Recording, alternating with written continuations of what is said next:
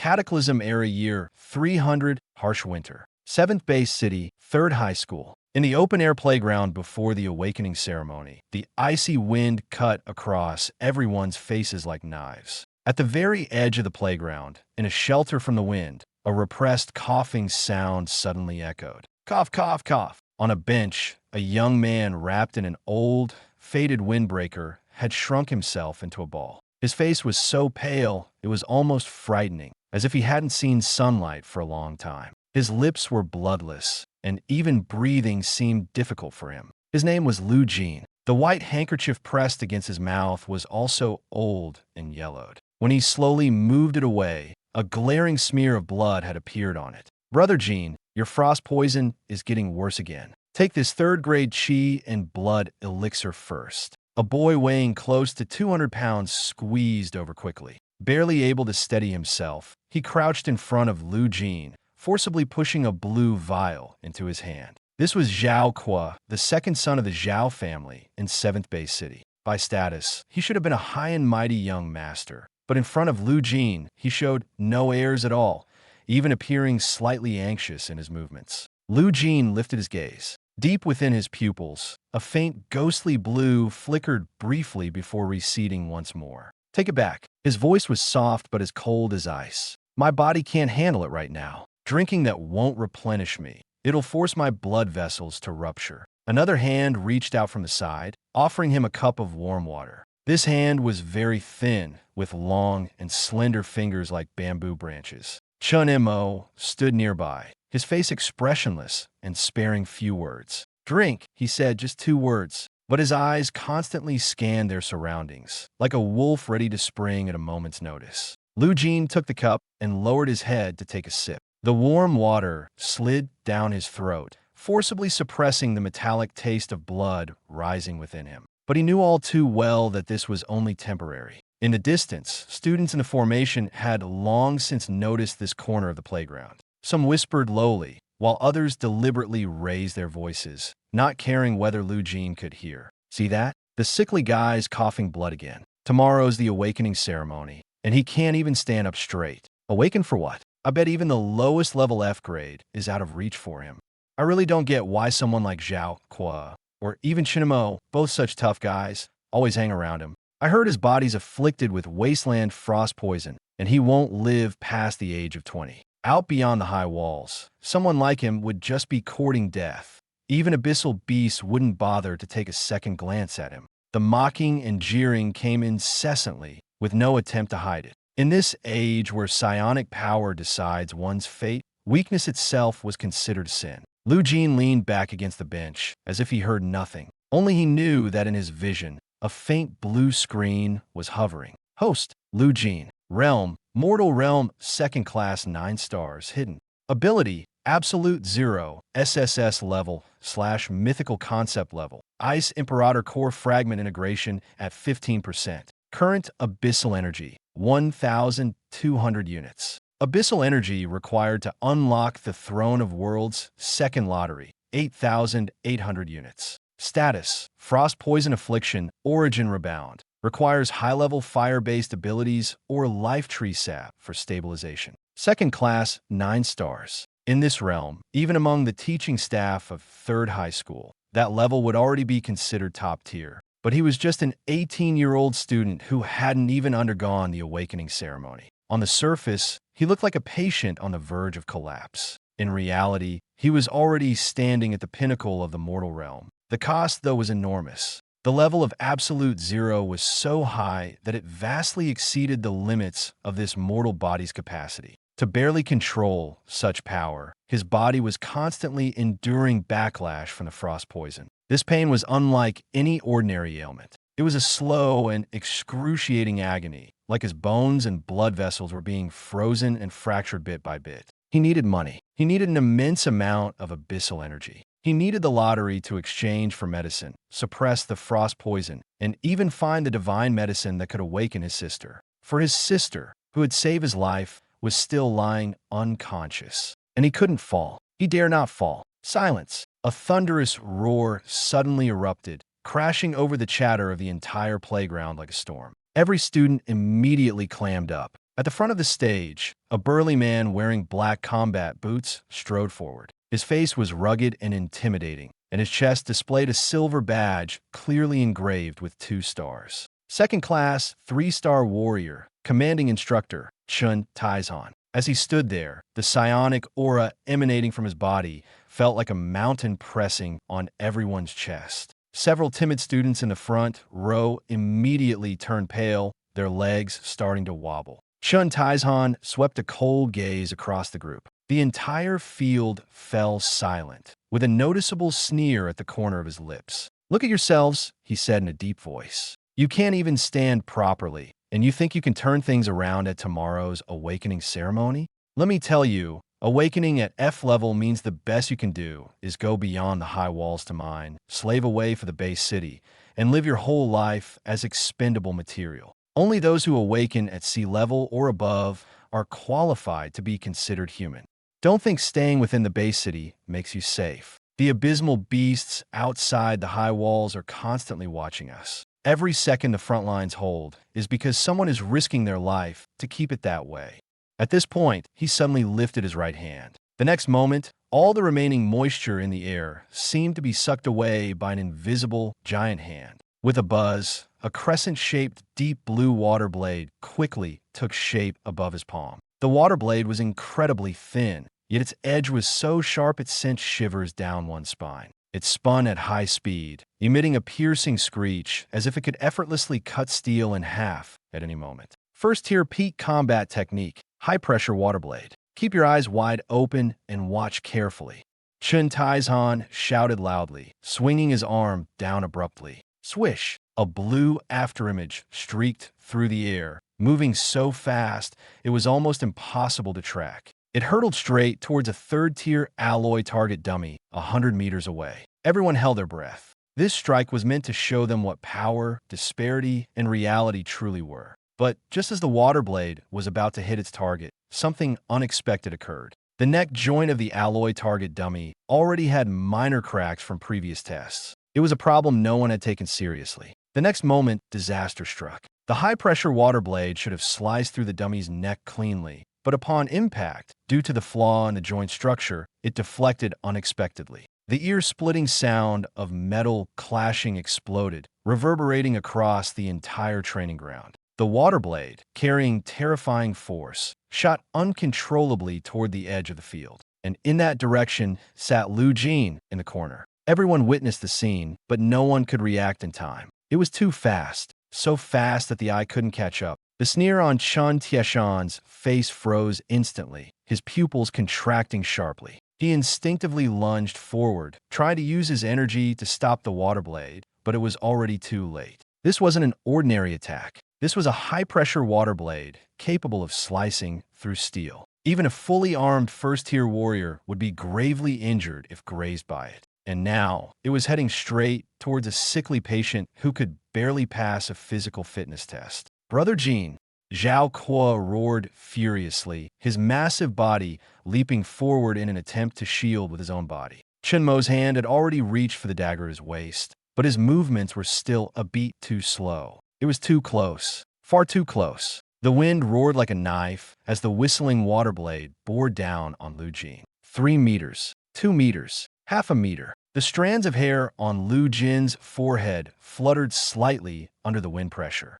The girls closed their eyes in fear. Chun Taizhan's mind went completely blank, his heart clenching as though someone had grabbed it tightly. It was over. Someone was about to die. But just as the water blade was about to graze Lu Jin's eyelashes, everything stopped. Lu Jin didn't dodge. He didn't even lift his head. He simply raised his pale, bloodless right hand slowly and pinched it between his index and middle fingers. No explosive energy, no surging blood power, only a deathly silence. Then a faint, crisp sound echoed, so clear that everyone heard it. The violent water blade, strong enough to slice through alloy, stopped dead in its tracks the moment it touched his fingertips. The next second, the deep blue water element began to turn white, as though it were being suppressed by a more terrifying force. In an instant, that fearsome water blade was frozen into a pristine, translucent block of ice, suspended in front of Lu Jin, exuding a bone-chilling cold. Meanwhile, Lu Jin remained leaning against his chair. He coughed lightly twice, as though all that had just happened wasn't even worth mentioning. Then, he applied a slight force with his fingers. Bang! The block of ice shattered. Tiny ice crystals scattered in the air, falling silently to the ground by his feet like a snowfall devoid of sound. The entire training ground fell utterly quiet. No one spoke. No one breathed. It was as if everyone was nailed to the spot, forgetting even to blink. Zhao Qua, still in mid-leap, crashed heavily onto the ground, unable to get up for a long moment, his mouth gaping wide. Chen Mo held onto his dagger, his hand trembling violently, his eyes filled with shock and disbelief. Chen Tai's Han stood frozen, his entire body rigid, his back drenched in cold sweat. His forehead was drenched in cold sweat, beads rolling down one after another. What exactly just happened? No psychic fluctuations. None at all. Yet that water blade was somehow blocked. No, not just blocked. It was directly turned into ice. This wasn't ordinary power suppression. This was control at a far higher level. Like a superior casually seizing a subordinate's weapon and taking their power along with it. Lu Jin slowly lowered the white handkerchief covering his mouth and finally raised his head. His abyss-like black eyes calmly fixed on Chen Tai's Han. No anger, no fear, not even the slightest emotional ripple. That gaze was so composed it sent chills down to one's core. Lu Jin raised his foot and casually crushed the ice crystals on the ground. His voice wasn't loud, but it stabbed into Chun Tieshan's ears like nails. Coach Chun, your intent to kill is far too shallow. The statement was like a heavy hammer, striking directly into Chun Tieshan's chest. He, the team coach, a second-class, three-star martial artist, found his legs turning weak under that gaze. He instinctively took half a step back. Swallowing hard, Chen Tai's Han felt his throat dry and burning, like he had just swallowed a handful of sand. That so-called useless sickly kid from 3rd high school. What kind of monster was he? The edge of the field fell into a deathly silence that lasted 10 full seconds, until Lu Jin once again raised the yellowed white handkerchief to cover his mouth and began coughing softly. The coughing sounded feeble, even grating. It was like a blade cutting through the frozen atmosphere. Everyone snapped out of it, as if awakened all of a sudden. The coach Chun Tai's Han shuddered, as though climbing out of a nightmare. His chest heaved violently, gasping for air, his forehead soaked in cold sweat. The contempt that previously filled his face had now been replaced entirely with shock and fear. His eyes locked onto the slowly melting puddle of ice water at Lu Jin's feet, but his mind simply couldn't piece it together. In that instant just now, he could clearly feel his water-based power being forcibly severed by something. It wasn't deflection. It wasn't an error. Nor did the water blade just dissipate. The sensation was more like an ordinary human taking a swing at a lofty, untouchable existence, only to have even the very right to breathe stripped away effortlessly. A chill ran down Chun Tieshan's spine. This sickly kid, who is he really? What just happened? Why did the water blade suddenly shatter? Am I seeing things? The students nearby finally snapped out of it, and the field erupted in a chorus of startled whispers. They were too far to catch the details. Most of what they saw was the water blade inexplicably scattering right before it was about to hit Lu Jin. But the more inexplicable it seemed, the more unnerving it became. Damn, that scared the hell out of me. Zhao Qua, built like a wall, scrambled to his feet, drenched in cold sweat, his voice trembling. He grabbed Lu Jin's shoulder quickly and asked with panic, "Brother Jin, are you okay? Are you hurt?" On the other side, Chun Mo stayed silent. He only clutched the dagger in his hand tightly, his knuckles white from the exertion. His wolf-like, razor-sharp gaze bore into Chun Tai's Han in assessing silence, as if determining whether he stood any chance of slitting his throat in one strike if a fight erupted. "I'm fine." Lu Jin lowered his gaze, his voice soft, casually tucking the blood-stained handkerchief into his pocket. He didn't spare Chun Tai's Han another glance, because at that moment, only he could see the pale, blue notification window flashing in his vision, one line after another. Warning, the host has forcibly activated 1/10,000th of the absolute zero core. Cold toxin backlash intensified. Estimated time to the next cold toxin outbreak, within 24 hours. Suggestion, acquire abyss energy points to conduct the second draw for the thrones of the heavens, or hunt advanced fire element abyss beasts to suppress the cold toxin. Lu Jin frowned slightly, a metallic taste rising again in his throat. Still too weak. This body was too fragile. Even leaking out the tiniest fragment of a power foreign to this world felt like his bones were being crushed under a monumental weight. He had to grow stronger, faster. Otherwise, the next cold toxin outbreak might be the one he couldn't survive. Coach Chun, your teaching skills are rather mediocre, aren't they? A voice laced with mockery came from the back of the crowd. The students instantly parted like a blade slicing through them, clearing a path. A tall youth in a meticulously tailored uniform and neatly combed hair strode forward, accompanied by a group of others. The follower swaggered over, casually playing with a first-tier fire element crystal core in his hand, clearly dismissing the scene with disdain. Wang Ting, a member of the Wang family from the 7th Bay City, also the notorious school bully from 3rd High School. He walked up front, glanced at Chen Taizhan, who was drenched in cold sweat, and pulled up the corners of his mouth in a mocking smirk. A shabby target and a water blade that dissipates halfway through got Instructor Chun so scared. Wang Ting deliberately raised his voice, making sure everyone could hear him clearly. And you all, why the panic? Did you really think it was stopped by that sickly guy who can't even stand steadily? As soon as he spoke, the surroundings fell into an immediate silence. Nobody dared to respond. In the 7th Bay City, the Wang family was a colossus they couldn't afford to provoke. Even though Wang Ting was just a side branch descendant, in this school, he was still powerful enough to crush many people. Chen Tieshan's lips twitched as if he wanted to retort, but he forced himself to hold back. Yet, as his peripheral vision caught the frail figure coughing incessantly in the corner, head always lowered, that inexplicable sense of dread crept up his spine again. Instinct told him things weren't that simple. In the end, he closed his mouth and stepped back half a pace. Wang Ting noticed, and the smugness on his face deepened. He strode straight towards the edge of the field, his gaze as sharp as a blade sweeping over Zhao Kuo and Chun Mo before finally locking on a Lu Jin, brimming with provocation. Zhao Fatty, a kid from the slums, huh? Quite bold. Wang Ting tossed the fire element crystal core into the air, caught it again, his face alight with scorn. Tomorrow's the awakening ceremony. You two are the school's top prospects. He sneered at Zhao Kuo and Chun Mo, the derision in his tone unmistakable. Yet you stood up for a sickly guy who can't even live past 20. What? Are you hoping he awakens some useless auxiliary ability tomorrow to serve you tea and pour you water?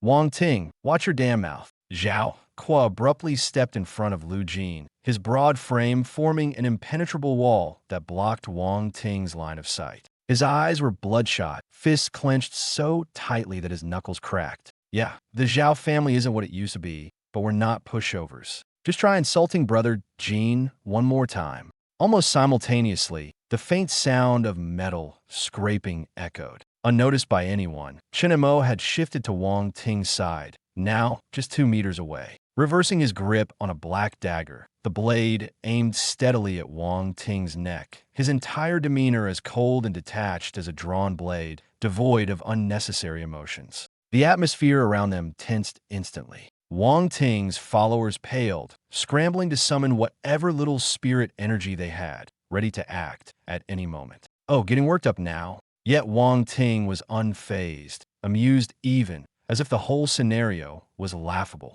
He glanced at Zhao Kuo standing protectively out front, then at the knife-wielding Chun Mo before suddenly bursting into laughter. Zhao Kuo, Chun Mo, have neither of you figured out the situation yet? In the next moment, a surge of spirit energy far beyond that of a normal third-year student exploded from Wang Ting's body. A crimson glow flared up around him, causing the temperature in the area to soar while the air seemed to warp as if from intense heat. A scorching wave spread outward from him as the center, pressing heavily against those nearby. Spirit energy projection. Young Master Wang's already awakened, and judging by this fluctuation, it's at least a first-tier, 2-star fire element ability. The crowd erupted in gasps. Awakening before the official ceremony was a privilege reserved for the truly wealthy and well-connected heirs of financial clans. For them, The starting line that ordinary people struggled to reach was nothing more than a stepping stone. Wang Ting relished the attention. He rolled his neck, a volatile flame flickering on his fingertip as he looked down at Zhao Kuo. First tier, 2-star, do you get it? And you two, still unawakened nobodies, think you can fight me? With that, he suddenly stepped forward. The first tier, 2-star pressure hit like an invisible boulder, slamming down on Zhao Kuo, and Chunimo, Zhao Kuo let out a muffled grunt, feeling as though 2 massive iron plates were weighing down his shoulders. His knees wobbled involuntarily, but he clenched his teeth and refused to retreat. Chinimo, likewise, faltered under the pressure, sweat quickly beading on his forehead. In this world, the rule of rank suppression was the harshest reality. Facing someone stronger often meant even resistance came at a cost. Kneel! Wang Ting's commanding shout boomed, dripping with arrogant confidence. Seeing the two still stubbornly holding their ground, a flicker of malice flashed in his eyes. He stepped past Zhao Kuo's broad shoulders, gaze locking directly onto the sickly figure on the bench, Lu Jin. He knew clearly, as long as he crippled this weakling first, Zhao Kuo and Chun Mo's mental state was on the verge of collapse. If you're so determined to protect him, then I'll cripple him first. Wang Ting sneered cruelly and swung his right hand sharply. The flicker of a flame on his fingertip instantly swelled into a fist-sized fireball, accompanied by scorching heat waves. It flew over Zhao Kuo's head and charged straight toward Lu Jin's face. Brother Jin, Zhao Kuo's eyes widened in rage as he attempted to turn and shield him, but a crushing pressure pinned him in place, rendering him unable to move even an inch. It was over. The same thought flashed through everyone's minds almost simultaneously. A long-term, seriously ill person who could barely stand unaided, taking a direct hit from a Tier 1 2-star fireball. The consequences were unthinkable. At the instant the fireball was about to smash into Lu Jin's face, Lu Jin slowly raised his eyes. Those jet-black pupils were disturbingly deep and utterly devoid of warmth, like an abyss with no end in sight. So noisy. 2 words, spoken softly like a sigh. But the moment the words fell, it felt as though even the air had frozen.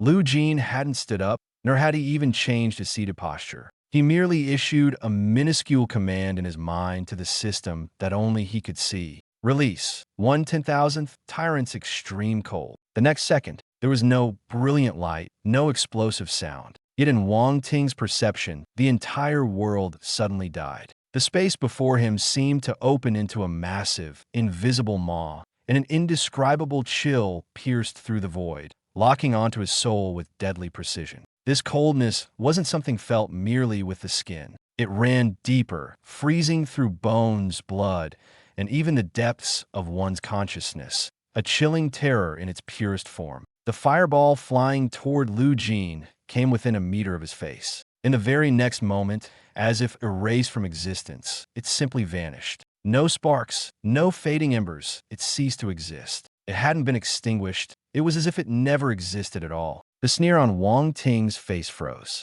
His pupils shrank dramatically, and his complexion turned ghostly pale in an instant. The sensation wasn't just ordinary fear.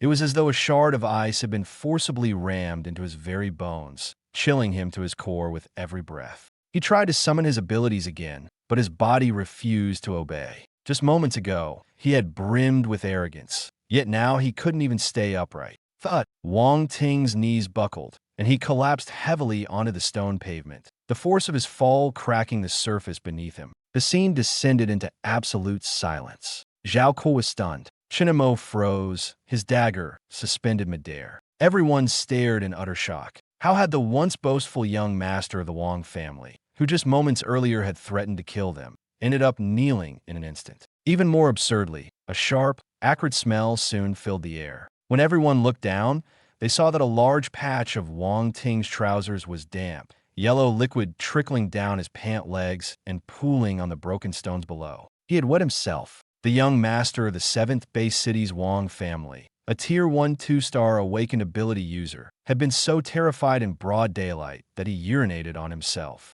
What's going on? Did his awakening go wrong? Call the school doctor. The lackeys behind Wang Ting paled and rushed forward to support him. But Wang Ting's entire body was trembling as though it had been hollowed out. All he could muster were incoherent murmurs as his eyes rolled back, clearly having reached his mental breaking point. Nobody linked what had just happened to Lu Jin, because throughout the entire ordeal, Lu Jin hadn't moved an inch. He hadn't even emitted a trace of energy from his abilities. To everyone present, it could only appear that Wang Ting had overexerted himself and suffered some debilitating consequence. But there were two people who noticed that something wasn't right. The first was Chunemo. Having lived on the edge of life and death for years, he was exceptionally attuned to killing intent and oppressive auras. At that critical moment just now, he distinctly felt the air around him turn unnaturally cold, as if something invisible had descended upon them. The second was instructor Chun Taizhan, standing at a distance. His expression was even graver than that of Wang Ting, his palms slick with cold sweat. While others failed to see the truth, he perceived it with perfect clarity. This wasn't mere instability or a backlash from abilities. Wang Ting's spirit had been shattered by sheer terror, and the person capable of inflicting such mental devastation was none other than Lu Jin. That frail boy, who seemed so weak he might topple over like a reed in the wind, hadn't done anything at all. Yet by merely existing, he had crushed a Tier 1 2-star awakened ability user. Chun Tieshan's throat tightened as a chill coursed down his spine. Just how much was this Lu Jin hiding? Let's go. Lu Jin slowly tucked away his handkerchief as he leaned on the armrest of the bench and rose to his feet. His face was still pale, and his slight frame appeared so fragile it seemed as though a strong wind might knock him down. Yet, standing there, he exuded an air that allowed no one to underestimate him. He didn't even glance at the groveling Wang Ting on the ground, only tilted his head too. Looking at Zhao Kuo and Chunemo, his voice was calm. This place is filthy, and the stench is overwhelming. Zhao Kuo finally snapped back to his senses, his throat moving, but he couldn't utter a word for a long time. Chunemo stared at Lu Jin, his gaze complicated. For the first time, he realized that this quiet, sickly-looking person, who seemed harmless, was far from simple, and a greater storm was just beginning. On the platform, Wang Tianhe stood with a face as dark as storm clouds, looking like water could drip from it. The principal of 3rd High School, come out here. His voice was icy, sharp as a blade. A middle-aged man with sparse hair, drenched in cold sweat, hurried forward, his legs trembling. Master Wang. Wang Tianhe fixed his gaze on him, his eyes brimming with uncontrollable fury. My son Wang Ting was severely injured in his spiritual sea yesterday on your school's playground because of some gene backlash. He's currently lying in the ICU, his life hanging by a thread. He enunciated each word, his voice growing colder with every syllable. I don't care how this happened to him. I only want to know one thing. Yesterday, wasn't he about to deal with 3 worthless trash who didn't know their place? The principal's face went pale, his lips trembling uncontrollably. Yes, it was that expelled young master from the Zhao family, Zhao Kuo, a boy from the slums named Chunemo, and another patient suffering from cold toxin called Lu Jin. A patient? Wang Tianhe let out a cold laugh, one devoid of any warmth. No matter what happens to a member of the Wang family, it's not for a few lowly students to mock. Once the awakening ceremony is over, bring those 3 little brats to the hospital for me. His gaze was cruel, like he was already staring at corpses. I want them to keep my son company, especially that sickly one. Draw his blood and use it as the catalyst for my son's medicine. The principal was drenched in cold sweat, nodding repeatedly, not daring to utter a single word of protest. In this era of walled cities, power was life. For a conglomerate to want a poor student dead was no different from squashing an ant.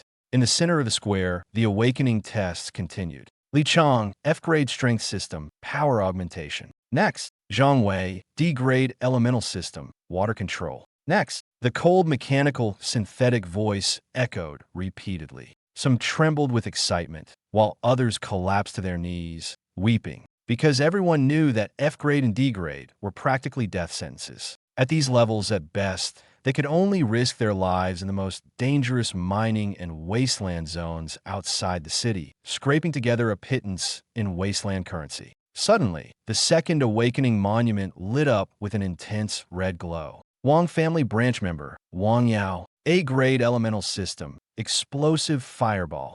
The crowd instantly erupted in chaos. A-grade. There's actually an A-grade today. That's already top-tier talent. On the platform, Wang Tian's expression finally showed a hint of satisfaction as he raised a hand to stroke his beard. The surrounding elites quickly crowded around to flatter him. Congratulations, Master Wang, for producing another formidable warrior. Truly, a tiger sire begets no dog sons. Wang Yao, basking in the flattery, grinned smugly as he walked off the stage with his head held high. Instead of returning to his seat, he strode directly through the crowd toward the third high school section. Finally, his gaze landed on three individuals in the corner: Lu Jin, Zhao Kuo, and Chinemo. Wang Yao's lips curled with obvious disdain. Well, if it isn't young Master Zhao. He deliberately dragged out the word master with a mocking tone. Brother Ting was in a good mood yesterday, or else he would have burned you all to ashes. Today, if you awaken as an F grade, don't blame me for being merciless when I kick you out of the base city.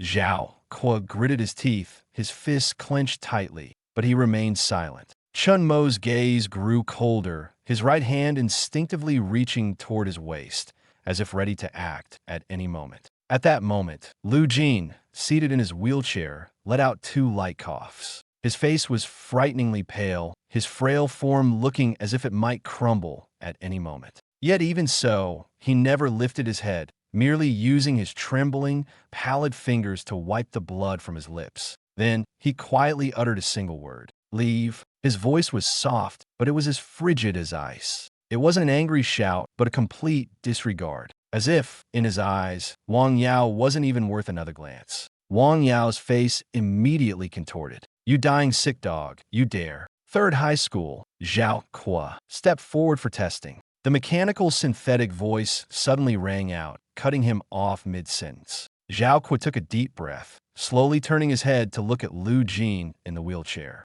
Lu Jin still didn't look at him, simply nodding lightly. At that moment, it was as if something ignited within Zhao Kuo. His 200-pound frame suddenly tensed. Straightened up, his entire aura transformed. He no longer resembled the clumsy, sluggish fat guy he usually appeared to be, but instead exuded the presence of a beast finally ready to charge. Zhao Kuo took large strides towards the 10-meter-tall black awakening monument in the center. All along the way, laughter and ridicule pierced the air around him. "Look, that bankrupt Zhao family brat's going up there. His family can barely afford to eat, and he still wants to awaken some amazing power. I bet, at most, he'll just be a punching bag." On the elevated platform, Wang Tianhe revealed a cruel smirk. Everyone was waiting to watch the joke unfold. But Zhao Kuo acted as if he heard nothing. He reached the monument, raised his sturdy right hand, and pressed heavily against the cold surface of the monument. 1 second, 2 seconds. The awakening monument showed no reaction. Wang Yao below burst out laughing immediately. "Haha, I told you, not even F rank." Before he could finish his sentence, boom, the entire plaza suddenly shook violently. This wasn't an illusion. All 100,000 square meters of alloy ground groaned like they could no longer bear the strain. The next moment, a dark golden pillar of light shot up from the top of the awakening monument, breaking through the perpetually gray clouds over Base City 7. A wild surge of Earth element powers exploded outward like a tsunami. A few awakening mentors standing close were directly blown away by the impact. Massive chunks of stone flew through the air, and cracks began devouring the ground like mad. All laughter abruptly choked and died in people's throats. Rock-like armor surged up Zhao Kuo's arm, spreading uncontrollably until his entire 200-pound body was enveloped in seconds. In that moment, he no longer resembled an ordinary student, but a war god seemingly stepping out of ancient legend. The holographic display in midair flickered uncontrollably before freezing on two glaring blood-red characters. SS rank, Eternal Rock Armor. The entire scene fell silent. 100,000 people dead quiet. On the high platform, Wang Tianhe had just lifted his teacup, but his fingers abruptly tightened. Crack! The teacup shattered in his grip. Scalding tea trickled down his hand, yet he appeared entirely numb to the pain. The city lord sprang from his seat, his unblinking gaze fixed on the giant screen, even his breath erratic. SS rank. This wasn't just an ordinary prodigy. This was the kind of monster rarely seen in centuries, if not millennia. In the 300-year history of Base City 7, SS rank awakeners were extraordinarily scarce. Someone like this, once they matured, could change the fate of a family, or even an entire city. The mocking expression on Wang Yao's face froze permanently. His legs started trembling. Just moments ago, he had flaunted his A-rank ability to ridicule Zhao Kuo. But now, the only one looking like a joke was himself. While the plaza remained immersed in the shockwave, the mechanical synthetic voice rang out again. This time, perhaps due to power overload, there was a sharp crackle of static mixed into the announcement. Third high school, Chen Mo stepped forward for testing. Zhao Kuo slowly retracted the rock armor, taking a deep breath before stepping off the stage. The moment he descended, the high-ranking executives of corporate conglomerates and recruitment officers surrounded him like wolves sniffing blood, all clamoring to pull him to their side. But Zhao Kuo ignored them entirely, making his way straight back to the third high school formation. He knew that the truly critical event was still ahead. Chen Mo, that quiet, low-key boy who always remained in the background, skinny to the point of fragility, finally moved. Without saying a word, he glided past Zhao Kuo like a shadow, stepping onto the awakening platform. After Zhao Kuo's dazzling SS rank achievement, all eyes fell sharply on Chen Mo, eager to see if this unremarkable slum boy could deliver another surprise. Even the prominent figures on the high platform held their breath. Chen Mo's expression remained calm, as if entirely indifferent to the countless stares fixated on him. Raising his calloused hand, he placed it firmly against the awakening monument. 1 second, 2 seconds, 3 seconds. No heavenly pillar of light, no earth-shaking roar, none of the extraordinary phenomena people had imagined. But in the next moment, the entire awakening monument turned pitch black. This black was no ordinary black. It seemed to absorb all surrounding light, emanating a coldness that gnawed at everyone's core. Then, centered around Chen Mo, shadows within a 100-meter radius sprang to life. Shadows of people, armored mechs, and towering buildings surged violently as though stirred by an invisible hand. In the middle of broad daylight, the temperature in the central plaza began to drop inexplicably. A horrifying realization dawned upon everyone. Their shadows were no longer obediently attached to the ground, but instead trembling and sinking toward the stage where Chen Mo stood. This was not an ordinary descent. It was like they were bowing in worship, like they were paying homage to their true master. From the shadow beneath Chen Mo's feet, a massive, indistinct dark figure slowly rose. It was the phantom of a dark king wielding a giant scythe. Its face and form were unclear, yet it exuded an oppressive presence that no one could bear to look at directly. The holographic screen emitted a sharp alarm once more. SS-level, Shadow King. Another SS-level. The entire crowd erupted, not in mere shock, but in utter madness. In one day, in the same high school, in the same class, 2 SS-level prodigies had emerged back to back. This was no longer luck. It was a miracle, a monstrous level of talent beyond comprehension. Investigate immediately. I want to know everything about this Chen Mo. The city lord practically roared, his voice trembling. Activate the highest level special recruitment privileges. No matter the cost, bring him in. Offer him a major rank directly from the military. Wang Tianhe collapsed into his chair, his face ashen as paper. It's over. Completely over. Just moments ago, he had arrogantly declared he'd take these 2 in for blood tests at the hospital. But now, with a single word from these 2 SS-level geniuses, the real powerhouses of the imperial capital could easily wipe the Wang family off the map. Stop them. Don't let any other family get ahead of us. Countless recruitment agents broke into a frenzy, rushing toward the awakening platform. But at that moment, everyone froze. Zhao Kuo, who had awakened the immutable rock armor, and Chen Mo, who had awakened the Shadow King. These 2 unprecedented geniuses, capable of shaking the upper echelons of society, didn't even spare a glance at the olive branches extended to them,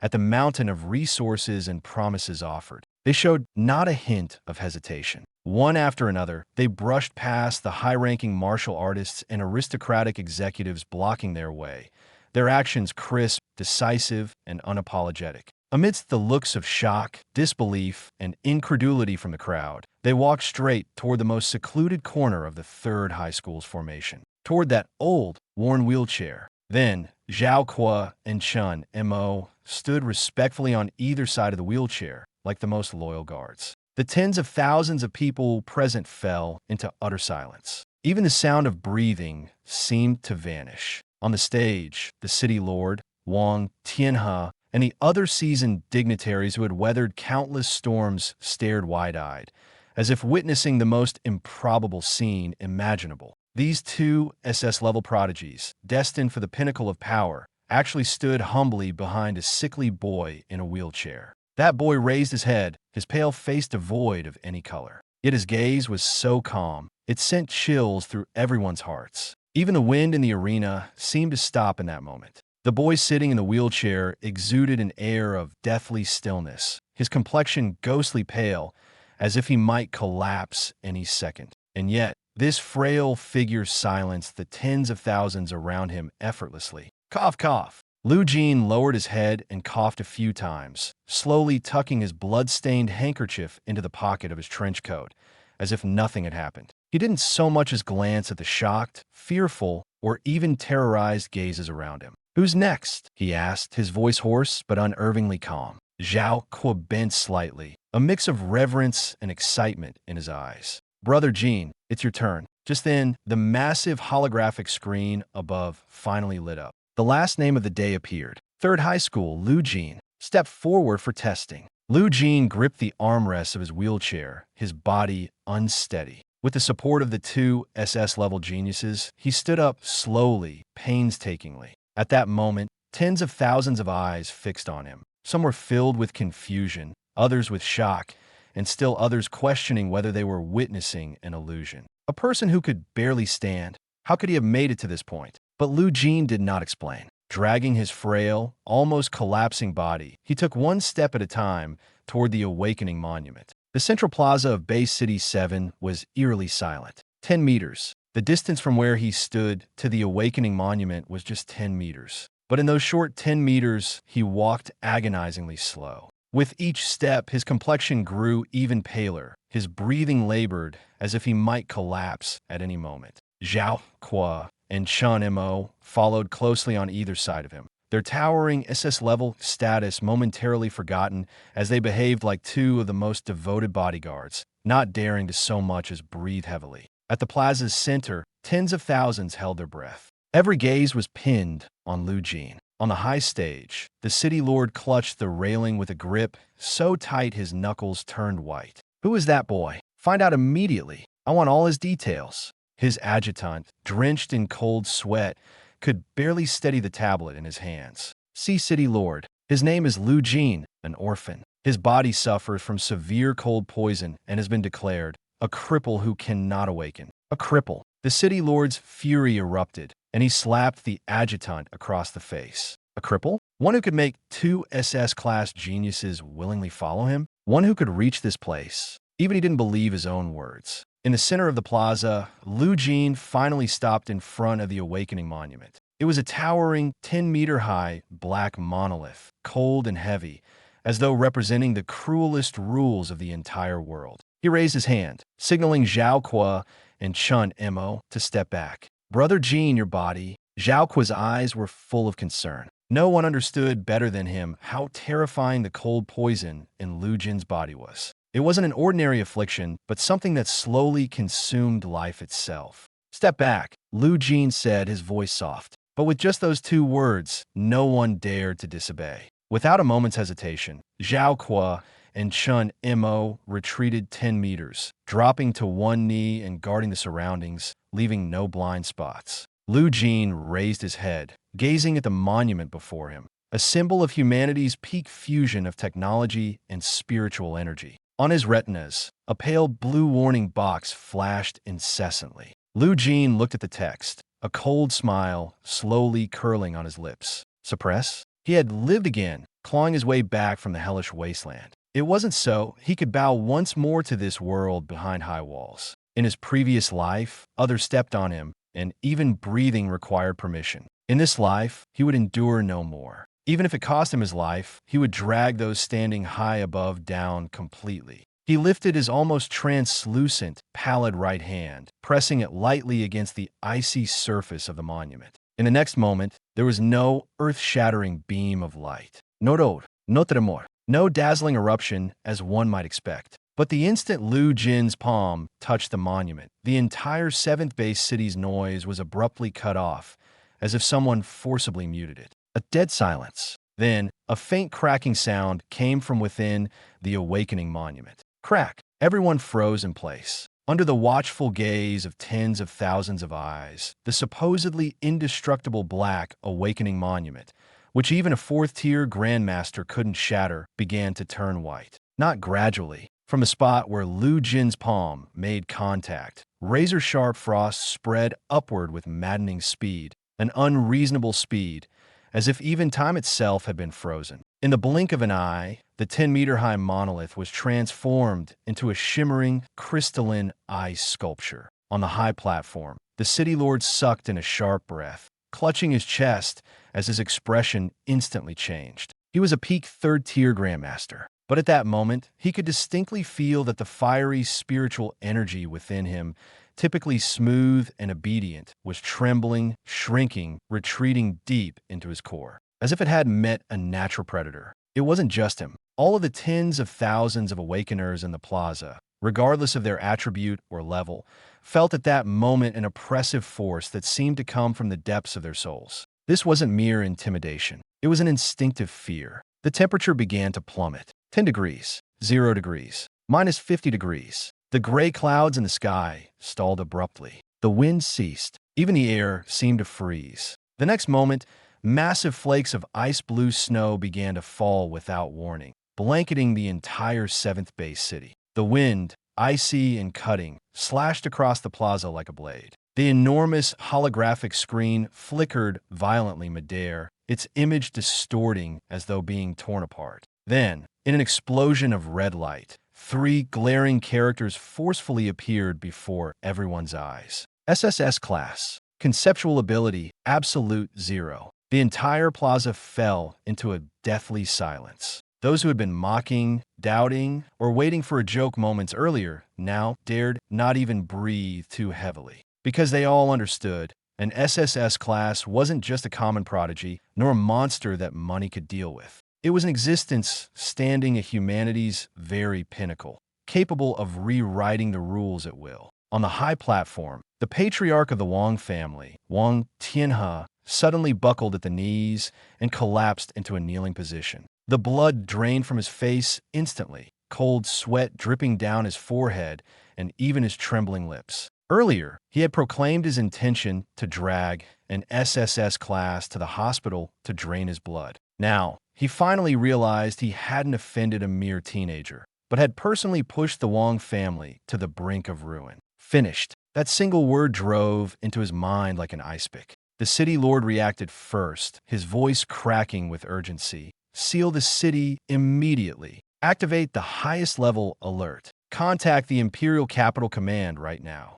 Instantly, chaos broke out in the upper district. The usually aloof magnates of the various financial clans. At this moment, everyone turned pale, not daring to even glance at Lu Jin. They finally understood that what they had seen before wasn't a frail and sickly teenager, but rather a blade not yet fully unsheathed. If he wished, anyone could be severed by this blade. In the center of the square, Lu Jin slowly withdrew his hand. The price of forcibly awakening now rebounded on him. His body swayed, and he hunched over, coughing violently. A mouthful of black blood spurted out onto the cold, awakening monument. The moment the blood hit, it was frozen by the extreme cold into black shards of ice, a truly horrifying sight. Brother Jin, Zhao Kwa, and Chun Mo immediately rushed over to support him from both sides. Lu Jin lifted his hand and gently pushed them away. He straightened his body,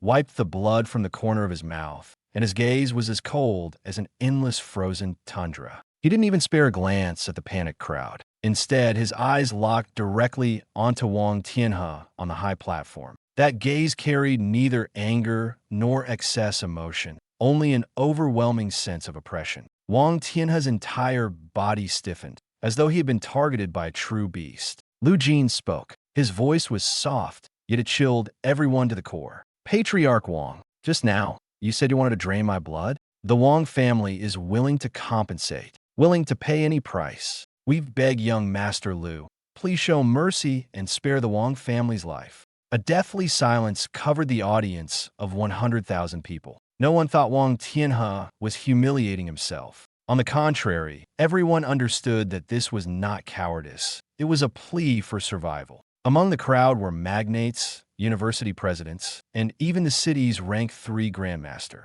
At this moment, even they looked at Wang Tianhe as though they were staring at a dead man. The city lord silently took half a step back, terrified that this fool would drag him into the mess as well. Compensation. In the square's center, Lu Jin's pale face was utterly expressionless. He lowered his eyes, staring at the frost forming on his fingertips due to the backlash of the cold poison. His demeanor was unervingly calm. Cold, so unbearably cold. Just now, he had forcibly broken the seal, even if only slightly. Yet even that was nearly too much for his second stage, 9-star mortal realm body to endure. It felt as though his internal organs had been pierced by countless icy needles, and every breath carried a coppery tang of blood. But he couldn't collapse. At least not now. In this high-walled world of the survival of the fittest, he had to make sure everyone remembered one thing. Provoking him would come at the most devastating price. He wasn't looking for an explanation. He sought dominance. Patriarch Wang, how much is your life worth? Lu Jin asked coldly. On the high platform, Wang Tianhe trembled like a man clinging to his last shred of hope. He shouted frantically, "The entire Wang family treasury. It's all yours. And not just that, 3 refining factories on the outskirts of the 7th wall, and the rights to 2 C-class ruins. It's all yours." This price was enough to purchase half of Base City 7. The surrounding elites felt shivers run through their scalps, yet none dared utter a sound. But Lu Jin merely looked at him and slowly shook his head. Not enough. Those 2 words pierced Wang Tianhe's heart like knives. Lu Jin lifted his gaze, his abyss-like black eyes crushing Wang Tianhe's soul. 3 days. Within 3 days, I want a peak-tier rank 3 pure blood fire abyssal beast core. Wang Tianhe's face drained of all color. A beast of such caliber typically resided in the deepest parts of the wastelands, as dangerous as Death's Lair. Forget sending the Wang family. It would be a gamble for even a titled marquee-level powerhouse to return unscathed. This wasn't compensation. This was tearing the Wang family's foundation apart. A single gram less, or a second late. Lu Jin paused, his chest seizing in excruciating pain as he coughed up another mouthful of black blood. But he didn't even frown. He wiped the blood from the corner of his mouth, his voice colder than ice. The Wang family, exterminated without exception. Wang Tianhe staggered as if struck by lightning, frozen in place. He knew he had no room to bargain anymore. I'll give it. I'll give it. He practically screamed, his voice filled with despair. The next second, as though all his strength had been drained, he collapsed into a pool of his own blood. His face turned ashen, aging a decade in an instant. Lu Jin didn't spare him another glance. He turned away slowly, as if each move he made carried unbearable pain, and finally sat back in the broken old wheelchair. Let's go. Zhao Kuo and Chun Mo immediately stepped forward. Zhao Kuo gripped the wheelchair handles tightly. Even with his SS-rated physique, his fingers shuddered against the remaining chill. Chun Mo, as silent as a shadow, stayed close by Lu Jin's side. His wolf-like eyes swept coldly across the crowd. Anyone who dared to meet his gaze immediately lowered their heads, cowering under the killing intent in his eyes. The wheelchair slowly rolled forward, producing a faint creaking sound. Creak. Ahead lay a dense crowd of students, awakening mentors, and heavy mech guards. Yet, there was no need for any command. The moment the wheelchair faced directly forward, hundreds of thousands moved to both sides in perfect unison, like an invisible force splitting the waves. A 10-meter-wide path cleared, stretching from the central square all the way to the gates. No one spoke. In everyone's eyes, only awe, fear, and an uncontrollable fervor remained. They stared fixedly at the silhouette of the youth in the wheelchair. Though he wore the most tattered clothing, though he appeared so frail he might collapse at any moment. At this moment, no one dared to see him as weak. One god, 2 kings. These 3 people had yet to truly step into the transcendental realm, yet they already ruled as the sole dominators of the 7th base city. On the high platform, the city lord gazed at Lu Jin's departing figure. He took a deep breath, only to exhale quickly again, his back already drenched in cold sweat. Lock down all surveillance footage from today's ceremony immediately. He grabbed the adjutant's collar, his bloodshot eyes trembling as he spoke. Cut off all civilian communications to the outside world from the 7th base city. Not a single word of today's events can leak. But City Lord, the Imperial Capital. I'll report to the Imperial Capital personally. With a shove, the City Lord released his grip on the adjutant, his gaze locking onto the icy, awakening monument in the square, its cold aura still lingering. His voice trembled uncontrollably. Everything's about to change. That boy didn't spare Wang Tianhe today out of mercy. He's sharpening his blade against the Wang family to refine himself. The more he thought, the more alarmed he became. A mere fledgling, daring to drag the Wang family into the fray, making everyone believe it was mere impulsiveness, while in truth, he was leveraging this to establish dominance and test the waters on every side. Such depth, such tactics. It won't be long before all 18 Great Walls shake because of him. At the same time, deep in the slums on the outskirts of the 7th base city, in an abandoned underground bomb shelter, the wheelchair came to a stop. Lu Jin suddenly tumbled out of the wheelchair, coughing up a mouthful of black blood mixed with shards of ice, splattering it against the rusty iron door. His skin turned a purplish blue almost instantly, as if ice water had been forcibly pumped through his veins. Fine frost spread outward from his meridians at an alarming speed. Jinji! Zhao Kuo's face went pale as he instinctively moved to help. Don't touch me. Through clenched teeth, Lu Jin forced a hoarse growl from his throat. His body temperature was dangerously low. Anyone who touched him now wouldn't be helping. They'd essentially be risking their life. If Zhao Kuo's SS-grade rock armor arms came into contact with him, they'd likely freeze and lose vitality on the spot. Chunmo stood to the side, his eyes red, fists clenched so tightly that his nails dug deep into his flesh. Blood dripped down his palms, but it was as though he couldn't feel the pain. He hated himself for being too weak to share even a sliver of Lu Jin's pain. Curled on the icy floor, Lu Jin shivered like a frail leaf in the wind. The extreme cold felt like blades slicing his bones, as though even his soul were on the verge of freezing and shattering. Yet, his eyes remained open, and he didn't utter a single groan. He couldn't collapse. If he fell, it would truly be over. Just as the frost poison was about to entirely consume him, an intense red light suddenly erupted from the faint blue screen deep within his retinas. Host life signs detected in rapid decline. Warning: mortal-grade body cannot withstand conceptual-level residual energy. Emergency protocol activated. Residual mutated soul fluctuation detected within the host. Conditions met. Thrones of all realms. Hidden card pool forcibly unlocked. Congratulations to the host for prematurely activating the second SSS grade talent. Black Flame of World Destruction. Primordial Awakening in progress. Boom! In the next instant, within the bomb shelter, an extremely faint but malevolent black flame ignited deep within Lu Jin's left eye. The flame was tiny, as if it could extinguish at any moment, like a fragile ember. Yet the aura it radiated felt as though it could incinerate the entire world. Extreme frost and extreme flame. Two diametrically opposed, yet equally terrifying forces collided head-on for the first time within Lu Jin's fragile, collapsing body. Chapter 6. Purgatory of Ice and Fire. The city lord shuts himself away.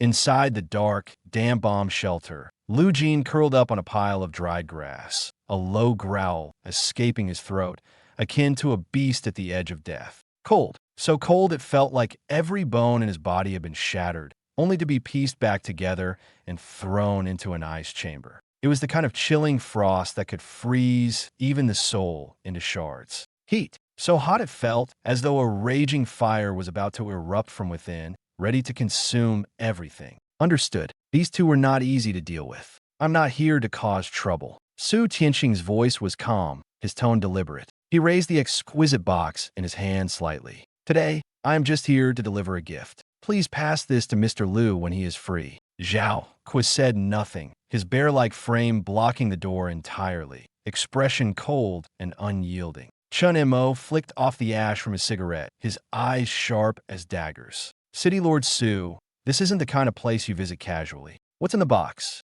Su Tianqing's smile didn't falter, but his voice carried a faint chill. It's a token of goodwill, nothing more. Your boss will understand. The two didn't immediately respond. They exchanged glances as if silently discussing. After a moment, it was Chun Mo who finally broke the silence. He gestured with his chin, his voice indifferent. Put it down and go. This isn't the time for visitors. Su Tianqing's eyes flickered slightly, but he stayed composed. Fiend. He placed the box gently on the ground, then stepped back a few paces. My intentions are genuine. Please do pass this on. After finishing, he gave a signal, and the group quickly re-entered their vehicles. The moment the armored cars rumbled away, the tense atmosphere seemed to ease slightly. Do you think he's up to something? Zhao Kuo frowned, his voice deep and resonant. Chun Mo shook his head, crushing the cigarette but under his foot. Who cares? Anyone who dares mess with him now will regret it before they even have the chance to try. Inside the shelter, Lu Jin's battle was nearing its peak. The clash between the black flame and the ice crystal had pushed his body to its absolute limits. Every second felt dragged out into eternity. But gradually, the balance he sought began to take form. The ice crystal's overwhelming cold began showing signs of retreat, while the rampant black flame started to integrate with his body instead of resisting it. A delicate equilibrium was finally being forged. Lu Jin could feel his strength skyrocketing, surging far beyond the constraints of his current realm. And within his dantian, that faint crack on the bottleneck began to widen. He was almost there. Just one more step. Sank down. These two, they're definitely not ordinary awakened ones. Moreover, their posture of guarding the door was too resolute, as if to tell everyone. No one could touch the person inside. I'm here to visit Mr. Lu. Su Tianqing made his stance very humble, deliberately lowering his voice. That old fool of the Wang family was blind and offended Mr. Lu. As the city lord, I am also at fault for not overseeing things properly. Inside this box is a Tier 4 fire spirit fruit, which is very helpful for suppressing cold conditions. I hope it can help a little. A Tier 4 fire spirit fruit. This item held immense value. On the wasteland, even if one had money, it might not necessarily be purchasable. Zhao Kuo frowned, his tone firm. City Lord, Brother Jin, said no one is to be seen. Su Tianqing's expression stiffened. In the 7th base city, there was actually someone who dared to outright refuse him. Under normal circumstances, he would have exploded in anger long ago. But now he didn't dare, because he had already sensed that behind the iron door, two auras were slowly surging. One was extremely cold, the other was intensely hot. They were clearly opposing forces, yet they bizarrely fused together to form an overwhelmingly dangerous pressure. The more Su Tianqing sensed it, the colder he felt inside. He even had an instinctual intuition. If he dared to forcibly step within 3 meters of the door, the spiritual energy sea within his body would be directly torn apart by that power. This wasn't an exaggeration. This was his most genuine assessment of danger as a Tier 3 Grandmaster. So this is the foundation of a mythic-level ability user.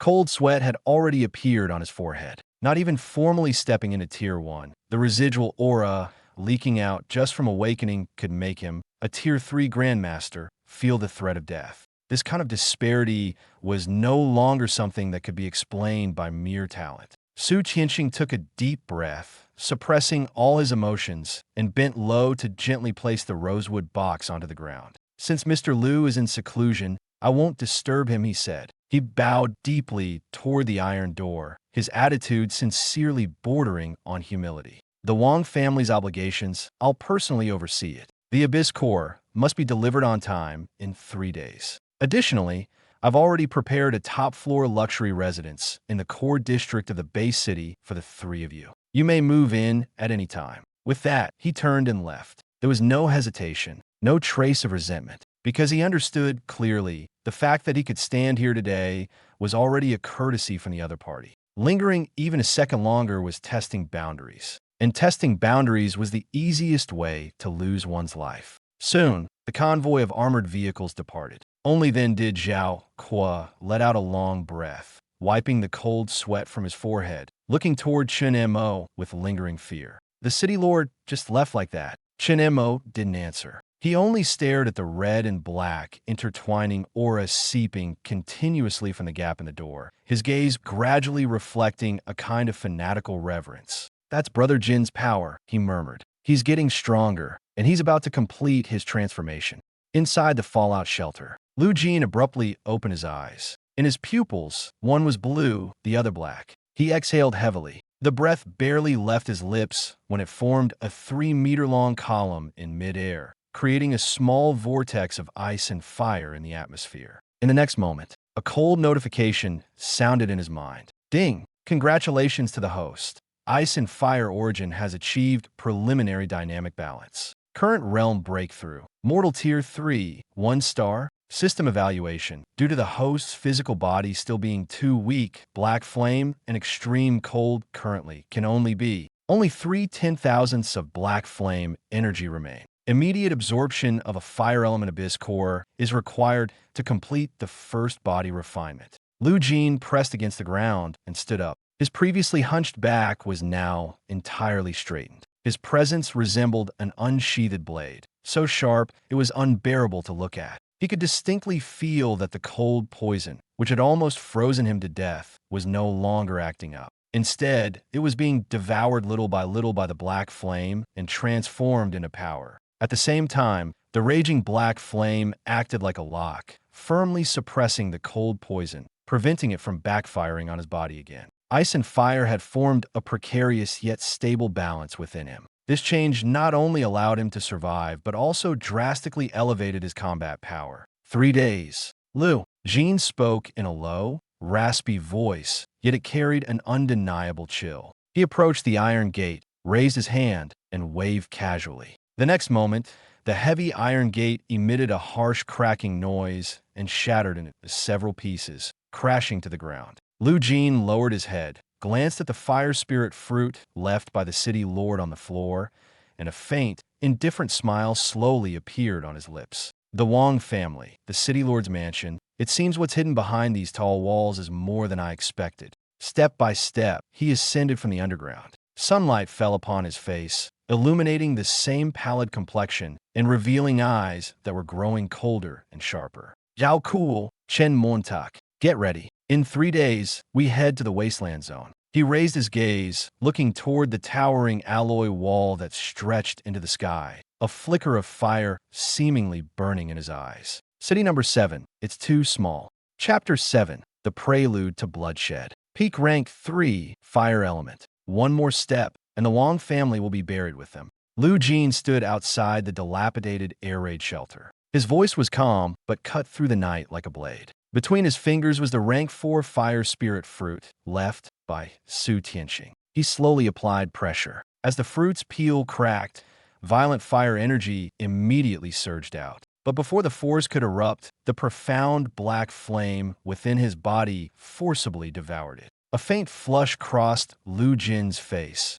and his breathing deepened slightly. He could feel that with the absorption of this fire spirit fruit's power, the precarious balance of ice and flame within his body had finally stabilized somewhat. His cultivation was still low, merely rank 3, 1 star in the mortal realm. But compared to before, his control over every ounce of strength in his body had grown more refined, precise, and terrifying. The feeling of being able to decide life and death at any moment was becoming increasingly tangible. "Brother Jin, there's movement from the Wang family." Chen Mo emerged from the shadows like a specter, holding a blood-stained communicator. "Their enforcer team has already set out. There's 1 rank 3 mid-level and 4 rank 2 peak-level members." They led the team out of the high wall and headed toward the lava mine zone. Chen Mo licked his lips, a fierce glint in his eyes impossible to suppress. "Looks like they're desperate to retrieve that core within 3 days." Lu Jin slowly raised his head, his gaze fixed on the distant high wall, as cold as a depthless, frigid well.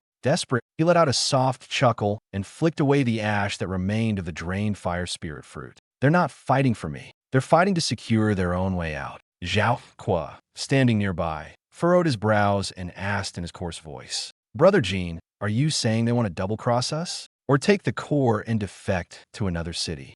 Lu Jin brushed off the dust from his coat, his tone indifferent, as if he were talking about something trivial. the core of a rank 3 peak fire element. Its value is too great. Someone as cunning as Wang Tianhe would never truly put such a critical piece in my hands. They'll hunt the core down, that's real. But once they have it, they most likely won't hand it over obediently. They'll either bring in stronger reinforcements or set up an ambush in the wasteland zone, waiting for me to walk right into it. A vicious glint flared in Zhao Kuo's eyes. Damn it, those bastards, I'll go tear their mansion apart right now. There's no need. Lu Jin raised his hand to stop him. If they want to play games in the wasteland zone, then I'll play along with them. Killing someone within the high walls, Su Tianqing would still have to cover it up. But outside the walls, it's nothing unusual for a few enforcers from a corporate dynasty to die. 3 days later, at the north alloy gate of the 7th high wall, clang rumble. The massive gate slowly lifted, and a gray abyssal mist tumbled in like fog, immediately flooding the buffer zone. Lu Jin sat in the back seat of an old modified off-road vehicle, his hood pulled low, covering most of his pale face. Stop right there. A squad of fully armed guards immediately stepped in to block their way. The leading officer had initially stepped forward to question them, but upon seeing the hulking Zhao Kuo in the driver's seat and the cold-faced Chen Mo in the passenger seat, his expression abruptly changed. Over the past 3 days, the rumor of one god, 2 kings had already spread throughout the military's lower ranks. Especially yesterday, when the Wang family had been secretly extorted and the city lord himself had visited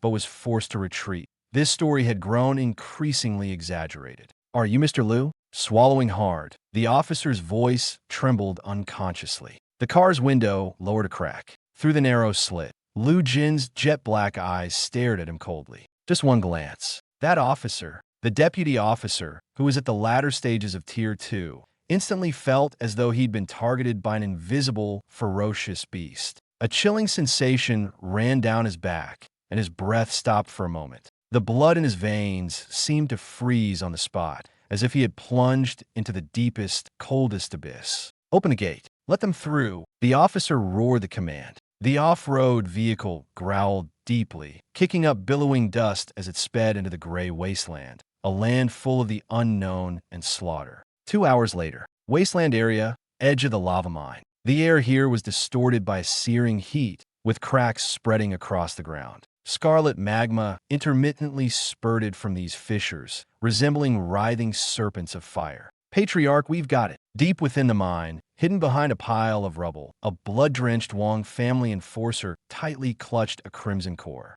The core radiated horrifying heat, and at its center, it was as if a miniature flame abyss beast was raging and howling madly. Wang Tianhe stood nearby, his expression dark and foreboding, as though water could drip from his face. Though his severed finger had been reattached, the humiliation of being publicly disgraced was a wound he couldn't suppress. Has that brat arrived? He asked in a low voice. Intelligence shows his off-road vehicle has already entered the outskirts of the mine. Only 3 people with him, no military personnel, and no Su Tianqing's hidden sentinels. Wang Tianhe took a deep breath, pulling an ancient signal flare from his chest. A near-mad cruelty burned in his eyes. SSS rank? So what? Before maturity, even a genius is just a genius, not an invincible god. The Wang family's legacy of hundreds of years cannot be destroyed by a frail invalid. He raised his head, lowering his voice further, and his tone grew even colder. Notify the butcher from the Black Blood mercenary group. The item is in hand. According to our agreement, tell him to take off that Lu kid's head. Once it's done, this core and 30% of the Wang family shares are his. As the last word escaped his lips, whoosh, an unexpectedly icy breeze swept through the sweltering lava mine, chilling to the bone. The scalding air began to crystallize into tiny ice shards within seconds. Patriarch Wang, you've gone through so much effort to find me. You might not need that signal flare after all. A hoarse, icy voice, like a blade scraping across bone, drifted down from the dense mist above the rubble. Wang Tianhe's head snapped up sharply. In the crimson, fire-lit wilderness, a scene resembling hell unfolded. A slender youth stood silently atop a massive boulder. Lu Jin's hands rested in the pockets of his windbreaker, his unruly black hair tossed by the fierce wind. Zhao Kuo stood behind him, clad in rock armor, resembling a towering mountain, while Chun Mo had already melded into the shadows, blending into the cracks around them. Lu Jin, Wang Tian's pupils contracted sharply, stepping back involuntarily. You actually dared to leave the city? Lu Jin tilted his head slightly, a mocking smirk on his lips. If I didn't leave the city, how else could I find a burial ground for the Wang family? Arrogant. Knowing there was no retreat, Wang Tianhe crushed the signal flare in his hand with a sharp movement. Butcher, take him down. Boom! From around the pile of rubble, for bursts of overwhelming energy erupted simultaneously. These were four masters who had long been lying in wait. Leading them was a hulking man, unnaturally massive, clutching a blood-red giant axe. The energy radiating from him indicated he was at Tier 3, 9 stars. Half-step Grandmaster, the leader of the Black Blood mercenary group, Butcher. So this is the little SSS class brat. The Butcher grinned coldly, dragging the enormous axe along the ground, sparks flying as it scraped. Such tender flesh. I wonder if one chop will finally draw some real blood. Lu Jin stared coldly at the 5 approaching experts. The black flames within his body danced excitedly, and the frost poison churned uncontrollably. 3-star Tier 3, 9 stars, accompanied by 4 late-stage Tier 2 peak warriors. Lu Jin raised his right hand slowly. At the center of his pale palm, a drop of black flame, as dark as ink, silently flared to life. This lineup feels rather underwhelming. Buzz. In the next instant, the molten ground within a 100-meter radius of Lu Jin abruptly froze, forming an eerie layer of deep blue dark ice. And above this ice, one sinister black and red lotus after another began to bloom silently. Fire and ice manifested together. Zhao Kuo and Chun Mo both tensed, their nerves taut. Lu Jin's eyes turned steely, his killing intent surging outward like a tangible force. Leave none alive. The light, one of the Wang family cultivators shouted, panic creeping into his voice. But it was too late. Chun Mo was like a ghost. Silent, deadly, and untouchable. Each time he emerged, another life was claimed, his movements as swift and precise as a hawk diving for its prey. Damn it! Protect the flanks, the leader roared, his fear barely concealed beneath his command. Amidst the chaos, Lu Jin remained unmoving on the boulder. His presence was oppressive, as though the air around him had turned heavier. He raised his head slightly, looking down at the battlefield with indifference, his eyes flickering with a faint but chilling glow. Zhao Kuo let out a thunderous laugh as his massive frame lunged forward like a human battering ram. The ground trembled under his charge, his immortal rock armor turning his body into an unyielding juggernaut. Each punch he threw carried the weight of a collapsing mountain, forcing the Wang family cultivators into a desperate retreat. You useless bloodlines want to challenge Brother Jin? Know your place, he roared. The Butcher, still stunned by the sheer force he was up against, gritted his teeth and tried to muster another strike. But then, a voice, calm and utterly devoid of emotion, sliced through the chaos. You're already dead. The Butcher froze as an invisible, suffocating pressure descended upon him. Slowly, he turned his gaze to meet Lu Jin's piercing eyes, only to find his limbs trembling uncontrollably. Fear, unlike any he had known before, swallowed him whole. With a slight flick of his finger, Lu Jin finally moved. An invisible surge of energy erupted from the boulder like a silent tide, crashing against everything in its path. Grass wilted instantly, rocks cracked and disintegrated, and the cultivators caught within the force were thrown like rag dolls, lifeless before they hit the ground. It was over. LLY stepped forward. On. What? What is this? The Butcher stammered, his voice trembling. Lu Jin's gaze remained calm, almost indifferent. The black flame in his hand danced lazily, yet its presence was overwhelming, suffocating, and immeasurably dreadful. Your weapon dared to defy me, Lu Jin said softly, his tone as cold as the abyss. This is its fate. The molten residue of the axe dripped onto the ground, hissing against the dirt, evaporating instantly, as if the earth itself rejected its existence. The Butcher stumbled backward, his confidence shattered, his body trembling as fear overtook him. You monster, he yelled, his previous arrogance completely replaced by despair. Yet even as he shouted, his legs faltered, unable to muster the courage to attack this terrifying youth again. Zhao Kuo, who stood nearby, clenched his fists. Even though he had witnessed Lu Jin's strength before, this display was on another level entirely. The black flame, it was both foreign and terrifying, as if it did not belong in their world. Lu Jin gave the butcher a single glance, his expression devoid of emotion. "You wanted to kill me. You should have been prepared to lose everything." He took a step forward. Despite the calmness in his stride, it felt as if the weight of the heavens was pressing down on the butcher, making it almost impossible for him to breathe. "No, stay away. Stay away from me." The butcher screamed, retreating in panic. But Lu Jin wasn't listening, and neither was the black flame in his hand. Then the butcher's formidable body at the half-step master level was as fragile as paper before the black flame. It only took 3 seconds. The hulking figure, standing over 2 meters tall, turned into a pile of black ash in front of everyone,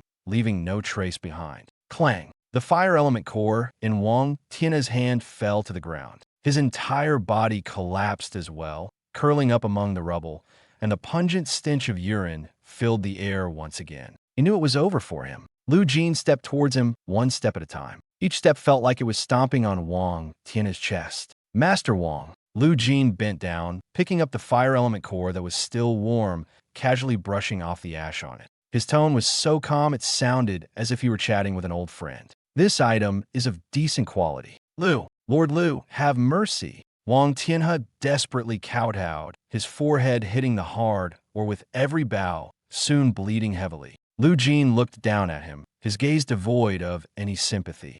Only icy killing intent filled his eyes. "3 days ago, I gave you a chance to live. Unfortunately, you didn't choose it." As soon as he finished speaking, Lu Jin flicked his finger slightly. A strand of black flame fell silently, directly covering the top of Wang Tian's head. "No!" The scream broke off midway, ceasing completely. All that was left on the ground was a small pile of black ash. The once dominant head of the Wang family, who reigned over the 7th base city for 100 years, perished just like that. Holding the blazing core, Lu Jin's body immediately began to stir restlessly with the cold poison deep within him. It detected the fire energy, writhing like a cornered beast in frenzy. He exhaled a long breath. His complexion remained pale, but the sharp glint in his eyes was colder yet brighter than ever. He turned his head towards Chanimo, who was hiding in the shadows, and Zhao Kuo, who appeared excited. "The core is in hand. Prepare yourselves. It's time to meet the city lord." Lu Jin raised his gaze and looked toward the towering human city walls in the distance. That place wasn't just a safety zone. It was where power, wealth, and slaughter truly intertwined. The Wang family is gone. The businesses in the 7th base city are up for grabs now. The heat of the lava mine felt strangely cold after the black flame went out. Lu Jin sat cross-legged on a massive rock, cracked by the profound cold, holding the pinnacle tier 3rd order fire element core. The core emitted a demonic scarlet glow on its surface, resembling a heart on the verge of bursting free. "Guardian." Lu Jin uttered only 2 words before closing his eyes. Zhao Kuo didn't hesitate for a second. His rock armor instantly enveloped his entire body, transforming him into a sturdy iron tower as he stood guard in front of Lu Jin. Chun Mo's figure vanished into the surrounding shadows in a flicker, his presence nearly indiscernible, even his breathing imperceptible. This was the wasteland. Every trace of blood in this land could attract bloodthirsty monsters. But Lu Jin didn't care, because he knew better than anyone that if one wanted to survive and grow stronger, fear of pain was not an option. In his mind, the system's cold prompt rang out. Detected pinnacle 3rd order fire element abyssal core. Evaluation result. Energy volatility 98%. Success rate for mortal level 3rd order body assimilation 15%. Recommendation. Combine with extreme cold essence for ice fire body refinement. Process pain level S rank. Lu Jin's lips curled slightly, his gaze steady, betraying no emotion. Begin. For someone who had already died once, a 15% success rate felt no different from 100%. Either you slaughtered your way up, or you died halfway. There was no third path. In the next moment, he crushed the core in his hand. Boom! A scorching, almost frenzied dark red energy forcefully poured into his limbs and veins through his pores. At that moment, Lu Jin almost felt like he wasn't absorbing energy, but rather swallowing an entire mass of magma. Ugh! His entire skin instantly flushed red, with veins bulging prominently beneath the surface, even starting to emit white smoke. On the right side of his body, the black flames sensed the fire energy and immediately pounced like a ravenous beast, intent on devouring this power completely. On the left side of his body, the previously dormant extreme cold origin was also activated. As if provoked, it abruptly erupted with an icy blue chill, fiercely resisting the impact of the fire energy. Ice and fire collided directly within his body. Life and death clashed head-on in this very moment. Lu Jin's body had become a forcibly ignited furnace. His blood vessels kept rupturing, only to be forcefully healed through the freezing of extreme cold and the reshaping of the black flames. This pain was enough to make even the strongest warrior collapse on the spot. But Lu Jin did not. He kept his eyes open the entire time. One eye held a deep blue chill. The other eye burned with pitch-black flames. That gaze was fierce enough to tear apart the entire sky. "Give it to me, Refine," he roared furiously in his heart. The black flames surged wildly through the meridians, wrapped in scorching fire energy, and fiercely collided with the ice-sealed area on the left side. Crack! A faint yet distinct cracking sound echoed in the depths of his soul. The violent energy that had accumulated over 3 full years was finally ground down and devoured bit by this broken yet resilient body. Ding! Body tempering complete. Congratulations to the host. Physical strength has been upgraded to Transcendent entry level, reducing the cold poison risk by 30%. Current realm. Mortal realm, 3rd stage, 9 stars. Peak. Lu Jin suddenly opened his eyes. 2 intertwined beams of blue and red light shot out from his pupils, unexpectedly creating 2 ripples in the air before him. He stood up, his bones emitting a series of crisp, cracking sounds, as if some long-dormant power within his body had finally been fully awakened. The original emaciation has disappeared. In its place is a well-defined, powerful body full of explosive energy. The suffocating feeling that had been pressing on his chest has finally eased significantly. "Jin, your aura." Zhao Kuo turned around, completely stunned. He used to think that Lu Jin was ruthless and cold, like a knife hidden in its sheath. But now, for the first time, he truly felt that this was no ordinary knife, but a sharp weapon that could be unsheathed at any moment. Even the slightest hint of its edge made his SS-level tank shiver down his spine. The peak of the mortal realm is still not enough. Lu Jin lowered his head to glance at the black ash beneath his feet. His voice was hoarse, yet chilling to the extreme. He knew very well that he was only slightly stronger than before. But in this man-eating base city, a little strength was far from enough. To survive, he had to become even stronger. To protect those around him, he had to be so strong that no one dared to provoke him. "Let's go." He raised his head, his gaze as calm as a still pond. "The Wang family's account is settled. Now, it's time to reclaim our share of the profits." Half an hour later, 7th Base City, Northern Alloy Gate. The atmosphere here was so oppressive it was hard to breathe. Hundreds of fully armed city defense troops stood ready, their gun barrels uniformly pointed toward the wasteland. The high-frequency electromagnetic cannons on the city walls had also turned their barrels, ready to fire at any moment. City Lord Su Tianxing stood in the center of the city gate, his face pale, cold sweat dripping down his temples. But he didn't even dare to wipe it. He was waiting for a result. Did the Wang family return with the Black Blood mercenary group? Or did that terrifyingly young SSS-level boy truly uproot the entire Wang family? Report: a jeep is approaching at high speed. Vehicle confirmed. It's the modified car of Zhao Kuo, the abandoned son of the Sangao family. Su Tianxing's heart sank sharply. Just one car? In other words, only Lu Jin and his group returned? The next second, smoke and dust billowed outside the city gate. The dilapidated off-road vehicle screeched to a halt, arrogantly stopping less than 10 meters from the city gate. The car door opened. A military boot stepped onto the gravel ground, producing a steady and powerful muffled sound. Lu Jin, draped in a black trench coat, stepped out of the car slowly. Zhao Kuo followed behind, his expression fierce. Chen Mo remained expressionless, his gaze as cold as ice. And in Lu Jin's hand, he was holding a burlap sack soaked in blood. Su Tianing's throat instantly tightened. "City Lord Su, sorry to keep you waiting." Lu Jin's tone was very calm, so calm it sent shivers down one's spine. Su Tianqing stared at him intently. In just 3 short days, the aura of this young man had become so terrifying that, as the city lord, he instinctively felt fear and for a brief moment, almost wanted to bow his head directly. Mr. Lu, the Wang family head, and the others. Su Tianqing's voice trembled, and he couldn't even finish his sentence. Lu Jin did not answer. He just casually swung his hand. The heavy burlap sack landed directly at Su Tianqing's feet. The next second, a lifeless head rolled out. Wang Tianhe. The entire place fell into instant silence. Hundreds of soldiers gasped in unison, their hands gripping their guns beginning to tremble. The Wang family was truly finished, and not just defeated, not just severely damaged, but completely uprooted by this young man in a single night. That was one of the top 3 financial groups in the 7th base city. But now, Wang Tianhe's head is rolling at their feet, as if reminding everyone, whoever dares to block Lu Jin will be the next. Lu Jin walked past Su Tianqing directly, as if the hundreds of guns around him didn't exist at all. The Wang family harbored ill intentions, colluding with the Black Blood mercenary group in the wasteland area, attempting to assassinate me on the road. His voice was not loud, yet weighed heavily on everyone's chest. I'm not a very patient person, so I had no choice but to send their entire family on their way. He paused for a moment and turned his head to look at Su Tianqing. City Lord Su, do you have any objections?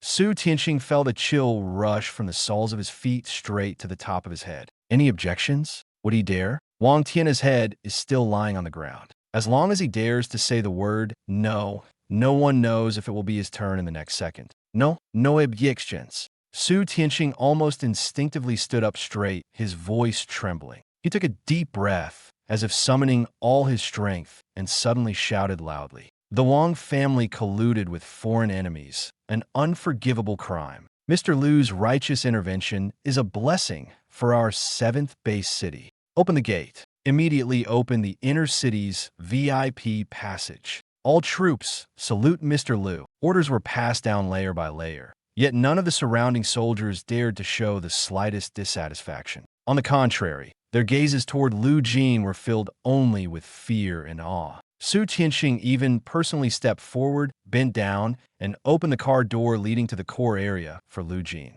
For a city lord to go to such lengths, it was no longer mere politeness but complete submission. But Lu Jin did not immediately get into the car. He stopped in his tracks and turned to look at Su Tianqing. That gaze was calm, yet it seemed capable of piercing straight into one's heart. City Lord Su, I have no interest in the Wang family's territory and assets. Su Tianqing was slightly startled, his heart just beginning to relax halfway. But the next sentence made his whole body freeze again. Starting today, I want half of all the resources in the 7th base city. Lu Jin's voice wasn't loud, yet it was like a stone directly smashing into everyone's hearts. Who approves, who opposes? The entire place fell silent. The wind blew across the city walls, making the flags flutter noisily. Apart from that, there was no other sound. Everyone understood that this was not a discussion. This is an order. Su Tianqing lowered his head deeply. Even his breathing became lighter, and his tone was almost reverently respectful.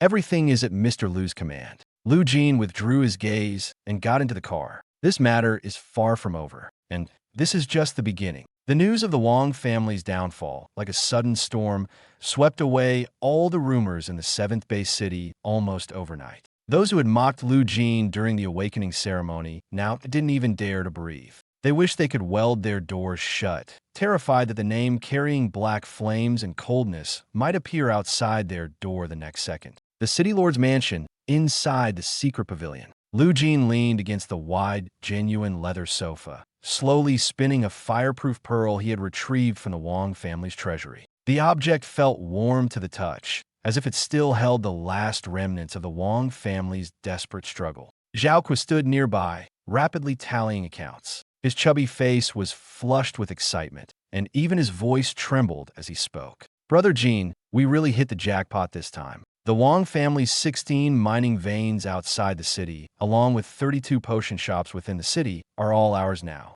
That old man, Su Tianqing, didn't dare utter a single word of protest and deliver the land deeds overnight. Chen Mo leaned against the window, lowering his head as he wiped the shadow dagger, his voice cold as a blade. He doesn't refuse to speak. He doesn't dare to. Wang Tian's head is still hanging at the city gate. Who would dare to step forward now? Zhao Kuo swallowed hard, but couldn't help asking, should we send our own people to keep an eye on these businesses? What if Su Tianxing tries something? Lu Jin did not answer immediately. He just stared at the bead in his hand. After a few seconds, he slowly spoke. No need. Convert all the resources into high-grade crystal cores. As for the Wang family's business, let Su Tianxing continue managing it. We'll just take the dividends. Zhao Kuo was stunned. But that guy is ultimately a fence-sitter. Can you really trust him? Lu Jin lifted his eyes, his gaze eerily calm. As long as I'm alive, he has to work obediently for me. But if I die, no matter how many people you send, it won't be enough to hold it.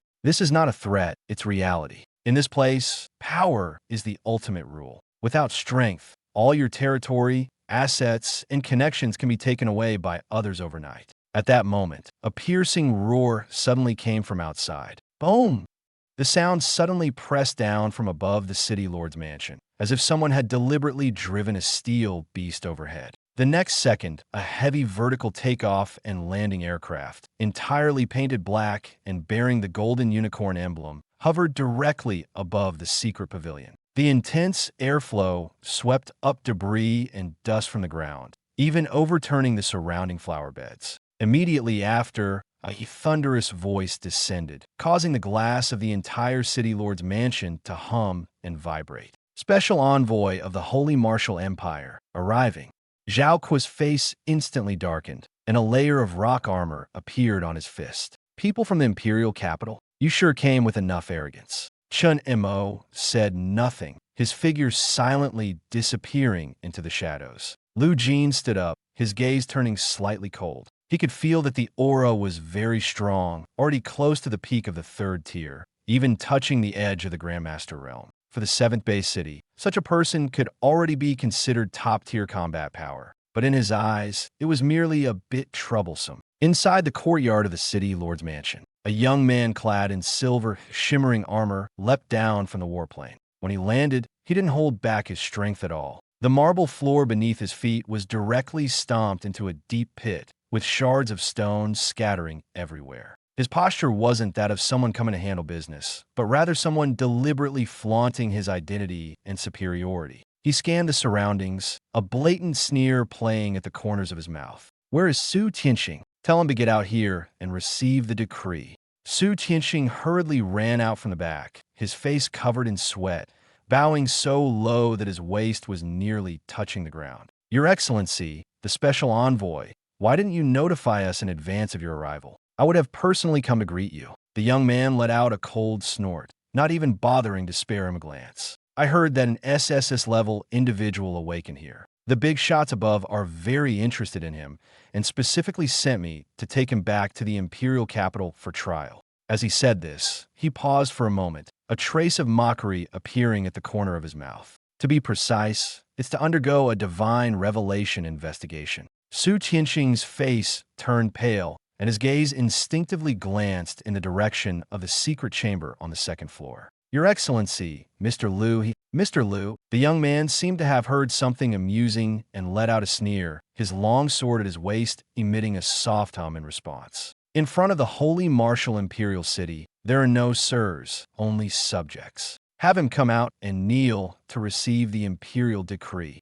As soon as he finished speaking, the window of the secret chamber silently opened. Lu Jin stood by the window, looking down at the silver-armored youth with an indifferent expression. He had just completed the ice and fire tempering process, and the aura around him had not fully subsided, faintly exuding an extremely dangerous sense of oppression. Just now, were you talking to me? His voice was not loud, yet it felt like icy needles piercing directly into one's eardrums. The silver-armored youth raised his head, meeting those intertwined blue-black heavy pupils, and his chest involuntarily tightened. But he quickly suppressed that bit of unease. He came from the Holy Martial Imperial capital, backed by high-ranking figures. In his view, the people of the 7th base city were nothing more than rural bumpkins from a remote area, utterly unworthy of making him bow his head. You are Lu Jin, he said coldly. Seeing the envoy from the imperial capital, why haven't you knelt to greet? Kneel to receive?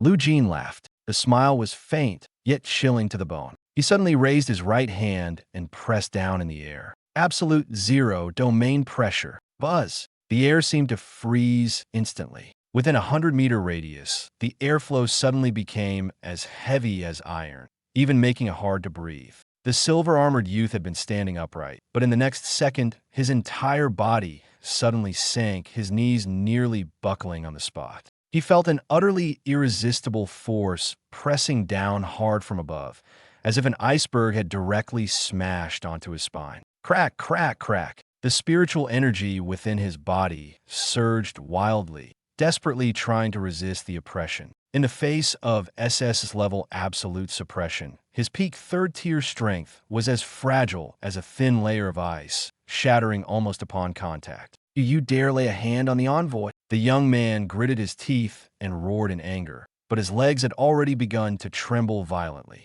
The stone slabs beneath his feet cracked one after another, with fractures continuously spreading outward. Lu Jin stood with his hands in his pockets in front of the window, his gaze calm and unruffled. An imperial envoy from the capital. Is that supposed to be impressive? The figure seemed to float down directly from the second floor, landing steadily in front of the young man. Lu Jin extended his slender index finger, lightly tapping the other person's forehead. At his fingertip, a wisp of pitch black, ink-like flame silently ignited. "I don't know the rules of the imperial capital."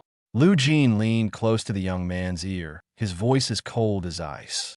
"But here, there's only one rule. When you talk to me, kneel first. Kneel before me." As the words fell, black flames suddenly surged into the young man's sea of consciousness. "Ah!"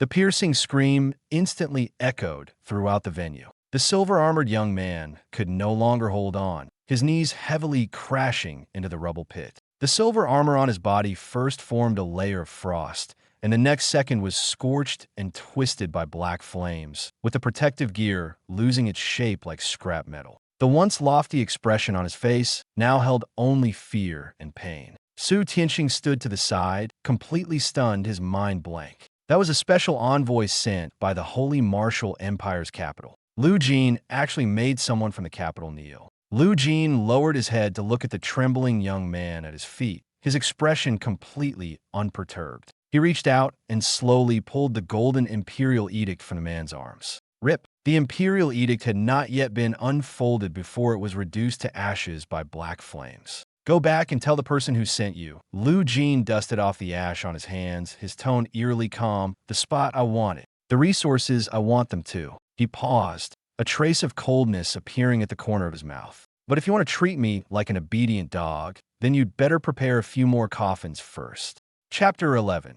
Clay chickens and tile dogs, worthy of being called soldiers? The maglev train, like a silver dragon, broke through the rolling yellow sand on the wasteland and sped toward the imperial capital. Inside the premium carriage, the defensive barrier hummed softly, blocking out all external noise and abyssal energy. Lu Jin sat with his eyes closed, holding the city lord's token that Su Tianqing had forcibly handed him before leaving. That old fox not only obediently handed over half of the Wang family's industry shares, but also delivered the highest authority token of the 7th base city. Ostensibly, it was said to be used to command the city defense forces in case of trouble on the road, but in reality, it was just a gesture of submission. He was scared, afraid that if the Wang family from the imperial capital pursued accountability, with Lu Jin already gone, he, as the city lord, would be the one to suffer in the end. "Brother Jin, people from the imperial capital really are different." Zhao Kuo sat nearby, fiddling with a high-frequency, vibrating particle dagger dismantled from the envoy's fighter jet, his tone full of excitement. "This thing, one strike, and even a second-level enhanced physique can't withstand it. Compared to this, those worshippers of the Wang family are nothing but a bunch of worthless chickens." Chunamo leaned against the window, lowering his head to wipe the shadow dagger, his voice indifferent. "No matter how good the weapon is, it depends on who uses it. If that envoy weren't from the imperial capital, with his strength, Brother Jin's single strike of black flame would have already burned through his sea of consciousness." Lu Jin slowly opened his eyes. In the depths of his pupils, a flash of blue and black flickered briefly before settling into a profound darkness, like an unfathomable deep well. Third stage of the mortal realm, peak of 9 stars. After absorbing that fire element core, his cultivation level did not immediately break through, but the strength of his physical body underwent a noticeable change. Previously, after using Absolute Zero or world-destroying Black Flame, his body would fall into a prolonged period of weakness. Now, this side effect has been suppressed by more than half. This means he can fight longer and kill more ruthlessly. How much longer? Lu Jin asked indifferently. About 3 hours. Zhao Kuo glanced at the time, his tone barely able to contain his excitement. Brother Jin, we burned the imperial edict from the capital and even made the envoy kneel to speak. Yet there hasn't been a single interception along the way. Isn't the royal family of the capital reacting a bit too slowly? Slow? Lu Jin sneered. It's not slow. They're waiting. Waiting for what? Waiting for the most opportune moment. Lu Jin's voice was not loud. It was as sharp as a blade. They want to crush the bones of us wild dogs inch by inch in front of everyone, so that all can see the consequences of offending the Wang family.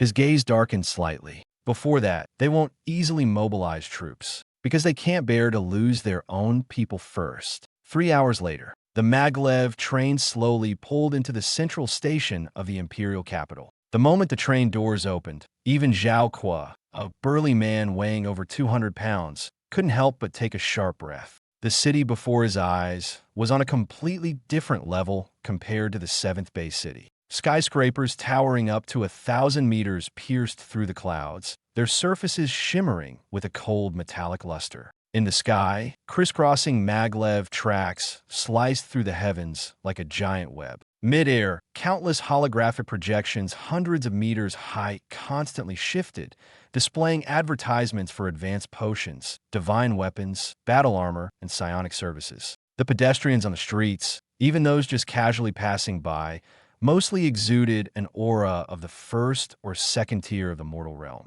Occasionally, someone riding a deep beast mount would swagger through the streets, their imposing presence clearly marking them as young prodigies from extraordinary backgrounds. The concentration of psionic energy here was far beyond anything the 7th base city could compare to, at least 10 times higher. Here, cultivation is not a luxury, but a daily routine. Zhao Kuo muttered under his breath. Damn, is this the imperial capital? I feel like I could advance another level here, even with my eyes closed. Don't get too excited just yet. Lu Jin looked ahead, his gaze calm to the point of being icy. The more prosperous the place, the harsher the rules. The higher someone stands at the top, the less they tolerate anyone challenging their authority. He knew that the real conflict would not occur on the road. Instead, it would begin the moment they stepped into the imperial capital. At the station's exit, a row of guards dressed in black military uniforms with golden badges on their chests was already standing neatly in place.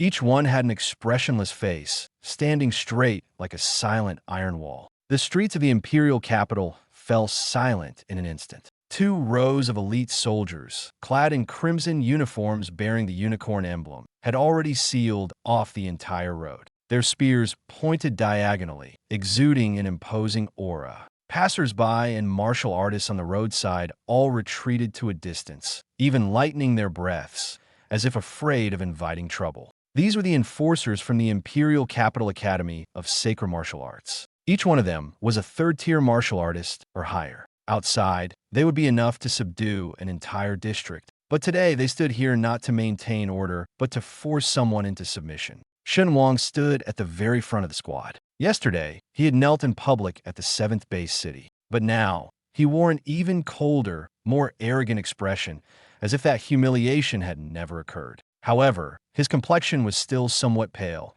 clearly indicating that the injuries to his spiritual sea had not fully healed. Yet even so, the lofty contempt in his eyes was even more pronounced than it had been yesterday. Because this is the imperial capital. Because behind him stands the law enforcement team, the academy, the power of the Wang family, and the Shun family. Here, he doesn't believe Lu Jin can act as recklessly as he did in the 7th base. Lu Jin, you finally arrived. Shen Wang sneered as he spoke, his voice carrying obvious provocation. You burned the imperial edict and insulted the envoy. Now that you're in the imperial capital, I want to see if your SSS-level talent can suppress the rules here. He raised his hand and swung it forcefully. The next second, hundreds of enforcement team soldiers simultaneously stepped forward. The heavy footsteps were uniform, like an iron wall pressing forward. The spears lowered in unison, and a surge of killing intent exploded instantly, locking down the entire area. The surrounding people immediately showed expressions of eager anticipation. Is that the guy from the 7th base city who just awakened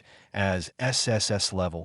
I heard he burned the Imperial Edict right after awakening. He's got guts. What good is talent? Before he grows up, in the eyes of those big shots in the Imperial capital, he's no different from a stray dog on the street. These words fell clearly into Shun Wang's ears, making the ferocity on his face even more pronounced. Lu Jin, kneel. He stared at Lu Jin and said word by word, "If you kneel at the academy gate for 3 days now, I might plead for you and let you die with some dignity." Lu Jin stood in place, his expression completely unperturbed. In his eyes, this so-called law enforcement team was nothing more than a group of well-trained tools. Peak of the 3rd tier, physical strength at the extraordinary entry level. If it were in the past, he might have taken it seriously. But now, with the blessing of dual SSS-level talents, his strength is no longer on the same level as before. These people may seem imposing, but in reality, they aren't even worth one hand to deal with. Pathetic rabble,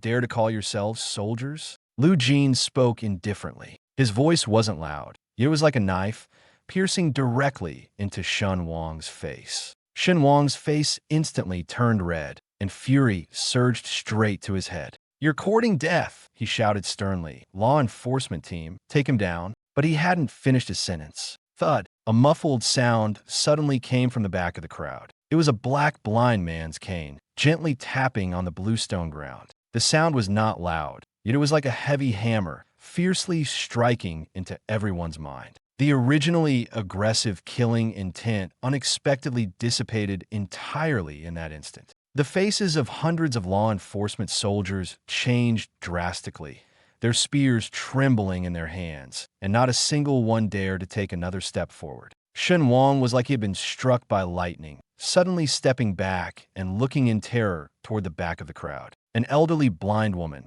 leaning on a cane, slowly emerged from the crowd. She was wearing a faded, old trench coat patched in places, her figure frail, her face marked with the traces of time. She looked like the most ordinary of elderly people, so weak that it seemed a gust of wind could knock her over. Yet the moment she appeared, the faces of the surrounding martial artists and nobles, who were usually so aloof, all changed simultaneously. Fear, awe, and even deep-seated panic almost simultaneously appeared in their eyes. Some lowered their heads directly, not daring to look straight. Some dropped to one knee on the spot, not even daring to make sound. Even the hundreds of law enforcement soldiers, as if they had encountered the most terrifying existence, swiftly put away their spears, stood ramrod straight, and even breathed as lightly as possible. Shun Wang's lips instantly lost all color. Old Heavenly Master, his voice trembled, his knees buckled, and he unexpectedly knelt down directly. Student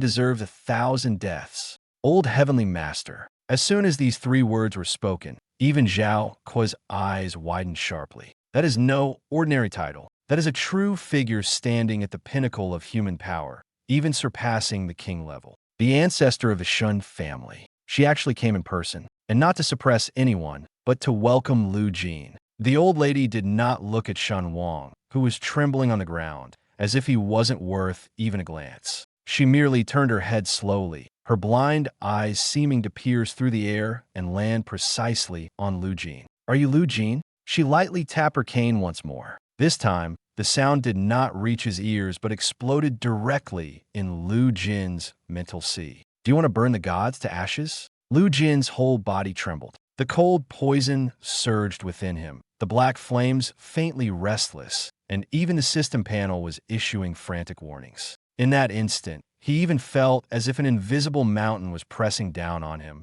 making his very bones ache. But he still stood firm. No retreat, no kneeling. He simply raised his head, his gaze cold as a blade. "Whoever blocks the way will die." Lu Jin spoke slowly, his voice hoarse yet unusually calm. "Even if it's you." Lu Jin's words were like a thunderbolt, crashing heavily into the dead silence of the central station. Everyone was stunned. The envoy Shun Wang, kneeling on the ground, suddenly raised his head and stared fixedly at Lu Jin, his eyes filled with disbelief. He even doubted whether he had heard correctly. That was the ancestor of the Shun family. It is the true pillar behind the 18 high walls of humanity. It is the kind of figure whose slightest move would make the entire imperial capital tremble. But now a young man from a remote place, only at the 3rd stage of the mortal realm, actually said directly in front of so many people, "You must die too." This is not just boldness. This is almost courting death. "Presumptuous, you reckless fool." Shun Wang suddenly spoke up, trying to seize the opportunity to impress the patriarch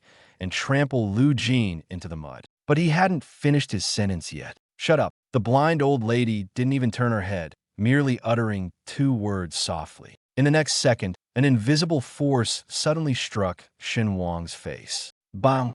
Shun Wang flew out like a tattered sack, crashing heavily into the load-bearing pillar. The sound of bones shattering was clearly audible. Blood mixed with broken teeth sprayed all over the ground. He fainted on the spot. The surrounding law enforcement soldiers instantly turned pale, not even daring to breathe heavily. No one dared to speak again. No one dared to move either. The blind old lady gripped her cane, her hollow eye sockets slowly turning toward Lu Jin. "Young man, you have quite the backbone." Her voice was hoarse, revealing no emotion. "Just wondering if your life is just as tough." As her words fell, she gently tapped her cane on the ground. Thud. No strong wind, no light, nor any exaggerated commotion. Yet in this instant, Lu Jin's perception changed. He felt as if the entire sky had suddenly pressed down on him. It was not an ordinary force, nor was it a simple oppressive pressure. It was a terrifying oppression that could not be measured by any level, like a giant mountain crashing down from beyond the heavens, pressing directly on his shoulders, making his bones creak under the strain. Lu Jin let out a muffled groan, forcibly swallowing his cry of pain. The high-strength alloy floor beneath his feet instantly cracked. The crack spread wildly like a spider web, and then the entire floor sank half a meter downward. "Jin!" Zhao Kuo's eyes instantly turned red. With a furious roar, he pushed the SS-level immortal rock armor to its limit, trying to rush forward to shield Lu Jin from the overwhelming pressure. Chinamo was the same, his eyes bloodshot. He drew his dagger and turned into a blur, charging forward. But it was useless. Under the oppression of a true, god-level presence, their power was like insects trapped in amber, visible but immobile. No matter how much they unleashed their energy and blood, their bodies seemed nailed in place, unable to move even a millimeter. The gap was too vast, so immense it makes one despair. In the arena, only Lu Jin was holding on alone. Crack, crack, crack. The grating sound of shattering kept emanating from his body. His newly tempered body began to collapse under this force.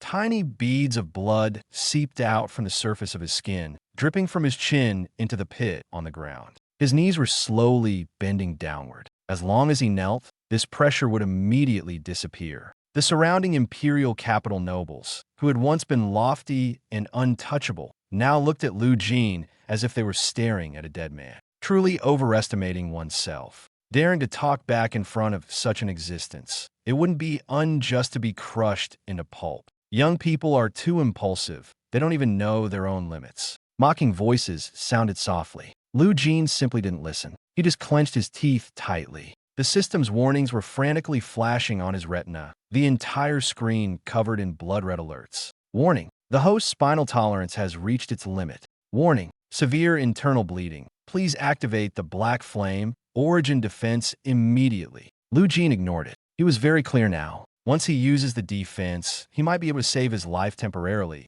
but he would also expose more of his trump cards to the opponent. And most importantly, he didn't want to kneel, not because of stubbornness, but because he understood better than anyone that if he knelt today, there would inevitably be a second time, a third time. By then, dignity would be gradually trampled into pieces, leaving no chance to turn things around. His body was pressed lower and lower, his waist almost parallel to the ground. Blood kept flowing down from the corner of his mouth. Yet his legs, like 2 steel nails driven into the ground, stood firm without bending an inch. Old bastard. Lu Jin let out a beast-like low growl from his throat. He struggled to lift his head. That pale face was covered in blood, yet his gaze showed no hint of retreat. Instead, a nearly maniacal smile slowly emerged. "Want me to kneel?" Buzz. The next second, Lu Jin's left eye suddenly turned into a ghostly blue, while his right eye ignited with an unfathomable black flame. That was not a simple outburst of power. Instead, he completely unleashed the most complete, most dangerous, and most inviolable aura from the depths of his soul. He knew that the power of the mortal realm could not break the defenses of a true god,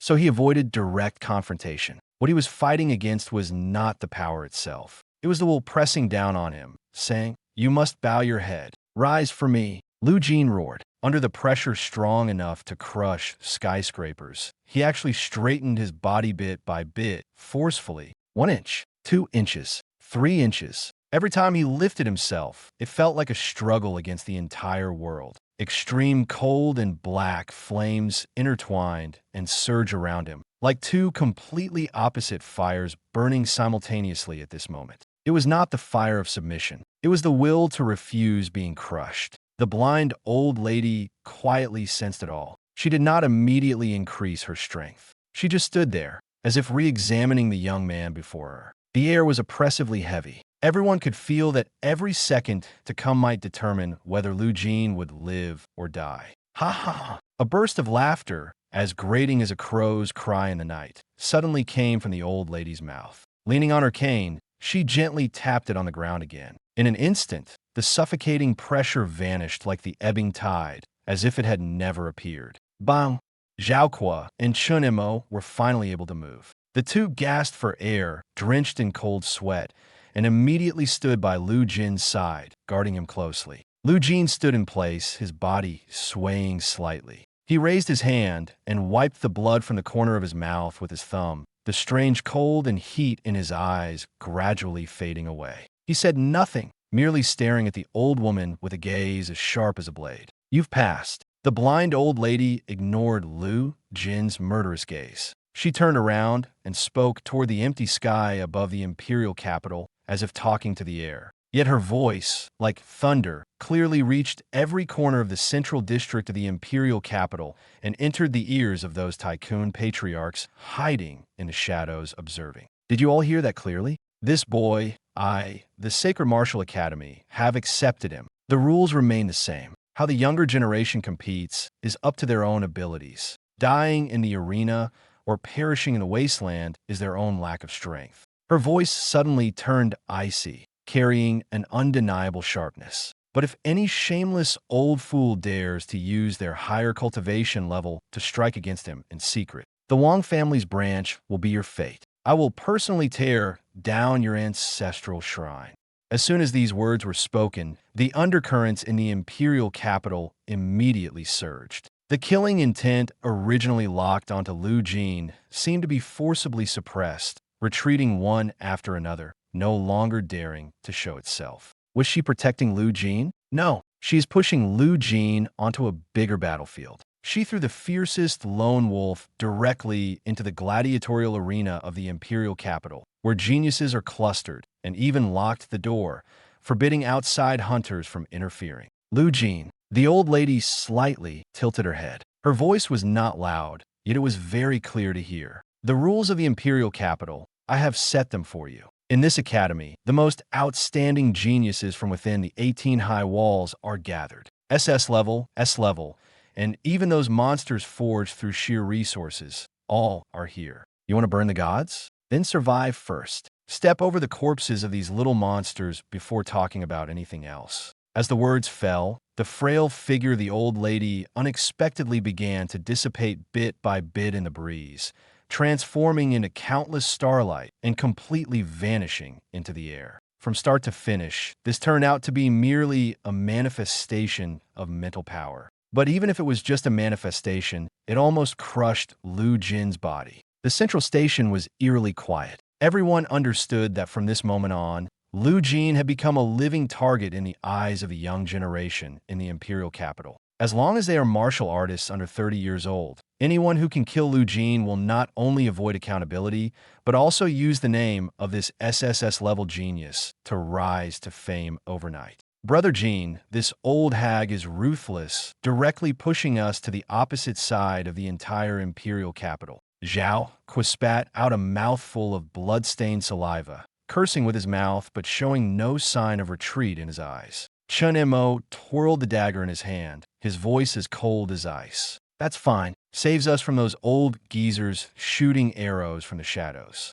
Lu Jin took a deep breath, forcibly suppressing the surging blood and energy. He raised his head and looked toward the distant gate of the sacred martial academy, looming on the horizon like a giant beast. Hatred? Lu Jin tugged at his blood-stained collar and stepped forward, his back straight like an unsheathed blade. Since they want to play in the arena, then let's see who ends up using whose bones to make soup. Sacred Martial Academy, freshman registration area. The hall was astonishingly large, spanning tens of thousands of square meters. The surroundings were circular in structure, and the holographic projection overhead continuously scrolled, displaying freshman data and resource allocation rankings. Anyone who can step in here is at least an A-level genius, a rarity seen once in a century across the base cities. Bang!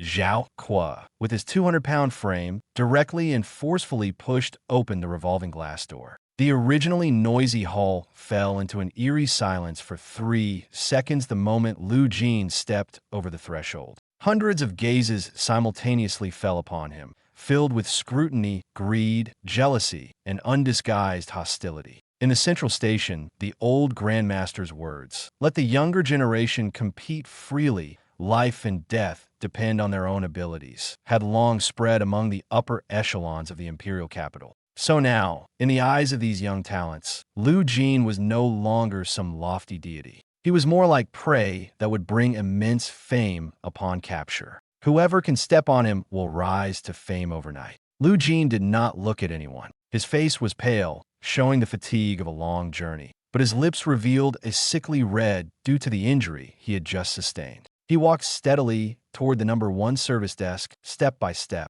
7th Base City, Lu Jin, Zhao Kuo, Chen Mo. Behind the counter sat a senior with a 3rd-grade badge pinned to his chest. He lifted his eyes and glanced at Lu Jin. Lu Jin was sitting in a wheelchair, his body looking somewhat frail, his complexion poor, as if a gust of wind could knock him over. The senior's lips curled into a smirk, revealing an undisguised trace of contempt. Oh, so it's the SSS-level genius from the 7th Base City. He deliberately emphasized the words SSS-level, as if intentionally reminding everyone how mismatched this title seemed with Lu Jin's appearance. A burst of suppressed laughter immediately arose around them. The senior tapped a few times on the virtual keyboard and tossed out 3 gray magnetic cards. Take them. Basement of Zone D, 10 people sharing a room, 5 low-grade spirit stones per month. Don't dawdle. There are young masters and ladies from the imperial capital waiting to register behind you. Zhao Kuo's face instantly darkened. You're talking nonsense. He slammed his palm on the table, causing the virtual screen to flicker twice. Zhao Kuo pointed at the massive holographic leaderboard above the hall, his voice so loud that everyone in the registration hall could hear. The leaderboard clearly states, first-ranked freshman, automatically assigned an S-class spirit gathering villa, with a monthly quota of 100 mid-grade spirit stones. Are you lying through your teeth? The senior flinched back, his face darkening. Coming from the countryside, and you dare to act recklessly in the Shengwu Academy? He sneered and raised his hand, pointing to the VIP passage on the 2nd floor. They're S-class villas, but those are prepared for people who truly have skills, not for people like you. He paused deliberately, making his words sound even harsher. Out-of-towners who got in by luck. At this moment, a voice suddenly came from the 2nd floor, arrogant to the point of being almost piercing. I'll take that S-class villa. The hall instantly fell silent. The sound of footsteps came from the stairs, clear and slow, each step seeming to press heavily on one's chest. A young man dressed in a dark red custom combat uniform, with short wine-red hair, descended surrounded by a group of followers. His expression was indifferent, and his eyes carried a sense of superiority, as if he didn't regard the new students in the hall as worth his attention. The energy fluctuations emanating from him were strong, so strong that the surrounding air seemed to faintly heat up. It was not the aura of an ordinary student, but an oppressive presence built through abundant resources, renowned mentors, and deep foundations. The 2nd young master of the Chu family, Chu Yunfan. He actually came in person. This aura, it's definitely tier 4, right? 18 years old and Tier 4 1-star. Is this what a top aristocratic family in the imperial capital looks like? Truly a monster created by throwing resources at them. Exclamations erupted all around, and many freshmen instinctively stepped back, clearing a path for him. Chu Yunfan walked up to the counter without even glancing at the 3 gray magnetic cards. He placed his hands on the desk, leaned forward slightly, and looked down at Lu Jin in the wheelchair. "So, you're the Lu Jin who's been making such a big name for himself out there?" His tone was full of mockery. "I heard you're pretty arrogant. Anyone who gets in your way dies?" A trace of coldness flashed in Chu Yunfan's eyes, as if he regarded Lu Jin as a bug he could crush effortlessly. "The old master said you could burn gods, but I don't believe it." As he spoke, he raised his right hand. A deep purple flame flickered at his fingertips, carrying a distinct toxicity, cold and dangerous. "Give up the spot for the S-class villa, then kneel, bow 3 times, and call me Grandpa Chu." His voice was not loud, yet it was as sharp as a knife. "I'm in a good mood today, so I'll let you live a couple more days in this academy." The surrounding freshmen immediately showed expressions of anticipation, ready to watch the drama unfold. Everyone understood that a 4th tier overpowering a 3rd tier was not even a contest. Moreover, Chu Yunfan was a top-tier fire ability user from the imperial capital, with talent, resources, and background all far surpassing others. This sickly person from out of town is a big trouble. "Want to seize the villa?" Zhao Kuo's eyes turned red with anger, and the dark golden glow on his body suddenly erupted. The SS-level, immortal rock armor instantly covered his entire body. He took a step forward, forcefully resisting the pressure released by Chu Yunfan, refusing to back down. "If you want to mess with my big brother, you'll have to get past your fat lord first." "Zhao Kuo, stand down." Lu Jin spoke indifferently, his voice not loud, yet it made Zhao Kuo abruptly stop in his tracks. Zhao Kuo clenched his teeth, his chest heaving, but he still forced himself to suppress his anger and stepped aside. Lu Jin slowly turned around. The wheelchair was light, but the motion of turning was steady. He lifted his head and looked directly at Chu Yunfan, his gaze eerily calm. "Cough, cough." He covered his mouth with a handkerchief and coughed lightly twice. His face was still pale, looking genuinely frail and weak. Seeing this, Chu Yunfan's sneer deepened. "What's the matter? An SSS-level genius, scared into coughing up blood by me."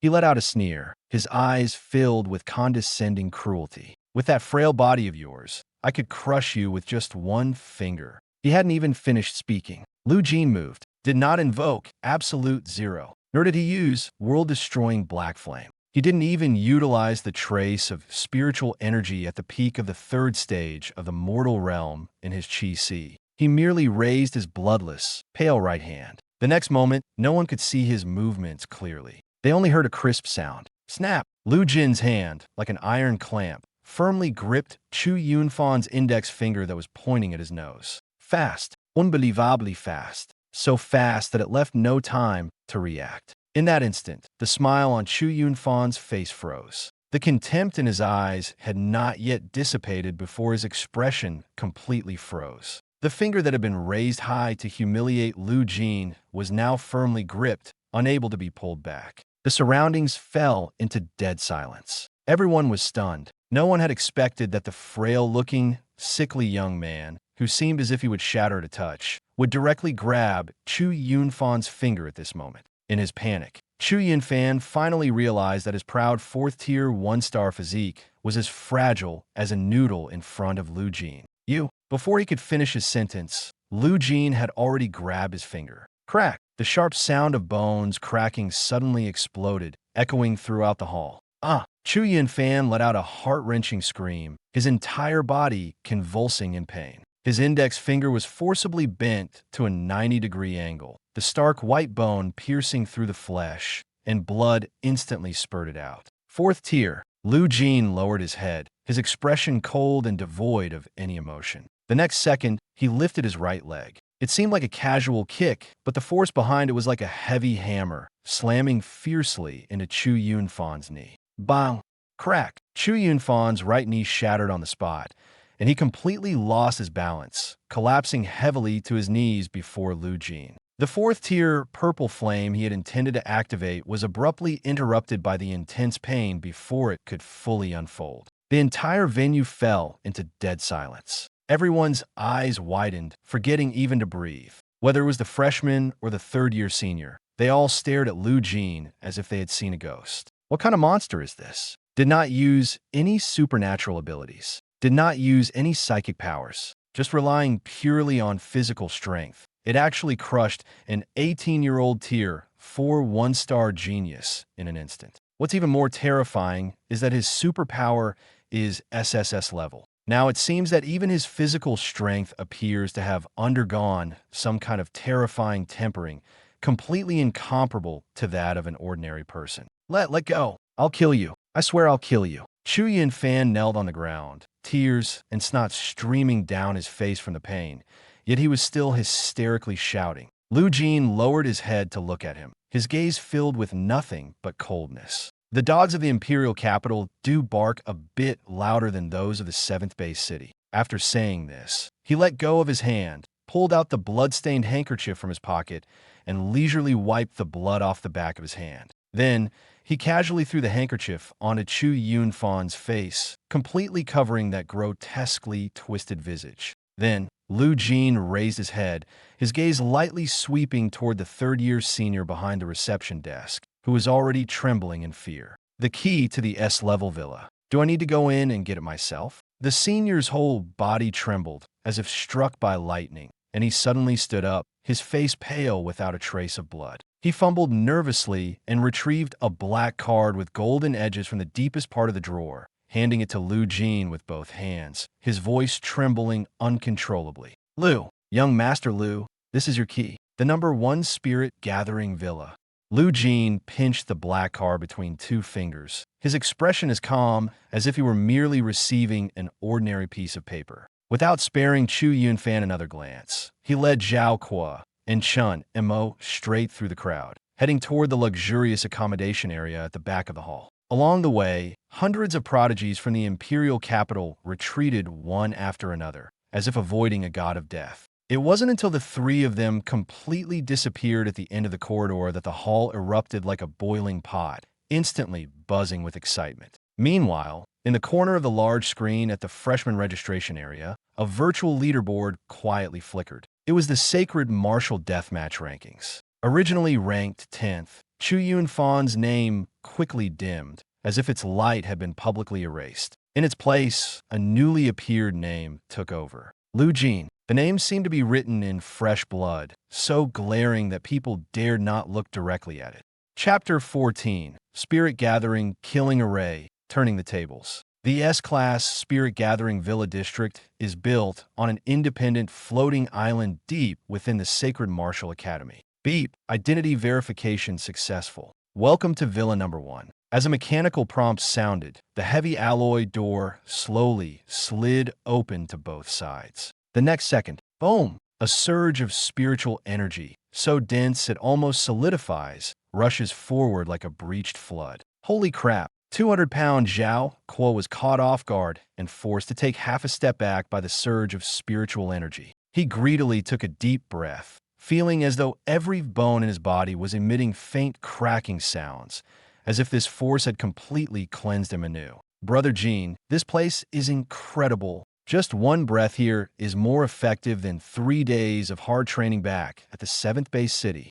Chun Mo remained silent, but a noticeable flicker of astonishment flashed through his usually calm and vigilant eyes. The spiritual energy here was overwhelmingly dense, so dense that even his shadow seemed to come alive, slowly writhing and expanding on the ground. Lu Jin sat in a wheelchair, slowly pushed into the spacious and luxurious hall by Zhao Kuo. His complexion was still pale, but there was no trace of ease in his eyes. Instead, his brows furrowed slightly. Fatty, hold your breath. His voice was soft, yet carried an undeniable coldness. Zhao Kuo was stunned. However, he had already developed an almost instinctive trust in Lu Jin. Without any hesitation, he immediately held his breath and activated the immortal rock armor, using a thin layer of rock to shield his mouth and nose. Chun Mo reacted even faster, his figure flickering as he directly slipped into the shadows of the hall's corner, silently reversing the grip on the dagger into his palm. Jin, is there a problem? Zhao Kuo asked in a low voice. Lu Jin did not answer immediately. He merely raised his eyes slowly, looking toward the spiritual energy device in the center of the hall that was continuously emitting white mist, his gaze growing colder bit by bit. In the hall, the originally pure white spiritual mist had turned into a glaring dark red. The air was scorching like fire. Wooden furniture began to smoke, the carpet quickly charred, and even the metal floor emitted faint crackling sounds. The entire villa seemed to have been shoved into an invisible furnace. Lu Jin sat in the wheelchair, raising a blood-stained handkerchief to wipe the blood from the corner of his mouth, his expression chillingly cold. "The spiritual energy is too pure," he said softly. "So pure that it contains a trace of fourth-tier peak core fire poison. Ordinary people wouldn't notice it at all." As soon as the words were spoken, the heavy alloy door slammed shut, locking firmly. The piercing alarm echoed through the hall, as if to remind everyone, this is not a welcome, but a test. Zhao Kuo was drenched in sweat, his entire body flushed red. Even the rock armor on him emitted a sizzling sound under the corrosion of fire poison, as if it was about to melt. "Brother Jin, the temperature is still rising. I can't hold on much longer." His voice was distorted, his legs trembling, barely able to stand. Chun Mo also emerged from the shadows, his face pale as paper. Shadow types were most vulnerable to this pure yang heat, and even the hand holding his dagger was trembling. "This is a fourth-level spirit gathering, killing array." Lu Jin leaned against the wheelchair, but there was not the slightest trace of panic in his eyes. He had already anticipated this. The higher-ups of the Sacred Martial Academy would not let an outsider, a mere third-level newcomer, move into an S-class villa so easily. It appeared to be a reward, but in reality, it was also a warning. If you can withstand it, only then are you qualified to stay.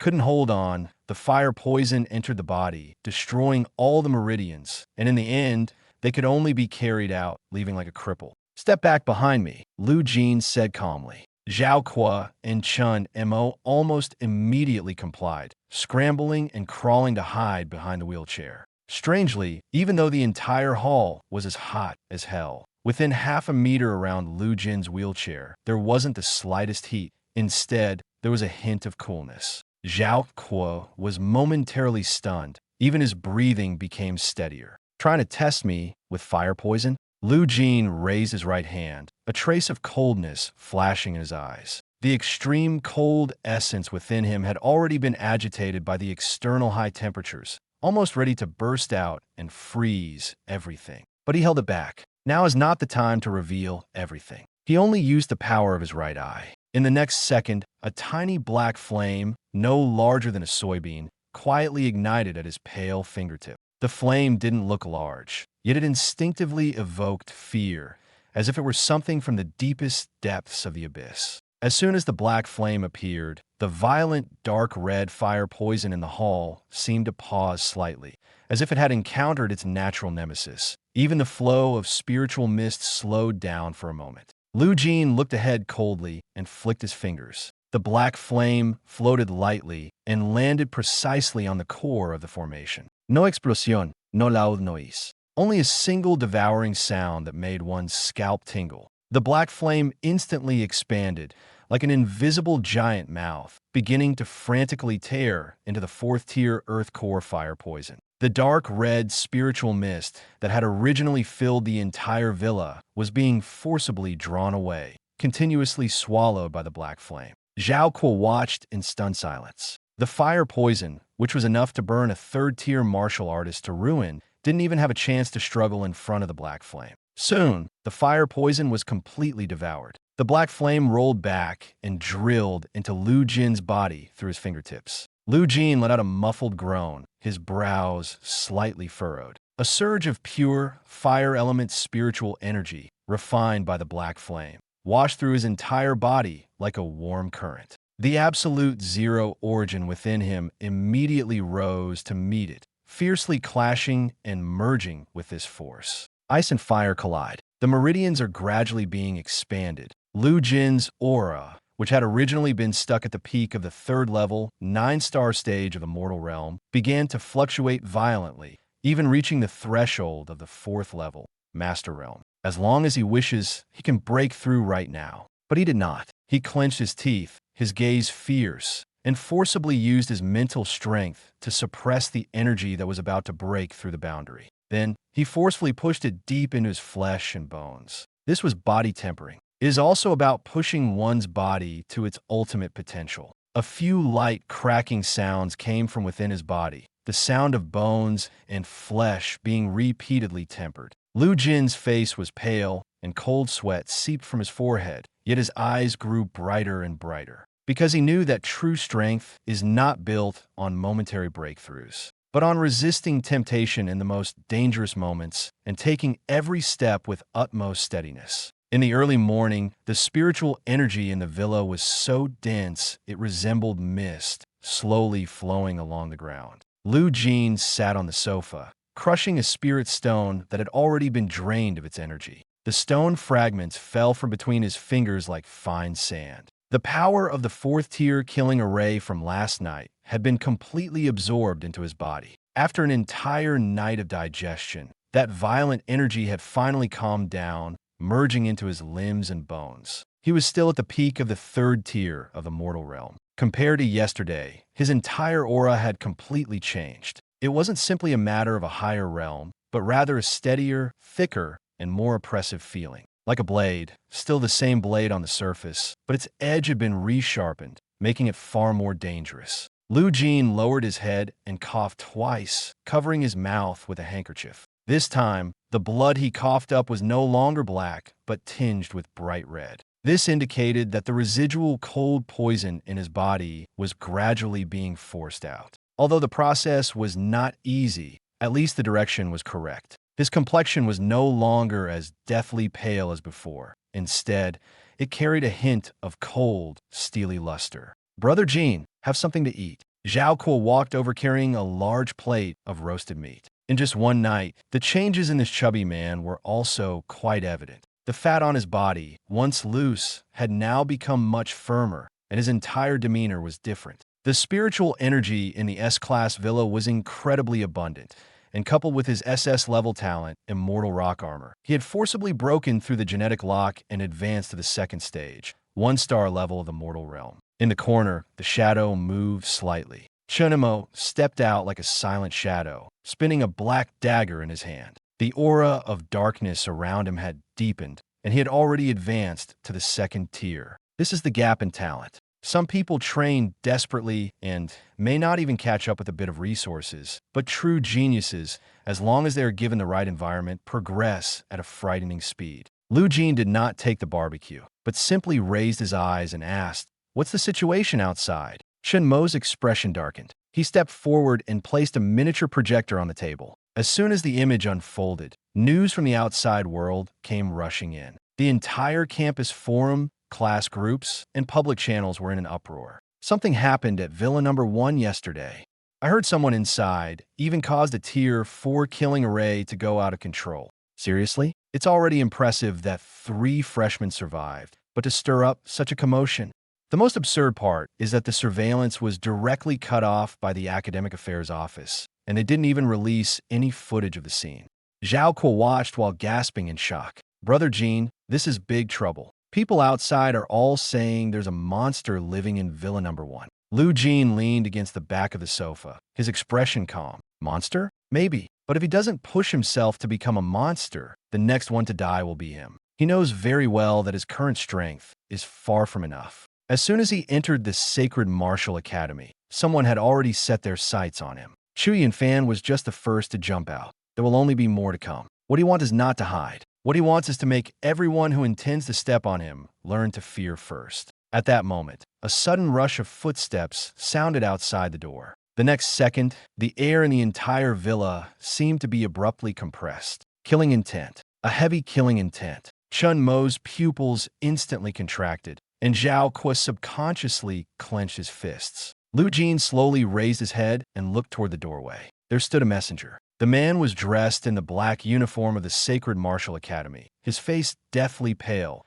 holding an unsealed black letter in his hands. The edges of the letter seemed to have been burned, faintly showing scorch marks. He didn't even dare to step inside, only standing at the door, his voice tight as he spoke. "Lu Jin, the King of Hell's letter has arrived." As soon as the holographic screen popped open, the photo on the homepage of the black market darknet was like a cold bullet, striking directly into the room. In the photo, Lu Jin sat in a wheelchair, his profile as cold as a block of ice. But the line of text below was even more ruthless than the photo. Target: Lu Jin, freshman of the 7th base city. Requirement: cripple his limbs within the academy or kill him outside the city. Bounty: 1 billion wasteland coins plus a choice of any 4th-tier top-grade psionic weapon from the Chu family treasury. Zhao Kuo stared at the string of numbers, his eyes reddening as he couldn't help but curse. 1 billion? The Chu family is really willing to bleed for this. But Brother Jin just publicly defeated Chu Yunfan, a 4th-tier fighter, in seconds yesterday and shot up to 10th on the deathmatch rankings. Are these senior-year mad dogs not even afraid of the deathmatch rankings anymore? Chunamo sneered, the dagger in his hand glinting coldly under the light. Fatty, you overestimate Chu Yunfan. His voice was cold. Go ask those senior students who fought their way out of the wastelands. In their eyes, Chu Yunfan, ranked 10th, is worthless. He's nothing more than a showpiece propped up by the Chu family with resources and medicine. Zhao Kuo was stunned. A showpiece. That's right. Chunamo lowered his head, wiping the blade, his tone as if discussing something utterly ordinary. Now the upperclassmen are all saying that Brother Jin's ability to instantly defeat a 4th-tier opponent yesterday wasn't due to real strength, but rather some extremely expensive one-time life-saving method. It might have been a counter-damage scroll. In any case, it definitely wasn't achieved through his own effort. Chunamo lifted his eyes and looked at Lu Jin. So they're convinced that such a method is either ineffective now or already obsolete. Plus, your apparent psionic fluctuation is only at the peak of the 3rd tier.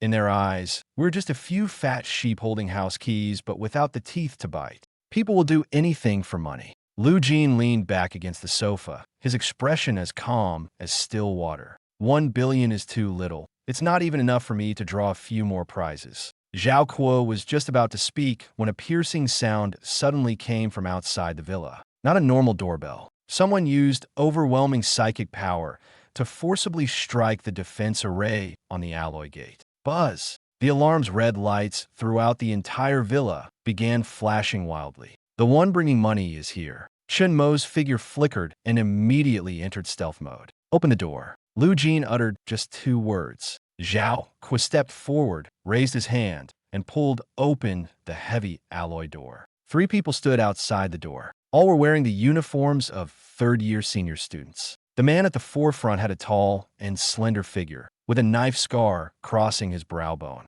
His arms were crossed, and the wind element spiritual energy of a 4th-tier, 5-star level was recklessly unleashed, like invisible blades slicing through the air, producing faint hissing sounds. His gaze bypassed Zhao Kuo and landed directly on Lu Jin in the center of the hall, his lips curling with obvious disdain. So, you're the sickly Lu Jin who relied on hidden weapons and artifacts to take down young Master Chu?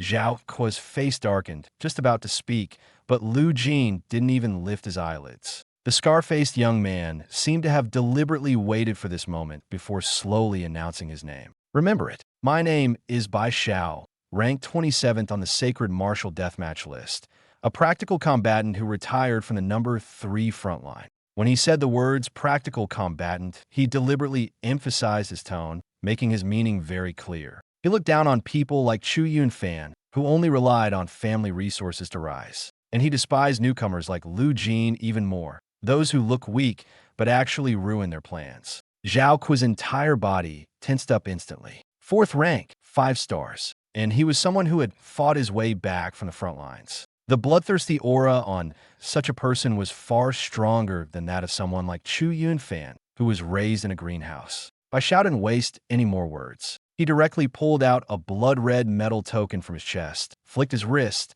and hurled it fiercely at Lu Jin's face like a deadly hidden weapon. Whoosh! The token, wrapped in violent wind elemental energy, moved at an astonishing speed, directly producing a piercing sonic boom. This was not provocation at all. This was an attempt to smash Lu Jin's skull on the spot, then take the severed head to the Chu family to claim the reward. You dare! Zhao Kuo roared, attempting to rush forward to stop it, but he was only at the second tier and couldn't possibly catch up to that ridiculously fast shadow of wind. In almost the blink of an eye, the token was right in front of Lu Jin's forehead.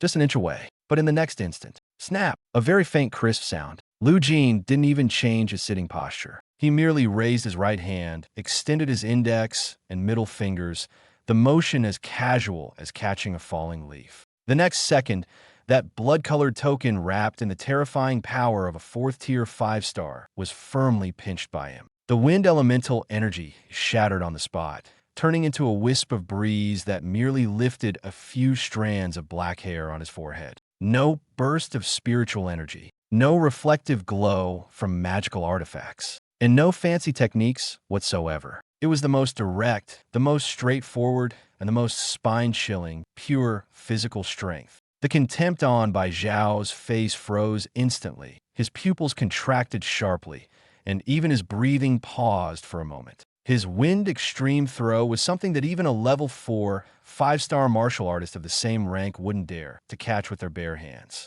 Yet now, this freshman, sitting in a wheelchair, had caught it with just 2 fingers. Just as the thought surfaced in by Zhao's mind, Lu Jin had already lifted his eyes and looked at him. That gaze was very calm, but it was precisely this calmness that made Bai Xiao feel, for the first time, that he might have chosen the wrong prey. Lu Jin did not look at Bai Xiao's face, which was filled with shock. He lowered his head and leisurely glanced at the blood-red token between his fingers. On the front of the token was engraved a ferocious abyssal beast's head. On the back, the words Abyss Simulation Battle Special Sequence were inscribed in large characters. This is a notice the Academic Affairs Office asked me to deliver to you.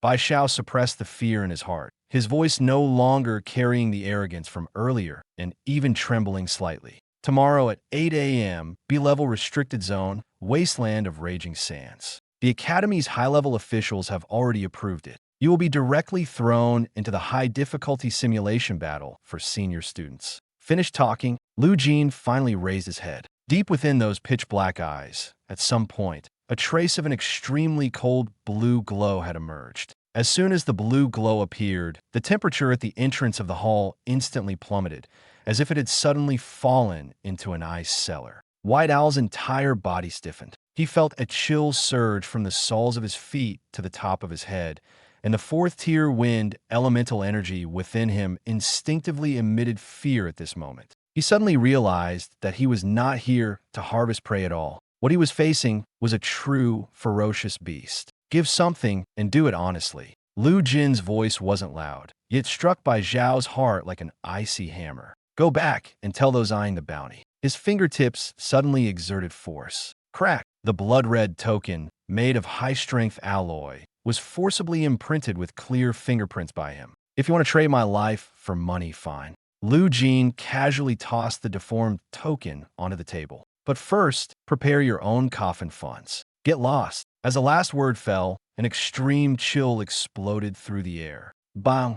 Bai Xiao and the 2 followers behind him were struck as if by an invisible giant hammer, sent flying backward and landing heavily on the lawn outside the villa. The White Owl suddenly spat out a mouthful of blood, and a layer of white frost instantly formed on his chest. He glanced in terror at the slowly closing door, not daring to utter a single harsh word, and turned to flee from Zone S, stumbling and crawling as he went. Inside the villa, the door was completely locked. Zhao Kuo's face was flushed with excitement, almost jumping up. Brother Jin, that was incredible. A 4th-tier, 5-star expert from the deathmatch rankings didn't even dare to step inside and was scared off directly.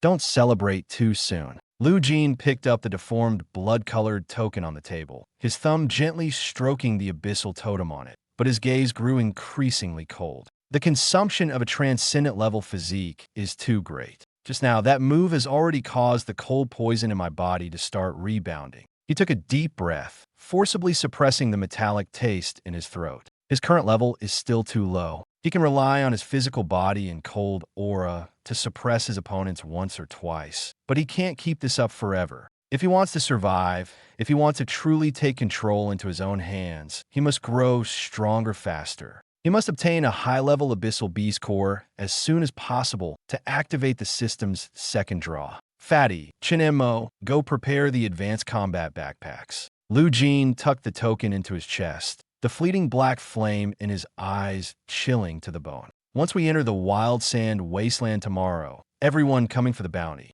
He paused for a moment, his voice calm, yet more like a verdict. Leave no one alive.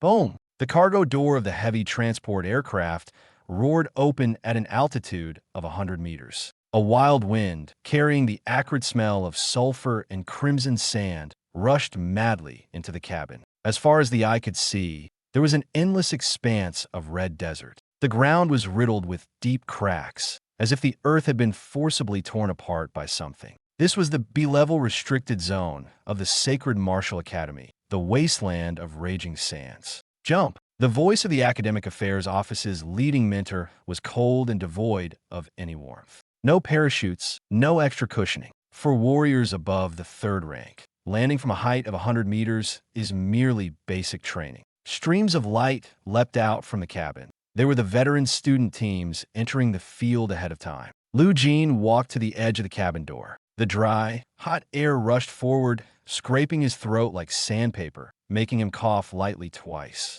Brother Jin, I'll carry you down. Zhao Kuo's body was covered in dark golden rock armor as he immediately stepped in front of him. Chinemo said nothing and directly leapt down. His figure left a faint blur in midair, landing precisely and seamlessly into the shadow of the sand dune. No need. Lu Jin pushed away Zhao Kuo's hand. He lowered his head, gazing at the desolate wasteland below, his eyes gradually turning cold. The next second, he stepped out of the cabin with one foot, his entire body plunging straight into the crimson sea of sand below. An individual is like a heavy meteorite crashing straight into the ground. Bang! At the moment of impact, the violent force surged fiercely through his legs into the earth. Within a 10-meter radius, the red sand dunes collapsed 3 feet downward, and a cloud of dust shot into the sky, resembling a sudden sandstorm. But Lu Jin didn't even bend his knees. This physical body, which has just stepped into the threshold of the extraordinary, is absurdly strong.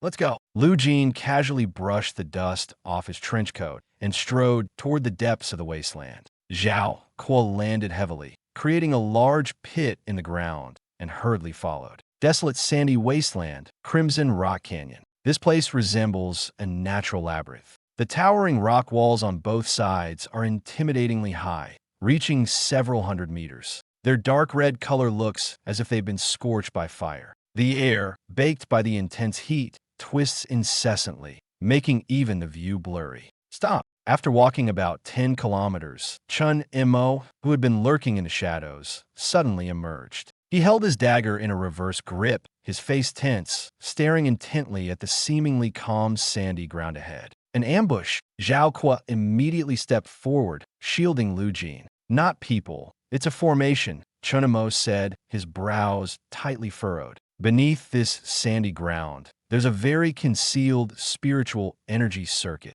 Clap, clap, clap. The crisp sound of applause suddenly echoed from above the rock walls on both sides. No wonder you discovered it. A junior with SS-level shadow talent indeed has extraordinary perception. Unfortunately, you stopped at the wrong place. A chilling voice slowly echoed through the canyon. Lu Jin raised his head. On the 100-meter-high rock wall to the right stood a slender young man in a gray robe. He was toying with a vividly patterned venomous snake in his hand, looking down at them with eyes like a predator watching prey that had already fallen into a trap. 4-star level 8. His psionic fluctuations are 3 whole levels stronger than the white owl who escaped yesterday. Ranked 14th on the Sacred Martial Deathmatch list, nicknamed Viper, Chun Mo immediately reported the opponent's identity, his voice exceptionally grave. Jin, this guy is best at traps and poison. Since he dares to show up, it means we've already stepped into his setup. Smart. The Viper let out a loud laugh and suddenly crushed a yellow formation disc in his hand. Tell that useless by Xiao when you go back. Your strength is ridiculously overwhelming, and your body is as tough as a humanoid abyss beast. Me? I hate going head-to-head with such hard-headed opponents. Greed and malice flashed in his eyes. 100 million bounty, plus the top-tier spiritual weapon of the Chu family. Lu Jin, today this canyon will be the grave for the 3 of you. Boom! As soon as the words fell, The red sandy ground beneath the three of them suddenly began to churn violently. The originally hard sand dune almost instantly turned into a massive quicksand vortex with a diameter of over 200 meters. The terrifying suction force tightly gripped their feet, dragging them frantically toward the ground. It wasn't over yet. Hiss, hiss, hiss. Countless crimson scorpions swarmed out from the edges of the quicksand, their numbers as overwhelming as a tidal wave. Each one was the size of a wash basin, with stingers glinting with a ghostly blue venom that made one's scalp tingle at just a glance. Third-order gregarious abyssal beast, scarlet flame, venom scorpion. What use is a strong body? The viper stood on the rock wall, laughing heartily, its voice full of smugness. This burial sand formation is specifically designed to counter body cultivators. The more you struggle, the faster you'll sink. Once your strength is exhausted, these venomous scorpions will gnaw away your flesh bit by bit, leaving not even your bones behind. This veteran, ranked 14th on the deathmatch leaderboard, had no intention of engaging in a head-on clash with Lu Jin. He had long figured out his opponent's trump card and deliberately set up this trap, specifically targeting those with strong physical bodies. Fatty, Chun Mo. The quicksand had already reached Lu Jin's knees, yet his expression remained calm, without even the slightest change in his gaze. Those venomous scorpions, I'll leave them to you. Yes, Brother Jin. Zhao Kor roared, and his SS-grade rock armor erupted instantly. Although his legs were still trapped in the quicksand, his upper body resembled a war god. His fists kept pounding, fiercely smashing into the swarming venomous scorpions. With each punch, a third-tier venomous scorpion was crushed into pulp. Chun Mo directly slipped into the shadows on the surface of the quicksand, his dagger slicing through like the scythe of the Grim Reaper, repeatedly and precisely reaping the lives of the venomous scorpions. This was the whetstone that Lu Jin had deliberately left for them. Second tier against third tier. Only under the pressure of such life-and-death situations could they solidify their strength most effectively and quickly. Almost dead, and you still dare to use my venomous scorpions for practice? The venomous snake saw this scene, and his expression instantly turned grim. He had thought that Lu Jin would panic, struggle, and do everything possible to survive. But Lu Jin did not. He even seemed to be deliberately waiting for the situation to worsen further. This calmness was more glaring than resistance, and felt more like complete disdain. Since you want to die,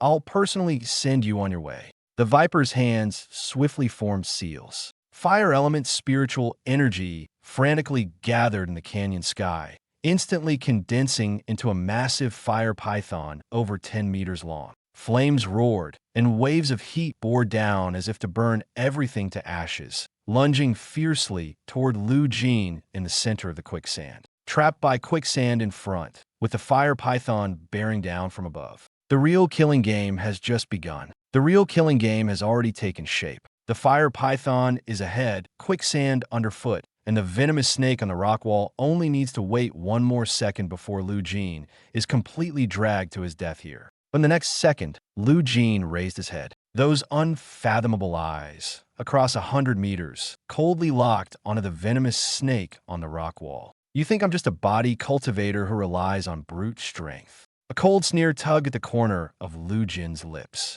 Who told you this is my only method? The moment his words fell, his left eye suddenly turned into a dazzling, ghostly blue. Absolute zero frozen wasteland. The air seemed to be instantly drained of all warmth. Immediately, a crisp, shattering sound exploded in the scorching canyon, exceptionally piercing. Centered around Lu Jin, an icy blue, cold wave spread wildly along the ground, its speed astonishing, almost like a cold light skimming the surface. In the blink of an eye, it engulfed the entire battlefield. The massive quicksand vortex, which had been spinning rapidly and devouring everything in its path, suddenly came to a halt, not slowing down. Instead, it directly froze. The crimson quicksand within a radius of 200 meters turned into terrifyingly hard azure permafrost in an instant. The spiritual energy circuits hidden beneath the sand layer, responsible for maintaining the operation of the formation, were completely shattered by this extreme cold, without even a chance to struggle.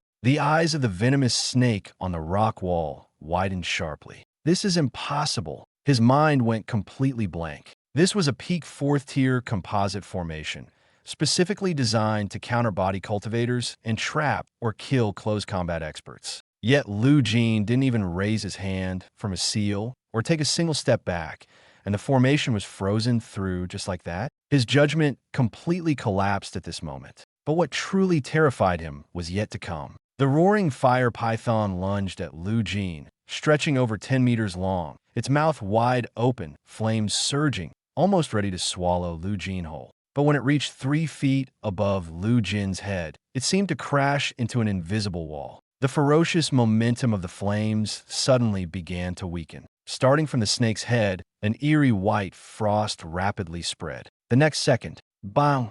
The entire fire python froze into ice in midair and then exploded into countless ice crystals, scattering all over the ground. The viper's face turned deathly pale, and even his breathing stopped. Monster, this damn thing isn't about the treasure failing. Bai Xiao, you lunatic, you've ruined me.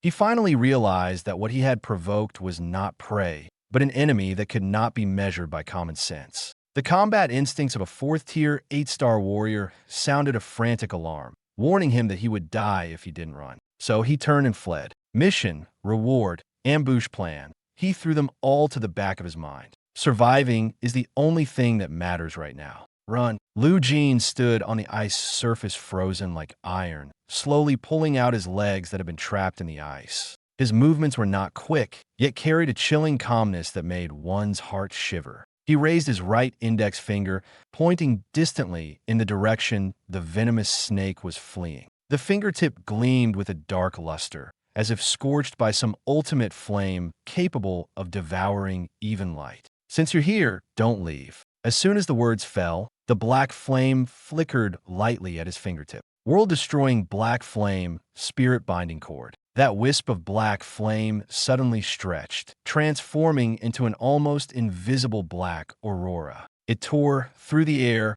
piercing the sky in an instant. The viper had barely rushed out less than 200 meters when its back suddenly stiffened. The black light pierced straight through its heart from behind. No blood spurted out. No explosion. Not even a scream had time to escape. In the next moment, pitch-black flames surged wildly from his 7 orifices, as if ignited from within his body. 1 second. It only took a brief second. A 4th-tier, 8-star powerhouse ranked 14th on the deathmatch leaderboard was burned to a handful of black ashes in midair. The wind blew, scattering the ashes. Only a single ancient bronze-colored space ring remained, falling onto the rock with a soft sound. A one-hit kill. No luck involved, nor any chance for reversal. This is not a battle. This is a crushing defeat. Lu Jin withdrew his finger, but his expression did not relax. Cough, cough, cough. He suddenly started coughing violently, his chest surging, and a trace of darkened blood slowly seeped from the corner of his mouth. The earlier move, I seal across miles, had too wide a range and consumed too much energy. The subsequent black flame sniper was extremely precise, almost pushing his current 3rd-stage mortal body to its limit. He wasn't yet strong enough to squander his power at will. The current victory feels more like it was exchanged with one's life. Still too weak. Lu Jin wiped the blood from the corner of his mouth, his gaze darkening. The level isn't high enough, the body isn't strong enough, and much of the power can only erupt briefly, unable to be sustained for long. If faced with an even stronger enemy, this kind of fighting style will become increasingly dangerous. He stepped forward and remotely absorbed the venomous snake's spatial ring into his palm. At the same time, a series of rapid breaths came from behind. Zhao Kuo and Chun Mo had finally joined forces to slay the last 3rd-tier venomous scorpion. Both of them were covered in blood, their clothes torn beyond recognition, their chests heaving violently, clearly at their limit. But their eyes were no longer the same as before. The kind of ferocity honed on the edge of life and death had already made the 2nd-tier psionic fluctuations on their bodies more solid. Real combat has never been mere empty talk. The greater the danger, the more it forces a person's potential to emerge. Jin, are you okay? Zhao Kuo saw the blood at the corner of Lu Jin's mouth and felt a pang in his heart, quickly asking. I'm fine, Lu Jin replied calmly. I just used too much force, and there's a bit of backlash in my body. I'll be fine after a short rest. As he spoke, he directed his spiritual power into the space ring. The next second, his eyes lit up slightly. Inside, apart from tens of millions of wasteland coins and a batch of crystal cores, there was unexpectedly a Tier 4 wind element core lying quietly. Moreover, that core still carried a strong abyssal aura. Lu Jin held the ring, the coldness in his eyes gradually turning into a sharp gleam. With this Tier 4 core, combined with the resources previously collected by the Wang family, the system's second All-Heavens lottery is already within reach. Clean up these scorpion materials. Lu Jin held the 4th tier core in his hand and looked deeper into the canyon. In those dark, deep eyes, there was not a trace of retreat, only an ambition so intense it made one's heart tighten. 100 million bounty is just an appetizer.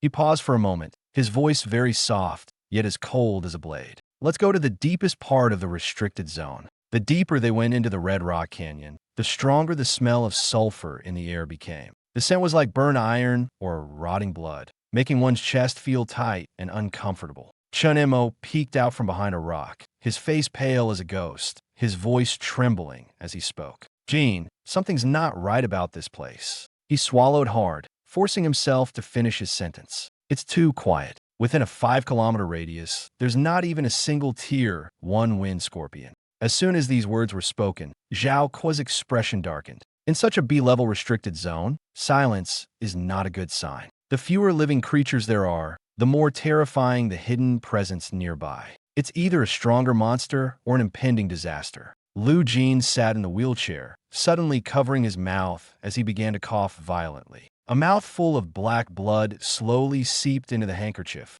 making one's scalp tingle. In the previous battle, he had forcibly frozen a 200-meter quicksand formation and used black flames to instantly kill a 4th-tier 8-star Viper. His body had long since reached its limit. A 3rd-tier mortal body simply couldn't withstand such an outburst. The cold poison was still rampaging through his meridians, gnawing at his vitality like a swarm of venomous insects. Zhao Kuo cursed, his voice muffled like thunder. Those senior students who came for the bounty haven't shown up yet, but we've already been trapped in this forbidden zone. The SS-grade, immortal rock armor on his body had fully deployed, with layers of rock covering him entirely, resembling a statue ready to face an enemy at any moment. Lu Jin slowly raised his head, his gaze piercing through the dense fog and landing on the indistinct darkness at the end of the canyon. They didn't fail to come. His voice was very low, yet it sent chills down one's spine.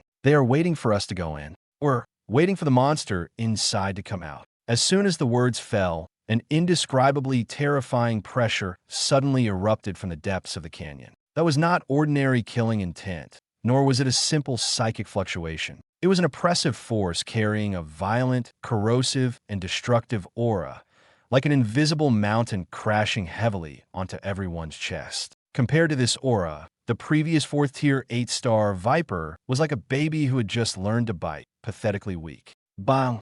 Zhao Kuo and Chun Emo almost knelt down simultaneously. They are all SS-level geniuses, and usually in school, wherever they go, they are figures admired by everyone. But now, in the face of this overwhelming pressure, they can't even stand steadily. Their knees hit the ground directly, and their bones emitted sounds of unbearable strain. Second stage of the mortal realm. Before a true 5th-stage monster, they don't even have the qualification to survive. What on earth is this thing? Zhao Kuo's teeth were chattering, and for the first time, his eyes revealed complete fear. The next second, a roar tore through the darkness from the depths, shaking the entire canyon. Roar! The mist slowly dispersed. A colossal creature stepped out, crushing the gravel beneath its feet with each step. It stands as tall as 30 meters, entirely dark red, like a demon crawling out of molten lava. The most terrifying part is that it has 2 heads, each grotesquely twisted, with fangs protruding outward and mouths constantly spewing toxic sulfur flames. 5th-tier 3-star abyssal beast, 2-headed sulfur dragon. Lord Class. Chun Mo's face turned ashen the moment he saw this line of information. 5th tier, still a Tier 3 Lord. These 4 words, like 4 nails, directly drove despair into everyone's hearts. In this world, the gap between the mortal realm and the transcendent realm is like an insurmountable chasm.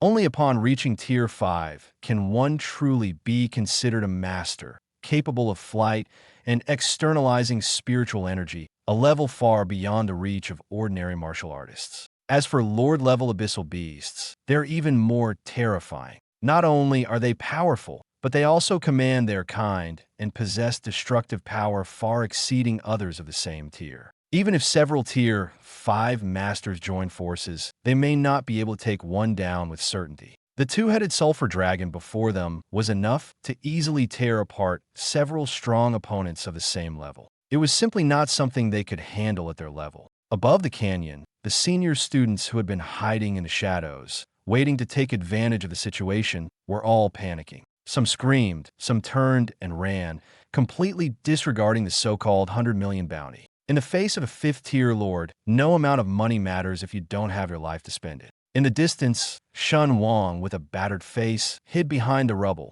laughing like a madman. Die, all of you die. He stared at Lu Jin, his eyes filled with twisted pleasure. Lu Jin, you SSS-level sickly wretch, you're finally going to hell with me. In the center of the battlefield, the two pairs of eyes of the two-headed dragon glowed like blood-red lamps, fixed intently on Lu Jin in the wheelchair. It could sense a kind of aura on this human that filled it with disgust, as if it were something inherently suppressing it. In the next second, the left dragon had suddenly opened its massive, bloodthirsty maw. A 5th-order sulfurous toxic flame, carrying a high temperature capable of instantly melting alloy, surged over like a tidal wave. Before the fire arrived, the heat wave had already pressed down first. The immortal rock armor on Zhao Kuo's body began to turn red, with signs of melting even appearing at the edges. This was no longer a question of whether victory was possible. This is a deadlock, a true deadlock. Zhao Kuo, Chinemo, fall back. Lu Jin suddenly let out a hoarse roar of anger. The next second, he actually forced himself to stand up from the wheelchair. His body was trembling, and his bones seemed to be forcibly twisted apart, emitting faint and painful sounds.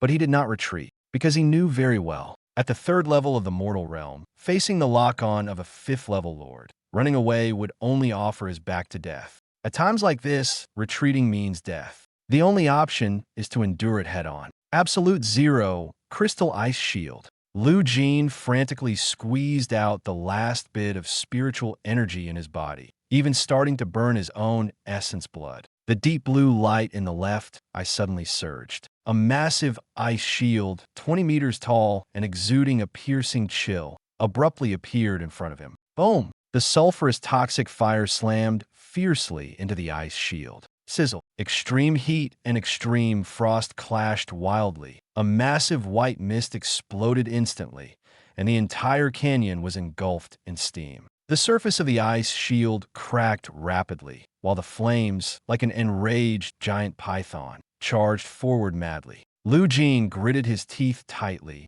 blood continuously seeping from the corners of his mouth. But he did not fall, because he knew that what truly determined life and death was not how long he could hold out, but whether he could find a chance to turn the tables in a desperate situation. In the moment of direct collision, Lu Jin let out a heart-wrenching scream, his hands desperately holding up the ice shield in front of him. But his extraordinary body was already nearing its limit. As his skin cracked open, the blood hadn't even had time to flow before it was instantly evaporated by the terrifying heat. Hold on, just hold on for me. But in the next second, a crisp sound came from the ice shield. Click! It only lasted 3 seconds. The SSS-level Absolute Zero was indeed powerful, absurdly so. But the problem was that Lu Jin was currently only at the 3rd stage of the mortal realm, and his internal spiritual energy was far from sufficient. It was like an extremely thin thread trying to withstand the full force of a crushing machine. The ice shield shattered on the spot. The aftermath of the 5th-tier poisonous fire, like an uncontrollable tsunami, violently flung Lu Jin away, slamming him heavily against the rock wall. Poof! Lu Jin spat out a mouthful of fresh blood, and the suppressed cold poison within his body completely retaliated at this moment. The left half of his body had been scorched by the poisonous fire until it was a bloody mess, while the right half was frozen pale and stiff, resembling an ice statue on the verge of shattering. Warning, Host's vital signs have dropped to 10%. Physical body collapse progress at 90%.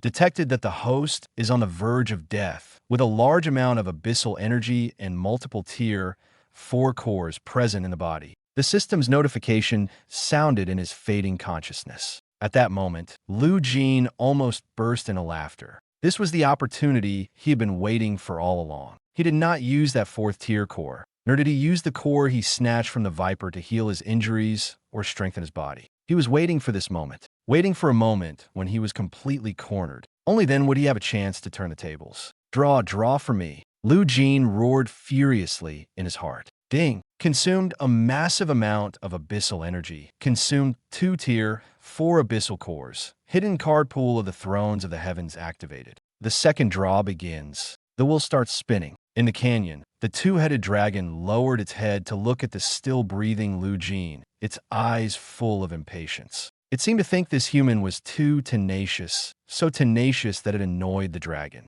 The dragon's right head slowly lifted, and a massive claw suddenly pressed down. The claw was covered with sharp talons, its size comparable to a truck, carrying a terrifying force capable of tearing through the air as it slammed fiercely toward Lu Jin's body. Jin, Zhao Qua, and Chun Mo's eyes instantly turned red, their voices hoarse from shouting as they desperately tried to rush forward. But they both knew very well that with this claw coming down, Lu Jin had absolutely no chance of survival, let alone in his current half-dead state. Even if Chuyin Fan were here at his peak, he would still be smashed into pulp. Shen Wang burst into laughter, laughing wildly, laughing triumphantly. But just as the dragon claw was only 1 meter away from Lu Jin's head, the system notification sound exploded loudly. Ding! Congratulations, host. Luck of the Emperor. You have drawn the upper tier ability from the Naruto sequence. SSS grade defensive item. Blazing Uchiha Fan. Capable of reflecting all mortal and extraordinary level spiritual energy attacks. Ding! Congratulations, host. Hidden achievement triggered. Detected that the host possesses dual SSS grade supreme talents, granting an opportunity to fuse fragments of top-tier artifacts from all realms. Fusing. System energy overload. Fusion successful. Congratulations, host. You have obtained a unique derivative ability. Ice and Fire. Susu. Fragment. Currently able to activate the first form. Skeletal Arm. Time seemed to suddenly come to a halt. Amidst the horrified, pale gazes of everyone, Lu Jin, who had been lying in a pool of blood and was nearly dead, suddenly opened his eyes. His left eye was an eerie blue, like the depths of a frozen abyss. The right eye, black as the burning night. The 2 pupils spun wildly, as if 2 completely different forces were awakening within him at the same time. Get out! A single word was forced out of Lu Jin's throat. That voice was not loud, yet it carried a kind of oppressive brutality and majesty that made it hard to breathe, as if it dared to confront even the gods head-on. The next second, boom! An indescribable black and red energy suddenly exploded from Lu Jin's broken body. At the moment the giant dragon claw descended, a massive arm suddenly materialized from the void in front of Lu Jin. It was not made of flesh and blood. It was a gigantic arm composed of an ice-blue skeletal structure, with distinct joints, terrifyingly massive, and its surface entwined with strands of black flames, as if ice and fire had been forcibly fused together. The 20-meter-long giant arm stretched across the front, emanating an ancient, icy, and extremely dangerous aura. Ice and Fire. Susanoo, first form. Clang! A piercing metallic clash, so sharp it made eardrums ache, instantly echoed throughout the entire canyon.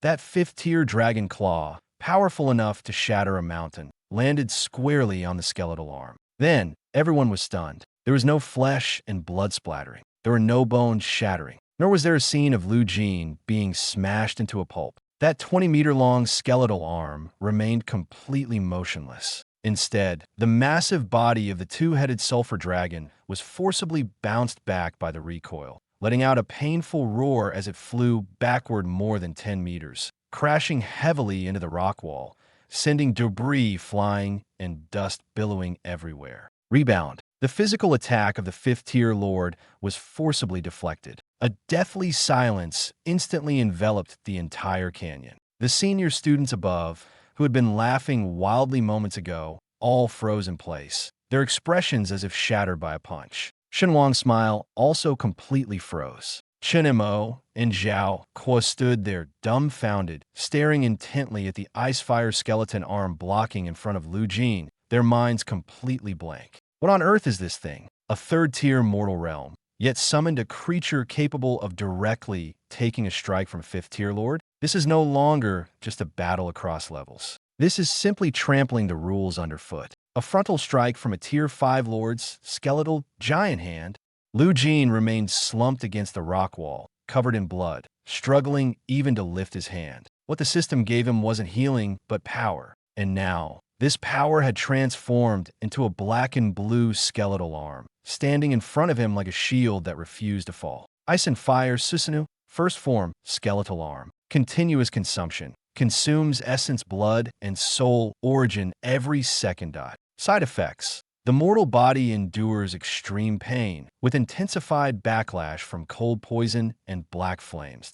This is not a life-saving skill. It's a gamble of trading life for life. Lu Jin wiped the black blood from the corner of his mouth, leaned against the rock wall, and looked up at the distant fifth-tier, lord-level giant dragon that had climbed back up. His fingers slowly lifted, covered in blood and filth, yet carrying an almost insane provocation. What's so special about being Lord level? The taste should be more valuable than those who only know how to hide in the back, right? The massive black and blue intertwined hand clenched tightly, knuckles cracking, like a monster fully ignited, finally baring its fangs. The hunt has only just begun. The wind in the canyon seemed to be pressed down by an invisible giant hand. A 20-meter-long black and blue skeletal giant hand stretched between Lu Jin and the sulfur dragon. Cold air and black flames intertwined, even tearing tiny cracks in the air. Roar! The two-headed sulfur dragon let out an enraged roar. It had ruled this B-level forbidden zone for far too long, always crushing others. When had it ever been a human with mere third-tier fluctuations standing in its way? For it, this was not just provocation, but humiliation. The dragon pressed forward again, its massive body causing the ground to crack continuously. Both heads opened simultaneously, the left spewing scalding dark red poisonous flames, while the right formed a massive sulfur explosive fireball, its temperature high enough to instantly melt through steel. Shun Wang, hiding in a distant rock crevice, had a pale face, his teeth chattering. He knew what the dual breath of a fifth-tier lord signified. That's not a normal attack. It's a massacre capable of leveling an entire area. That kid is done for. His voice trembled. An attack of this magnitude is absolutely impossible to withstand a second time. But at the center of the battlefield, Lu Jin suddenly smiled. The smile was faint, yet it sent chills down one's spine. His face was as pale as paper, with blood seeping from all 7 orifices. Maintaining that skeletal arm was no longer just a burden for him. It was draining his very last breath. He could feel his life being frantically siphoned away. 10 seconds. At most, 10 seconds. If the dragon isn't killed within 10 seconds, he will be completely drained and turned into an empty shell. Fatty, Chinemo, close your eyes. Lu Jin's voice was hoarse, yet as cold as a blade. Zhao Kuo and Chun Mo had long been paralyzed by the fifth-tier pressure. Hearing these words, they didn't hesitate for even a second and immediately shut their eyes tightly. The next moment, the dragon's dual breath was already upon him. Lu Jin suddenly raised his head, his heterochromatic pupils spinning rapidly. System, load the concept of the flame fan and attach it to Susanoo's hand. Boom! The 20-meter-long ice and fire skeletal arm suddenly spread its 5 fingers wide. A massive, illusory round fan took shape in its palm. On the fan's surface, a tomo pattern slowly emerged, resembling a cold and merciless line of judgment. Send it back. Lu Jin almost roared the words. The blood vessels in his body couldn't withstand this force, and his left arm directly exploded into a mist of blood. But he did not stop. The giant skeletal hand swung forward, directly meeting the dual breath attack that could destroy the canyon. In the next moment, a scene so eerie it made one's scalp tingle appeared. The two raging flames, upon touching the fan's phantom shadow, seemed to collide with an unyielding wall of rules. The roar exploded. Energy was forcibly twisted, compressed, and then rebounded back along the original path at an even faster speed. Moreover, this time, the flames that rolled back carried an even more terrifying touch of black. World-destroying black flame. The pupils of the two-headed sulfur dragon suddenly contracted. It revealed, for the first time, a fear truly belonging to a living creature. It simply couldn't comprehend why its primordial breath was returned intact to its face by a human who could barely stand. The distance was too close, the speed too fast. That dual breath, enhanced by black flames, didn't surge outward, but was forcibly shoved into the dragon's wide-open left head. The next second, the dragon's neck suddenly swelled with a massive fire bulge. Immediately after, boom! A muffled explosion, so loud it made one's eardrums ache, erupted. The dragon's left head seemed as if someone had stuffed an entire box of explosives inside it, instantly blowing it to pieces. Dark red dragon blood mixed with shattered bones rained down like a storm over the Crimson Rock Canyon. The stench so overwhelming it was almost suffocating. Roar! Ah! A fifth-order lord that had lost its head let out an extremely miserable howl. Its massive body crashed heavily to the ground, rolling and struggling madly, shattering pillar after pillar of rock. But the truly fatal blow was not the decapitation. It was the wisp of world-ending black flame that had already begun to devour its remaining vitality through its severed neck. One strike. It directly took away half the life of the fifth-order lord. Above the canyon, there was a deathly silence. The senior students who had just been waiting to see Lu Jin burned to ashes were now frozen in place, their mouths agape, unable to utter a single word. What the hell? Zhao Kuo secretly opened his eyes and saw the giant dragon twitching in a pool of blood. Then he glanced at the massive skeletal hand in front of Lu Jin, which was slowly dissipating, and he was completely stunned. A third-tier mortal realm managed to beat a fifth-tier lord like this? Chinamo didn't even notice the dagger slipping from his hand, only feeling that his worldview had been completely shattered by this scene. They could no longer find any other words to describe Lu Jin. Monster? Genius? Madman? None of these are enough. If one must say, it can only be said that this gravely injured, dying boy is like a god who shouldn't exist here. Huff, huff. Lu Jin gasped heavily, his entire body on the verge of collapse. As the dragon fell, the ice-fire skeleton arm finally exhausted its last bit of strength, dissolving into countless tiny specks of light and vanishing into the air. Lu Jin could no longer hold on and dropped to one knee on the ground. His clothes were soaked in blood,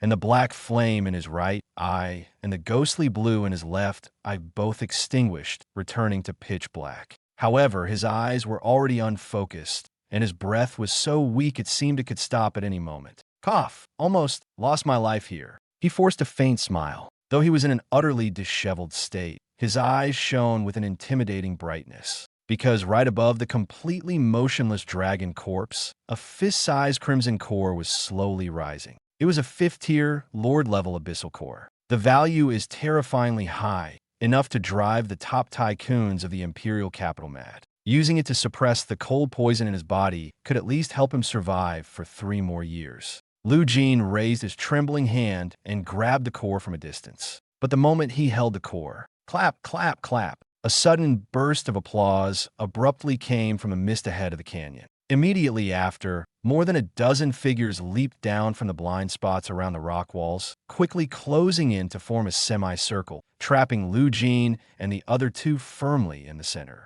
Leading them was none other than the imperial envoy from the capital, Shun Wang, whose face had been smashed earlier. But at this moment, Shun Wang's eyes no longer held the fear he had shown when facing the giant skeletal hand before. What remained was only an extreme distortion of greed and excitement. Not just him. Behind him were all senior students ranked in the top 30 of the death battle list. Every single one a 4th-tier expert. Brilliant. Absolutely brilliant. Shun Wang drew his long sword, the tip pointing directly at the kneeling Lu Jin, his smile bordering on madness. 3rd tier of the mortal realm, relying on some unknown ancient remnant formation to forcibly counterkill a 5th-tier lord. Lu Jin, your achievement is already worthy of being recorded in the annals of the Sacred Martial Academy. These people have survived until now, so their judgment is naturally sharp. Young Master Shun is absolutely right. An older student stared intently at the fifth-tier core in Lu Jin's hand, his eyes filled with greed. That move he just used must have been a forbidden technique that forcibly overdraws life. Look at him now. He can't even stand properly, his energy is depleted, and even a first-tier warrior could easily crush him. Plus, there's a 1 billion bounty and a free fifth-tier lord core. Brothers, today we're striking it rich. Strike while he's down, take his life. This is the coldest rule of the wasteland. In the face of immense profit, they had long since discarded the fear they felt moments ago. To them, Lu Jin was now nothing more than a living treasure chest, having dropped top-tier loot but left with only a sliver of health. "You're courting death," Zhao Kuo roared furiously, forcing himself to climb up from the ground and stand in front of Lu Jin. Chunamo also gritted his teeth and steadied himself, his breath chaotic, yet he refused to take even half a step back. The moment before, he seemed like someone cornered with no way out, but now, Lu Jin was smiling. The smile was faint, even tinged with a hint of exhaustion.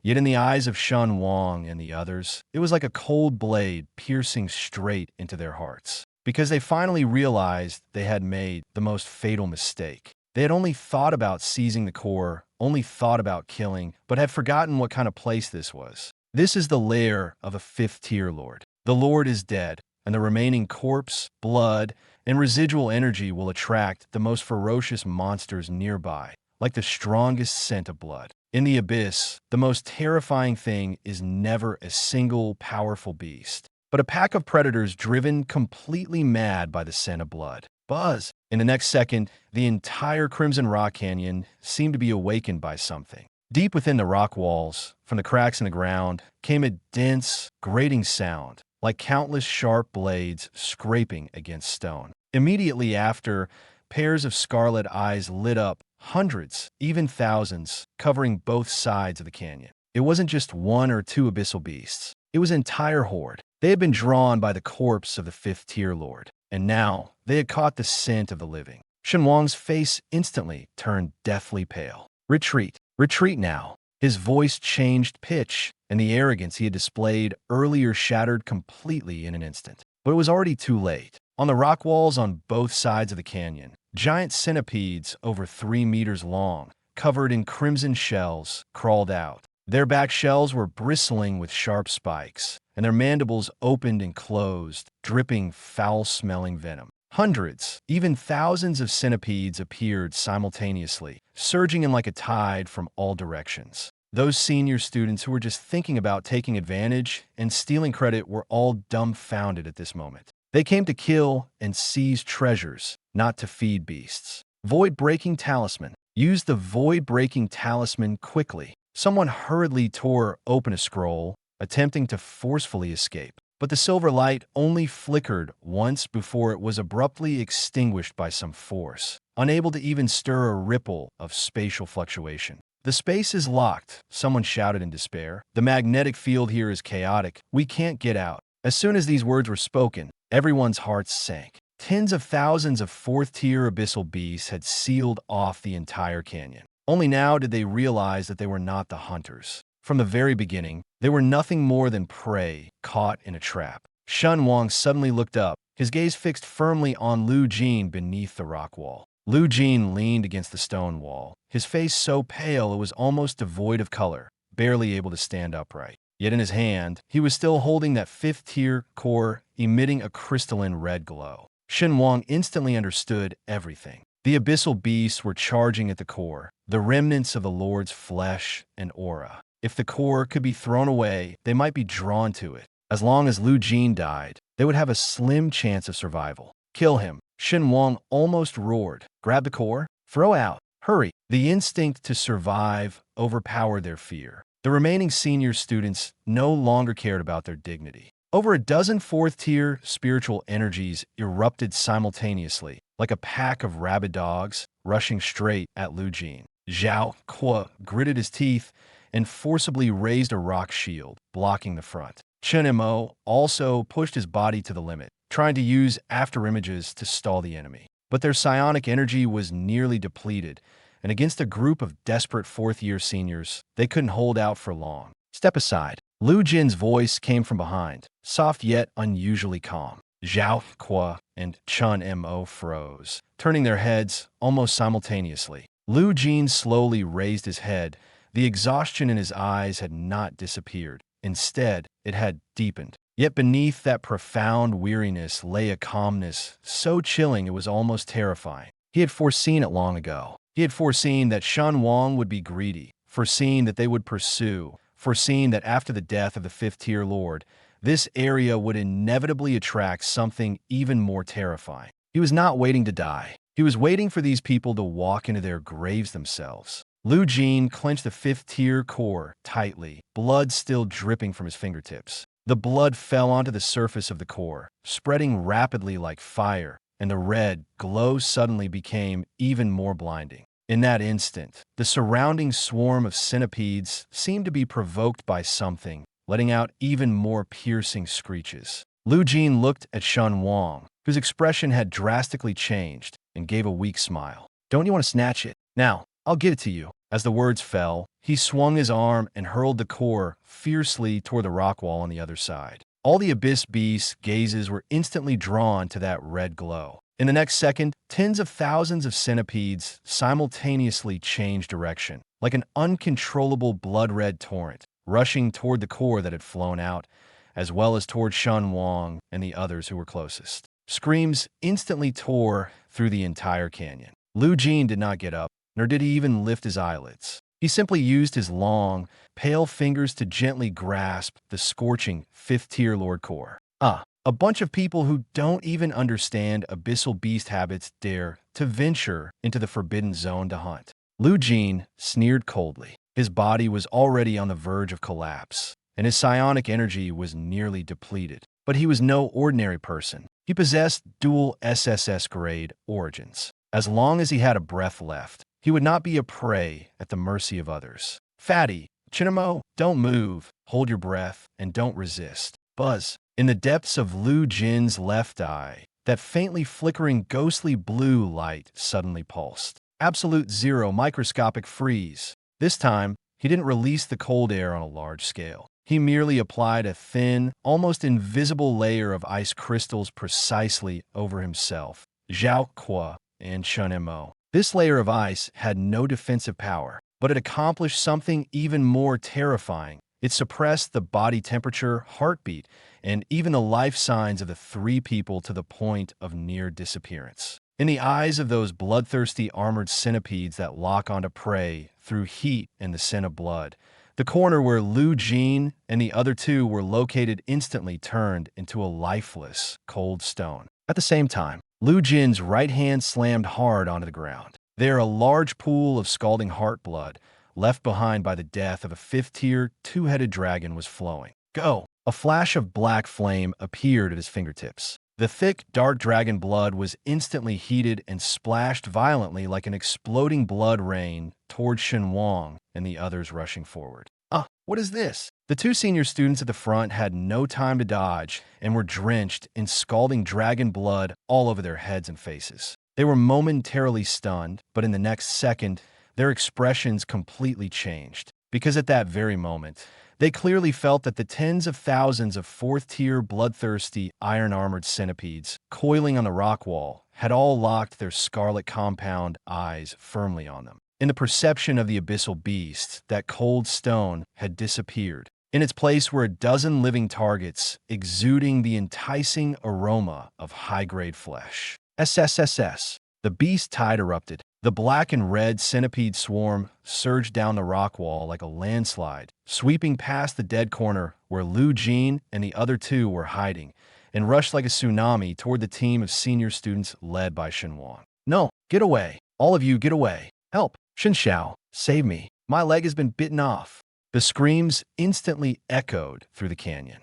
A fourth-tier, three-star senior couldn't even last 3 seconds before being completely overwhelmed by over a dozen armored centipedes. Bones were crushed, flesh was torn apart, and not even a complete corpse remained. Shen Wang wielded a fourth-tier spiritual energy longsword, frantically slashing at the centipedes lunging at him. But the venom had already corroded his entire body, leaving it riddled with wounds. He watched helplessly as his people were swallowed alive one by one. Anger and fear surged to his head, completely driving him out of control. He could never have imagined that frail invalid, who could barely stand, would use such a method to turn tens of thousands of Tier 4 abyssal beasts into a natural meat grinder to protect himself. Lu Jin, you insidious beast! Shun Wang roared, his eyes turning red. Lu Jin sat inside the ice crystal shield, coldly watching him struggle amidst the swarm of centipedes. Sneaky. His tone was terrifyingly calm.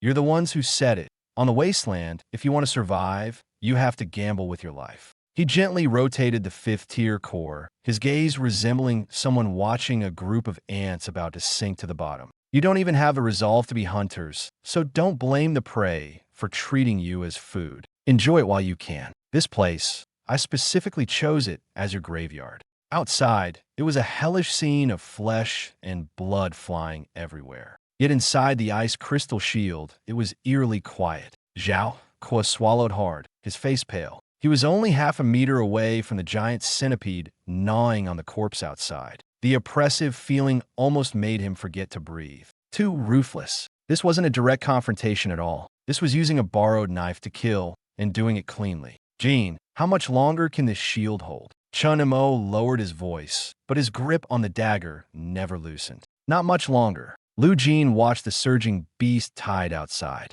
Once they've finished with those dozen people, they'll soon start searching for the Lord's core. He knew very well that Shan Wang and his group could only hold them off for 5 minutes at most. After 5 minutes, once these tens of thousands of abyssal beasts turned their focus back, no matter how many tricks he had, he might not be able to leave alive. But 5 minutes was already enough. Fatty, Chinamo, guard me. Lu Jin suddenly raised his head. Lu Jin closed his eyes, no longer suppressing the uncontrollable cold poison and backlash within his body. He gripped the blazing 5-tier Lord core tightly with both hands and forcefully pressed it against his Chi-Si Dantian. Boom! A domineering and almost savage 5th-tier primordial fire energy surged into his shattered meridians like a wild horse breaking free of its reins. Lu Jin had no way out. He had to harness this power to first repair his body, then break through the long-stuck bottleneck and directly step into the 4th-tier Grandmaster realm. Crack, crack, crack. The bones within his body emitted a series of thunderous explosions. The tissues that had been eroded by the cold poison and long since necrotic quickly turned into black ash under the dual cleansing of 5th-tier fire energy and black flame. And the newly regenerated flesh seemed as if it had been reforged, exuding a clean, jade-like luster. The spiritual energy sea, which had been stuck at the peak of the 3rd-tier 9-star level, finally tore through the most perilous barrier at this moment. 3rd tier breaking into the 4th tier. Mortal realm, stepping into the master level. A violent vortex of spiritual energy began to slowly take shape above Lu Jin's head. But at this moment, outside the ice crystal shield, the situation had completely collapsed. The last senior student beside Shen Wang was also bitten through the throat by the centipede. Covered in blood, with disheveled hair, Shen Wang finally fell into utter despair, letting out a beast-like roar. The next second, he was completely engulfed by the overwhelming swarm of insects. Tens of thousands of bloodthirsty, iron-armored centipedes suddenly stopped after devouring those dozen or so 4th-tier corpses. Their scarlet compound eyes abruptly turned toward the corner of the canyon. There, a cold stone, emitting terrifying psychic energy fluctuations, was present. They had found their target. The crack appeared at this moment. Gotcha! The extremely cold ice crystal, which had originally perfectly concealed the breath of life, finally couldn't withstand the surge of spiritual energy erupting from Lu Jin's body and split open with a tiny crack. It was this very crack that caused the surging vitality during his breakthrough to be exposed like a spotlight in the dark, instantly drawing the attention of thousands of 4th-tier bloodthirsty iron-armored centipedes. SSS. The piercing sound of insect chirping suddenly intensified. On the canyon rock walls, the centipede swarm that had just devoured Shen Wang and the others immediately turned, rushing madly like a black and red torrent toward the corner where Lu Jin and the other two were. Damn, the shield is broken. Zhao Kuo's eyes were bloodshot. He fiercely wiped the sweat and blood off his face and roared, "Chinamo, protect him. As long as we still have breath, we must never let these beasts touch Brother Jin." Understood. Chinmo's voice was as cold as ice, but the hand holding the dagger was already bulging with veins. He suddenly bit his fingertip, smearing his vital blood onto the pitch-black dagger. Second-tier shadow psionics were forcibly pushed to their limit, transforming into dozens of solidified black spikes, creating a deathly defensive line in front of the two of them. Boom! The first wave of centipede swarms crashed fiercely. Bang! Zhao Kuo's dark golden rock shield lasted only half a second before being forcibly shattered by the iron clamp-like pincers of 3 giant centipedes, each over 4 meters long. The frontal impact of a 4th-tier abyss beast is simply not something a 2nd tier can withstand. Zhao Kuo spat out a mouthful of fresh blood on the spot, his entire body flying backward as if hit by a heavy truck, slamming into the rock wall less than a meter in front of Lu Jin. Although Chun Mo's shadow ground spikes pierced through the abdomens of several centipedes,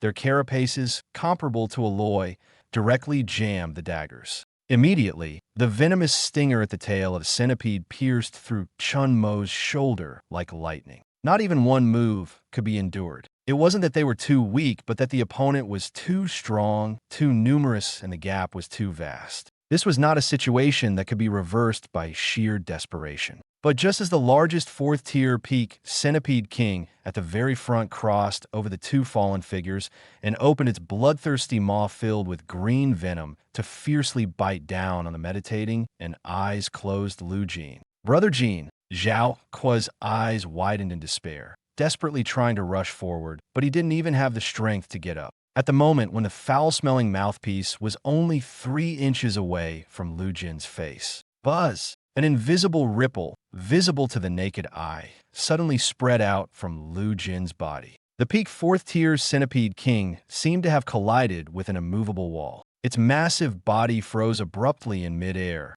unable to advance even an inch. The hallmark of the Grandmaster realm. Chun Mo clutched his bleeding shoulder, his pupils suddenly contracting. Psychic energy projection. Protective barrier.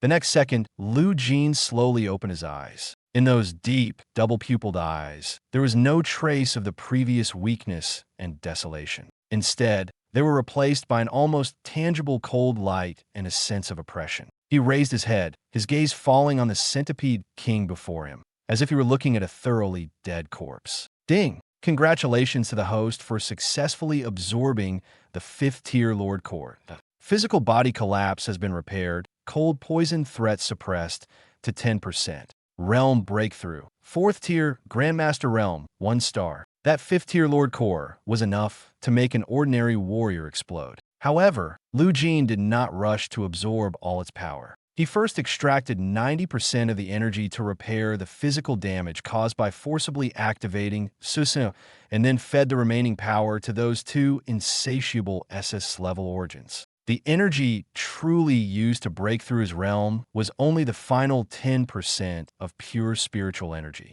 It was this 10% that forcibly expanded his Chi-Si and pushed him into the Grandmaster realm. His foundation was terrifyingly solid. Thank you for your hard work. When Lu Jin spoke, his voice had already returned to calmness. Within that calmness, there was no warmth, only a bone-chilling, murderous intent. He did not stand up, merely raised his right hand, which had regained its luster, and made a gripping motion toward the frozen Centipede King in midair. Crack! Didn't touch it. No black flame. Only the purest 4th-order psionic energy directly pressed down. The Centipede King, clad in iron armor and already at the peak of the 4th order, was like a tin can crushed by someone, its entire body exploding into a cloud of green blood mist in midair. One strike crushed. The tens of thousands of centipedes on the periphery seemed to finally realize that what they had encountered was not prey, but a natural enemy. The swarm's charge came to an abrupt halt, and even the piercing insect cries carried a distinct trace of fear. Think you can bully someone just because you have numbers? Lu Jin slowly stood up. Zhao Kuo and Chun Mo's eyes were fixed in astonishment. In the next second, Lu Jin's feet unexpectedly left the ground, hovering 3 inches above, standing in midair just like that. Standing in the air. This was the awe-inspiring power exclusive to the Grandmaster realm. Lu Jin looked down at the densely packed fourth-tier beast tied in the canyon, the corners of his mouth slowly curling into a chillingly cold arc. He was currently only at fourth tier, 1 star. But with the blessing of dual SSS-level talents, the quality of his psionic energy was already enough to crush any creature of the same tier. Perfect opportunity to test just how strong my Grandmaster-level domain really is. He slowly spread his hands. In the next instant, darkness exploded. The world-destroying black flames, as dark as ink, were no longer tentative sparks as before. Instead,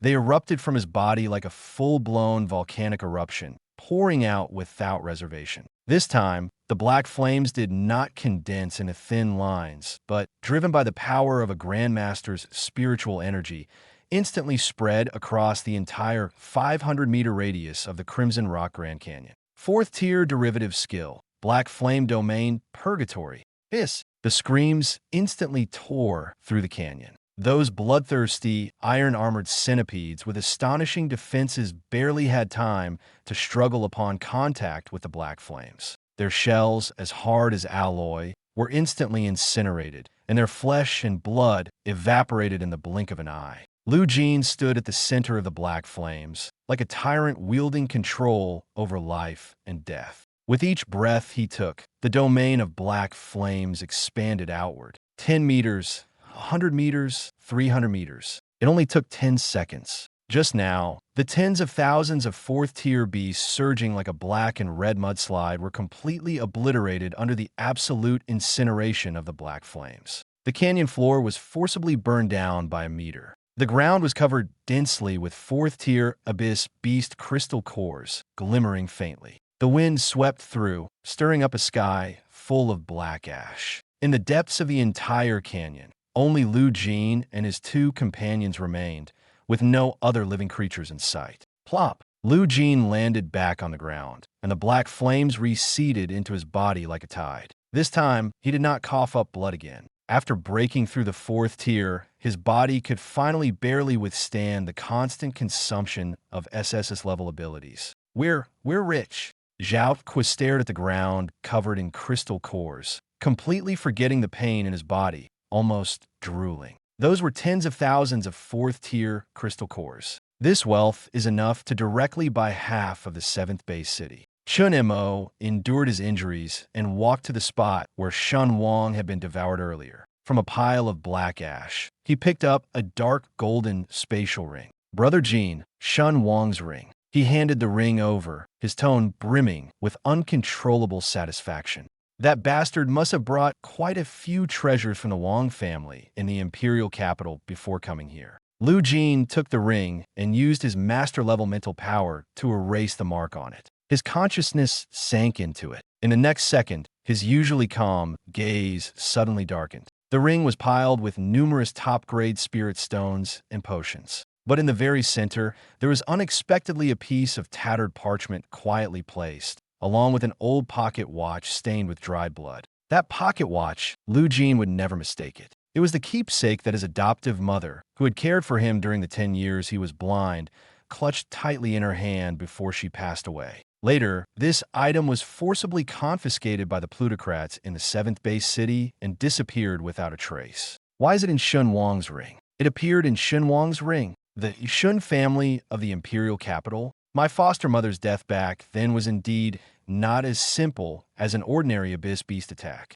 Lu Jin clenched the pocket watch tightly, the veins on the back of his hand bulging one by one. In that instant, the murderous intent buried deep in his heart exploded like icy water, chilling even the surrounding air. Zhao Kui immediately sensed something was wrong and lowered his voice to ask, "Brother Jin, what's wrong?" "It's fine." Lu Jin put the pocket watch and parchment into his space, slowly exhaled, and forcibly suppressed the surge of killing intent. But his gaze had completely changed. He turned his head to look deep into the lair of the 5th-tier, 2-headed sulfur dragon ahead. During his breakthrough, just now, he had already noticed it. The reason that Lord was lingering here wasn't because this place was suitable for survival, but because it was suppressing something with all its might. Fatty, Chun Mo, pick up all the crystal cores on the ground. Lu Jin shoved his hands into the pockets of his trench coat and walked straight toward the darkness. Clean up the battlefield and follow me into the cave. In the lair of this fifth-tier beast, something big is hidden. Chapter 21. Abyssal Iron Gate, Artificial Deity? At the deepest part of the Red Rock Canyon, the massive sulfur dragon's nest resembles a vertical shaft leading straight to hell. The further one ventures in, the more violent the fire elemental energy becomes. The rock walls on both sides are scorched into a dark red, glass-like state by the intense heat. Toxic fumes fill the air, and even breathing feels like swallowing knives. Zhao Kwa, carrying 2 large bags of 4th-tier crystal cores, looks like a walking treasure trove. The immortal rock armor on his body has been baked red-hot, and with every step he takes, a charred black mark is left behind. Brother Jin, this place is just too outrageous. Zhao Kwa panted as he wiped his sweat, but the moment the sweat appeared, it turned into white steam. This temperature is definitely over 2,000 degrees. If I hadn't just broken through to the 2nd tier, I would have been cooked the moment I reached the cave entrance. Chen Mo walked in the shadow on the other side. But upon reaching this place, even someone as skilled in concealment as him had no choice but to reveal himself. The pure yang energy here was too overwhelming, naturally suppressing those of the shadow element. His breathing was a bit labored, but his gaze never left Lu Jin's back, his eyes filled with uncontrollable reverence. "Fatty, stop talking nonsense," Chen Mo said in a low voice.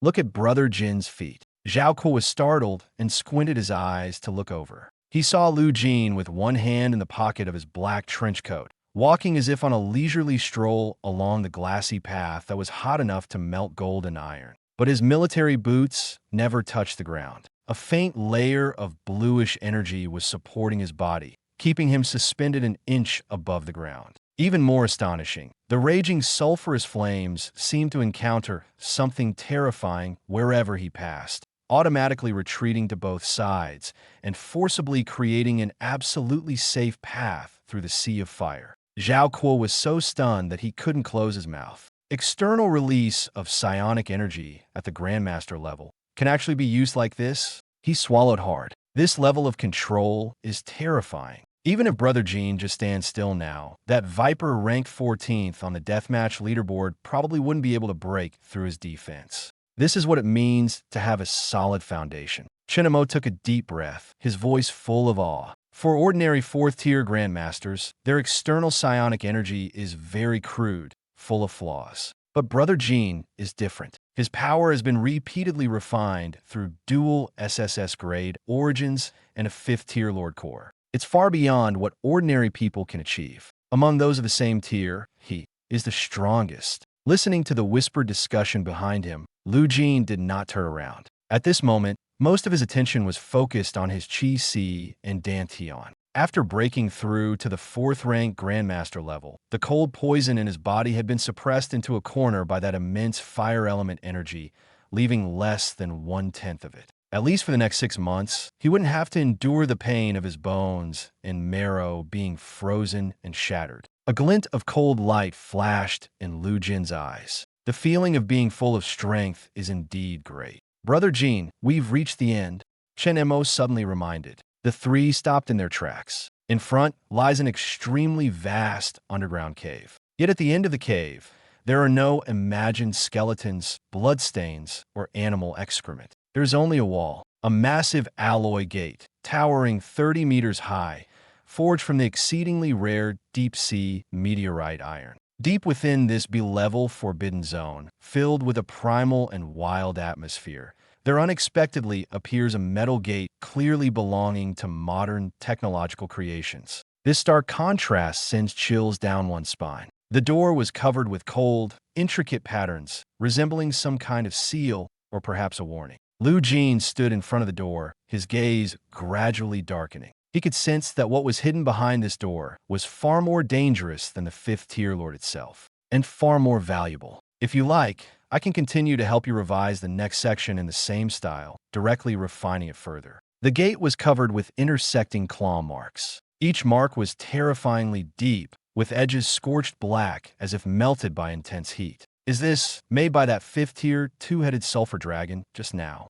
Zhao Kuo's eyes widened as he gasped. How tough is this door? Even a fifth-tier lord going berserk couldn't tear it apart. It's not that it couldn't tear it apart. It's because there's a counter-damage array engraved on the door. Lu Jin's gaze was icy as he slowly stepped forward. He stared at the center of the alloy door. There, a massive circular imprint was sunken in. On the imprint was the head of a ferocious abyssal monster, surrounded by densely packed ancient runes. Lu Jin's gaze gradually darkened. This pattern was identical to the engraving on the bloodstained pocket watch he had just seen in Shen Wang's ring. Totem of the Abyss. His voice was as cold as ice. Chen Mo also stepped forward, raising his hand to touch the door. Don't touch it, Lu Jin immediately said. But it was already too late. Chen Mo's fingertips had just approached within half a foot when the door suddenly shook violently. Buzz! An extremely fierce fifth-tier lightning backlash force instantly erupted, transforming into a purple thunderbolt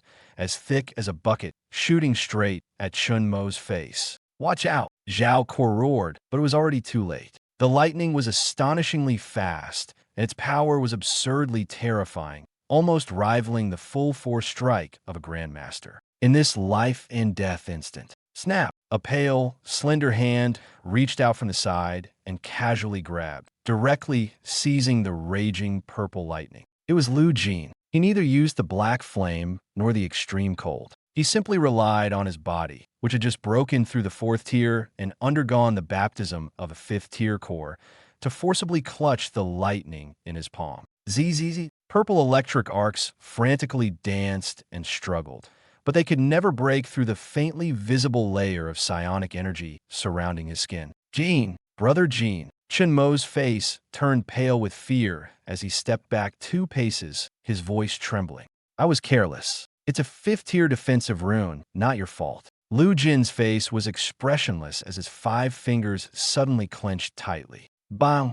The raging purple lightning was directly crushed by him into countless points of light scattered across the sky. He raised his head, looking at the massive alloy door, and let out a cold laugh. Seems like the fifth-tier lord outside isn't some wild abyssal beast. It's just being kept here by someone specifically to guard the door. What? Zhao Kuo and Chen Mo exclaimed simultaneously. A fifth-tier lord serving as a watchdog? This is too extravagant. Even the top tycoons in the imperial capital might not be able to pull off something like this. The water in the imperial capital is much deeper than we imagined. Lu Jin took out the blood-stained, broken pocket watch from his spatial ring and slowly raised it to his eyes. He then looked again at the massive indentation in the center of the door. The size and outline matched perfectly. The person who caused my foster mother's death locked this door here. Xin Wang brought this pocket watch to the restricted area, probably not just to kill me, but also to take something from here. Lu Jin lightly tossed the pocket watch, his eyes surging with uncontrollable madness and murderous intent. Since I've stumbled upon this, let's see what these lofty people are hiding underground that can't see the light of day. He did not use the pocket watch to open the door, because he knew very well that behind this door, there might still be a self-destruct program left by the Shen family. Lu Jin put away the pocket watch, then raised his right hand and pressed it against the alloy door that even a fifth-tier lord couldn't tear open. Fatty, Chen Mo stepped back 10 meters. His voice was very calm, yet carried a chilling sense of oppression. The next second, deep within his pitch-black eyes, a dense, inextinguishable black flame suddenly ignited. The flame seemed to erupt from the deepest depths of hell, cold, lifeless, yet capable of annihilating everything. Pure master-level spiritual energy poured unreservedly into the black flame. Burn it to nothing for me. Sneer. A fist-sized ball of black flame suddenly erupted in Lu Jin's palm and was fiercely pressed against the defensive formation on the door. The fifth-tier lightning array, said to withstand the full-force attack of a Grandmaster, emitted a piercing wail the moment it came into contact with the black flame, as if ice and snow had collided with strong acid. In just 3 seconds, the array completely shattered. Immediately, the terrifying melting point of the deep-sea meteorite became a joke in the face of the black flame. A massive circular hole was quickly burned into the door, with scorching molten iron dripping continuously from the edges. Let's go. Lu Jin withdrew his hand and took a step forward. Lu Jin kicked away the iron block blocking his path, and was the first to step through the long sealed door. Behind the door was a massive, abandoned laboratory. It had been left unattended for ages, with the air filled with dust and the cold scent of metal. Rows of damaged culture vessels stood on either side, and inside them were not ordinary experimental samples, but various abyssal monster organs forcibly stitched together and grotesquely deformed. Just one glance was enough to make one's scalp tingle. At the very center of the laboratory, a glowing blue anti-gravity stasis pod was unexpectedly floating. Everyone had assumed that what the Shun family had hidden here must be some extraordinary treasure or a divine weapon capable of altering the balance of power. Inside the hibernation pod lay not a weapon, but a young girl who appeared to be only 13 or 14 years old. Her body was covered in tubes, her long silver hair cascading down to her waist. Her face was so pale it lacked any trace of blood, resembling a meticulously preserved corpse. She had her eyes closed, exuding an eerie stillness. Yet on her forehead was the exact same abyssal totem as the one on the alloy door. This was no collection item at all. This is a live experiment. Lu Jin's gaze instantly turned cold. The next second, a piercing alarm echoed throughout the laboratory. Red lights flashed frantically. The top-secret laboratory has been violently breached. Unauthorized life-form intrusion detected. Ultimate bioweapon, codename Goddess, forced awakening protocol initiated. The moment the words fell, the hibernation pod suddenly exploded open. The icy killing intent swept across the entire scene like a tide. An aura even more dangerous than the fifth-tier giant dragon from earlier erupted from the girl's body. It wasn't mere strength, but a man-made, emotionless, destructive force. Chun Mo's face turned pale as he staggered back several steps, almost falling to the ground. Zhao Kuo clenched his teeth, forcing himself to form a rock shield in front of him, his voice trembling. "Jean, something's wrong with this." The energy inside her is even more terrifying than that monster outside. Lu Jin did not respond. He simply stood in place, staring at the figure slowly emerging from the icy mist. The girl was barefoot, stepping on the scattered metal fragments without seeming to feel any pain. Her silver hair moved without wind as she slowly lifted her head, revealing a face so beautiful it seemed almost unreal. But those eyes held no expression, no emotion, and nothing that a human should have. Only a blank void, like a machine, like a blade, like a tool specifically created for slaughter. The abyss totem on her forehead was glowing with a blinding red light. A cold mechanical voice came through the broadcast again. Authorization failed. Confirm the identity of the intruder. Goddess protocol activated. Eliminate all living beings within sight. Before the words had even faded, the girl's figure suddenly vanished from where she stood. It wasn't speed. Instead, it was directly severed from view, as if forcibly moved to another position. Chun Mo only felt a chill down his spine, and even his breathing paused for a moment. "Fatty, duck your head," Lu Jin shouted sharply, stomping his right foot heavily on the ground. With a loud bang, the psychic energy of the fourth-tier master exploded instantly, and a layer of defense formed by a ghostly blue aura was erected in front of Zhao Kuo and Chun Mo. Almost at the same moment, the girl's hand had already arrived. That pale, slender hand, like a blade devoid of warmth, slashed fiercely against Lu Jin's protective aura. Crack! Snap! Snap! The Grandmaster's chi, strong enough to withstand the full-force strike of a peak fourth-tier expert, unexpectedly cracked on the spot, with spiderweb-like fissures rapidly spreading. Zhao Kuo's face turned pale. What is this monstrous thing? A trace of coldness flashed in Lu Jin's eyes. Spatial severance. He understood at a glance. The Shen family had actually forced the innate ability of a sixth-tier or higher spatial type abyssal beast into the body of a human girl in order to create this monster.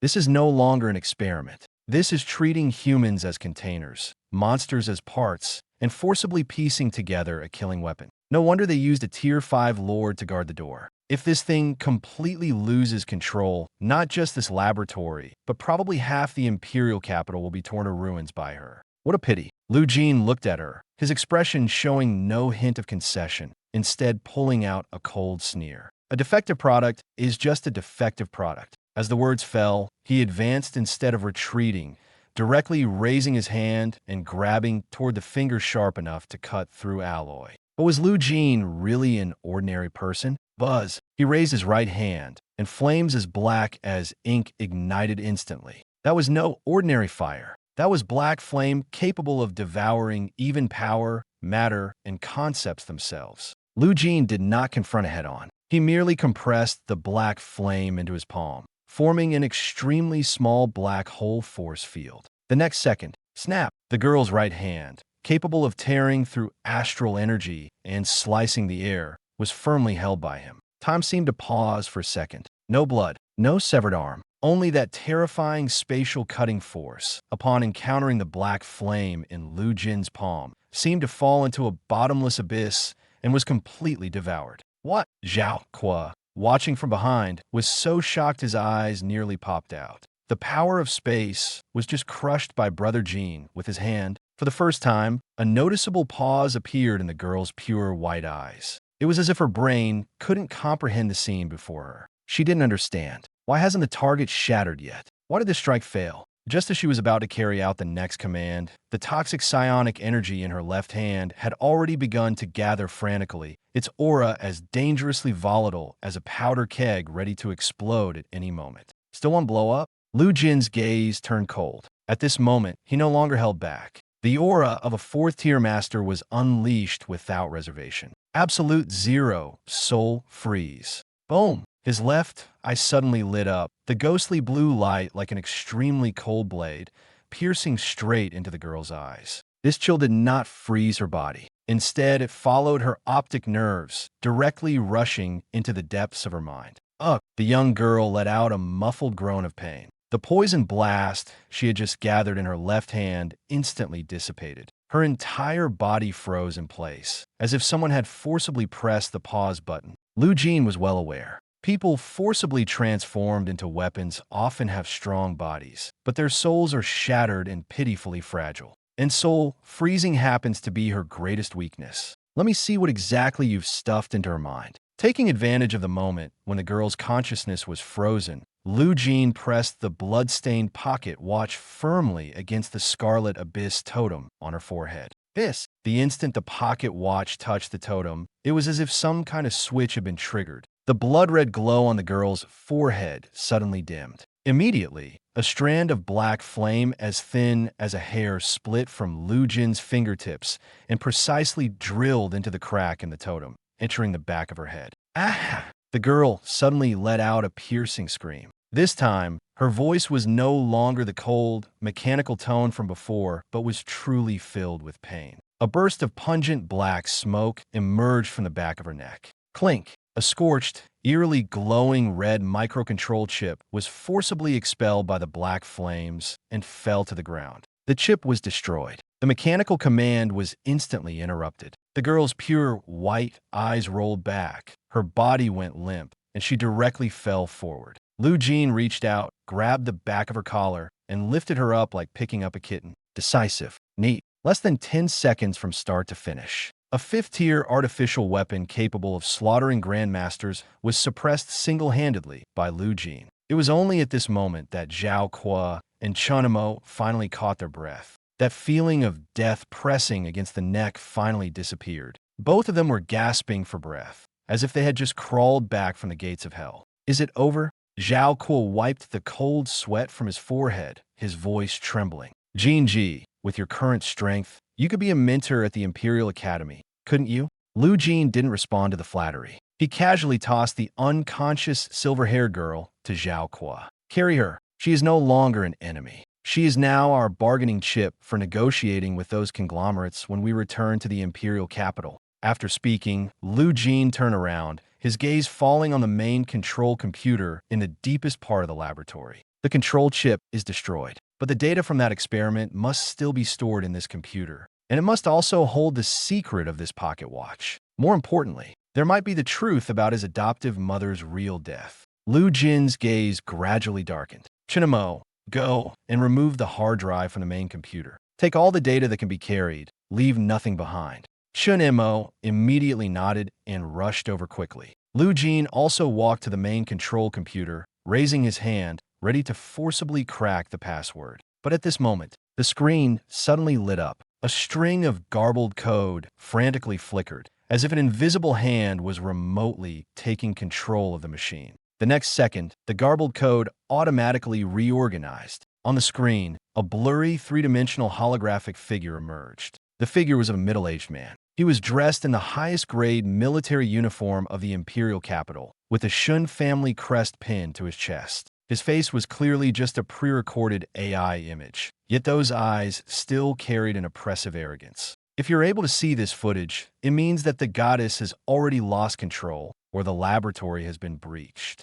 In the vast underground space, his voice echoed coldly. I don't care who you are, nor do I care if you're sent by another conglomerate. Listen carefully. All the data in this laboratory has already been synchronized to the Abyss Council's main database in the Holy Martial Imperial Capital. What you've taken is nothing more than an empty shell without control. Anyone who touches the goddess is a mortal enemy of the Shun family, a traitor to the 18 High Walls. Now, the laboratory's self-destruct program has been activated. Countdown, 60 seconds. Enjoy your final moments underground. As soon as the words were spoken, the image disappeared. The next second, the entire underground laboratory lit up with blinding red alarms. The rock walls began to shake violently. Massive boulders from the dome above started crashing down one after another, each one terrifyingly heavy, as if intending to bury everyone alive here. Damn it, the Shin family is really ruthless.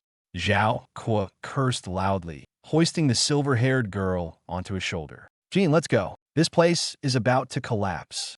Chun Mo moved swiftly, raising his hand to cut off the core data disk of the mainframe and stuffing it directly into his coat. He knew very well that this was the real reason they had risked everything to break in. Even if they had to flee now, they couldn't leave empty-handed. What's the rush? Lu Jin stood in the collapsing laboratory, looking up at the falling debris overhead, his expression eerily calm. He had already advanced to the 4th-tier master level. The energy within him was like a bottomless ocean. The trump cards he previously couldn't use freely could now be unleashed without restraint. Since the Shun family had declared that anyone who touched the goddess was a mortal enemy, there was no need to hold back anymore. The corners of Lu Jin's mouth slowly curved into a cold smile. His eyes ignited with two ultimate flames of origin, one blue, one black, like dual wrath from the icy tundra and the depths of hell. Then I will overturn this forbidden zone, along with their ridiculous pride. Susanu, boom! Accompanied by Lu Jin's furious roar, an energy of ice and fire 100 times more violent than the self-destruct program suddenly surged skyward. Zhao Kuo and Chun Mo widened their eyes almost simultaneously, their breathing halting for a moment. This time, what appeared was no longer the incomplete one-armed skeleton. Instead, it was a 40-meter-tall, half-body, skeletal demon god, composed of ghostly blue ice crystals and apocalyptic black flames intertwined. It appeared like a colossal war titan from mythology, forcibly propping up the collapsing space. The demon god firmly shielded Lu Jin and the other two within its ribcage. The 1,000-ton boulders falling from the sky were instantly incinerated into nothingness by the black flames upon contact with the ribcage, leaving not even a trace of debris. Zhao Kuo felt his scalp tingle. Chun Mo also fell completely silent. They had thought they already understood Lu Jin well enough. But it was only at this moment that they realized this guy's true trump card was beyond anything they could have imagined. Hold on tight. Lu Jin raised his hand, as calm as if he were doing something utterly ordinary. The ice and fire demon god also raised its arm in sync, making a motion to draw a blade. The next second, Lu Jin's voice was deep and powerful. I'll lead you out. The demon god suddenly exerted force, and the ground beneath his feet exploded with a deafening roar. The entire underground laboratory completely collapsed at that moment. Countless layers of rock were forcibly torn apart, as scorching heat waves and icy coldness erupted simultaneously, like a blade carving a path straight through the Earth's crust. Just before the underground space completely collapsed, the demon god swept up Lu Jin, Zhao Kuo, Chun Mo, and the unconscious silver-haired girl, rushing toward the surface. Rumble. B-Class Forbidden Zone, the deepest part of the wild sand wasteland.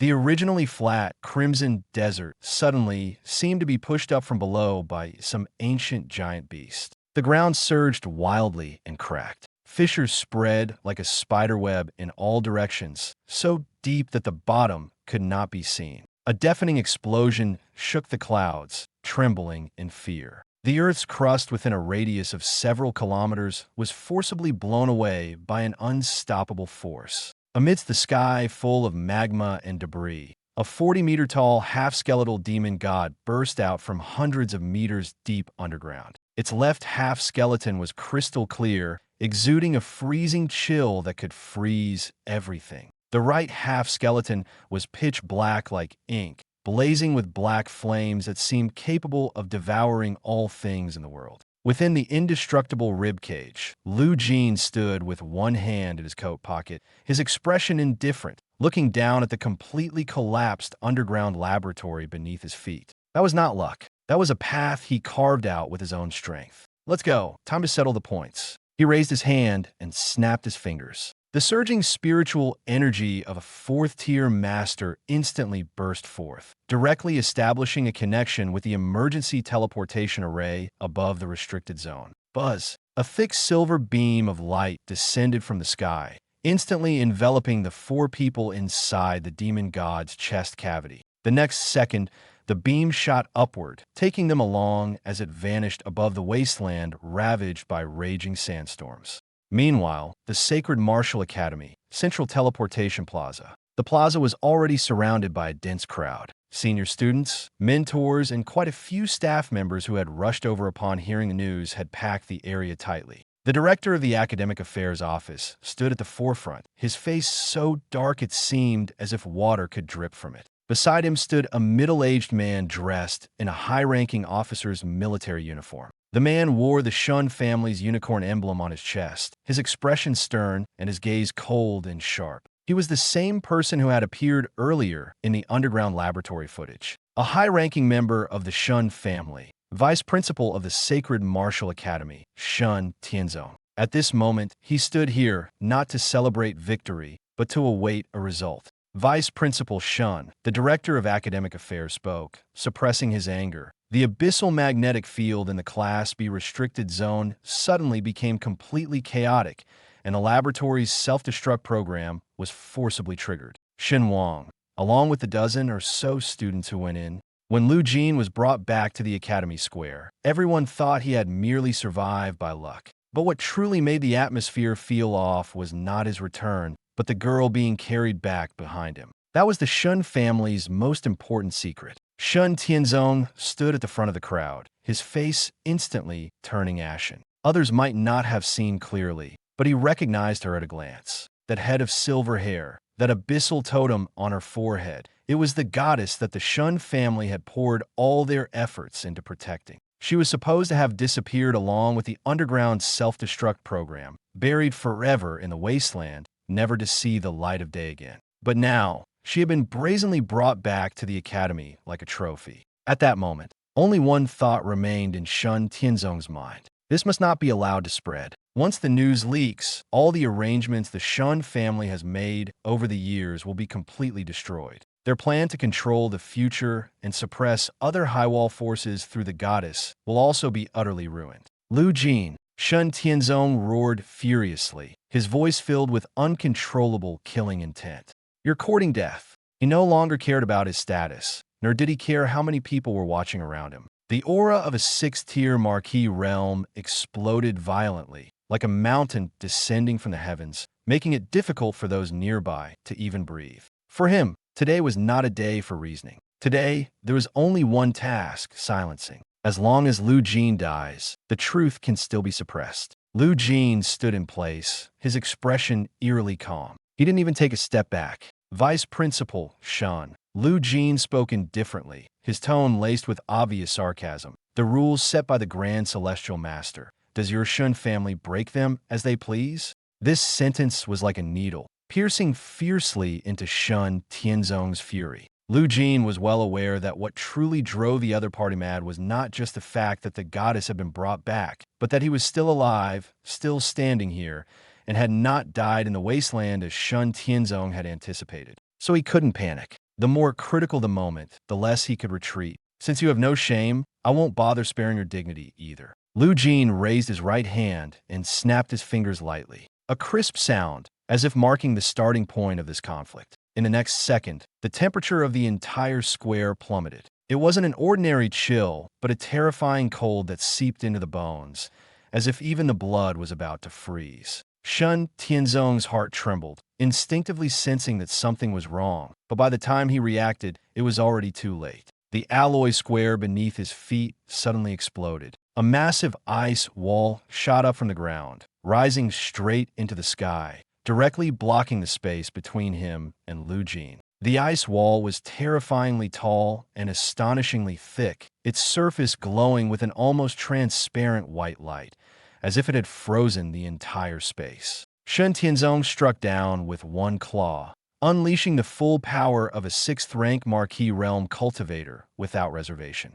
Boom! A loud noise numbed everyone's eardrums. The surrounding onlookers, older students, were directly blown away by the shockwave, unable to even stand steadily. Yet the ice wall only trembled slightly, with a few shallow marks on its surface, not even forming real cracks. Shun Tianzong's expression finally changed. He staggered back a few steps, his chest surging with blood, his eyes filled with disbelief. Impossible. How could a kid who just broke through to the 4th-tier master possibly withstand the strike of his? Moreover, the power of this ice wall clearly does not belong to Lu Jin himself. That kind of coldness is too pure, too domineering, and definitely not something a 4th tier could control. Shun Tianzong stared at Lu Jin, a thought flashing quickly through his mind. The protective mark left to you by the old celestial master.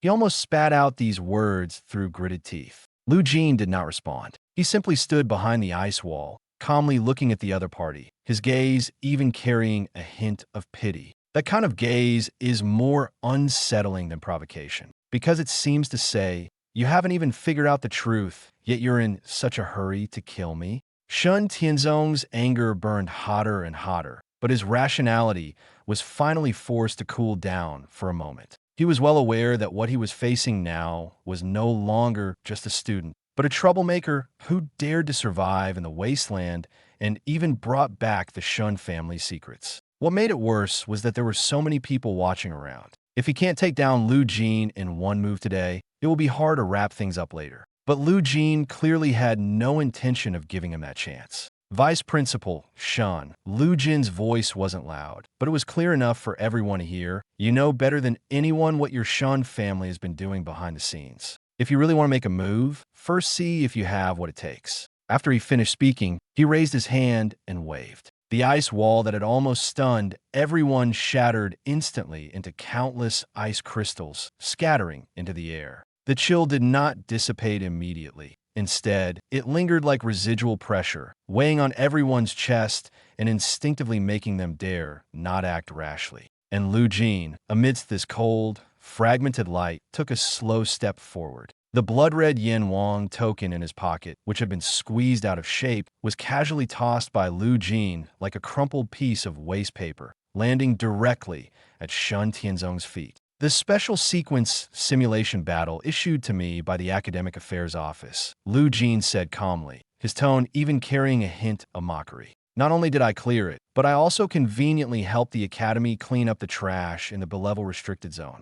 Shun Tianzong's expression instantly darkened. Lu Jin, however, gave him no time to recover. With a flick of his wrist, he directly slammed a fist-sized core, radiating a crystalline red glow onto the testing monument at the edge of the square. Bang! In that instant, the violent pressure of a 5th-tier lord exploded, like a heavy hammer pressing down on everyone's chest. The entire venue fell silent in an instant. The gray-robed director of academic affairs nearly popped his eyes out, his voice trembling. 5th-tier Lord Core? Did you kill the 2-headed sulfur dragon deep in the Forbidden Zone? As soon as these words were spoken, everyone around froze. The senior students who had been waiting to watch a joke just moments ago now had completely different expressions. When they looked at Lu Jin, it was no longer the gaze directed at a freshman who could be easily manipulated, but at a monster who absolutely shouldn't be here. A 4th-order freshman soloed and killed a 5th-order lord? This isn't just about being bold. It's so outrageous that it doesn't even seem like something a human could do. Just a casual move. Lu Jin spoke nonchalantly, as if he had just stepped on a bug. His gaze returned to Shun Tianzong, the coldness in his eyes growing heavier.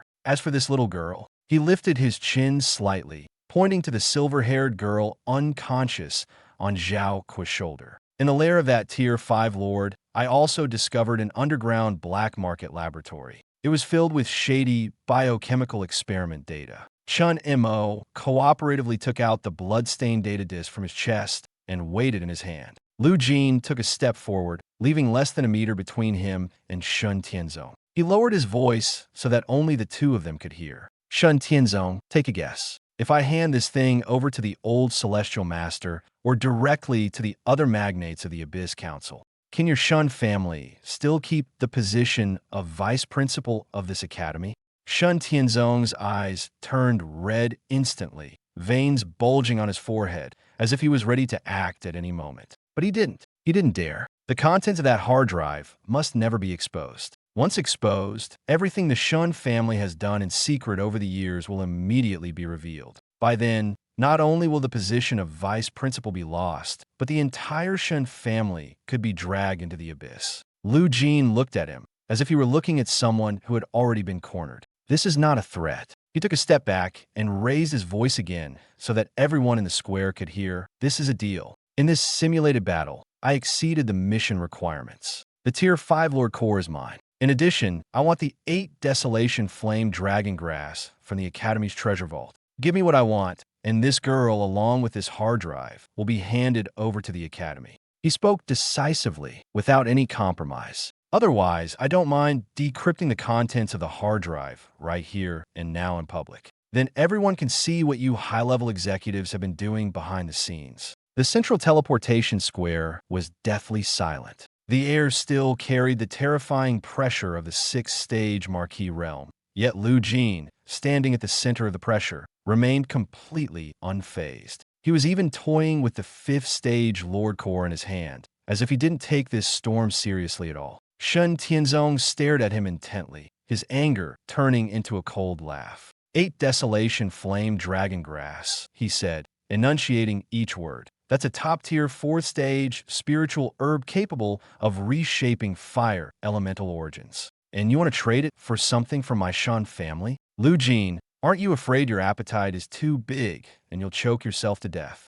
Lu Jin wiped the corner of his mouth with a blood-stained handkerchief, his gaze as cold as ice. There's no need for the vice principal to worry about this. I'll ask you just once, will you trade or not? Shun Tianzong glanced around. Hundreds of eyes were fixed on this spot. If he were to act forcefully now, not only might he trigger the protective seal left by the old Celestial Master, but the hard drive could also be destroyed in the chaos or even exposed on the spot. What's even more troublesome is that once the other tycoons of the Abyss Council find out that the Shun family is conducting high-level abyssal beast gene fusion experiments on human girls, the Shun family will immediately become the target of public criticism. By then, all the hidden dirty secrets will be unearthed. He cannot gamble, nor can he afford to gamble. Shun Tianzong was well aware that what he needed to do most at this moment was not to fight recklessly, but to first safeguard his family. He took a deep breath, forcibly suppressing his killing intent, and the 6th-tier pressure was instantly withdrawn. Very well, he spoke coldly. The 7th base city has truly produced a vicious dragon like you who devours people without leaving a trace. After speaking, he raised his hand, and a warm jade box appeared in his palm. The box was smooth and warm throughout, with a layer of red frost flowers on its surface. The fire element's spiritual energy emanating from within was astonishingly dense. In the next second, he flicked his wrist and directly hurled the jade box at Lu Jin. This strike seemed like merely throwing something, but it actually concealed an extremely strong force. If it were an ordinary 4th-tier master, they probably wouldn't even be able to catch it, and their palm would be shattered on the spot. Snap! Lu Jin raised his hand and steadily caught the jade box. The movement appeared casual, yet his arm didn't waver in the slightest. A transcendent-level physique was far beyond what an ordinary human body could compare to. He unfastened the clasp and glanced down. Inside the box lay a crimson spiritual herb, its leaves curling like flames, with a faint halo flowing across its surface. It resembled a miniature fire dragon, quiet yet commanding respect. Not bad quality. Lu Jin closed the box, his expression calm, but the satisfaction in his eyes was unmistakable. He glanced at Zhao Kuo and Chun Imo, giving them just a single look. Zhao Kuo immediately understood, raising his hand to toss the silver-haired girl from his shoulder, as if discarding a worthless bag of goods. His movements were crisp and decisive, without the slightest hesitation. Chun Imo didn't say a word either, directly throwing over the core data disk. The two mentors behind Shun Tian immediately stepped forward, carefully catching the girl and the hard drive, their movements as cautious as if handling something that could explode at any moment. Shen Tianzong stared at Lu Jin for a long time. In his gaze, the previous anger had vanished, replaced by a colder, heavier killing intent. That look was not like he was looking at a person,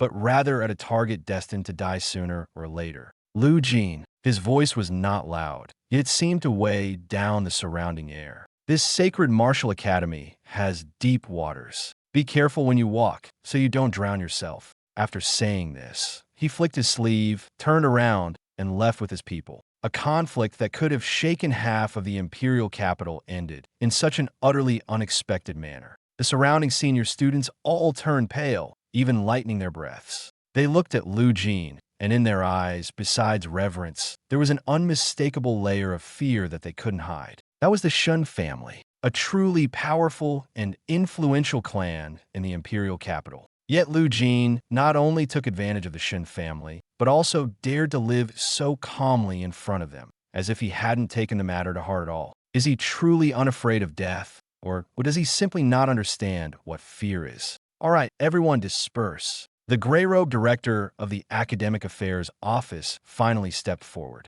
With a wave of his hand, the crowd of onlookers quickly dispersed, though each person couldn't help but glance at Lu Jin one more time as they left. The director walked up to Lu Jin, his expression complex. The freshman before him was clearly only at Tier 4, Star 1, yet the actions he had taken today had completely exceeded everyone's expectations. Lu Jin, your performance in this simulated battle has far surpassed the Academy's predictions. According to the rules, this is your special grade points reward. The director handed over a black magnetic card, but he didn't leave immediately. He looked at Lu Jin, his tone lowered a bit. But today, you've completely offended the Shun family. The Grandmaster can protect you from any overt trouble, but the covert tactics you may not be able to guard against. Thank you for the reminder, Director. Lu Jin took the magnetic card, his tone still very calm. Just a sneak attack, break it, and that's it. The director looked at him, wanting to say something more, but in the end, just sighed and turned to leave.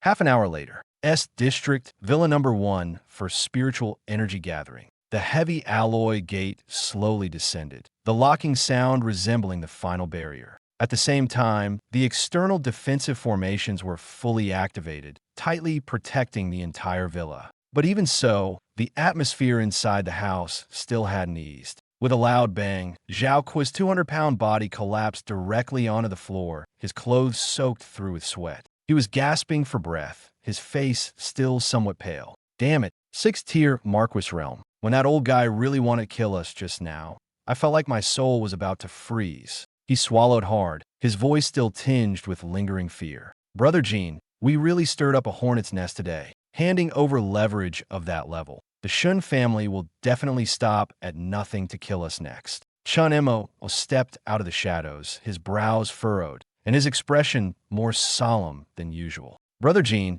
I just took a quick look at the data on that hard drive. It's enough to make the Shun family take a serious fall. Trading it for just a single plant. Doesn't that seem like too much of a loss? If they go back and destroy the evidence, we won't have anything to hold over them in the future. The two close friends seemed as if they were carrying a heavy burden, their nerves tightly wound. But Lu Jin simply walked over to the sofa and sat down slowly. He placed the level 5 Lord Core and the jade box containing the 8 desolate flame dragon grass together on the table, his movements unhurried. Then, he leaned back against the sofa, the corners of his mouth slowly curling into an ambiguous smile. Chips, evidence. He softly repeated it, as if mocking their worries. Lu Jin raised his eyes, and in his dark, deep gaze, there was a kind of almost maddening calmness. In a place like the imperial capital, the conglomerates hold too many resources in their hands. Even if you hand over the hard drive, they can come up with 100 ways to clear their name. If worse comes to worst, they can even turn the tables and accuse us of forging it. He lightly tapped the tabletop with his fingertips. So that hard drive was just a decoy from the very beginning. Chen Montag was stunt. A decoy? Then what about the goddess? That's a genuine tier 5 weapon. That's the key point. A deep black flame suddenly flashed in Lu Jin's eyes. Do you really think that in the lab, I only removed her control chip? Zhao, Kwa, and Chun Mo simultaneously shut their mouths, staring at him intently. Even their breathing became lighter. Lu Jin spoke slowly, his voice not loud, yet it struck their hearts like a heavy hammer. When I removed the chip, I casually planted a seed of world-destroying black flame in the deepest layer of her consciousness. The living room instantly fell silent to the point of eeriness. After the Shin family take her back, the first thing they'll do is rebuild the control center, then connect her to the Shun family's core mainframe for a reboot. Lu Jin's tone was calm, yet it sent chills down one's spine. But as soon as they activate the reboot program, that black flame seed will explode first, directly burning through their underlying logic protocols and replacing their original control system. As he spoke, he reached out to pick up the 8 Desolation Flame Dragon Grass, his fingertip lightly brushing the surface of the jade box, his gaze as cold as a blade.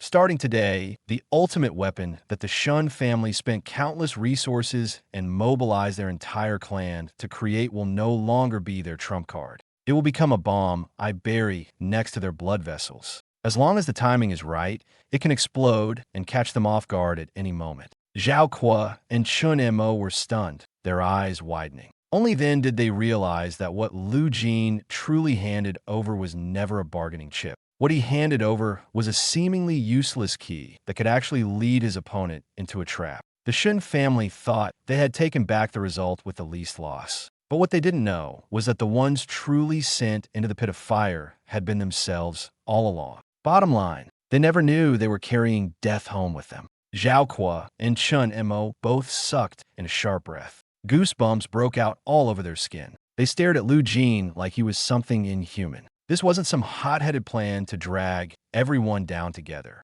It was something far worse. It was a complete, crushing takedown. On the surface, Lu Jin had backed off and agreed to the trade. In secret, he had turned the other side's ultimate weapon into his own killing blade. Brother Jin, how does your brain work like that? Zhao Kwa swallowed hard. He looked at Lu Jin like he was staring at a living demon. Enough. Stop acting like you've never seen anything impressive before. Lu Jin waved him off, cutting off Zhao Kwa's shock. He knew one thing better than anyone. Tricks only work when strength backs them up. If he showed weakness now, the Shun family still had plenty of ways to crush him. His crazy leap in power, plus all those lucky draws, had given him a foundation that still felt a little unstable. If he wanted to survive what was coming next, he had to lock everything down. He had to turn his 2 SSS tier talents into real, usable combat strength. Fatih Chen Montak. There's 100,000 Academy points on this card from the simulation exam reward.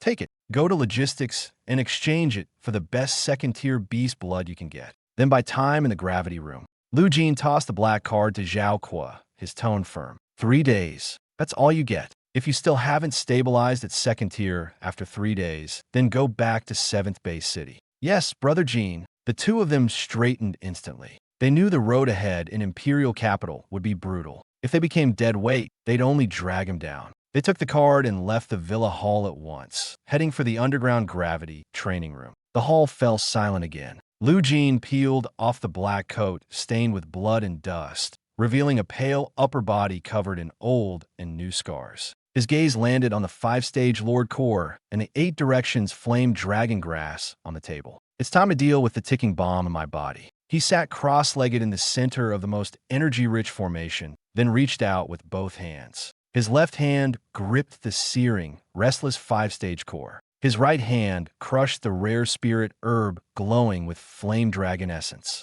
System, help me. Furnace open. Boom! 2 massive torrents of pure fire energy surged into him like twin wild dragons, roaring through his arms and into every inch of his body. This time, it wasn't about forcing a breakthrough. This time, it was for tempering his bones, for forging his soul. Hashtag chapter 25, Ice and Fire Merge. A martial maniac seeks the sword. S-Zone, Villa Number 1, Underground Seclusion Chamber. The defensive formation was running at full power. Not even a fly could get through. Boom! Inside the sealed room, the temperature split into two impossible extremes. The left side was so cold the air itself crystallized into blue ice. The right side was warped and collapsing under a field of black flame that felt like it could burn the world down. Lu Jin sat cross-legged right at the center where ice met fire. His bare upper body was being torn apart and rebuilt at the same time. The 8 directions flame dragon grass had turned into a tiny raging fire dragon, smashing through his damaged meridians. At the same time, the 5-stage Lord Core kept pouring in vast amounts of fire origin energy. Hold still! Lu Jin clenched his teeth so hard his jaw ached. A low growl rumbled out of his throat. He wasn't using this power to push into his 2nd star of the 4th tier. He was using it for something far more dangerous. He was driving the fire origin force straight toward the last 10% of the cold poison hidden deep inside his heart. He was launching a final assault. If this were anyone else, having 2 such extreme energies inside their body at the same time would have killed them on the spot. But Lu Jin had something different. His 2 SSS tier talents acted like a furnace and a stabilizer at the same time. Sizzle, ice and heat fought violently inside his bones. Every clash destroyed dead cells and forced new flesh to grow in their place. His already superhuman body was undergoing a complete transformation under this brutal refining. 3 full days and 3 nights passed. Then all at once, buzz! The wild energy inside the chamber suddenly collapsed inward, like rivers returning to the sea. It was gone, completely gone. Lu Jin slowly opened his eyes. A faint blue gleamed deep in his left pupil. A deep black shimmered in his right. This time, though, those 2 opposite powers no longer rejected each other, and that power did not go out of control. Instead, it seemed to be tamed by some invisible rule, slowly flowing within the depths of Lu Jin's dual pupils. Ding! Congratulations to the host for completely refining the Tier 5 Lord Core and the 8 Desolation Flame Dragon Grass. Innate cold poison hazard, completely eradicated and fully absorbed and assimilated by SSS-level absolute 0. Physical strength, extraordinary entry-level peak, perfectly adapted to the normal consumption of dual SSS-level origins. Congratulations to the host for comprehending the prototype of the dual origin fusion skill. Domain Silent Ice Flame. Lu Jin slowly exhaled a breath. As soon as this breath left his mouth, it turned half into ice shards and half into nothingness in midair, vanishing in an instant. He stood up, took out a brand new black shirt from his spatial ring, and casually put on. It was only at this moment that he truly felt the cold, piercing, and occasionally meridian-tearing poison that had been pressing inside his body was finally gone. At last, I don't have to endure that torment anymore. His voice was soft, but the long-suppressed weariness in his eyes finally dissipated. Now, his realm is still firmly suppressed at the 4th stage, 1-star level of the mortal realm. But this does not mean he is weak. If he were to encounter the 14th ranked Viper from the deathmatch rankings again, you wouldn't even need to make a move. Just one look at the opponent, and their body and spiritual energy would be directly erased, leaving no chance to struggle. This is no longer a battle in the ordinary sense. This is the gap in the levels of life. Lu Jin was well aware that he was no longer the same as before. Judging by the time, the others should be coming out soon. He pushed open the heavy iron door of the retreat room and walked down the stairs back to the villa's hall. In the hall, Zhao Kuo and Chun Mo were sprawled haphazardly on the sofa. Both of them were covered in bruises and purple marks, with bloodstains on their clothes. Their faces were deathly pale, and even their breathing carried a heavy scent of blood. But Lu Jin only took one glance to know that they weren't on the verge of death. Instead, they had been pushed to their limits and had forcibly endured through it. The spiritual energy within their bodies was now as steady as a rock. 2-star, 3rd level. In just 3 days, under the relentless bombardment of top-tier resources and the almost brutal pressure of the gravity chamber, these 2 guys not only solidified their foundation completely, but also managed to break through 2 minor realms in succession. Jin, bro, you're out? Zhao Kuo heard the footsteps, struggled to open his swollen eyes that had narrowed to mere slits, and tried to sit up. Lu Jin raised his hand to stop him, his tone calm. Lie down. How does the gravity chamber feel? He casually tossed over 2 bottles of high-grade life potion. Chunimo caught them and, without a second thought, twisted open the cap and gulped them down. As the potion entered his stomach, his pale face finally regained a bit of color. Almost died in there. He took a deep breath and grinned. But it was worth it. If I were to face myself from 3 days ago now, I'm confident I could slit my own throat within 3 moves. Those words sounded like madness. But Lu Jin knew this was the truest form of growth. True geniuses are never made through empty boasts, but by repeatedly pushing themselves to the brink of collapse, relentlessly honing themselves into sharper blades. Very good. Lu Jin walked to the floor-to-ceiling window and looked outside. The towering buildings of the sacred martial academy, reaching into the clouds, resembled a silent giant beast in the night. On the surface, it was calm, but underneath, hidden currents surged. The waters of the imperial capital have already been muddied, he said. From now on, we don't need to actively seek trouble with anyone. He turned around, a faint smile appearing at the corner of his lips. Because trouble will soon come knocking on its own. As soon as the words were spoken, ding-dong, the doorbell rang. This time, no one banged on the door and no one shouted. The doorbell rang in an orderly manner, one press at a time, polite to the point of restraint. Yet it was precisely this restraint that made people even more uneasy, because accompanying the doorbell was an oppressive force so terrifying that it made the entire S-District Villa complex tremble. Chun Mo, who had been lying half-dead just moments ago, suddenly sprang up like a cat whose tail had been fiercely stepped on, with a dagger sliding into his palm. Peak of the 4th tier? No, that's not right. His face instantly darkened. The solidity of this spiritual energy is already close to half-step transcendent. It's just a hair's breadth away from that vice principal of the Shun family. Zhao Kuo gritted his teeth and stood up as well, with the indestructible rock armor instantly covering his entire body, making him look like a stone statue ready for battle. Half-step 5th tier, his voice had completely changed. This level of person could never be a fool who came running for a mere 100 million bounty, nor could they be a minor character sent by the Shun family to die. In the Sacred Martial Academy, among the students who could reach this realm, there was only one person. Lu Jin merely raised an eyebrow slightly, his gaze remaining calm. Open the door. The gate slowly slid open. Outside the gate stood a short-haired young man with an extremely burly figure. He was dressed in a faded gray martial arts uniform and carried on his back a pitch-black heavy sword as wide as a door panel.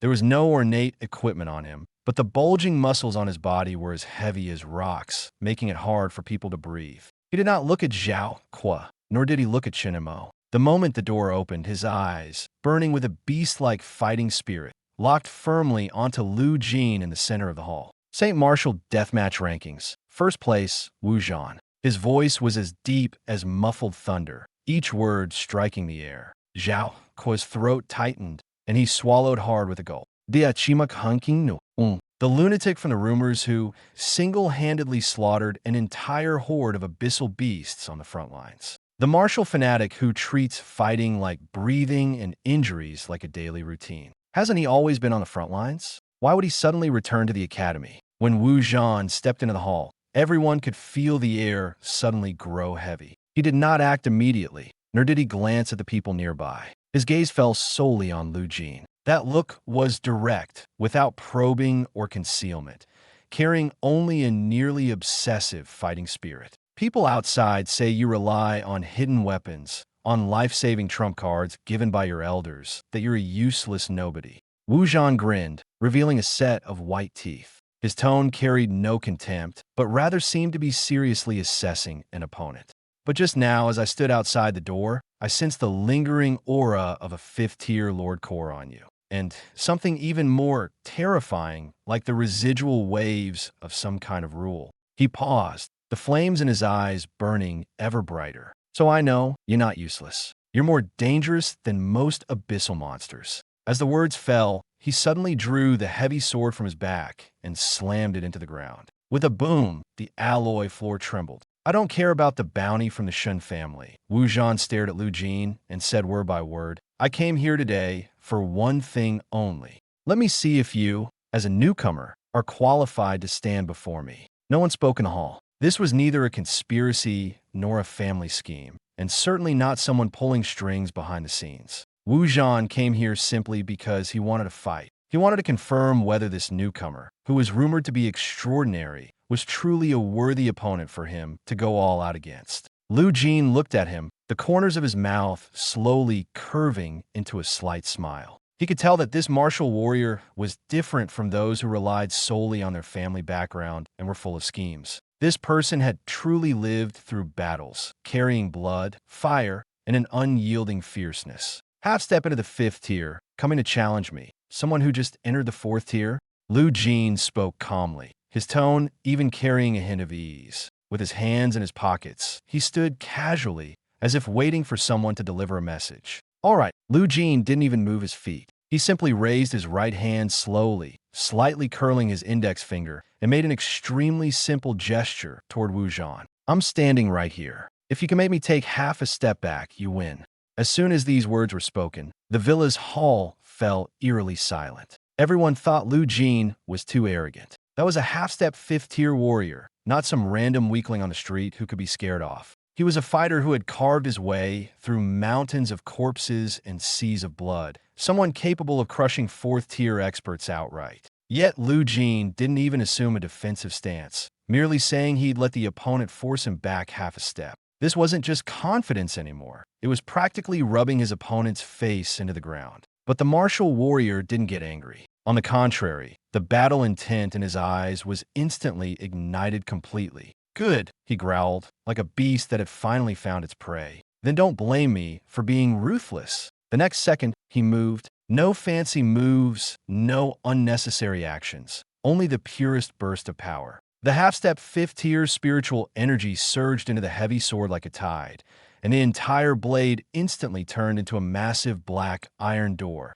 accompanied by a piercing shriek as it tore through the air, slamming fiercely toward Lu Jin. This strike was not meant to kill, but to suppress. He intended to use absolute power to force Lu Jin back. Faced with a blow strong enough to shatter steel, Lu Jin still did not dodge. He didn't even bother to summon the familiar ice wall, simply raised his left hand, which had been tucked in his pocket, as if catching something utterly ordinary, to meet the heavy sword. Just as the sword's edge was only an inch away from the palm, a sudden surge of spiritual energy erupted within Lu Jin. It wasn't a simple release, but a kind of extremely high-frequency vibration, so fast that it was completely invisible to the naked eye. Fusion Technique Prototype, Domain Silent Extinction Ice Flame. An invisible ripple, centered on Lu Jin's palm, suddenly spread outward. The heavy sword smashed down, but at the very moment it touched Lu Jin's palm, Wu Zhan's expression changed. He felt as if he hadn't struck a hand at all, but rather a black hole that devoured everything. The force, strong enough to split mountains and rocks, was first forcibly frozen by an extreme chill the moment it touched the palm, and then immediately burned into nothingness by an overbearing, unreasonable heat. His strength vanished, completely disappeared. How could it? Before Wu Zhan could finish speaking, the blade emitted a series of fine cracking sounds. Crack, crack, crack. His 4th-tier supreme heavy sword, forged from deep sea, sunken silver, and his companion in the wasteland battles for 5 years, was rapidly covered in ghostly blue frost from the point it touched Lu Jin's palm, while the other half seemed to have been burned in a furnace, turning into molten red iron. The next second, bang! The entire heavy sword exploded into countless iron fragments in Lu Jin's hand, scattering in all directions. Wu Zhan's pupils suddenly contracted. Before he could react, an even more terrifying counterforce surged through the hilt of the sword directly into his body. Poof! His entire body seemed to be struck by a heavy hammer, violently flung backward, crashing hard into the distant alloy door and spitting out a mouthful of fresh blood. One move. No, it couldn't even be considered a single move. Lu Jin didn't use any martial techniques, didn't create any distance, and didn't unleash any exaggerated killing moves. He simply stood in place and raised his hand to intercept. Then, the heavy sword of a half-step 5th rank shattered, and the person was sent flying. The hall was so quiet that even the sound of breathing could be heard clearly. Zhao Kuo and Chun Mo's mouths were wide open, their shock completely unhidden on their faces. 3 days ago, Lu Jin had to rely on precise maneuvers to deal with a 4th-tier opponent, and fighting a 5th-tier one almost required him to risk his life, even needing external assistance. But 3 days later, he actually crushed a half-step 5th-tier weapon on the spot with just one hand. The change happened so quickly it felt like a dream. Wu Zhan clutched his chest, gritting his teeth, and slowly pushed himself up from the ground. He lowered his head to glance at the fragments scattered across the ground, then raised his head to look at Lu Jin. Lu Jin remained standing in the same spot, his expression calm, with not even a crease on the hem of his clothes, as if what had just happened was merely him brushing off a speck of dust. Wu Zhan remained silent for a long time. Then, he slowly cracked a smile. There was no resentment in that smile, only a deeper excitement. "So that's how it is," he murmured. "I've come to the right place. No resentment, no unwillingness." A hearty laugh suddenly burst out on Wu Zhan's rugged face. "Ha ha, good. What a monster who cultivates dual systems. What an extraordinary Lu Jin."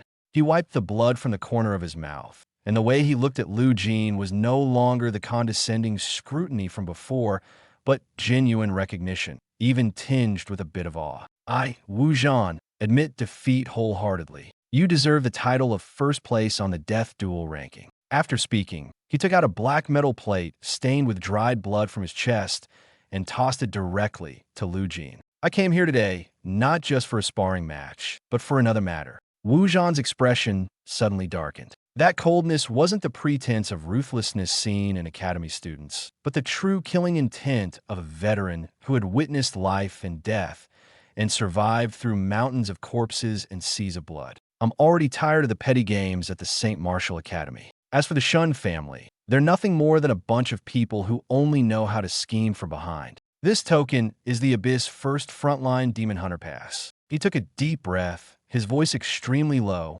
yet every word was clear. 3 days from now, the abyssal tide will erupt. True ancient monsters will crawl out from the level 1 rift. The battlefield, there has a minimum threshold of 4th rank master. Wu Zhan looked at Lu Jin, his gaze resembling that of someone staring at a freshly unsheathed blade. "The academy is too small a pond to nurture a true dragon like you." After speaking, he turned and pushed open the villa's door, his back straight like an unyielding spear. "If you have the guts, see you at the Abyss frontline in 3 days. There, that is the true battlefield for monsters like us." After Wu Zhan left, the Hall of Villa number 1 gathering spirit still lingered with a sword intent so sharp it was suffocating. Lu Jin casually tossed the black pass, representing the Abyss First Frontline, onto the table, producing a crisp, light sound. "Brother Jin, are we really going to the front line?" Zhao Kuo leaned over, staring at the black card, his eyes filled with both excitement and unease. Although he is now a Tier 2 3-star, he can handle some sparring matches in the academy. But once he goes to the Abyss frontline, it's a completely different story. That place is a true meat grinder. Tier 2 warriors going there aren't even tough enough to serve as cannon fodder. "What's scared?" Lu Jin glanced at him sideways. "Scared of what?" Zhao Kuo slapped his chest, only to tug at his wound, grimacing in pain. "As long as I'm with Brother Jin, even if we have to pry open the coffin lid of an Abyss demon god, your fat lord will charge at the front." "All right, cut the chatter." Lu Jin picked up the black card loaded with 100,000 premium points and twirled it lightly between his fingers. "The front line is no child's play. Their 5th-tier lords are everywhere, and 4th-tier abyssal beasts are nothing. With your current strength, going there would only mean throwing your lives away." He stood up, draped himself in a brand new black tactical coat, and completely suppressed the icy and fiery anomaly in his dual pupils. His entire demeanor instantly became profound and composed, like a bottomless cold abyss. "Let's go to the Treasure Pavilion. Take you to spend money." Shunwu Academy Treasure Pavilion. This is a 9-story glazed pagoda floating above the inner courtyard. As the top academy of the Great Xia Kingdom, even the items displayed on the first floor, if transported to a place like the 7th Bay City, would be enough to spark a bloody storm. Lu Jin and the other two did not stop on the lower floors, but directly took the exclusive psionic elevator straight to the 7th floor. That area is designated for Grandmaster level and above strategic materials. When the elevator doors opened, the space before them was vast, yet unusually quiet. The air was filled with the intense scent of high-grade spiritual medicines mixed with formations, and just standing there, one could feel an invisible sense of oppression. Behind the counter sat a middle-aged man wearing a high-level mentor's robe. A badge was pinned to his chest, with the words "Shun Family Guest Official" written on it. "Stop!" The middle-aged mentor raised his head, and the moment he saw Lu Jin, his eyelid visibly twitched. However, he did not lose his temper on the spot like those brainless fools.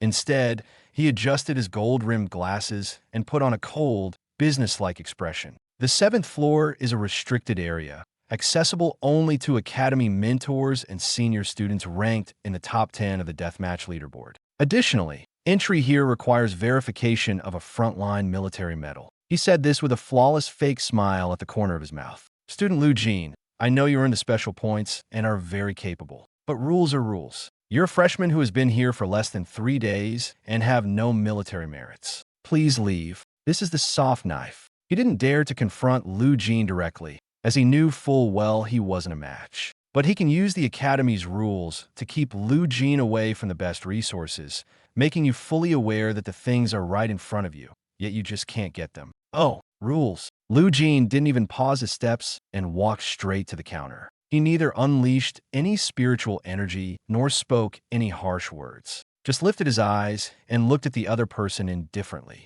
Lu Jin almost casually reached his right hand into the pocket of his trench coat, pulled out a pile of items, and slammed them onto the counter made of millennia-old warm jade. The crisp sound of impact exploded in the quiet floor, causing everyone to instinctively look up. The first item was a premium black card worth 100,000 points. The second was the identity badge for the top rank on the deathmatch leaderboard, personally given to him by Wu Zhan. The third was the highest level pass for the Abyss First Frontline Demon Hunters. The last item was a reverse dragon scale, still stained with dark red dragon blood and exuding the oppressive aura of a 5th-tier lord. It was a trophy he had directly plucked from a 2-headed dragon. "You're asking me for military merits?" Lu Jin placed both hands on the edge of the counter, leaning forward slightly. His dark eyes locked onto the middle-aged mentor like a predator eyeing its prey, pinning him down firmly. "I single-handedly killed a Tier 5 Lord in the B-level Forbidden Zone and, in passing, preserved the entire ecosystem of the zone.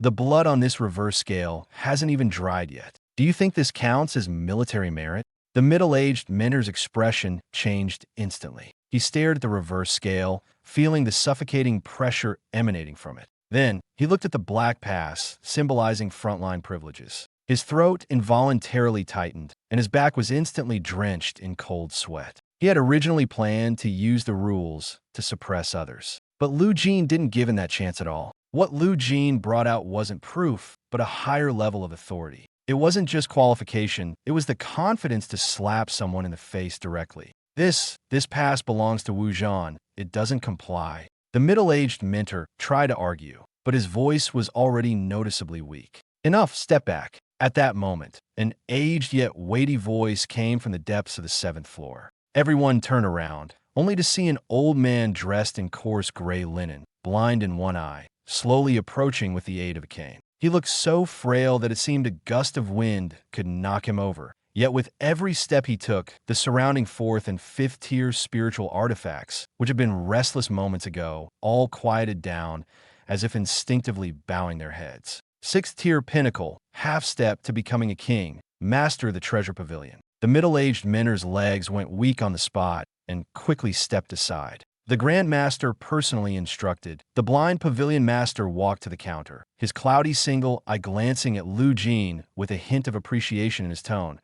This young man, within the academy, has privileges equivalent to a vice principal. He turned his head to look at the middle-aged mentor, his tone suddenly turning cold. "You fool! That old dog Shen Tianzong himself suffered at this kid's hands, and you still dare to use the academy rules to corner him? Get down to the 1st floor and sweep the floors. You're not allowed upstairs for 3 years. Why, yes. The middle-aged mentor's face turned pale, not daring to argue back, and he almost stumbled and crawled into the elevator. No further entanglement, no unnecessary public humiliation. In the face of true strength and background, the weak don't even have the right to struggle. Kid, 100,000 points is the budget that the stingy folks at the academic office have been saving for a long time. The pavilion master waved his hand. Pick whatever you want. As soon as the words fell, all the crystal cabinets on the 7th floor, locked by formations, opened with a loud rumble. Lu Jin didn't stand on ceremony and directly walked in with Xiao Kuo and Chen Mo. Fatty, that one. He casually pointed to a crystal box on the left, emanating a dense earth elemental essence. 4th tier top grade core of earth heart soil. Swallow it, and your SS grade undying rock armor will gain gravity field and self-repair abilities. 30,000 points, take it. Holy crap, thanks, Brother Jin.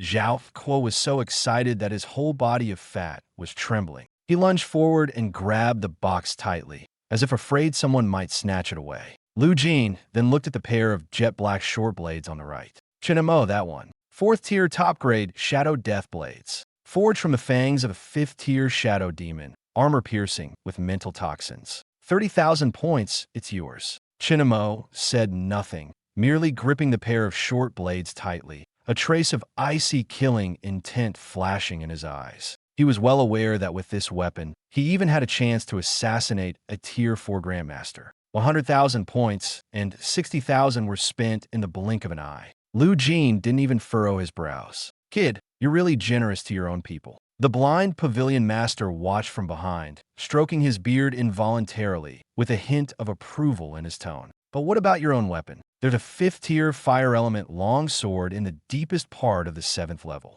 Don't you want it? Lu Jin shook his head. First of all, they're not my subordinates. They are my brothers. His tone was calm, but resolute. Secondly, I don't like using toys crafted by others. He possesses the world-destroying black flame, and this such a level of power is overwhelmingly dominant. Ordinary weapons simply cannot withstand it, and would only become a burden when held. Just as he was about to turn and leave, the source of the world-destroying black flame within him suddenly jolted sharply. It wasn't a sense of alertness. It was a kind of hunger, a strong desire that only arises when encountering something you want to swallow. Lu Jin's footsteps came to a halt. Following the guidance of that instinct, he walked toward an abandoned counter in the far corner of the 7th floor. Dust had accumulated there, as if it hadn't been touched in a long time. A piece of black wood was casually thrown on the counter. That thing looked completely unremarkable, like a charred piece of charcoal.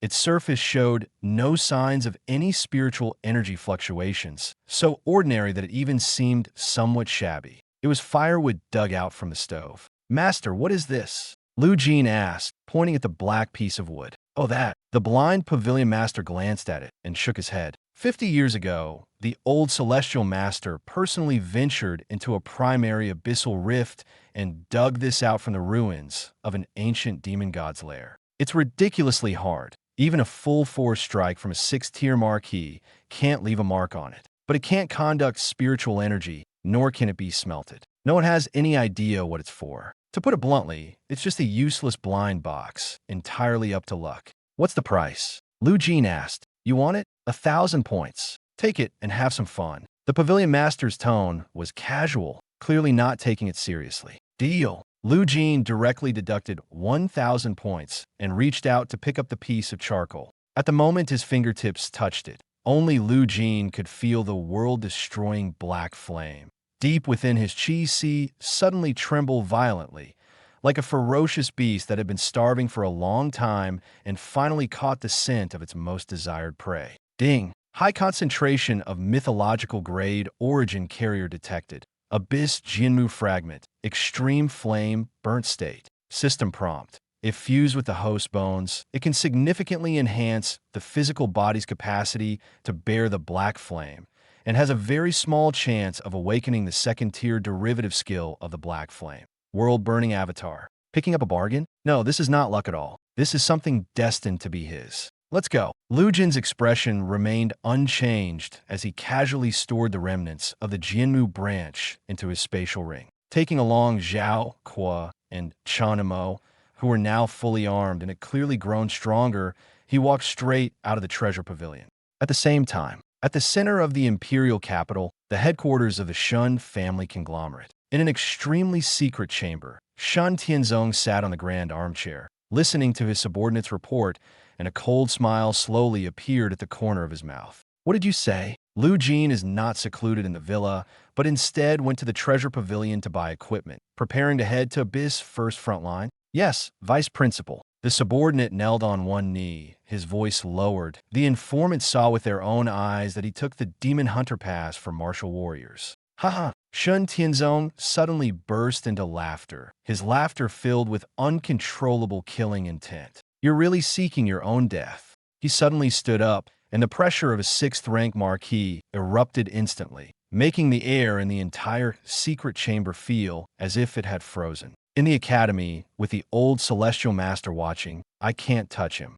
But he was foolish enough to leave the high walls on his own and run to the abyssal front lines, a place where even bone fragments could be gnawed clean. So he can't blame me for being ruthless. As he said this, he turned his head to look toward the depths of the secret chamber. There, a massive nutrient tank was in operation. The silver-haired girl, the goddess, floated within it, countless data cables connected to the back of her neck, while the Shun family's top scientists were frantically rewriting her control codes. How is the reboot progress of the goddess? Shen Tianzong asked anxiously. Report to the family head. The underlying logic has been completely overwritten. She is now fully obedient to you and can be deployed in combat at any time. A scientist replied excitedly. Good. Excellent. Shun Tianzong's eyes surged with murderous intent. But he had no idea that what he was restarting was not a convenient weapon, but a black flame bomb that could backfire on him at any moment. Relay my orders. Immediately deploy the most elite shadow kill squad from the Shun family's covert guard camp. 3 fifth-tier Grandmasters, along with the goddess, and head to the Abyss front line at once. Shun Tianzong crushed the wine glass in his hand, sharp shards of glass piercing his palm, with blood dripping down bit by bit. As long as Lu Jin steps out of the high walls, let the goddess tear him apart with her own hands, bring back his head, and let me drink to it. Chapter 27. Iron-blooded Great Wall. The goddess strikes back. The fierce wind slashed against the city walls like knives, carrying a heavy scent of blood and the pungent smell of sulfur, striking hard against the hundreds of meters-high black steel walls. This is humanity's last line of defense against the abyssal invasion. Abyss First Frontline. Here, there are no bustling neon lights, no comfort or dignity of the academies. As far as the eye can see, there are only squads of soldiers clad in heavy powered armor, and the endless scorched earth below the walls, seemingly soaked through with blood. Boom! From the distant abyssal fissures, thunderous roars that tighten the heart resound intermittently, accompanied by waves of beastly howls that make one's scalp tingle. This is the front line. Zhao stood at the edge of the city wall, the fierce wind causing the fat on his face to quiver uncontrollably. He looked down at the mountain of abyssal beast corpses beneath the city wall and couldn't help but swallow hard. My goodness, a fourth-tier abyssal beast, which is rarely seen even in the academy, is nothing more than cannon fodder to fill the pit here. That's why the martial warrior said the academy is nothing more than child's play pond. Lu Jin propped one hand on the cold steel parapet, his pitch-black eyes reflecting the distant dark red primary fissure that tore through the earth. In the depths of his eyes, flames of deep blue and pure black intertwined, flickering bit by bit. The world-destroying black flame and absolute zero within Lu Jin's body emitted an excited hum upon sensing the suffocatingly intense abyssal aura. This is his battlefield. Stop. Ahead is an A-grade war zone. Unauthorized personnel are prohibited from entering. A patrol squad, covered in blood, approached head-on. Leading them was a fourth-tier, 3-star officer, whose sharp gaze was like a blade. He first scanned Lu Jin, then glanced at the 2 people behind him, and his brows immediately furrowed. Fourth-tier, 1-star, and bringing along 2 second-tier, the officer said coldly. Which base city are you from? Here to die. The front line doesn't accept second-tier trash. Take your people and get to the rear for logistics.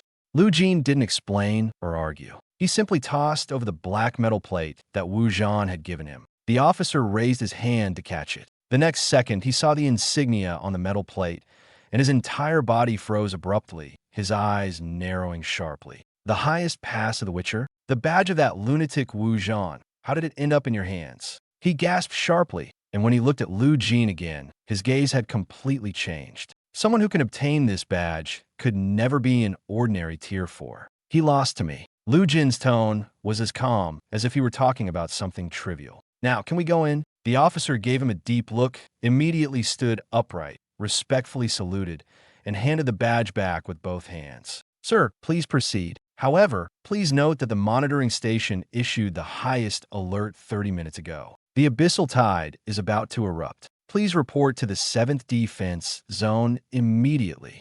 As soon as the words were spoken, woo, a piercingly shrill, city-wide air raid alarm instantly tore through the night sky. The tide is coming. Everyone, prepare for battle. Heavy artillery positions. Charge up. All master-level combatants and above immediately fill the gaps. The entire city wall entered its highest combat efficiency within just a few seconds. In the distance, from that dark red abyssal rift, black mist surged out wildly, towering like a collapsed mountain. Immediately after, the beast tide arrived. One abyssal beast after another charged out of the rift, roaring, crushing the ground beneath them, and surging toward the steel fortress like a tsunami. 100,000? A million? Impossible to count. At that moment, a wild burst of laughter crashed down from midair. Ha! Lu Jin, you really have guts. You actually came. A burly figure landed beside Lu Jin, causing the ground to tremble. It was none other than the top-ranked fighter on the death battle list, a warrior at the half-step 5th tier. He was covered in blood, with even his armor torn open in several places. Yet the battle intent in his eyes had not diminished. Instead, it was 10 times stronger than when he was at the academy. Cut the nonsense. Lu Jin didn't spare him a glance, his gaze locking directly onto the dense beast tide below the city wall. Where's my defense zone? The 7th defense zone, right below. Wu Zhan grinned, raising his hand to point at the most densely packed breach. The energy barrier there was shattered by a 5th-tier Earth Dragon, and now they're short on manpower to seal it. Dare to compete with me and see who kills more today. Compete in slaughter? Lu Jin let out a cold laugh. For others, this was a battle to defend the city. But for him, this was the perfect hunting ground. He suddenly stepped over the battlement, his entire body like a black meteor, plunging straight into the depths of the 7th defense zone. Fatty, Chinemo, keep up. Don't die. Boom. The moment he landed, the spiritual energy of a 4th-tier master completely erupted. Domain Silent Ice Flame, centered around him, the space within a radius of 200 meters instantly became deathly silent and eerie. The 3rd and 4th-tier abyssal beasts that lunged forward were frozen into ice sculptures on the spot, without even having time to scream. In the next second, the black flames lurking deep within the ice suddenly ignited. The ice sculptures shattered, turning into a sky full of black ash. On the ground, only faintly glowing crystal cores remained. Whoa! The warrior on the city wall felt his scalp tingle. Even his breathing paused for a moment. Is this a group attack skill? This clearing speed is even more ridiculous than heavy artillery.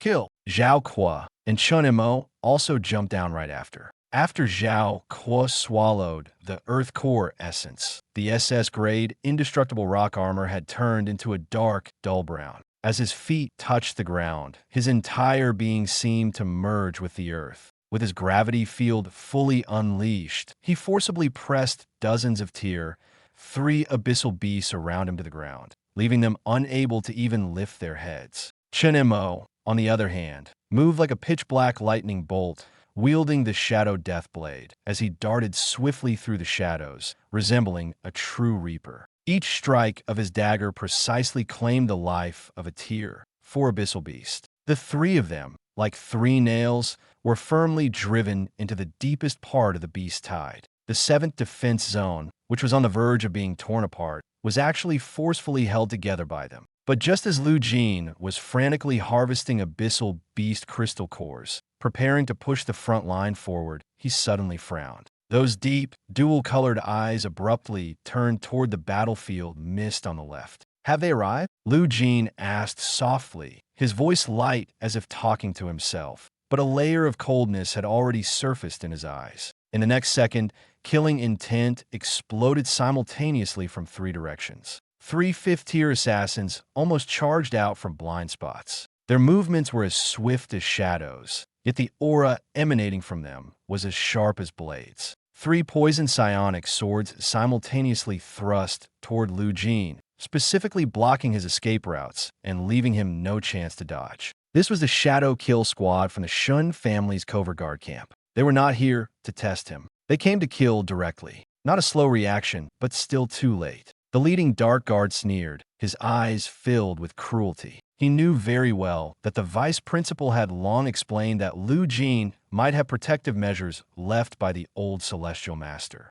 So from the start, they used a combined killing move with only one goal: to completely eliminate him before the protective mark could be triggered. But Lu Jin didn't even turn his head. Scram. He uttered a single word, raised his hand, and the cold air behind him suddenly exploded. A thick ice wall instantly formed, blocking the most lethal direction. Ding, ding, ding. 3 rapiers fiercely struck the ice wall, causing the surface to shatter on the spot, with fragments scattering everywhere. However, the 3 shadow guards gained no advantage. Instead, they were shaken back repeatedly, their arms numb, and their expressions changed instantly. The intel was correct. His ice-based defense is very strong. The Shadow Guard leader narrowed his eyes, his cold smile deepening. But we're not the main force today. He suddenly stepped back, creating distance, then looked up and shouted, "Goddess, execute the annihilation command." As his voice fell, the 3 Shadow Guards simultaneously retreated. The space where they had been standing suddenly twisted, as if torn apart by an invisible hand. Immediately, a silver-haired girl with hair cascading to her waist stepped out from the void. She was barefoot, her skin pale without a trace of blood, her eyes hollow and pure white, resembling soulless glass beads. On her forehead, an abyssal totem glowed with a scarlet light, eerie, cold, and devoid of any human warmth. This was one of the Shun family's most terrifying trump cards. A 5th-tier artificial deity, codename Goddess. She is not human. She is more like a remade killing weapon, born with the ability to perform spatial slicing, specifically designed to eliminate the most difficult targets. Lu Jin, dying at the hands of the Shun family's greatest masterpiece. You should feel honored. The leader of the Shadow Guard stood in the distance, smiling almost maniacally. He was absolutely confident. They had experimented too many times. After the reboot, the Divine Maiden only recognized the highest command set by the Shun family, and no one could take over. The Divine Maiden raised her hand, her movement as light as a snowflake, yet carrying a deadly chill. Her pure white eyes locked onto Lu Jin, and in front of her fingertips, the space began to crack. Dense black fissures rapidly formed, sharp enough to shred 6th-tier armor into fragments. On the city wall, Wu Zhan saw this scene, his eyes turning red as he desperately tried to rush over. But he was tightly entangled by several 5th-tier Beast Kings, unable to break free. Zhao Kuo and Chunimo were also cut off by the Beast Tide, unable to reach in time to save him. Everyone believed that Lu Jin was doomed this time. The leader of the Shadow Guards had even begun to show a victor's smile. But at that moment, Lu Jin smiled instead. It's not forced, not a madness born of despair,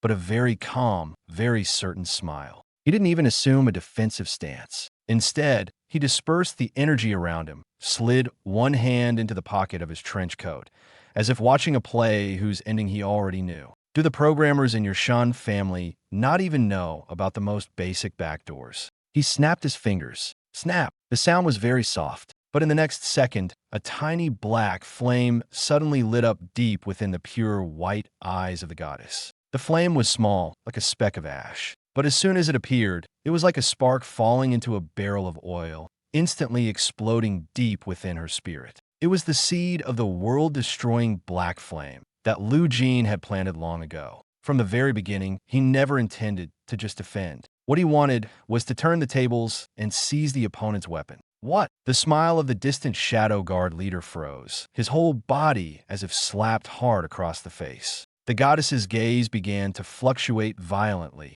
and intermittent mechanical sounds came from her mouth. Beep. Warning. Irreversible meltdown of the underlying logic protocol. Control authority. Overwrite complete. The abyss totem on her forehead also rapidly changed color at this moment. The originally scarlet mark was forcibly engulfed by a layer of domineering black flames, eventually turning completely jet black. That's impossible, an undercover guard exclaimed, Her control core was personally rebooted by the family head. How could you possibly alter it? Before he could finish speaking, he realized he had misspoken, because the goddess had already raised her head. In those eyes, there was no longer any trace of the Shun family's orders, only an extreme coldness of obedience. "Kill them," Lu Jin said indifferently. "Leave no one alive." Command confirmed. The figure of the goddess suddenly vanished. The next moment, she appeared directly behind the leader of the Shadow Guards, like a blade leaping out of space.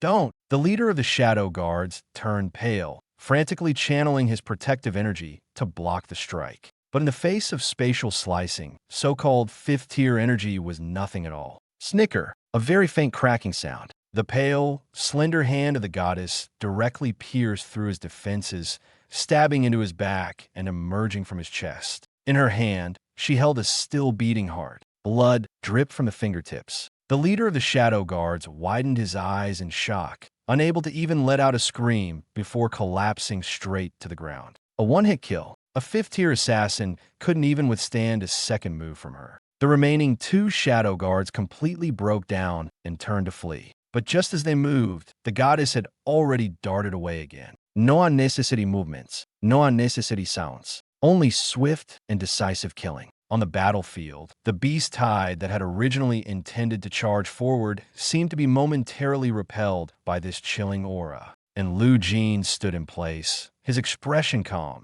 as if he had just done something utterly ordinary. He knew very well, true battles are never about who shouts louder or who has more people, but about who can, at the most critical moment, see through the opponent's trump card first. "She's out of control." The remaining two Shadow Guards were so terrified they nearly lost their souls and turned to flee. But the goddess merely tilted her head slightly. Her silver hair swept through the air as her hands fiercely tore through the void. Two black fissures instantly appeared, like the blades of the Grim Reaper, directly sweeping across the battlefield for hundreds of meters. The next second, the two fifth-tier Dark Guards who were desperately fleeing didn't even have time to scream before their bodies were neatly sliced in half in midair. Blood and entrails scattered across the scorched earth, creating a gruesome scene that made one's scalp tingle. Total annihilation. Three top-tier, fifth-rank assassins didn't even have the chance to approach Lu Jin before being instantly wiped out by the ultimate weapon he personally unleashed.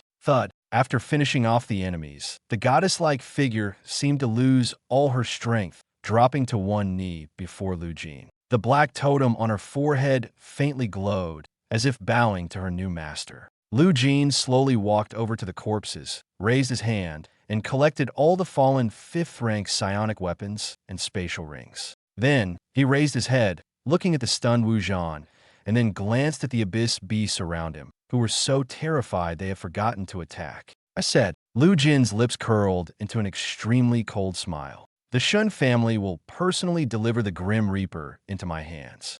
Chapter 28. Calamity descends. The goddess slays the gods. Blood dripped from the pale, slender fingertips of the goddess, falling one drop at a time onto the scorched earth. The corpses of three fifth-tier Shadow Guards were still warm. The silver-haired girl who had struck fear into the entire academy now knelt quietly on one knee before Lu Jin's military boots. The black totem on her forehead flickered faintly, like a ferocious beast completely tamed. Cough, cough, cough. Wu Zhan dragged his broken greatsword, struggling to crawl out from the pile of beast corpses in the distance. He wiped the blood off his face and stared at the absurd scene before him, his eyes nearly popping out of their sockets. "Lu Jin, what the hell did you do?" Wu Zhan strode over, his voice full of shock. "The aura on this woman is clearly that of the Shun family's artificial deity, still in top-secret experimentation. How is she following your orders and even turning against the Shun family to kill their own people?" I left a backdoor in her mind. Lu Jin casually tossed the Shadow Guard's spatial ring into his storage space, his tone as calm as if he were talking about the most ordinary thing. Shen Tianzong thought that by reactivating her, he could use her as a blade to kill me. Unfortunately, he was wrong. The hilt has been in my hand from the very beginning. Wu Zhan's throat tightened, and he swallowed hard. Too ruthless, turning the enemy's strongest trump card into his own bodyguard. This person is not only terrifying in strength, but also absurdly terrifying in strategy. Jin. At this moment, Zhao Kuo and Chun Mo finally broke through the outer wave of low-level beasts, arriving covered in blood. Seeing the goddess kneeling on the ground, both of them gasped sharply.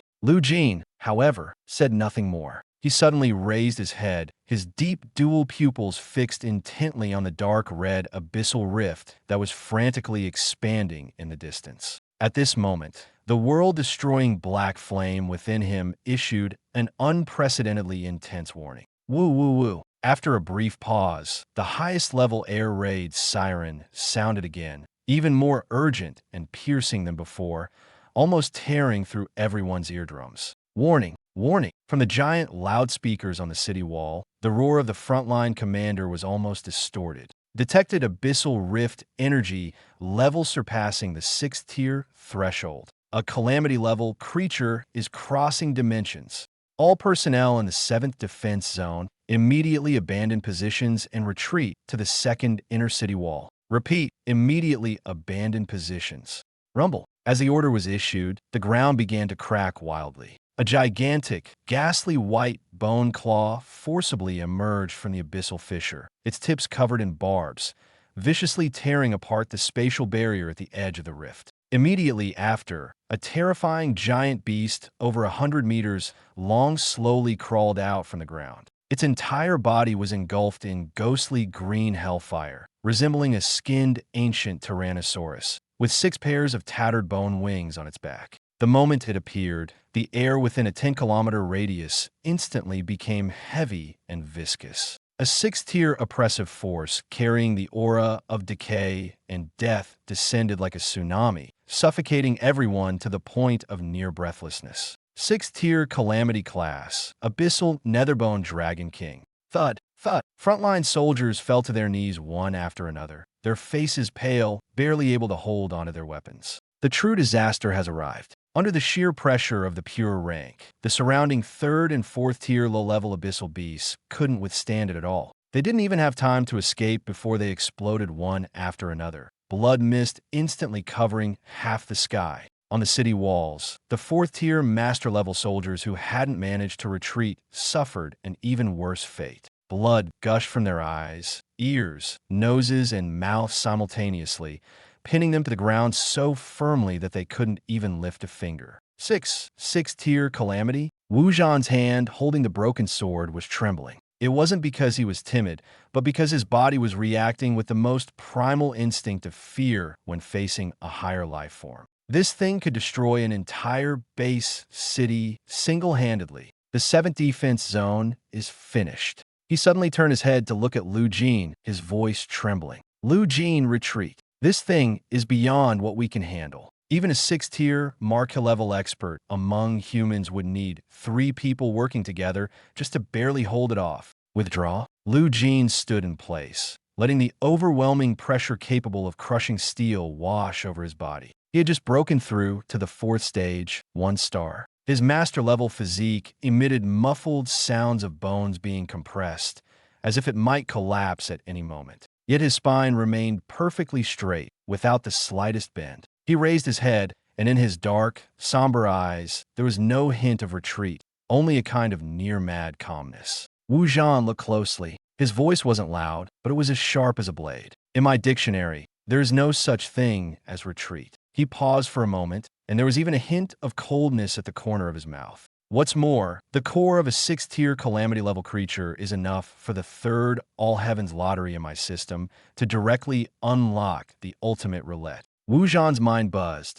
almost thinking he had misheard. This guy is crazy. He's not thinking about how to survive, but about how to benefit from this monster. This is no longer just boldness. This is sheer recklessness. Goddess! Lu Jin ignored Wu Zhan's shock and spoke directly. His voice was as cold as iron, domineering and leaving no room for refusal. Here, the goddess knelt on one knee, slowly raising her head. Those pure white eyes had already locked onto the colossal creature in the distance. Cut off its head. Lu Jin raised his hand, pointing toward the distant Netherbone Dragon King. Command confirmed. Target, 6th-tier life form. Termination program initiated. The next second, the goddess's figure vanished from where she stood. A 5th-tier artificial weapon against a 6th-tier calamity lord. This is not a battle in the normal sense, but a life-risking cross-level hunt. Roar! The Netherbone Dragon King had clearly sensed the danger as well. It suddenly opened its abyss-like massive jaws and spewed a stream of ghostly green flames over 20 meters in diameter, like a hellish waterfall, fiercely blasting toward a certain position in midair. That strike was astonishingly fast, enough to melt alloy walls into molten iron. Just as the breath was about to hit, the goddess's figure precisely appeared at that empty spot. Her face showed no expression, and her movements had no unnecessary pauses. She simply raised both hands and fiercely tore at the void. Rip! The space was forcibly torn open. A pitch-black crack, stretching 30 meters long, resembled a giant abyssal maw that suddenly split open, swallowing the hellfire breath whole. All the raging flames were swept into the void, leaving not even a trace of embers behind. She can actually tear apart a 6-tier energy attack head-on. Lu Jin watched from below, his scalp tingling and his breath momentarily halted. He finally understood why the Shun family was willing to pay any price to create this artificial weapon. Because the power of spatial laws itself represents an extremely dangerous cross-level killing capability. As long as the opportunity is seized, a lower rank can kill a higher rank. But a 6-tier calamity is ultimately not a sitting duck waiting to be struck. Bang! The massive bone tail of the Netherbone Dragon King suddenly lashed out like a steel whip sweeping through an army, forcefully breaking the sound barrier as it smashed horizontally toward the goddess in midair. If that strike landed, no matter how powerful the goddess was, she would be directly whipped into pieces, just as she was about to activate spatial teleportation once again. Buzz! A strange gravitational field suddenly pressed down on the tail of the Netherbone Dragon King. Get down here now! Zhao Kuo had somehow already rushed forward, carrying the core of the 4th-tier supreme Earth Essence soil. He was like a falling cannonball, slamming hard into the underside of the Dragon King's tail. The dark brown rock armor on his body shone dazzlingly. With the simultaneous eruption of an SS-level talent and top-tier equipment, he forcibly deflected the trajectory of the 6th-tier Dragon King's strike by half a meter. Boom! The bone tail grazed the goddess's feet and smashed into the ground. The earth instantly shattered, and a 1,000-meter-long abyss was forcibly created, with rubble and dust soaring into the sky. Fatty beautiful! In the shadows, Chun Mo transformed into a black lightning bolt and dashed out. He seized a moment of stiffness when the Dragon King missed its attack, and fiercely stabbed the Shadow Death blade in his hand into the joint of its right leg. Armor-piercing effect, combined with mental toxin, was instantly injected. The movements of the Netherbone Dragon King suddenly showed an extremely brief yet fatal delay. A 2nd tier controlling a 4th tier? This is the team that Lu Jin painstakingly nurtured with 100,000 points. No one fights alone. Everyone is waiting for that 1 second of opportunity created by the other. Opportunity. The central processing unit of the goddess immediately detected this flaw. Her figure flickered, and in the next second, she was already above the head of the Netherbone Dragon King. Lu Jin almost instantly rushed to the position directly above the head of the Netherbone Dragon King. Spatial annihilation. The goddess clasped her hands together and then suddenly tore them apart. In the next second, the space within 50 meters above the Dragon King's head shattered like a smashed mirror, exploding instantly. Tens of thousands of fine cracks appeared, densely packed, like an invisible web of blades, frantically slicing through that catastrophic-level skull. Roar! The Netherbone Dragon King let out a piercing and harrowing scream. No matter how strong its defense was, it could not withstand the slicing of space itself. Its hardened bone armor was gradually split open, and wounds deep enough to expose bone continued to crack apart. Ghostly green dragon blood gushed out like a fountain, splattering everywhere. She broke through its defense. Lu Jin was so excited he almost shouted, "She really cut through the calamity's defense." Lu Jin did not relax in the slightest. He still stood at the back, hands in his pockets, his dark eyes fixed intently on those wounds. His expression so calm it was almost cruel. Not that simple. As expected, those massive wounds torn open by the spatial blades began to visibly heal under the Dragon King's formidable vitality and the nourishment of hellfire. In less than 3 seconds, a third of the wounds had already recovered. The excitement on Lu Jin's face instantly froze, and his heart sank. The self-healing ability of a Tier 6 calamity. So long as its core remains, it's nearly impossible to truly kill it. This sentence was like a bucket of cold water, instantly extinguishing everyone's wishful thinking. The goddess could indeed break through defenses, but she was ultimately only at the 5th tier with limited energy reserves. If the fight continued like this, she would eventually be worn out and die. In the end, the ones who would perish would be them. Immortal. Lu Jin suddenly laughed. That smile was faint, yet so cold it made one's scalp tingle, even carrying an almost maddening, killing intent. He slowly pulled his hands out of the pockets of his trench coat. His left eye transformed into a ghostly blue that could freeze everything. His right eye ignited with a pure black flame that could devour all. In this world, apart from me, nothing is worthy of being called immortal. Boom! Lu Jin suddenly stomped on the ground. The 4th Order 1-star psionic energy C frantically operated at this moment, like a machine forcibly pushed to its limit, almost on the verge of exploding on the spot. System: load the Jianmu residual branch origin. The fragment of the ancient divine tree he had just obtained from the treasure pavilion immediately ignited within his body, transforming into the purest power and continuously pouring into the world-destroying black flame.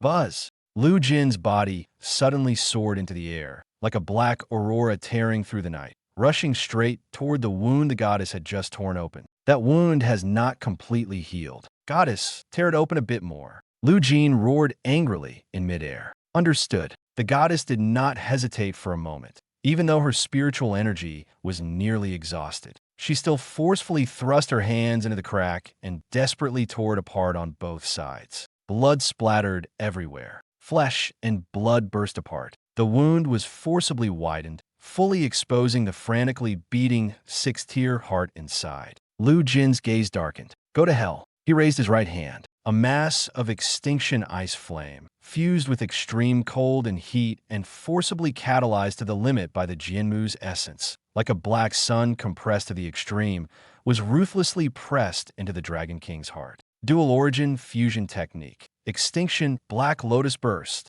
Boom! A massive black-blue fire lotus suddenly bloomed within the body of the Netherbone Dragon King. But this time, there was no deafening explosion, only a chilling silence that made one's heart grow cold. It was as if all sounds, all vitality, all resistance were completely erased in that instant. At the moment the Black Lotus bloomed, the colossal body of the Netherbone Dragon King suddenly stiffened. Its proud 6th-tier self-healing ability completely lost its effect upon contact with the world-ending black flames. The black flames, like living creatures, coiled around its heart, blood vessels, and bones, spreading madly along its body, devouring, scorching, leaving no room for escape. Roar! The Netherbone Dragon King's throat emitted a series of broken wails, like the final struggle of a dying beast. It struggled to lift its claw, but just as the claw was raised halfway, it disintegrated into a sky full of black ashes. 5 seconds. It only took 5 seconds. The Abyss Lord, a 6th-tier calamity-level entity that once plunged the entire Iron Fortress into despair, was completely incinerated by Lu Jin's dual-source powers, leaving not even a single intact bone behind. In the end, the only thing that fell was a calamity core the size of a watermelon. It rolled to Lu Jin's feet, emanating suffocating high-dimensional psionic waves. The battlefield was deathly silent. On the Iron Great Wall, the soldiers and generals who had been prepared for a desperate fight were all frozen in place, as if their souls had been drained, staring blankly at everything happening in the 7th Defense Zone. A 4th-tier freshman, accompanied by a mysterious girl and 2 2nd-tier companions, actually managed to instantly kill a 6th-tier calamity-level demon king. Lu Jin slowly landed, and the black flames behind him gradually subsided. He bent down, reaching out to pick up the still scorching 6th-tier core. At that very moment, he suddenly felt something deep within his mind begin to tremble violently. The long-silent system notification sound in the sea finally exploded. Ding! Detected an extremely high concentration of a Tier 6 calamity core. The energy pool of the Thrones of the Heavens system is full. The third ultimate lottery wheel officially unlocked. The wind stopped. Outside the steel fortress of the Abyss's first front line, the once earth-shaking roars of the beast tide suddenly vanished completely. The surroundings were eerily quiet, as if even the air had frozen. Hundreds of thousands of low-level abyssal beasts suddenly stopped simultaneously. Their blood-red eyes stared fixedly at the scorched earth of the 7th Defense Zone, now burned into a glass-like surface, and at the black-clad youth holding a 6th-tier Calamity core in one hand. Just moments ago, their leader, the Netherbone Dragon King capable of leveling an entire base, had been reduced to ashes. At this moment, the fear etched into their instincts finally outweighed their bloodthirsty impulses.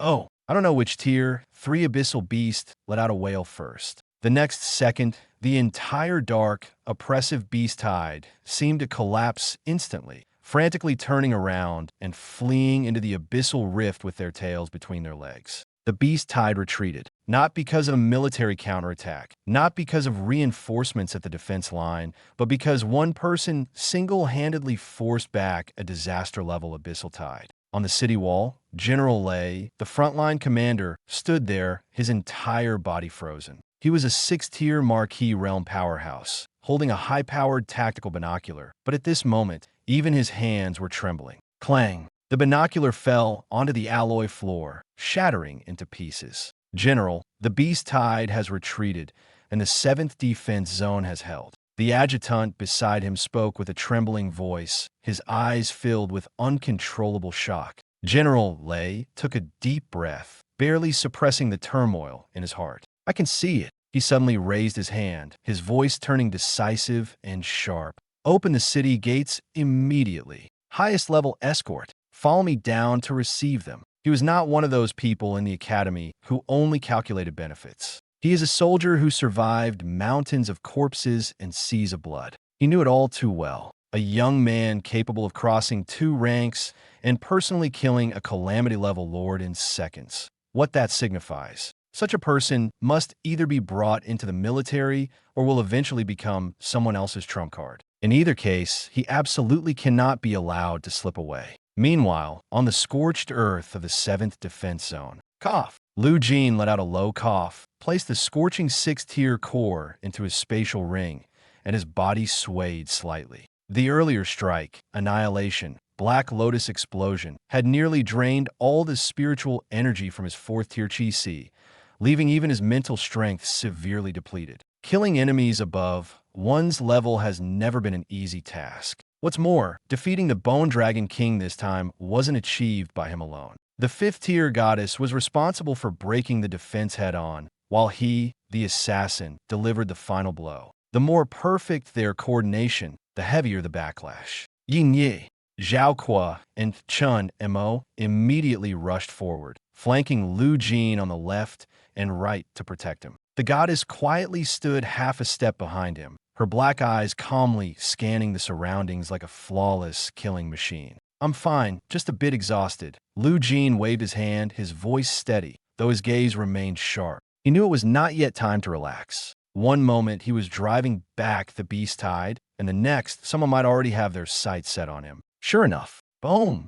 An extremely burly figure descended from the sky, landing heavily in front of Lu Jin, causing the ground to tremble. It was General Lei. Behind him followed an entire squad of fully armed 5th-tier Grandmaster level guards. Under normal circumstances, such a lineup would be enough to make any 4th-tier martial artist bow their head on the spot. But now no one dared to put on airs in front of Lu Jin. Lu Jin, General Lei strode forward, his gaze like a blade falling on the barely standing young man. Yet his tone was filled with unabashed admiration. The Academy sent word saying you're a useless good-for-nothing relying on magical artifacts to get by. Seems like those fools in the administration office are all blind. Lu Jin merely lifted his eyelids, glanced at the gold star on the other party's epaulette, and said nothing. He didn't need to explain. He only needed others to see the results. The more silent he was, the more aloof and arrogant he appeared. General Lei didn't mind. Those who have truly seen blood understand that the strong never need to please anyone. You killed a 6th-tier calamity and saved the lives of tens of thousands of soldiers in the 7th Defense Zone. This military achievement earns you the highest merit. General Lei's voice was heavy, each word nailing the matter firmly in place. Pass on my order. Open the top-secret Grade A underground fortress for Brother Lu Jin to rest. Provide unlimited supplies of the finest healing potions. General, the Shun family's people. The adjutant glanced at the corpses of several fifth-tier dark guards not far away, hesitating to continue. General Lei's face instantly darkened. The Shun family is nothing. He suddenly turned his head, his gaze terrifyingly fierce. On the Abyss front line, I call the shots. If they dare send an assassination squad to kill heroes fighting against the Abyss during a beast-tide outbreak, that's treason. He paused for a moment, his voice even colder. Clean up the corpses and throw them directly at the Shun family's office in the military district. I want Shun Tianzong, that old dog, to see for himself what happens when you mess with the military. Refreshing. This is exactly the style the military should have. Straightforward, direct, and not beating around the bush with those conglomerates. Thank you, General Lei. A faint smile finally appeared at the corner of Lu Jin's mouth. He was well aware that with the military standing in front, no matter how furious the Shun family was, they wouldn't dare to openly make a move against him in the short term. And what he needed most right now was a period of absolute safety to activate the system's ultimate lottery. Half an hour later, at the Abyss front line, a kilometer underground, inside a top-secret Grade A fortress. The 10-meter-thick special alloy door slowly closed, sealing completely. Zhao, Qua, Chinamo, and the goddess were left outside to guard, while Lu Jin sat cross-legged alone in the innermost chamber. High-concentration spiritual energy, mist liquid flowed slowly within the chamber, continuously repairing his nearly depleted chi. Lu Jin slowly exhaled a breath of turbid air and raised his hand to take out the 6th-tier Calamity Core, radiating a terrifying pressure. That is the core of the Abyssal Netherbone Dragon King. It contains not only energy, but also a trace of the purest Abyssal Death Law. System, stop playing dead. Devour it. He gave a cold order in his heart. Ding! Detected a Tier 6 catastrophe-level Abyssal Core, absorbing it frantically. The next second, the 6th-tier core in Lu Jin's hand began to disintegrate at a speed visible to the naked eye, transforming into the purest energy and continuously pouring into the system's bottomless energy pool. After a full 10 seconds, the core completely turned into ashes. Ding! The system energy pool is overflowing. Thrones of the Heavens' third ultimate lottery wheel officially activated. Note, this lottery consumes a great deal of resources, and the prize pool has automatically filtered out all low-level items. The guaranteed output is a world-class law/concept level skill. In the depths of Lu Jin's consciousness, that massive dark golden roulette wheel emerged once again. This time, the pointer on the roulette was entwined with black and blue interwoven flames, spinning wildly as if tearing through the air. Stop! Lu Jin shouted sharply in his heart. The pointer slowly decelerated amidst the piercing sound of friction, finally coming to a dead stop on a grid, emitting a mysterious purple glow. Ding! Congratulations to the host. Luck of the Emperor activated. You have drawn the Naruto world's Rinnegan Ultimate Law Fragment, Shinra Tensei and Bansho Tenin, Concept Variant Edition. Ability Introduction. Shinra Tensei Extreme Repulsion Field. Center on the host, it instantly unleashes a concept-level absolute repulsion force field. It can repel all tangible objects, including physical attacks, high-level psionic elements, and even spatial rifts. The current repulsion limit depends on the host's psionic reserves. At the Grandmaster level, it can repel the full force attack of a 6th-level Great Grandmaster. Bansho Tenin Extreme Attraction Field sets an absolute gravitational coordinate within the line of sight. It can forcibly pull enemies, objects, or energy attacks to a designated location, directly disrupting enemy movement and formations. Derived Combination Technique. The host can merge the repulsion and attraction fields with dual SSS-level Origin Black Flames and Extreme Cold, forming an inescapable absolute slaughter domain. Boom! Accompanied by the system notification sound, two completely opposite yet mutually resonating terrifying forces of rules seem to be forcibly poured into his mind, exploding instantly. Lu Jin's body trembled, and an uncontrollable excitement flashed in his eyes. Gravity and repulsion. This is not an ordinary move, but a power that can directly change the rules of the battlefield. His attack includes the world-destroying black flame, capable of devouring and incinerating, specifically designed for killing. His defense includes absolute zero, capable of freezing everything, even erecting a wall of size made of ice. His trump card also includes Susanil, but what he has always lacked is the ability for large-scale control and battlefield maneuvering. Whenever he encounters extremely fast enemies or opponents skilled in long-range attrition and back-and-forth tactics, he often has to pay a hefty price to pursue them. Last time, when dealing with the Shun family shadow guards, he even had to rely on the goddess's spatial teleportation for assistance. But now it's different. With universal pull and almighty push, whoever he wants gone has to go.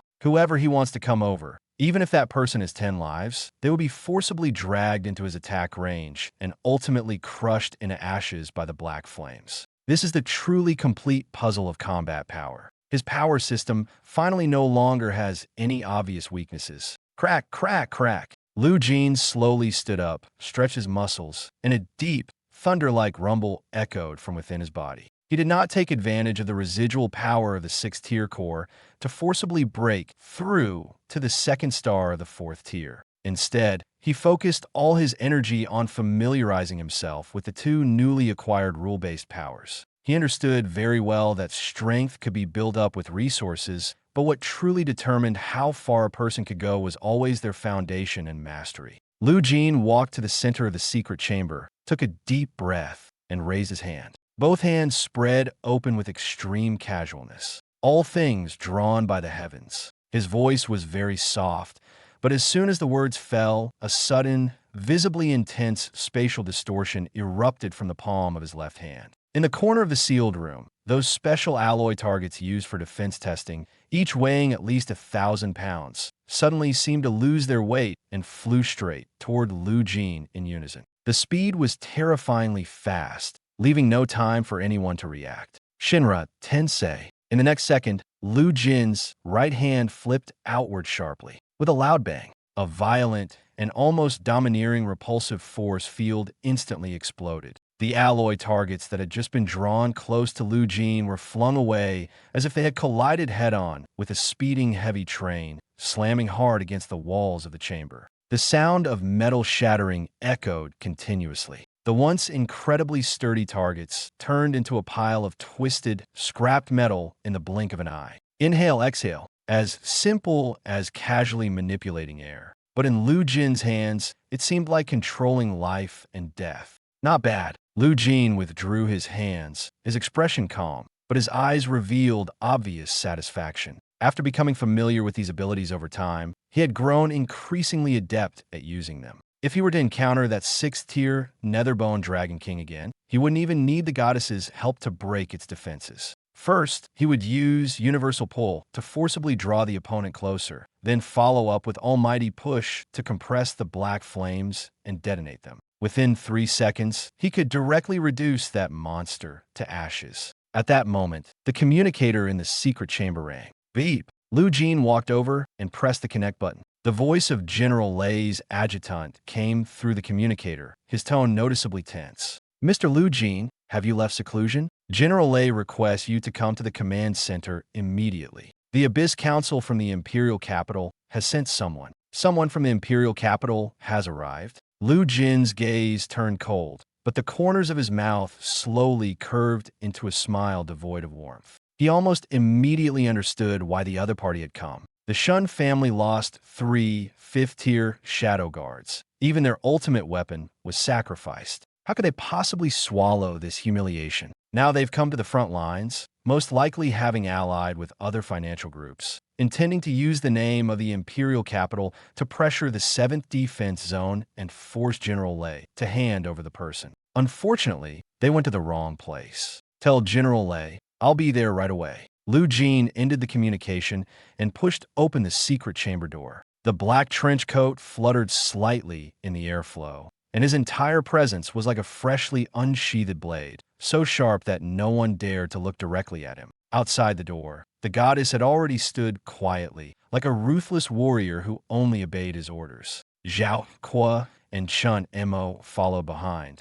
their expressions noticeably steadier than before, with an uncontrollable excitement in their eyes. "Brother Jin, who are we going to deal with?" Zhao Kuo rubbed his hands, his face full of anticipation. "Right now, everyone looks like they deserve a beating to me. We're going to teach those lords in the imperial capital," Lu Jin said calmly as he walked toward the elevator. "Who really calls the shots around here?" His voice was not loud, but it was as cold as a blade. In this wasteland, rules are never set by words. Lu Jin had his hands in his pockets, standing straight like an iron pillar driven into the ground, as he walked slowly into the meeting room. Behind him, the silver-haired goddess followed quietly, her gaze pure yet resembling an impenetrable barrier. Zhao Kuo and Chun Mo stood on either side, their expressions cold and hard, like two blades ready to be drawn at any moment. Outside the door, 2 rows of fully armed military guards did not stop them, but instead raised their guns in a neat salute. In the military, fists carry more weight than status.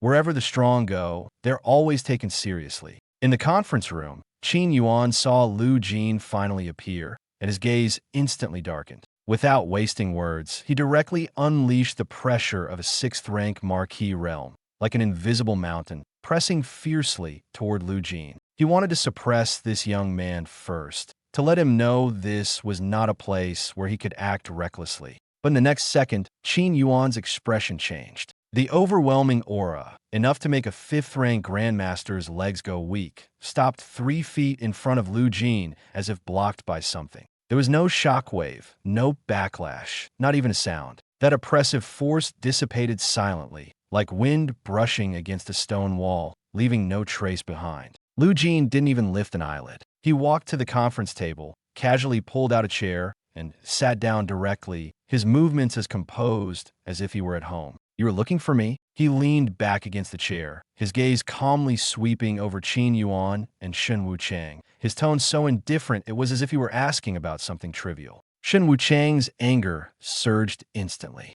"Presumptuous!" he shouted angrily. "The council envoy is here. Who gave you permission to sit down?" He was a peak 5th-tier Grandmaster and a veteran figure of the Shun family. On ordinary days, anyone who saw him would tread carefully, not even daring to breathe heavily. Yet from the moment Lu Jin entered, it was as if he completely disregarded him. What made it even harder for him to tolerate was the silver-haired goddess behind Lu Jin, who happened to be one of his targets. That greed and urgency made his eyes shine brightly. Hand over that weapon, and the hard drive the Shun family lost immediately. Shen Wuchang stared at the goddess, directly reaching out to demand them, his tone leaving no room for negotiation. Lu Jin did not look at him, but instead turned his head to face General Lei. "General Lei, since when did the frontline command allow mad dogs to come in?" With just one sentence, the atmosphere in the conference room instantly grew colder. Zhao Kuo stood at the back and couldn't hold it in, letting out a chuckle. Shen Wuchang's face instantly turned livid. "You're courting death." He was completely enraged. Initially, he had been mindful of the military and didn't want to make things too ugly. But now, since Lu Jin had taken the initiative to humiliate him, even if he acted on the spot, no one could say anything. With a loud bang, the peak 5th-tier poison-based psychic energy suddenly exploded. Dark green mist churned in his palm, cold and piercing, like a venomous snake darting out of the darkness. The next second, Shen Wuchang transformed into a shadow of poison, his 5 fingers claw-like, leaping across the conference table, aiming straight for Lu Jin's throat. The speed was astonishing. Even Qin Yuan couldn't stop it in time. "Lu Jin, be careful!" General Lei frowned, just about to make a move, but he quickly froze. Lu Jin remained seated in the chair, not even fully taking his hand out of his pocket. He merely lifted his head slightly, his pitch-black eyes as deep as an unfathomable night, cold enough to send chills down one's heart. "Goddess, don't move," he said softly. At that moment, the goddess, who was originally prepared to perform a spatial jump to protect her master, paused. Then, Lu Jin slowly raised his right hand. The movement was not quick and could even be described as casual. Yet this simple action caused the air to suddenly grow heavy, as if the gravity of the entire room had been skewed. All things, his thin lips parted slightly. Heaven's pull, buzz. A terrifying gravitational force, completely beyond everyone's comprehension, suddenly erupted from the center of his palm. The entire view of the conference room seemed to be torn apart, showing intense distortion. Shen Wuchang, who had rushed into midair, suddenly had a drastic change in expression, revealing true fear in his eyes for the first time.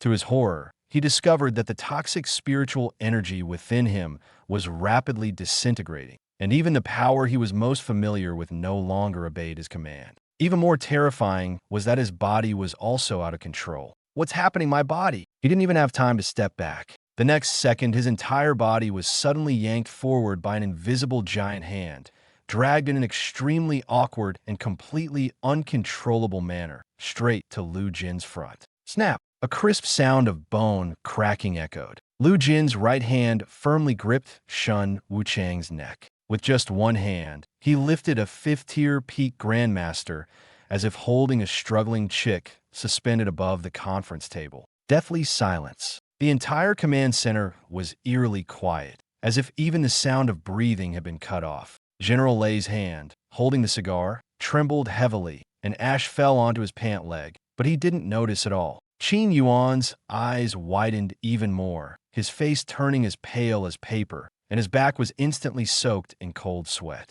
Only one thought remained in his mind. What kind of power is this? No psychic energy clash, no exchange of moves, just a light raise of the hand, and a peak fifth-tier Grandmaster flew over on his own, offering his neck into the other's grasp. Lu Jin's gaze remained calm, even bordering on indifferent. Now, he looked at Shen Wuchang, whose neck he was gripping, his voice not loud but chilling to the bone. Do you still want it? Let me go. Shen Wuchang clutched Lu Jin's arms tightly, as if holding onto the last straw to save his life. His legs dangled in midair, struggling desperately, but the more he struggled, the more he felt his breath being choked off bit by bit. What was even more terrifying was the icy, bone-chilling power in Lu Jin's palm, which sealed off the spiritual energy within him, leaving him unable to resist at all. Didn't you shout so fiercely just now? Lu Jin sat on the chair, looking at him coldly.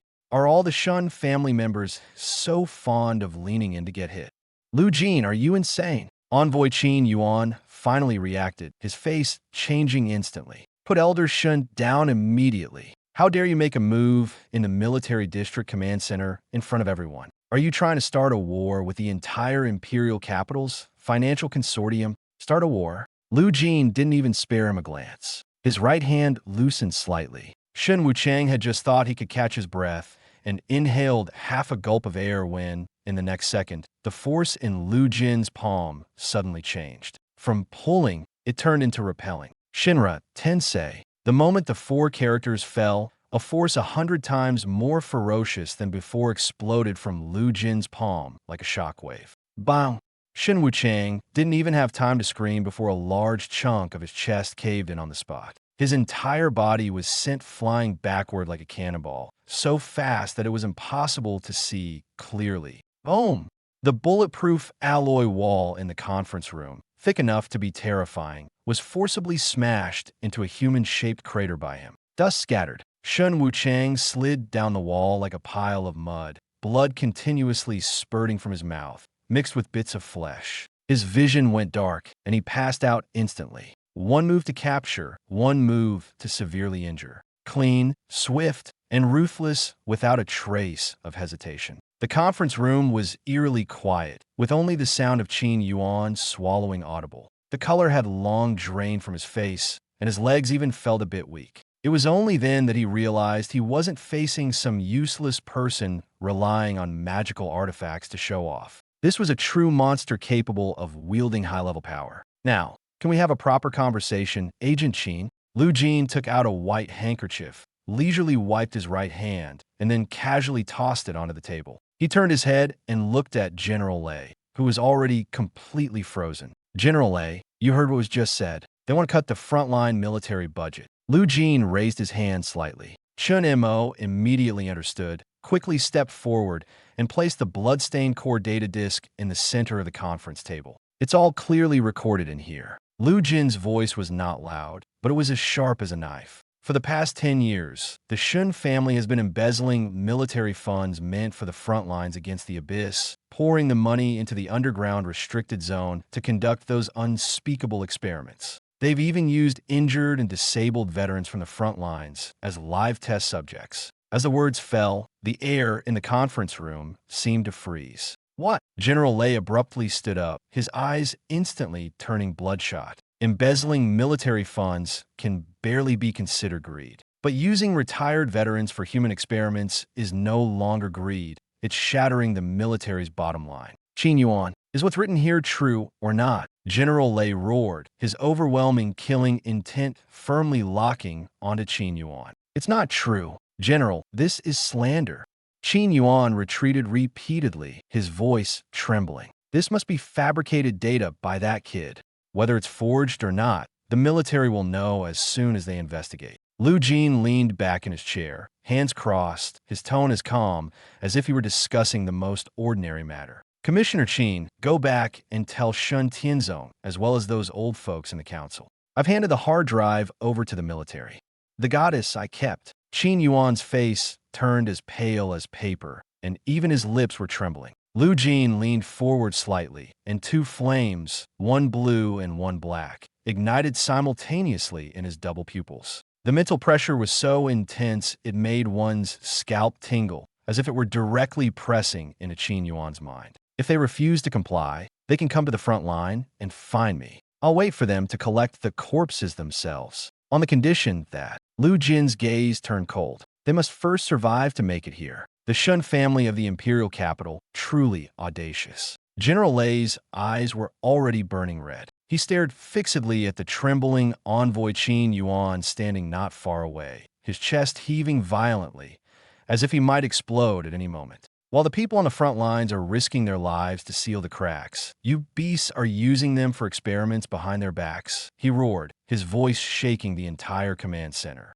Qin Yuan, you still have the nerve to come to me asking for people? Qin Yuan's face was pale, his forehead covered in cold sweat. At this moment, he no longer resembled a six-tier envoy, barely able to straighten his back. He was well aware that the person standing before him was no ordinary officer, but a formidable figure holding frontline military power. If the other party truly decided to shoot him here, his death would be in vain. At most, the imperial capital would put on a show, but ultimately, they would have to swallow their pride. General Lei, this matter was really done by the Shun family on their own. The council was not informed beforehand. Qin Yuan's voice trembled, his defense sounding weak and powerless. Get out. General Lei raised his hand and pointed at the door, his voice as cold as a blade. Before I draw my gun, take that pile of rotten flesh you dug out of the wall and get back to the imperial capital immediately. Tell Shun Tianzong that the military has noted this debt. From today onward, no one from the Shun family is allowed to step into the 7th defense zone again.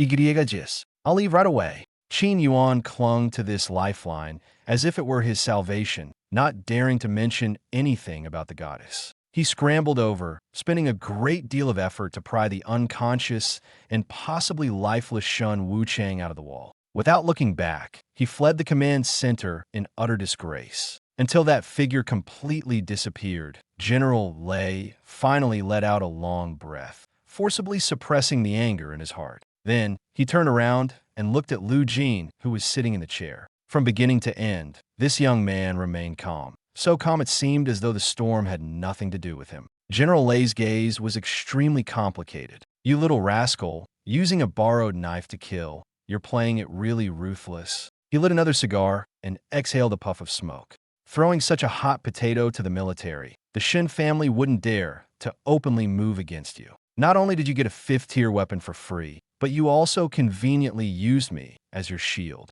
Lu Jin leaned back against the chair, his expression completely calm, his fingertips lightly tapping on the table. You flatter me, General, he said calmly. It's merely a matter of mutual benefit. The military needs a bargaining chip to suppress the financial conglomerates, and I need a quiet place to cultivate. In this deal, no one loses. No flattery, no tension, and no servility. Facing a 6th-ranked general, Lu Jin still spoke as if addressing someone of the same rank, his tone steady and his demeanor natural. General Lei was momentarily stunned, then suddenly burst into laughter. Ha ha! Well said, mutual benefit. Not only was he not angry, but the more he looked at Lu Jin, the more he liked him. The old celestial master sent you to me, and it seems he made the right choice. He took a dark gold epaulette from the drawer and tossed it directly in front of Lu Jin. This is the Major's epaulette from the military's Independent Special Operations Unit.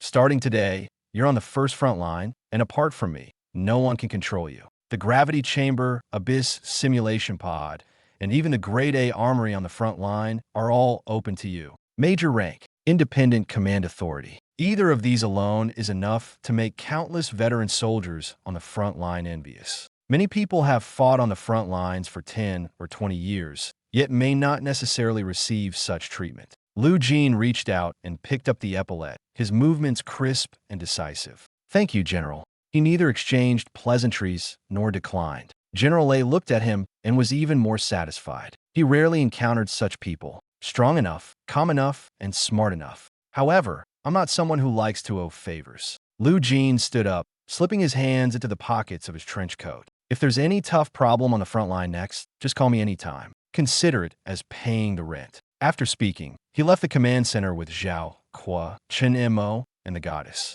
It wasn't until Lu Jin's figure completely disappeared that the adjutant couldn't help but swallow nervously and cautiously asked, General, directly granting a newcomer the rank of Major and giving them such significant authority, couldn't that be too risky? If the Imperial Capital decides to investigate the Imperial Capital, General Lei sneered, his eyes full of disdain. Didn't you see just now? A 4th tier 1-star instantly defeated Shen Wuchang, who was at the peak of the 5th tier. Have you ever seen such a monster?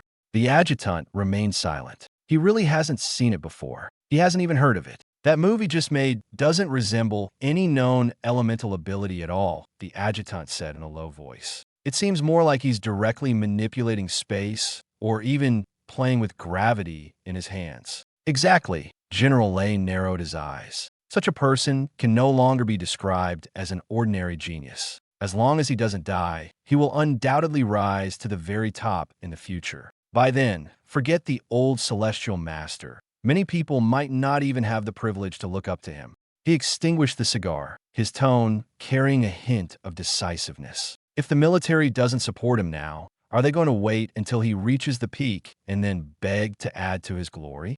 Over the next half-month, the Abyss Front experienced a rare period of calm. This period was a brief lull after the Abyss tide, during which the external pressure temporarily eased. And Lu Jin did not waste this rare gap. He didn't rush to grind monsters and level up, but instead locked himself directly in the extreme danger environment simulation cabin at the deepest part of the front line. Because he had already discovered that although the new ability he had acquired was absurdly powerful, it also came with a significant cost. Whether it was Universal Pull or Almighty Push, both consumed an extreme amount of mental energy, especially when forcibly pulling spatial coordinates. Even the slightest mistake could push him into a desperate situation. If this power cannot be trained to its peak, it will instead become a flaw when facing top-tier opponents. So this time, he was not pursuing speed, but forcing himself to stabilize. He wanted to turn every move into instinct. The temperature inside the simulation cabin had already dropped to a frighteningly low level.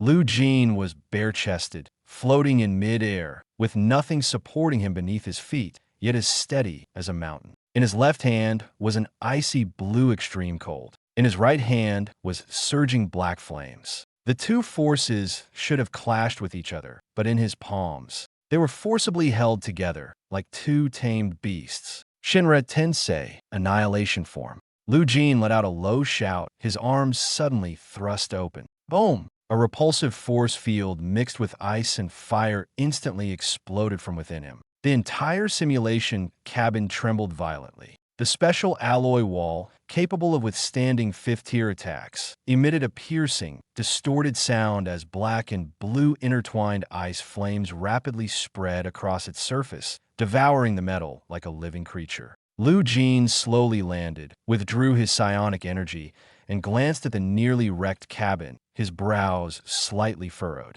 Still not stable enough. His strength hadn't advanced to a higher realm, but over the past half-month, he had been honing his power to the extreme. Now, even the slightest movement from him could turn into a deadly strike. If he encounters an enemy again, he can even compress Shinra Tensei to just the tip of his finger. By then, there would be no need for a large-scale explosion. Simply repelling the opponent's weapon in the instant of close combat would ensure his invincibility. True combat is never about whose moves are grander, but about who reveals a flaw first. At that moment, the communicator outside the secret chamber emitted a notification sound. It's General Lei's private line. Lu Jin, have you returned? Come to the command center. There's a mission now. General Lei's voice was much lower than usual, clearly not a trivial matter. I'll be there right away. 10 minutes later, Lu Jin pushed open the door to the command center. Zhao Kuo and Chun Emo were already waiting inside. For the past half-month, they had been fighting on the front lines, and their aura had grown heavier than before. Though they were only at the second level of psionic power, they resembled two fierce beasts with their claws retracted, their quiet demeanor making people feel even more uneasy. General Lei wasted no words and directly pulled up a tactical satellite map on the holographic screen. At the center of the screen was an abyssal fissure located 300 kilometers outside the Iron Great Wall. Deep within the fissure, on what was once barren scorched earth, a massive ancient ruin had unexpectedly appeared. The ruin emitted a cold, bronze-colored glow, resembling a giant beast that had slumbered underground for countless years and had just awakened. Lu Jin stared at the screen, his gaze quickly falling on the flowing patterns surrounding the ruin. That is not a modern formation. It's more like some kind of ancient chain of rules whose origin cannot be determined. What is this? Lu Jin asked, information brought back desperately by the frontline scouts. General Lei took a deep breath. 3 days ago, the abyssal crust collapsed, pushing this thing to the surface. Military scholars have already confirmed that this is an ancient battlefield left behind from the age of divine fall, the era of God's fall. As these 4 words were spoken, even the goddess behind Lu Jin slightly raised her eyes. For the first time, a noticeable ripple appeared in those pure white eyes. An ancient battlefield? Lu Jin narrowed his eyes. There might be legacies or divine artifacts in there. That's right. General Lei nodded. And that's not all. According to speculation, there might even be something deep within the ruins that could allow someone to cross the threshold of the 9th rank. His tone was heavy, but his next sentence immediately dampened the atmosphere. But the problem is, the outer layer is wrapped in an extremely dangerous temporal, forbidden formation. We've tried several times. Any life form above the 5th tier, as long as it gets close, will have its life force instantly drained, turning directly into a skeleton. The command center was eerily silent. Lu Jin said nothing, merely continuing to listen. In other words, this ruin cannot be entered by those of the 5th rank. General Lei stared at him, speaking word by word. Only those of the 4th rank and below can enter. Now, the Imperial Capital Council has already caught wind of this. The prodigies from all the major families and academies are rushing to the front lines. On the military side, there aren't many 4th rank individuals who can hold their own. Competing inside with those scions of the financial magnates will be very challenging. General Lei took a step closer, lowering his voice even further. Lu Jin, for this mission, the military isn't counting on numbers to win. It all depends on whether the candidates are ruthless enough and steady enough. The things in this ruin must not fall into the hands of the Shin family or any other conglomerates. Are you willing to lead a team in? After hearing this, Lu Jin instead smiled. This is hardly a dangerous mission. This is clearly a hunting ground tailored for him. Restricting entry to those above Tier 5? Isn't that specifically prepared for someone like him, who appears to be only Tier 4 1-star, but can actually overpower Tier 5 peak-level opponents? Others go into fight for their lives. He goes in a reap. Interesting. Lu Jin's lips slowly curled into a smile, devoid of any warmth, instead exuding a chilling sense of brutality. In his double pupils, the black flames danced more and more fiercely. Since the prodigies of the Imperial Capital are coming, all the better. Lu Jin turned around, his black trench coat sweeping a sharp arc behind him. General Lei, help me prepare a few larger battle-ready sacks. He paused for a moment, his voice calm, but as sharp as a knife. I promise, as long as I step through that door, those young masters from the Imperial Capital won't even be able to bring out a single pair of underwear. Abyss First Frontline, Military Helipad Number 1. The fierce wind carried sand and stones, striking hard against the soldiers' armor with a dense, crisp sound. This was the edge of the battlefield, where the air was filled with the scent of rust and gunpowder. Everyone was on edge because they knew that today's arrivals were no ordinary reinforcements, but a group of arrogant geniuses from the imperial capital. Boom! A massive, floating warship forcefully descended from the dark clouds, its hull emblazoned with the Imperial Capital Council's purple-gold emblem, exuding an air of arrogance, as if to provoke the entire front line. The moment the ship touched down, a violent gust scattered in all directions, even toppling several nearby logistics soldiers to the ground.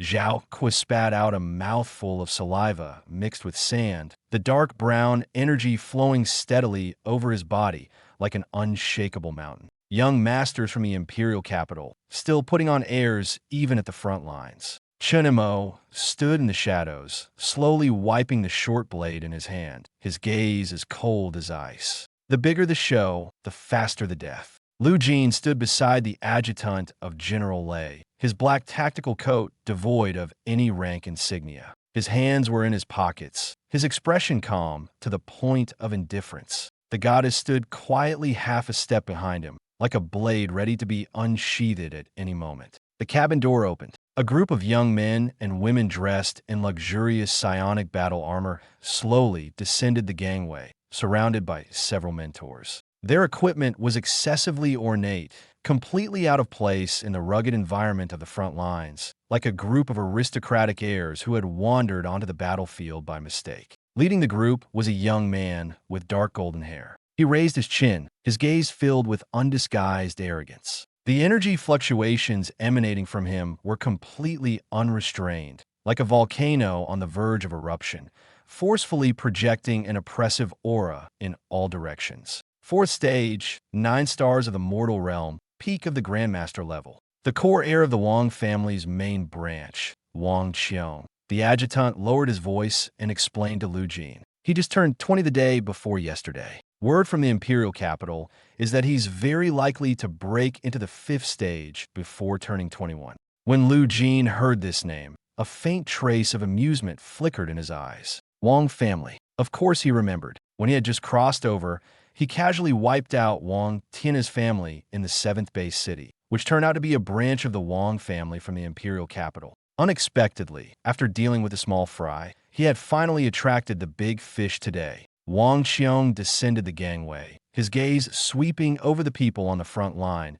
a condescending cold smile on his lips. General Lei isn't here, he started with a sneer. Just sent an adjutant to greet us? It seems the military of the front line is truly out of people. They can't even hold the 4th-tier defense line and have to rely on us from the council to seize the ruins. The adjutant's face darkened, just about to speak, but Wang Qiong had already shifted his gaze past him, landing directly on Lu Jin. To be precise, it landed on the goddess behind Lu Jin. So you're that bumpkin from the 7th base city, Lu Jin? He approached step by step, his gaze like he was scrutinizing a worthless piece of merchandise, with undisguised killing intent hidden within. Wang Qiong was no fool. On the contrary, as an heir raised in such a powerful family, his greatest skill was analyzing information before making judgments. The reason he dared to provoke Lu Jin face-to-face was that he had already thoroughly studied the intelligence. The video of you killing a 6th-tier calamity has already been reviewed frame by the council,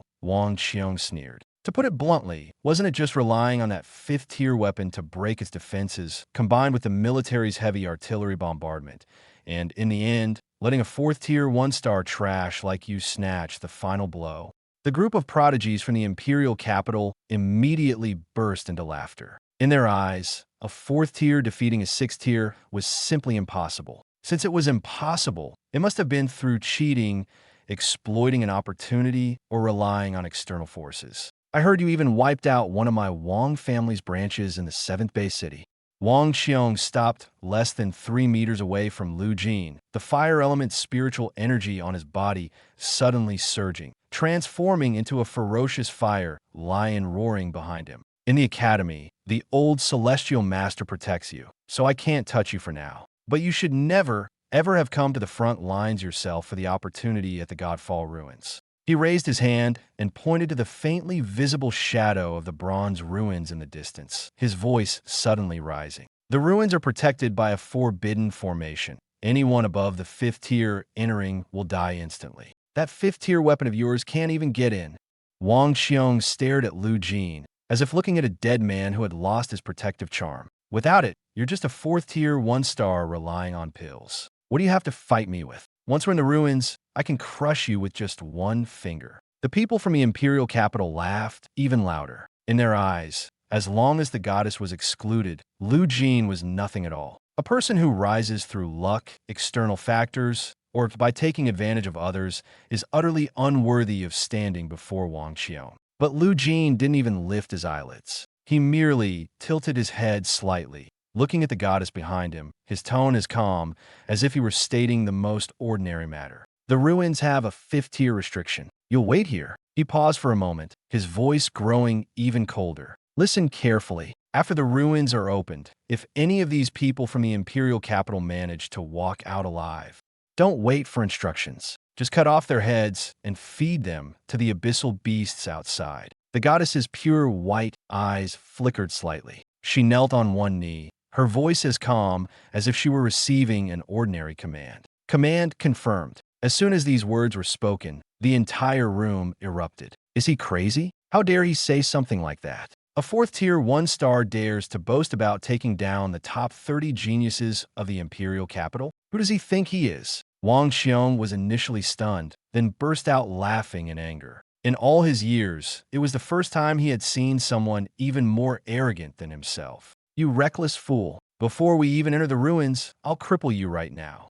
Before the words had even faded, he had already made his move. Boom! Wang Xiong suppressed all his killing intent, forming his right hand into a sword. The peak 4th tier fire elemental energy instantly condensed to its limit, transforming into a crimson sword aura several meters long, thrusting straight at Lu Jin's throat. The strike was so fast that even the military adjutant nearby only had time to let out a startled cry. Lu Jin stood there, his face showing not the slightest hint of panic. He didn't even activate any defenses, his hands still tucked in the pockets of his trench coat, not moving an inch. When the crimson sword energy was only half a foot away from his throat, Shun Luo, Lu Jin spoke indifferently. Buzz. In the next instant, an invisible yet overwhelmingly domineering repulsive force exploded from him as the center. This was not a full-force outburst, but merely a miniature defensive technique he had honed repeatedly over the past half-month.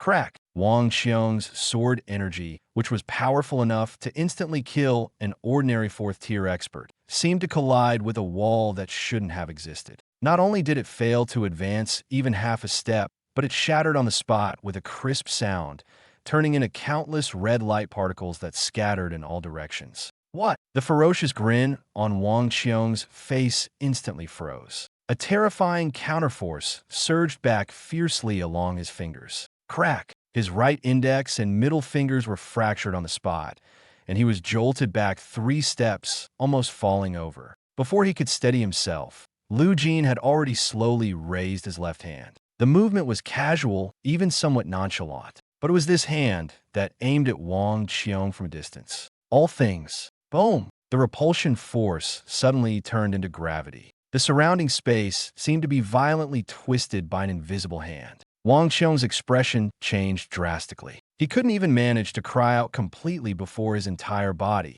like a tattered bag swept up by a fierce wind, was lifted off the ground and hurled fiercely toward Lu Jin. Too fast. From the shattering of the sword energy to Wang Xiong being forcibly pulled over, the entire process took less than a second. Snap! A muffled sound exploded on the helipad. Lu Jin grabbed Wang Xiong by the neck, his fingers tightening like iron clamps, lifting this heir of the imperial capital's Wang family with one hand. The entire venue fell into dead silence. Everyone was stunned. Those geniuses from the imperial capital who initially just wanted to watch the spectacle now had pale faces, their eyes almost bulging out, and they even forgot to breathe. What kind of monster is this? Wang Xiong was at the peak of the 4th tier, yet he hadn't even completed a single move before being directly pulled over and having his neck grabbed by the opponent. Earlier, he was calling others arrogant, but now it seems the truly ridiculous person is none other than himself.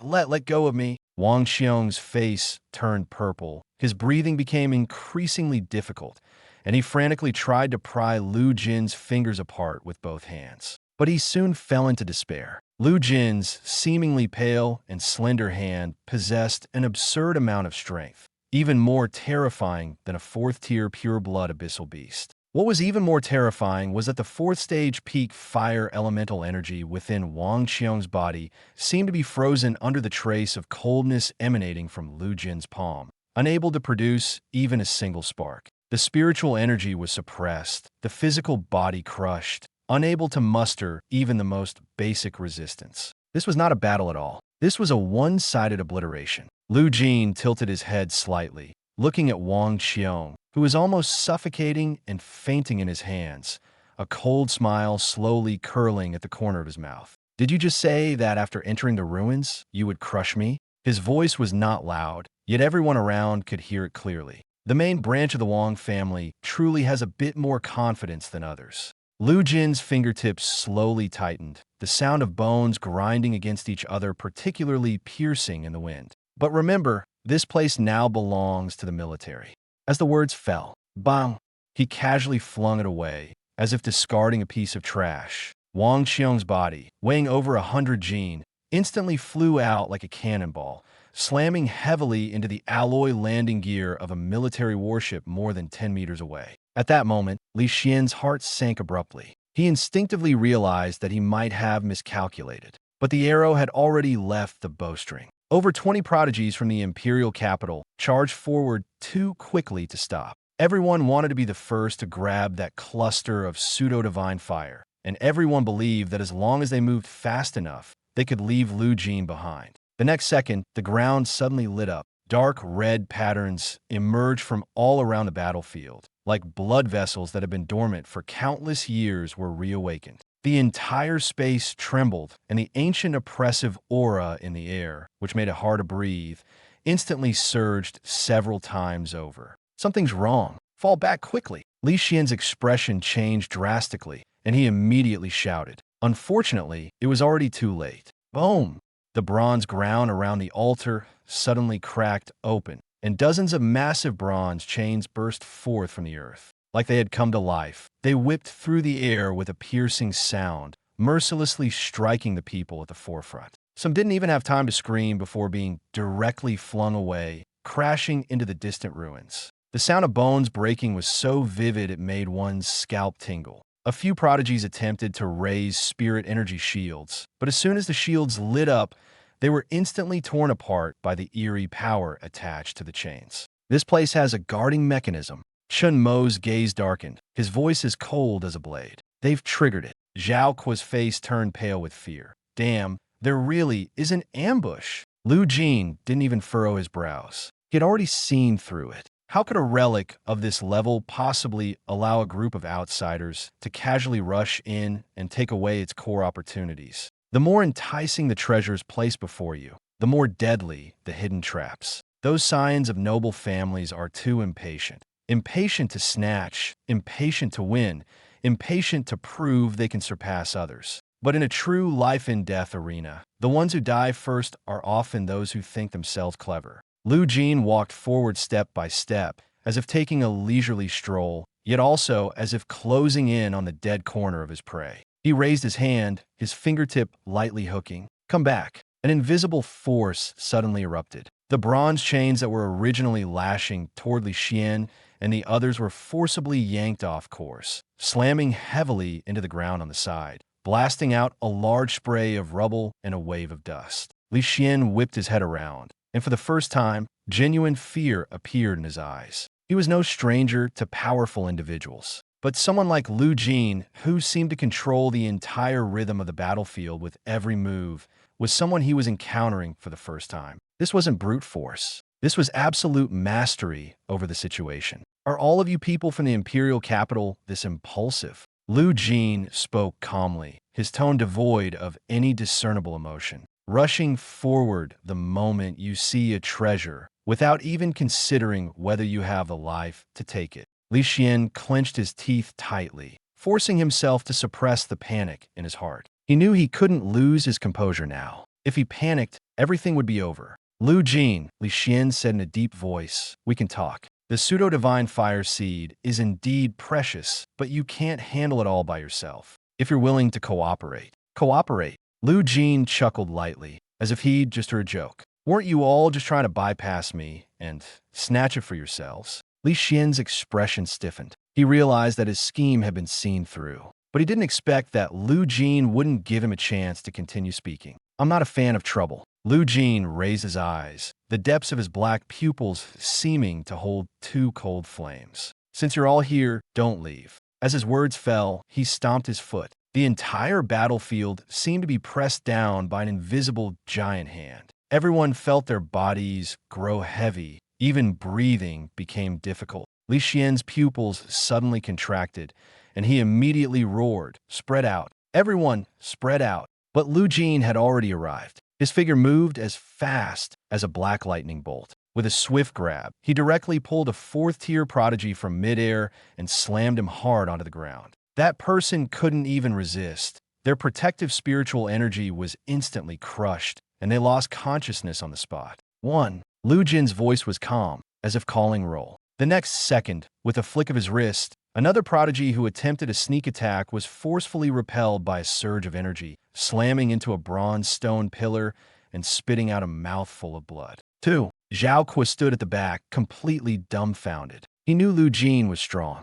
but he never expected Lu Jin to be this outrageous. This was not an ordinary fight. It was a one-sided sweep. Li Xian finally understood that he had made a fatal mistake. He underestimated Lu Jin, and even more so, he underestimated the danger of this ruin itself. But now, it was too late for regret, because Lu Jin's gaze had already fallen on that cluster of false divine fire at the top of the altar. "Take the item first," Lu Jin murmured, as if speaking to himself. "The rest can be settled slowly." He raised his hand, and in his palm, the dual SS-level origins trembled simultaneously. The cluster of white flames seemed to sense something, lightly flickering once, emitting an even more dazzling brilliance. The entire ruin seemed to fully awaken at this moment. Boom!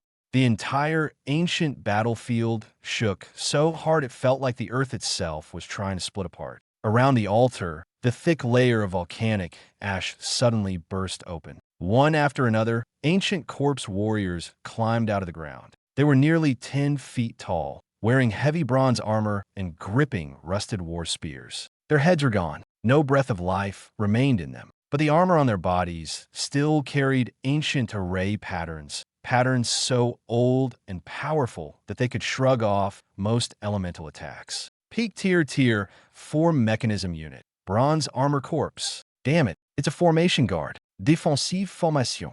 Li Xian's face changed instantly. He snapped open his folding fan, and a violent wind vortex slammed into the 3 bronze armor corpses in front, forcing them back. "Push through. Don't get stuck fighting. Cover me while I take the divine fire." More than 20 Tier 4 prodigies were thrown into a brutal fight at once. Their attacks left nothing but white marks on the bronze armor. But if a corpse warrior's spear even grazed them, the ancient corpse poison would instantly chew through their protective aura.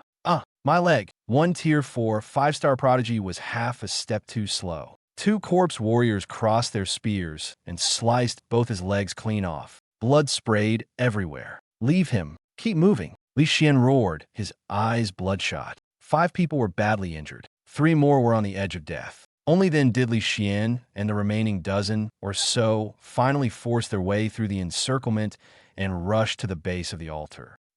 The fake divine fire seed is mine. It belongs to the Li family. Li Xuan laf in triumph. His Tier 4 8-star energy burst out all at once as he leaped in the air like a soaring hawk, reaching straight for the pure white flame at the top of the altar. It was less than 10 feet away. His fingers were only moments from touching it. Then a calm voice, quiet but chilling, cut through the chaos like a death sentence. "Did I say you could touch it?" The air twisted. An impossible force suddenly appeared above the flame. Li Xian's expression froze. He felt a terrifying pull, one he could not resist at all. The next second, to his horror, to his disbelief, almost making him puke blood on the spot. The fake divine fire seed he had paid for with blood and lives suddenly shot away like a beam of white light. It flew straight past him, back toward the rear of the battlefield. No!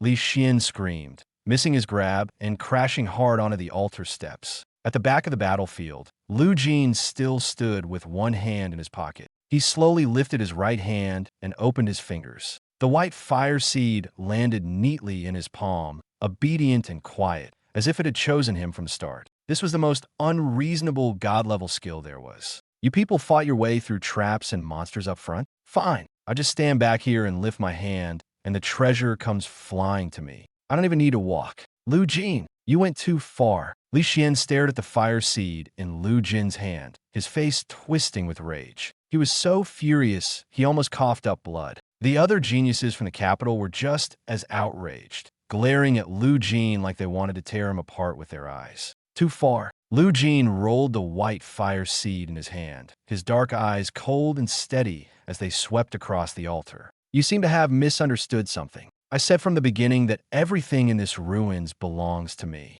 He put the fake divine fire seed into his spatial ring, then slowly pulled his left hand out of his pocket. He glanced up at the 100+ bronze armor corpses, now fully enraged because Lu Jin's group had broken into the altar zone and triggered them. And not just a fire seed. Lu Jin brought both hands together in front of him, then yanked them apart with force. Even the rings on your fingers belong to me.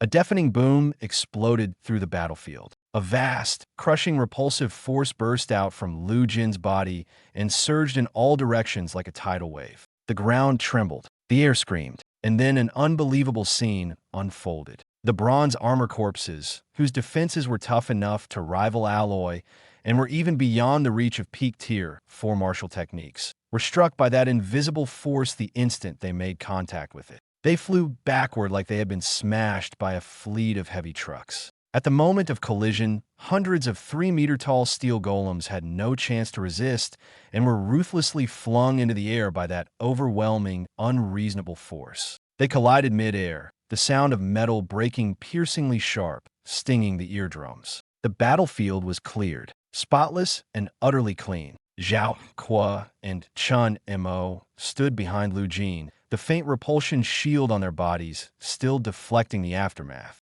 Yet even so, both of them gasped simultaneously, their backs tingling, as if their very souls had been shaken. Is this really the commotion that a 4th-tier master can cause? Clang, clang. Shattered bronze-armored corpses rained down around the altar, scattering scraps of metal and dust everywhere. The battlefield, which had been brimming with murderous intent just moments ago, suddenly fell eerily silent. On the altar steps, Lu Jin and the remaining dozen or so prodigies from the imperial capital were all slumped on the ground. They watched as Lu Jin stepped through the wreckage scattered across the ground, the anger in their eyes long gone, replaced only by fear that seeped from their very bones. That single move had completely shattered their confidence. With just a wave of his hand, hundreds of peak 4th-tier mechanical beasts were all sent flying and destroyed. Is this still considered 4th tier? Whose 4th tier can achieve this level? Lu. Major Lu. Lu Jin's voice was trembling,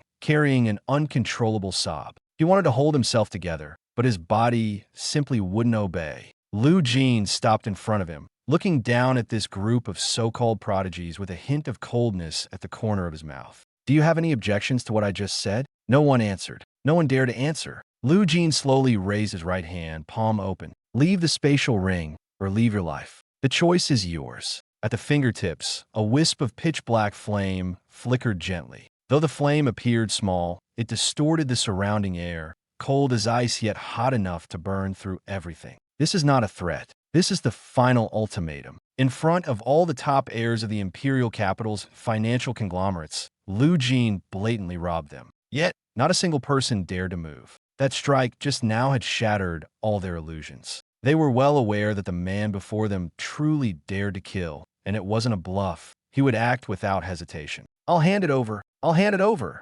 Lu Jin was the first to break down. He shakily took off the top-grade spatial ring from his hand, as if throwing away the last shred of dignity, and tremblingly placed it into Lu Jin's palm. Once someone lowered their head, the others couldn't hold on any longer. The remaining prodigies, one after another, unbound their rings, their faces as grim as if they'd swallowed bile, yet they still obediently handed them over. They are not unwilling to resist. They simply don't dare. In the face of absolute power, so-called status, background, and pride all become a joke. Very good. Lu Jin weighed the dozen or so spatial rings in his hand, his gaze calm. These people, being sent here by their families, naturally wouldn't come empty-handed. The items they carry are likely life-saving resources and top-tier elixirs. Fatty, Chun-mo, collect the loot. He casually tossed the ring over. Got it, Jean Bro. Zhao Qua instantly perked up, his eyes nearly disappearing in his grin. This haul was worth more than killing 10,000 abyssal beasts outside. Lu Jin no longer looked at the group of young masters who had completely lost their courage. His gaze passed over the bronze altar and fell deeper into the rolling mist. After absorbing the false divine fire seed, the remnants of the Jinmu branch and the source of black flames within him were restless, as if desperately trying to remind him of one thing. The true core of this ruin lies beyond the mist. Let's go. Lu Jin put his hands back into the pockets of his trench coat and stepped into the depths of the mist. This is just the appetizer. The real treasure is still inside. After passing through the thick, blood-colored mist, the surrounding air seemed to suddenly sink into a swamp. Huff! Brother Jin, the gravity in this mist feels off. Zhao Qua's bones emitted faint creaking sounds with every step he took. His 200-pound weight seemed to be magnified tenfold here, making even lifting his legs a struggle.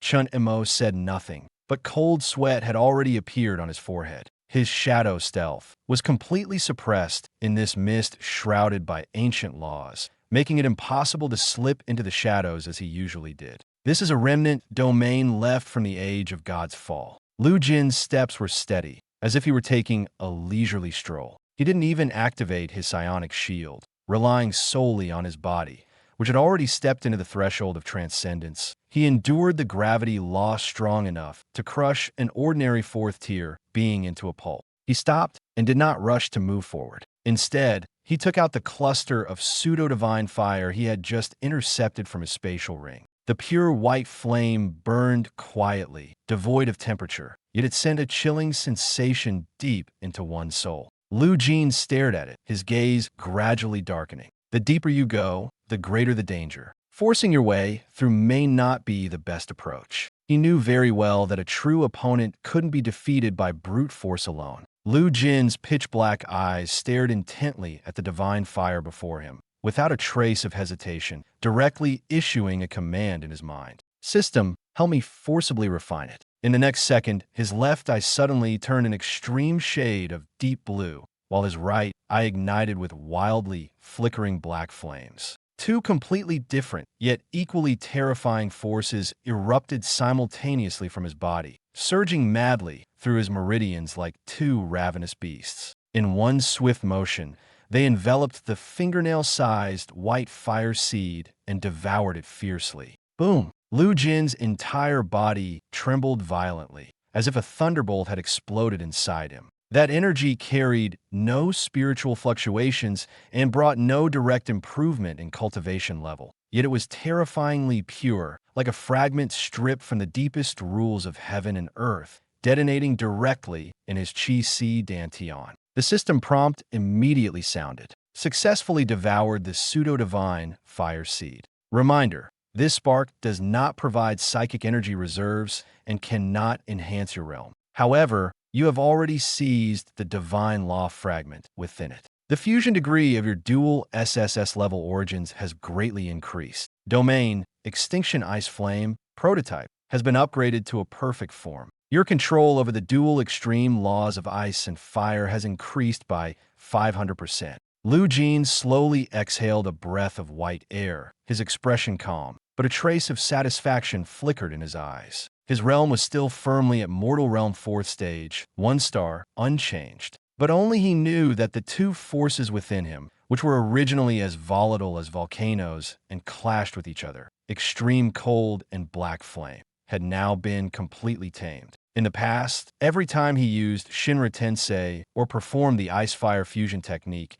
it would consume a large amount of mental energy, and there would even be obvious backlash and stiffness. But now it's different. If he encounters a prodigy of Wang Qiong's caliber again, he wouldn't even need to lift a hand.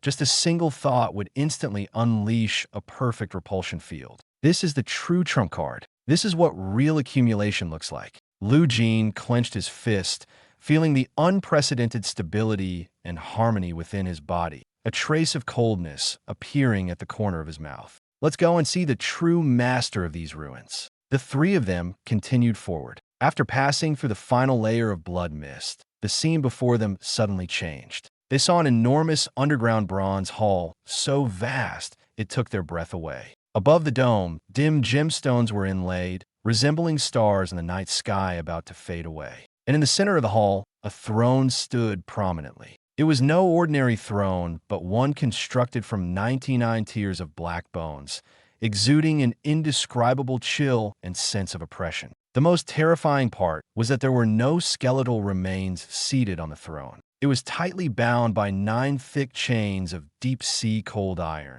and at the center of the chains, there was a broken dark golden Fangtian halberd. On that broken halberd, there were remnants of black blood that had long since dried. No one knows how many years have passed, yet those bloodstains still haven't completely faded. Instead, they make this weapon exude a suffocating, killing intent. Zhao Kuo and Chun Mo's expressions changed instantly. Even just watching from afar, their eyes twitched uncontrollably, and their chests felt as if gripped tightly by an invisible giant hand, making it difficult to breathe. This weapon is too terrifying. Chun Mo's voice trembled. It's definitely beyond the 6th tier. At that moment, as Lu Jin stepped onto the first layer of the bone staircase, the entire hall suddenly began to tremble. An ancient, grand, and chillingly inhuman voice seemed to echo directly from a distant era, exploding abruptly all around. Those who trespass in the sacred temple shall die.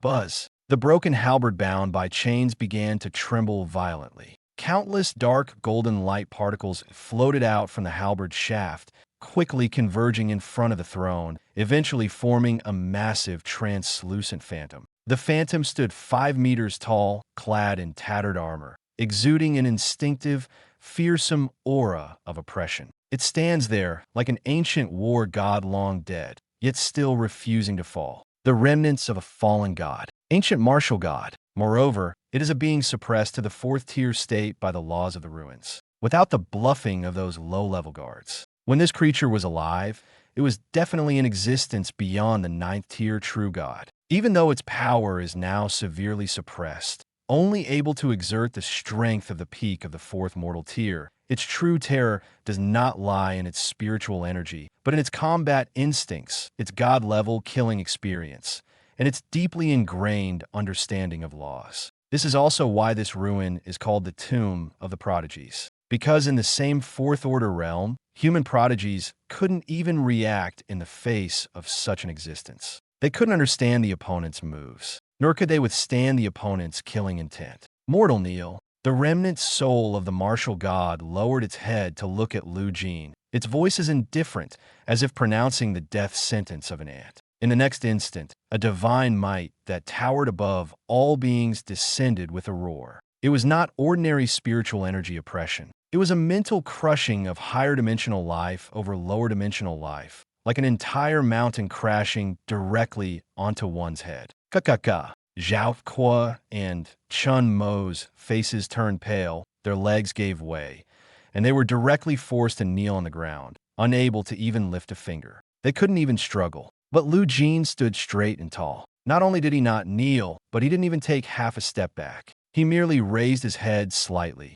calmly looking at the lofty remnant soul. "Make me kneel." Lu Jin had his hands in the pockets of his trench coat, his tone light, yet carrying an unmistakable chill. "You're not qualified for that yet." Lu Jin's words were like a knife, directly stabbing at the place the war god's remnant soul cared about the most. A wraith barely holding on with a broken magical artifact, and yet dares to pose as a deity before him? This kind of mockery was almost like tearing apart the last shred of the other's dignity in public. The wrath of the martial god's remnant soul exploded instantly. "Ignorant ants, I am from the heavens above." It still wanted to maintain the demeanor of a deity, attempting to suppress Lu Jin with its lofty tone. But Lu Jin didn't even give it the chance to finish speaking. Boom! The aura in front of the throne was instantly drained, condensing into a 10-meter-long golden light spear, carrying destructive power as it slashed directly toward Lu Jin. The strike was too fast, so fast that there was almost no room to dodge. Moreover, it wasn't just about speed. It carried a lock-on. As long as it sets its sights on you, it's like having death's hand gripping your throat. Even if you flee to the ends of the earth, it will still catch up to you. Chunmo's face was deathly pale, his throat hoarse from shouting. Jin, run. That thing has locked onto you. But Lu Jin didn't move. He stood still, his gaze as cold as ice. The next second, his eyes turned completely black and blue, as dark as the deep sea, yet like flames burning in the night. In that instant, the power within him seemed to finally awaken from its slumber, carrying an overwhelming sense of danger. Shinra. He uttered the two words indifferently. Then, he added the second character. Heaven's Conquest. Boom! A terrifying, repulsive force suddenly exploded, no longer a one-way defense, but forming an absolute repulsion field with a 10-meter diameter centered on Lu Jin. Even more frightening, this repulsive force was mixed with a kind of black flame. That flame is not an ordinary burn. It seems capable of burning through space, through rules, through anything that stands in its way. The golden light spear slammed fiercely into the repulsion field, and the entire hall echoed with a piercing metallic clash that made eardrums ache. But in the next second, the contempt on the war god's remnant soul's face froze, because its supposedly unbreakable strike was shattered. Starting from the tip of the halberd, it began to crack bit by bit. Golden fragments of Allah scattered outward, but before they could touch the ground, they were completely devoured by the surrounding black flames, leaving not a trace behind. For the first time, the remnant soul of the martial god revealed genuine fear.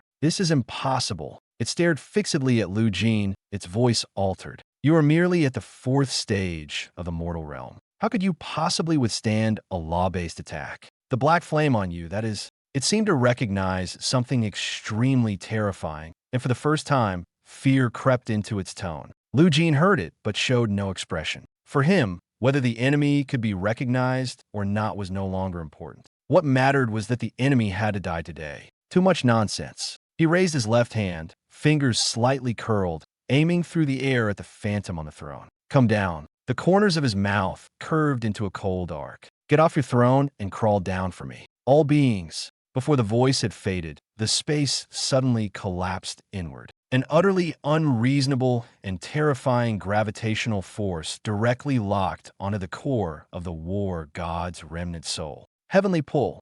The war god's remnant soul let out a mournful roar, desperately channeling divine power in an attempt to anchor itself to the throne. But it was useless. Lu Jin's gravitational field had been enhanced by that flame to an almost infinitesimal degree, not merely pulling at its shell, but directly shaking its very essence. It was like a piece of paper originally nailed to the wall, forcibly torn from its deepest point by an invisible giant hand. Whoosh! That ancient remnant soul, which had once driven countless prodigies to despair, was actually pulled away. It tumbled awkwardly in midair, like a crumpled piece of waste paper blown by the wind, finally landing heavily in front of Lu Jin. The next second, Lu Jin grabbed its neck. Black flames spread up along his arm, and the remnant soul immediately let out a piercing, distorted scream. The so-called divinity within it was laughably fragile in the face of true pain. With just this little ability, you dare to make me kneel?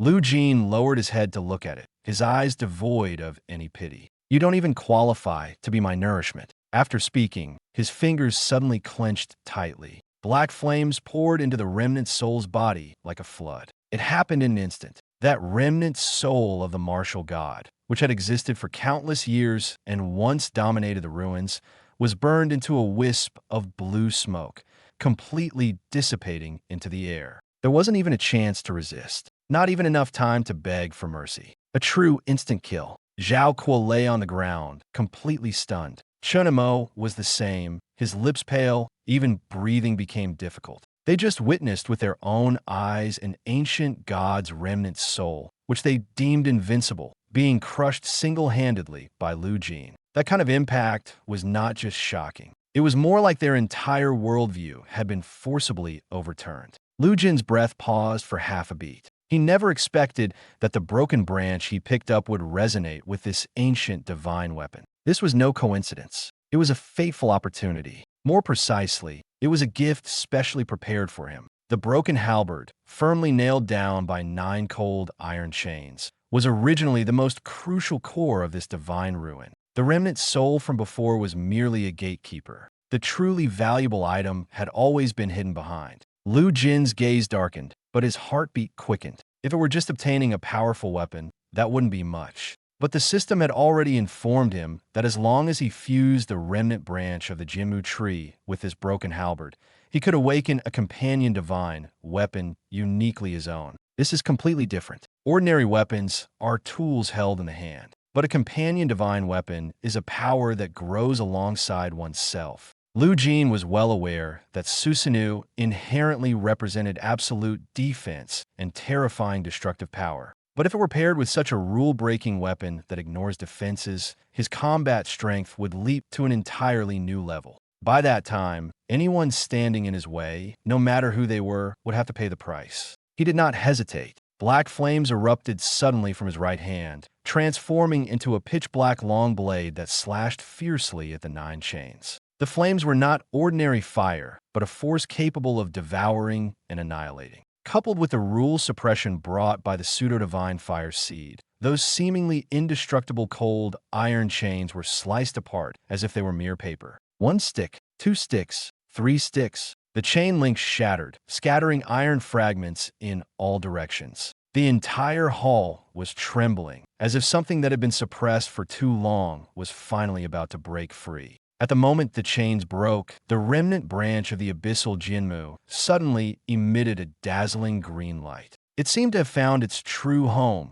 voluntarily melting into a pool of dark green liquid, pouring down toward the broken halberd. In the next second, the broken halberd began to reshape. The damaged halberd blade was gradually repaired. Cracks were swiftly smoothed, and the broken parts extended and regrew. What was originally just a broken fragment transformed in an instant into a double helix spear. Entirely pitch black, its pattern simultaneously shimmered with dark gold and icy blue hues. That aura was ancient, dangerous, and ruthless, as if it had stepped straight out of an ancient myth. The light in Lu Jin's eyes grew increasingly bright. This was no ordinary divine weapon. This was a true trump card capable of killing. The system prompt also sounded at this moment, informing him that this incomplete divine weapon had been successfully awakened and bound to him. It has no physical weight and only manifests when Susanoo is activated. More importantly, it carries an almost cruel characteristic. It does not merely destroy the flesh. It can also directly damage the opponent's soul and essence. This means that many seemingly powerful defenses are meaningless in its presence. Lu Jin slowly extended his hand and grasped the spear. But the moment he touched it, the spear did not remain in his hand. Instead, it transformed into a stream of interwoven black and blue light and directly burrowed in his right arm. A burst of icy pain flashed through. On his arm, an ancient and intricate spiral pattern emerged. At that moment, Lu Jin could clearly feel that this weapon was no longer an external object. It had become connected to his soul. From now on, it could be summoned by him at any time. And it can also become the enemy's nightmare at any moment. Lu Jin raised his head and looked at the ruins that had begun to shake violently. The core had already been taken by him. This place is about to collapse. And he finally obtained the trump card that truly belonged to him. The bronze temple beneath his feet let out one last deep groan, and then the entire world seemed to be torn apart by an invisible giant hand. The starry gemstones embedded in the dome fell one after another, pouring down like a torrential rain. The ground shook violently, blood-red rock layers split into bottomless cracks, and darkness surged out from the fissures, as if it intended to swallow all living things. Zhao Kuo's face turned pale, and his forehead was covered in cold sweat. As he retreated, he shouted, "Brother Jin, this place is really going to collapse." Just as he finished shouting, a boulder larger than a truck crashed down from above, grazing his scalp as it fell. Terrified, he almost collapsed on the spot and immediately activated his rock armor to protect his entire body. Lu Jin, however, showed no trace of panic. He didn't even falter in his steps. Instead, he turned around and leisurely slid his hands back into the pockets of his trench coat. That kind of composure didn't seem like someone fleeing for their life, but rather someone watching a scene they had long anticipated. The next second, he gently lifted his foot and stepped on the ground. All things drawn by the heavens. An indescribable gravitational force erupted instantly. The bronze teleportation light screen ahead, which was violently trembling and on the verge of shattering, seemed to be firmly pressed down by an invisible giant hand, causing the entire space to distort. Lu Jin, Zhao Kuo, and Chen Mo all felt their bodies suddenly lighten. Their feet left the ground as they were forcibly pulled toward the light screen by that force. The speed was astonishingly fast, yet incredibly steady, as if they were being precisely delivered to an exit that had long been prepared for them. The moment the light screen engulfed them, the entire bronze temple completely collapsed, sinking into the void without leaving even a trace of its outline. At the same time, the first front line of the abyss. The fierce wind continued to howl, whipping up sand and dust, scraping against faces like knives. But the atmosphere here was even more oppressive than the wind. Lu Jin looted the group of prodigies from the imperial capital clean and personally drove them out of the ruins. 3 whole hours had passed since then. Li Xian and over a dozen other prodigies from the imperial capital huddled in a corner of the helipad like defeated dogs with broken spines, their faces pale and their appearances disheveled. Nearby, military medics were busy trying to save the half-dead Wang Qiong, injecting one dose of medicine after another, barely pulling him back from the brink of death. In the center of the helipad, General Lei clenched a cigar between his teeth, his face as dark as the sky before a storm, staring intently at the flickering, violently unstable bronze portal. Standing beside the portal was the goddess, like a cold and unyielding statue of slaughter, never moving an inch. The oppressive aura emanating from her made the people from the imperial capital too afraid to even breathe heavily. Suddenly, crack, crack, crack. The surface of the bronze door split into countless intricate cracks. A terrifying aura of chaotic spatial turbulence leaked out from the gap in the door, as if something inside was completely collapsing. The door is about to shatter. The ruins are collapsing. The leading mentor from the imperial capital shouted in shock. In the corner, Li Xian suddenly raised his head, a twisted pleasure surging in his eyes. He lowered his voice, gritting his teeth as he spoke to his companion. Let it collapse. The more the better. That brat Lu Jin is too greedy. He must have triggered the killing array deep within the ruins. No matter how strong a 4th-tier master is, there's no way he can withstand the power of spatial collapse. He's doomed. Another prodigy nearby immediately chimed in, his tone full of malicious anticipation. Exactly. As long as he dies in there, our rings and the dignity we lost today can all be preserved. In their eyes, no matter how strong a warrior is, they cannot stand against a natural disaster. This is the common sense that has been instilled in them since childhood. So as long as Lu Jin dies inside, the humiliation of being suppressed single-handedly by a peer, even having his pockets emptied, can be buried forever. General Lei's adjutant grew anxious as well, quickly stepping forward and lowering his voice to ask, "General, the door is about to give way, and Major Lu hasn't come out yet. Should we send a rescue team in?"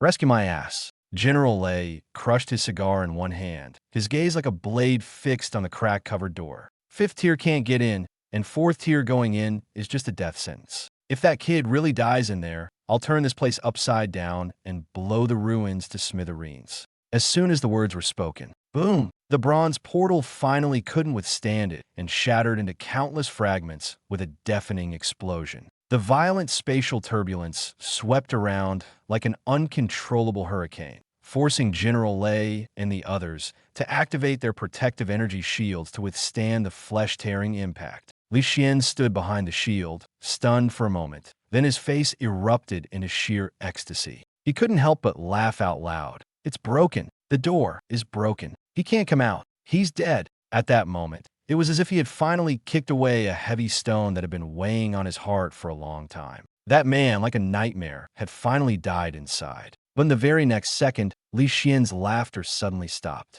It was as if someone had grabbed his throat. because amidst the swirling bronze fragments and raging turbulence, the sound of footsteps could be heard. Very steady, very slow. Each step felt like it was treading on everyone's heart. Duh, duh, duh. The smoke and dust gradually dispersed. Lu Jin walked out from the center of the explosion. His hands were tucked into the pockets of his black tactical coat, his expression calm, not even a strand of hair out of place. Stepping on the scattered remnants of spatial ripples beneath his feet, he moved as if strolling in his own backyard, exuding a composure that sent chills down one's spine. Behind him, Zhao Kuo and Chun Imo followed on his left and right. Zhao Kuo carried a bulging military preparedness sack on his shoulder, and Chun Imo carried one as well, clearly filled with items brought out from the ruins. Unscathed, after walking through the spatial collapse, not only did he come out alive, but even his clothes remained spotless. Li Xian's face instantly turned pale, his lips trembled violently, and his teeth began to chatter uncontrollably. The next second, his legs gave out, and he directly fell to his knees. Just moments ago, those prodigies who were full of malice and eagerly waiting for news of Lu Jin's death were all frozen in place, as if doused with a bucket of ice water. Their minds went blank, and they even forgot to breathe. Li Xian and the others turned pale, not even daring to glance at Lu Jin. This was no longer a matter of strength. This is completely on a different level. At the back of the crowd, the goddess quietly watched Lu Jin. A faint glimmer of light flashed in her pure white eyes. Then, she slightly lowered her head and silently stood back behind him, as if wordlessly acknowledging that this man was the one she truly followed. Ha ha ha, good lad, I knew you were tough. General Lei strode over, his laughter so loud it made people's ears tingle. He raised his hand and gave Lu Jin a heavy pat on the shoulder, the force so strong it seemed like he was confirming whether he was really standing there. Are you hurt? It's just ruins collapsing. Staying alive is what matters most. Other things, if lost, can always be replaced. Lu Jin's expression was calm, as if he had just returned from buying groceries at the corner. It's just a bit of spatial turbulence, not even enough to dust me off. He spoke casually, yet it sent a chill through the hearts of those around him. Because only those who have truly experienced such a place know that the so-called spatial turbulence is powerful enough to tear apart a fourth-tier expert. Yet he spoke of it as if it were just a breeze. Lu Jin turned his head, his dark, heavy pupils lightly sweeping over Li Xian and the others, who were slumped on the ground in the distance. No threats, no curses, and no action. Just a single glance. Li Xian and more than a dozen so-called top prodigies of the imperial capital unexpectedly lowered their heads in unison, their bodies trembling uncontrollably. The feeling was akin to being stared down by a giant beast crawling out of the abyss. Forget resisting. Even breathing became difficult. They finally understood that they and Lu Jin were not from the same world at all. Lu Jin withdrew his gaze, too indifferent to spare them another look. He took the heavy military sack from Zhao Kuo's shoulder and casually tossed it forward. Bang! The sack hit the alloy floor with a heavy thud that made one's heart skip a beat. This is the agreed rent. His tone was calm, as if he were merely paying an ordinary fee. Inside are over 84th-tier top-grade standard weapons with ancient rune patterns, along with a few fragmented battle formation manuscripts from the Age of Divine Fall. It should be enough for the elite frontline troops to upgrade their equipment. The air instantly fell silent. Immediately after, the sound of suppressed gasps echoed all around. Even General Lei, who was always accustomed to storms, was stunned for several seconds. Fourth-tier, top-grade weapons, and they're standardized and mass-produced. Over 80 pieces at once? This is not an expedition. It's clearly emptying out an ancient arsenal. You should know, even a military's most elite Grandmaster Guard battalion is usually equipped with only standard tier 4 weapons. The contents of Lu Jin's bag are beyond the word valuable. It's practically a lifeline for the front lines. What exactly did you do in there? General Lei swallowed hard. His gaze toward Lu Jin completely changed. That's not looking at a student. That's like looking at a treasure trove that grows its own resources. Didn't do much. Lu Jin had his hands in his pockets, slightly tilted his head, and looked toward the bottomless abyssal fissure in the distance. A trace of sharp, almost icy battle intent quietly emerged deep in his eyes. Just ran into an ancient remnant's soul occupying a position without doing anything. He was a bit noisy, so I casually shut him up. These words were spoken in an indifferent tone, but in the ears of everyone present, it was like a heavy hammer, fiercely striking their hearts. An ancient remnant soul? Shut up casually? Lu Jin and the others' faces turned completely ashen. They can't even defeat those bronze-armored corpses on the outskirts. Yet Lu Jin has already fought his way to the deepest part of the ruins and directly dealt with the master there. How can they even compete? They're simply not on the same level. Good, good, good. General Lei said good 3 times in a row. His entire face flushed, and even his voice carried an uncontrollable excitement. This batch of supplies, the military owes you a big favor. Major Lu, on the front lines from now on, you can go wherever you want, and I'll clear the way for you. No need to clear the way. Lu Jin's tone remained calm. Just give me the quietest retreat room. He was neither proud nor boastful, because he knew very well that the real transformation was yet to come. The heavenly marsh spear had just acknowledged its master, and the pseudo-divine fire seed still needed to continue absorbing and digesting. He was now standing at the pinnacle of the 4th tier, even approaching its limit. But that's not enough. What he needs is the next real breakthrough. No problem. General Li Laogid Iarchidi. Grade A Fortress number 1. Open to you all day long. Lu Jin nodded, leading Zhao Qua, Chen Mo, and the goddess through the gazes of the military officers, heading deep into the camp. The soldiers watched his back, their eyes filled not just with awe, but with an almost fanatical conviction. As for Lu Jin and the others, they were like a group of plucked quails, huddled in the cold wind, unable to even lift their heads. Today, they truly understood what a gap means, and it's a gap that can never be bridged. Meanwhile, in the imperial capital, tens of thousands of kilometers away from the front line, the deepest part of the sacred martial academy, the top floor of the Celestial Master Tower. The old Celestial Master sat cross-legged on a darkened, worn-out meditation mat, his breath steady, yet like an ancient bell hidden in a deep well, its silence was unsettling. In the next moment, his tightly shut eyelids suddenly twitched. Then he slowly raised his head, his gaunt face turning toward the direction of the front line. A terrifying aura capable of making the entire earth tremble suddenly awakened within him. The false divine spark extinguished. The divine weapon acknowledges its master. The hoarse voice of the old Grandmaster echoed at the top of the tower, like sandpaper scraping against wood, low, grating, yet filled with unconcealable shock. And there was a faint, complex sigh. That direction, fate, this thing is always like this. In the end, it still let that monster with dual origins get hold of that key. Shen Tianzong, you fools, what kind of existence did you provoke on the Abyss frontline? That is no ordinary demon. That is a tyrant capable of toppling 18 high walls. Lu Jin stood in the secret chamber of the underground fortress, surrounded by spiritual energy so dense it was almost turning into mist. Layers of white spiritual mist coiled around him, completely engulfing his figure. He sat cross-legged in the center, eyes closed, breathing steadily. Suddenly, the spiritual liquid in the secret chamber stopped flowing, as if the entire space had been forcibly pressed into pause. Lu Jin opened his eyes. His left eye was a deep blue, and his right eye pitch black. Compared to half a month ago, this time, those two extreme forces no longer leaked out uncontrollably. They settled in his eyes, eerily quiet, like two bottomless cold pools that could even swallow light. He slowly raised his right arm. On his forearm, the dark golden spiral sword pattern representing the mythological weapon, Amano's spear, was slowly lighting up with his breath, like a slumbering dragon finally beginning to awaken. Fusion successful.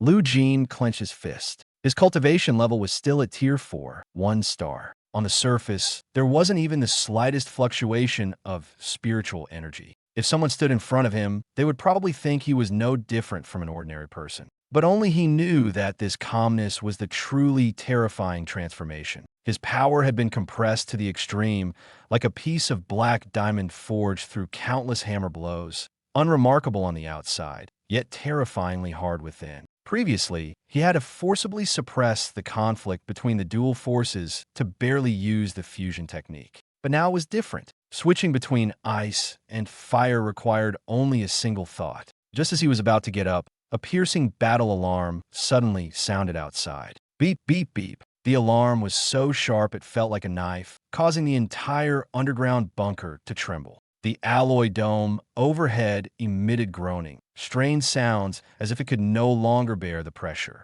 Lu Jin frowned slightly. Didn't the abyssal tide just pass half a month ago? How has it invaded again? He stood up, grabbed the black tactical coat draped over the back of the chair, threw it on directly, and pushed open the heavy secret chamber door. Outside the door, Zhao, Qua, Chun Mo, and the goddess were already fully armed, standing guard at the entrance of the passage. Zhao Qua's chubby face was full of anxiety, his helmet not even properly secured, and his immortal rock armor was still covered in debris from the recent tremors. "Brother Jin, you're finally out." He raised his hand, pointing toward the direction of the continuous explosions overhead, his voice filled with urgency. "Something big has happened. Those abyssal guys are completely disregarding the rules." Just as the tide receded, they sent a high-ranking demon assassination squad, taking advantage of the military defenses not being fully repaired, and launched an airborne assault on the first front line. Chun Mo's face was equally grim, his tone as cold as ice.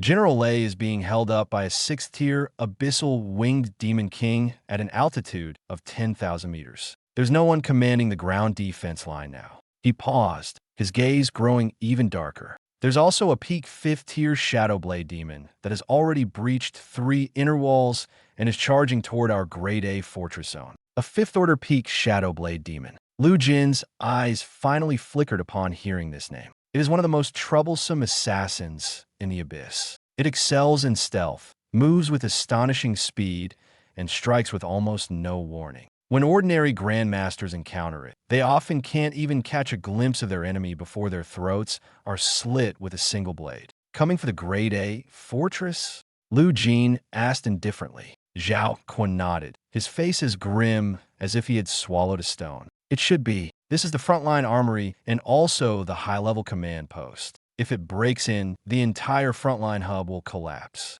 Lu Jin adjusted his collar, his dark eyes showing no trace of panic. He was well aware that the opponent's actions were not impulsive, but meticulously timed. The tide had just receded, the defenses were at their weakest, and the command system was in disarray. Striking at this moment would be the easiest way to deliver a fatal blow. Unfortunately, they miscalculated one thing. Today, the Grade A fortress is not only filled with chaos. There's also him. "Let's go." Lu Jin walked straight toward the elevator with his hands in his pockets. "Half a month in seclusion, my bones are almost rusting. Perfect timing to test my newly acquired weapon on this 5th-tier peak Abyss scum." The ground defense line had completely turned into a slaughterhouse. Over a dozen heavy mechas, towering 10 meters high, lay toppled on the scorched earth, their exteriors neatly sliced open as if by sharp blades, scattered everywhere. The 4th-tier elite soldiers inside the cockpits didn't even have time to press the escape button before being sliced in half. The air was filled with the stench of blood and the acrid smell of burnt metal. "Open fire. Don't stop." A 4th-tier 9-star captain, his eyes bloodshot, wielded a heavy psionic machine gun and fired wildly. "Use electromagnetic pulses to block its movement path. Don't let it get close." Gunfire poured out like a torrential rain, leaving patches of fiery craters on the ground. Strangely, however, no sign of the enemy's frontline figures could be seen on the scorched earth hundreds of meters ahead. There was only a faint black shadow darting back and forth between the ruins and the hail of bullets, moving at an unnaturally fast speed, its actions so cunning it seemed to be deliberately toying with them. Each time that thing dodged, it managed to avoid all the firepower perfectly. It's as if it isn't fleeing at all, but rather selecting its next target. Yeah. A cold, piercing laugh emanated from the shadow, like metal scraping against bone, making one's scalp tingle. Human weapons are becoming more and more like toys. A harsh, sinister laugh suddenly erupted from behind the squad leader. The squad leader's entire body tensed, and his hair stood on end instantly. He was already at the peak of the 4th tier, and his protective energy shield was fully deployed in the first instant. But he was still a step too slow. Hiss! A blade arm engulfed in a ghastly green, abyssal poison flame sliced through his energy shield as if it were butter. From his right shoulder down, it cleaved through, severing his right arm along with the heavy machine gun. Ah! The squad leader screamed in agony as he staggered back, clutching his severed arm tightly. Blood gushed uncontrollably through his fingers. He had not yet steadied himself when the shadowy figure ahead had already come to a halt. It was a humanoid demon, about 1.7 meters tall, entirely pitch black, with limbs transformed into sharp blades. It stood there like a living butcher's knife. Tier 5, 9 stars. Abyssal Shadow Blade Demon, Royal Bloodline. You humans, always hiding in your iron shells, are truly too weak. The Shadow Blade Demon lowered its head and licked the blood off its arm blade, its compound eyes filled with cruelty and mockery. Thunderstorm is being held off by my king. Today, none of you can stop me. It raised its arm blade, ready to deliver a fatal blow. At that moment, clang! The 3-meter-thick alloy lift gate of Fortress Alpha 1 suddenly let out a deep, resounding noise and slowly opened to both sides.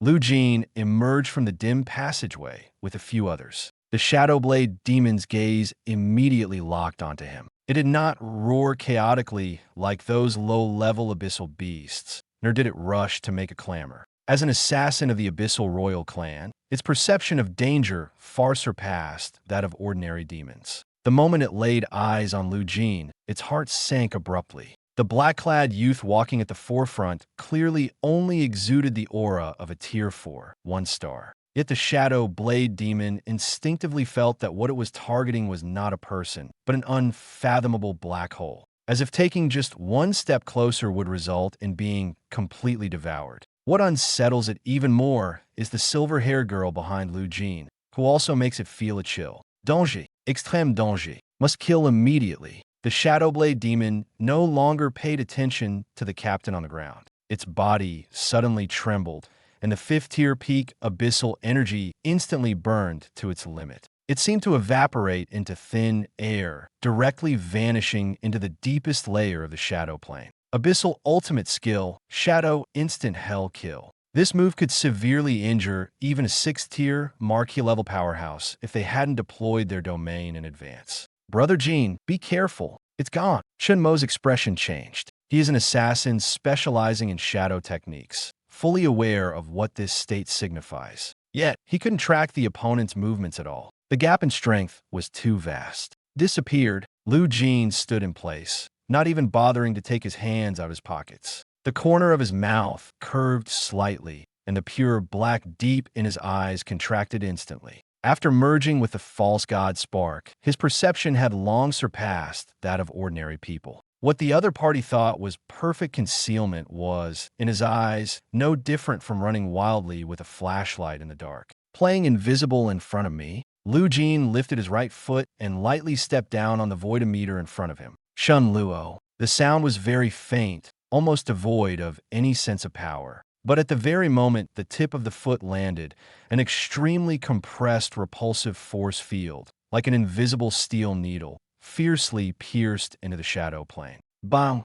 A muffled explosion erupted. The void ahead, which had originally been empty, shattered like glass. The pitch-black body of the Shadowblade Demon was like it had collided head-on with a speeding heavy train, forcibly squeezed out of the shadow plane. Poof! It spewed a mouthful of green demonic blood, its body completely losing balance mid-air before crashing heavily to the ground. The alloy floor was gouged out into a deep trench over 10 meters long. The Shadowblade Demon struggled to lift its head, its scarlet compound eyes filled with shock and fear. How is it possible? You're clearly only at the 4th tier. How could you see through my shadow rule? Its voice was trembling. One move. No, it couldn't even be considered an active attack. Lu Jin merely kicked casually, using the most precise repulsion control to directly break the ultimate move of a 5th-tier peak Royal Demon. This is the suppressive power he gained after half a month of seclusion,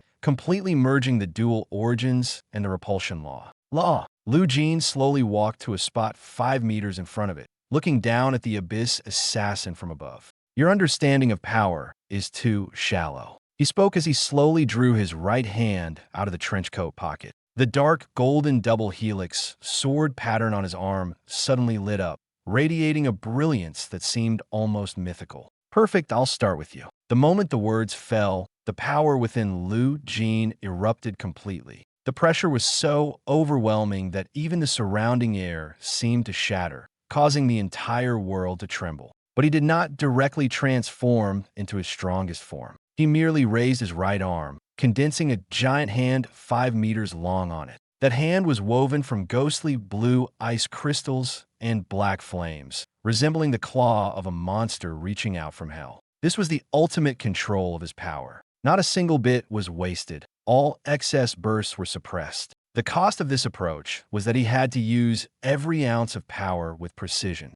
But the advantage was equally clear: more focused and lethal destructive force. And within that giant hand, intertwined with ice and fire, a pitch-black spear slowly emerged. The shaft was wrapped in dark gold and ice blue patterns, resembling two snakes biting each other. It was his companion divine weapon, the Heaven Abyss Spear. Though it was only in its incomplete form, its mere appearance caused the surrounding space to emit a mournful cry under the strain. Even the rules of this world seemed to instinctively retreat, avoiding the sharpness of this weapon. The Shadow Blade Demon's expression changed instantly. Just now, its face was full of murderous intent and confidence. But when it saw that spear, all its pride was extinguished as if doused by a bucket of ice water. It was afraid, and it was a fear born from instinct. "No, impossible. What is that thing?" It screamed, its body suddenly contracting, and the blades on its limbs frantically slashed at the ground, trying to escape using the shadows.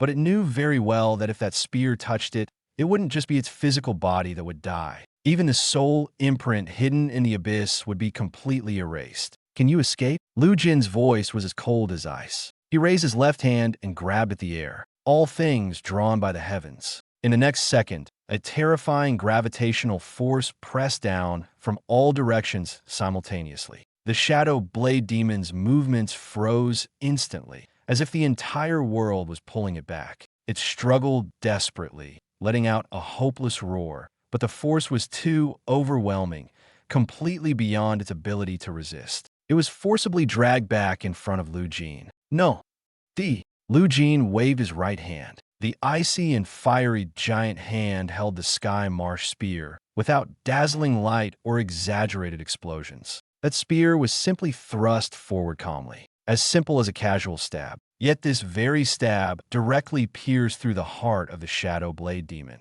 No abstraction, no struggle, not even a drop of blood was shed. The scene froze at this moment. The Shadow Blade Demon zombie hovered in midair, the blood-red glow in its eyes quickly extinguished. Immediately after, black cracks appeared on its surface, spreading bit by bit like shattered porcelain. Concept erasure activated. Its defense, its vitality, its soul, all rendered useless. This strike erased it directly from the root. A gust of wind blew past. This fifth-tier peak abyssal assassin, which had caused heavy losses to the military, didn't even have time to finish its last words before turning into countless fine black ashes in midair, completely vanishing. Not even a crystal core was left behind, because under the annihilation of the Celestial Swamp Spear, the energy core within its body was directly emptied. The battlefield was eerily silent, silent to the point of eeriness. The military captain, who had just lost an arm, even forgot the pain.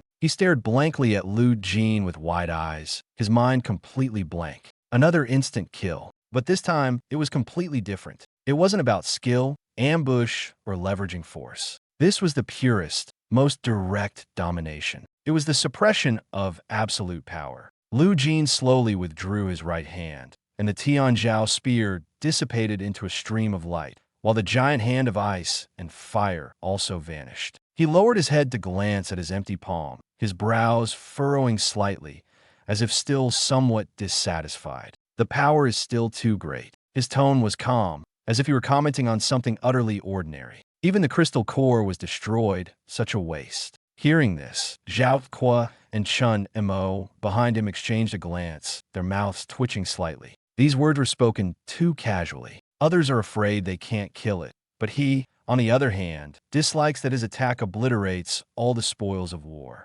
Rumble. At this moment, from 10,000 meters above the sky, a thunderous roar suddenly erupted. The blood-red clouds were forcibly torn apart. A towering figure entwined with violent lightning was being fiercely slammed down from the sky by a sixth-tier abyssal winged demon king with a wingspan exceeding 100 meters. Bang! The figure crashed into the steel wall less than 1,000 meters from the fortress like a meteor, directly collapsing a large section of the wall. Thunderstorm, a sixth-tier human, nothing more than this. In the sky, the sixth-tier winged demon king flapped its massive wings that blotted out the sun, letting out a piercing and cruel laugh. The bone wings roared deafeningly. Today, I will completely crush your front line. General Lei struggled to climb out of the rubble, a deep wound on his chest exposing the bone beneath, with blood continuously gushing out. The lightning energy within his body was in complete chaos, almost on the verge of losing control. Damn it, this beast's bloodline has mutated. I can't suppress it alone. He wiped the blood from the corner of his mouth, but there was not the slightest hint of retreat in his eyes. He knew he was already nearing his limit. If he delayed any longer, not only would he die, but the entire defense zone would be torn to pieces by this demon king. Just as he was about to forcibly overdraw his life force to make one last desperate stand, a calm voice of a young man suddenly came from the direction of the Grade A fortress, clearly cutting through the roar of the battlefield. General Lei, need any help? General Lei turned around abruptly. Lu Jin stood amidst the ruins, his black trench coat billowing fiercely in the wind. He tilted his head slightly, gazing calmly at the sixth-tier demon king in the sky that blotted out the sun, his eyes as cold as ice. He raised his right hand. On his arm, the double helix sword mark that had just dimmed lit up once more with a dazzling dark golden divine glow. But this time the spoils belonged to me. General Lei froze completely upon hearing this. He coughed up a mouthful of blood, his voice trembling. Lu Jin, don't act recklessly. That's not an ordinary calamity. It's the winged demon king with a mutated sky-splitting bloodline. Its speed and defense are far superior to that earth dragon from before. Your gravity ability is impressive, but it's too massive, and its rank suppresses yours. You can't possibly pull it. In General Lei's view, Lu Jin managed to take down the fifth-tier peak assassin by relying on the element of surprise. But the winged demon king in the sky is different. Its wingspan exceeds 100 meters, and its massive body resembles a flying steel mountain.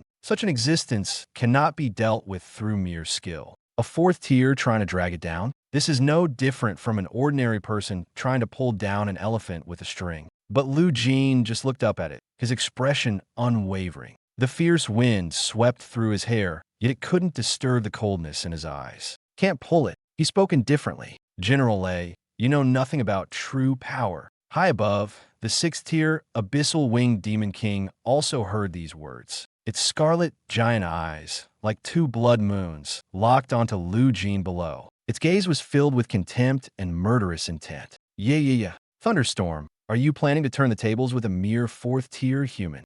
The laughter of the winged demon king shook the clouds into turbulence. In its eyes, Lu Jin was nothing more than a bug it could crush effortlessly. Between the fifth and sixth tiers, there is already an insurmountable chasm. Let alone, Lu Jin is only at the fourth tier. Since you all wish to die, then I shall grant your wish. It opened its massive jaws and let out a piercing roar. I will crush this fortress of yours, along with this little insect, into dust. Boom! It suddenly flapped its pair of black bone wings. In an instant, the wind element's spiritual energy within hundreds of kilometers around was forcibly drained. The next second, thousands upon thousands of massive black wind blades condensed in the sky. Each blade was over 10 meters long, sharp enough to slice through a battleship like a knife. This is not a normal attack. This is a devastating strike covering the entire battlefield. It is a true wipeout in every sense.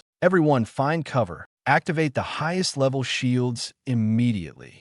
General Lei's eyes were wide with rage, his voice hoarse from shouting. But just as the overwhelming storm of wind blades was about to descend, Lu Jin did not take a single step back. He simply stood there and spoke with utmost calm. Don't dodge. When these two words reached the ears of every soldier, many thought they had misheard. But in the next second, they saw Lu Jin raise both hands, slowly bringing them together in front of his chest, then suddenly pushing them outward. Shun Luo, Buzz. The dual SSS grade essence within Lu Jin's body, refined by the pseudo-divine fire seed, instantly began operating at full speed. At that moment, his psychic energy was like a furnace squeezed to its limit, with all power erupting simultaneously. Heaven's call, maximum power. Boom! A transparent, visibly distorted force field suddenly spread outward, centered on Lu Jin. It was like an overturned giant bowl, instantly expanding to a radius of 1,000 meters, firmly covering the entire Grade A fortress area. The next second, tens of thousands of sixth-tier, void-splitting wind blades crashed down violently. Bang, bang, bang, bang, bang. The furious impact sounds merged into one, like a torrential downpour, striking an iron curtain. What truly made everyone's scalp tingle was the sixth-tier wind blades, powerful enough to split the earth and shred warships, were forcibly deflected the moment they encountered that repulsive force field. At that moment, the winged Demon King's attack wasn't merely blocked. It was as if it had collided with an invisible, impenetrable wall and was directly bounced back. Its terrifying energy, capable of destroying the entire defense zone, not only failed to harm Lu Jin, but instead collided and exploded mid-air, ultimately transforming into a chaotic stream of uncontrolled psionic energy that scattered in all directions. Yet the area covered by the attack didn't even manage to blow a speck of dust to Lu Jin's feet. General Lei stood in the distance, his mouth wide open, not even noticing the cigar falling from his lips to the ground. Only one thought remained in his mind. Is this really a defense that a fourth tier could unleash, taking a direct hit from sixth tier area bombardment and even reflecting it back? This kind of ability has completely surpassed the understanding of ordinary people. Lu Jin took a light breath. That move just now had drained nearly a third of his spiritual energy. Cross-tier defense was indeed not something that could be used casually or continuously. Yet his gaze showed no hint of retreat. Instead, it grew even colder. Because the battle was not over, he raised his head, looking toward the winged Demon King in the sky, momentarily stunned from having its attack reflected. The next second, he slowly lifted his left hand, his 5 fingers aiming at the massive creature from a distance. In his dual pupils, the runes representing gravity spun wildly, as if locking onto the fatal weakness of a prey. "You've flown too high." Lu Jin's voice was calm, but within that calmness lay an irrepressible killing intent. "Come down, now." Universal attraction, heavenly pull. In an instant, a gravitational force far stronger than before erupted. This time, it was no longer a localized pull, but an invisible iron chain that directly crossed space and locked tightly around the winged Demon King's heart. The winged Demon King in the sky let out a terrified roar. It could clearly feel that something it couldn't resist with sheer strength was directly acting on its very essence. It frantically flapped its skeletal wings, desperately trying to ascend and break free from this force. But it was useless. This is not mere brute force, but suppression on the level of laws. Its massive body, like an out-of-control meteor, plummeted straight toward the ground in an extremely humiliating manner, forcibly dragged down.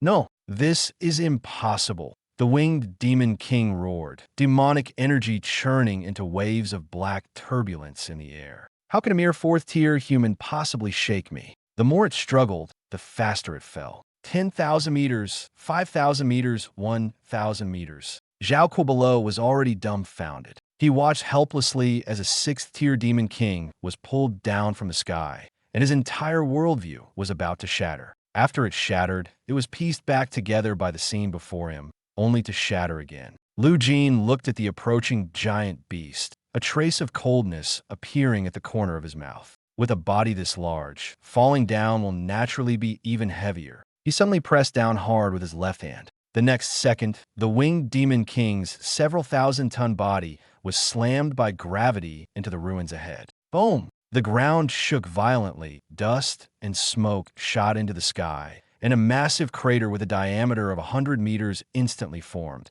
as if the entire surface had been smashed through a layer. A cough. The winged Demon King struggled to climb out of the deep pit, looking battered and disheveled, its breath chaotic. However, its sixth-tier physical body ultimately wasn't killed outright by the fall. It raised its head, opened its blood-red maw, and prepared to unleash an abyssal breath at close range, intending to burn Lu Jin and the ground to ashes. But just as it was about to pounce, Lu Jin stood in place and slowly raised his right arm. On that arm, the double helix sword pattern was distinct and cold. "Do you want to tear me apart?" Lu Jin looked at it, his tone devoid of any panic, carrying only a chilling calmness. "All right, I'll give you this chance." The moment his words fell, an aura even more ancient, more violent, and 100 times more terrifying than the six-tier pressure suddenly erupted from his body, soaring into the sky. Boom! Susanu, ethereal blue extreme cold, ice crystals, and pitch-black world-destroying black flames frantically intertwined and expanded around Lu Jin, as if they were about to turn the entire ruins into a new purgatory. General Lei was stunned. Tens of thousands of soldiers on the front line were also frozen in place. Amid the horrified gazes of everyone, a 40-meter-tall half-skeletal demon god, clad in tattered ice and fire battle armor, forcibly rose from the ruins. Its hollow eyes burned with two eerie black flames, as if the Grim Reaper were gazing down at all living beings on the ground. The winged Demon King's forward charge abruptly halted. It wasn't that it didn't want to charge, but its instincts were screaming. It was a fear etched into its very bones, like a beast hesitating even to struggle when faced with a true butcher. What kind of monstrous martial skill is this? For the first time, its voice revealed obvious panic. Lu Jin stood within the demon god's chest cavity, his gaze icy cold. "Your time of death." He suddenly clenched his right hand in the void. Almost at the same time, the 40-meter-tall ice-fire demon god also extended its massive right hand. Clang! A colossal divine weapon, 30 meters long, materialized out of thin air. It was entirely pitch black, with dark gold and ice blue spiral patterns entwined on its surface, as if destruction and coldness had been forcibly forged into one. The companion divine weapon, Heaven Abyss Spear. The moment this giant spear appeared, the surrounding space emitted the sound of unbearable cracking, as if it could be torn apart at any moment. Lu Jin did not give the Winged Demon King any time to react. He moved. He knew that his own fourth-tier psychic energy could only sustain this fully unleashed manifestation and divine weapon for 5 seconds at most. Slash! Lu Jin's gaze was as cold as ice. He raised his right hand, as if grasping something invisible, then fiercely thrust it forward. The 40-meter-tall, ice-fire demon god followed suit. It made no sound, yet resembled an ancient beast utterly enraged. Its right arm muscles suddenly tensed, and the 30-meter-long Tianjiao spear thrust straight out. This strike had no unnecessary flourishes, no proving techniques, only the most direct and brutal suppression. The Winged Demon King finally panicked. Roar Abyssal Shield. It frantically drained all the 6th-tier spiritual energy within its body, raising an astonishingly thick dark green shield in front of itself. This was the strongest defense in its bloodline. It believed that this shield could at least withstand one direct impact. But it was wrong. The moment the heavenly spear fell, that shield didn't even pause for a second. It was like thin paper meeting a red-hot iron nail, instantly wiped into nothingness. In the next second, the spear pierced its chest. Ugh! The Winged Demon King let out a heart-wrenching scream. It then fearfully realized that this strike was not an ordinary penetrating wound. Although its physical body remained intact, the true target of the attack was the very essence deep within its soul. That force was like a ruthless crusher, slowly grinding the foundation of its existence into nothingness. No, please don't. It wanted to retreat, to escape, to beg for mercy, but was already too late. Lu Jin stood inside the demon god, his gaze terrifyingly focused. He didn't seem to be killing an enemy, but rather performing an extremely precise surgery, meticulously controlling the power of the celestial marsh spear. Just now, when I killed that assassin, I used too much force and even destroyed the crystal core. He murmured to himself, his expression so calm it was almost indifferent. This time, I controlled it perfectly. Only sever the soul, without harming the core. As the words fell, he gave a slight flick of his wrist.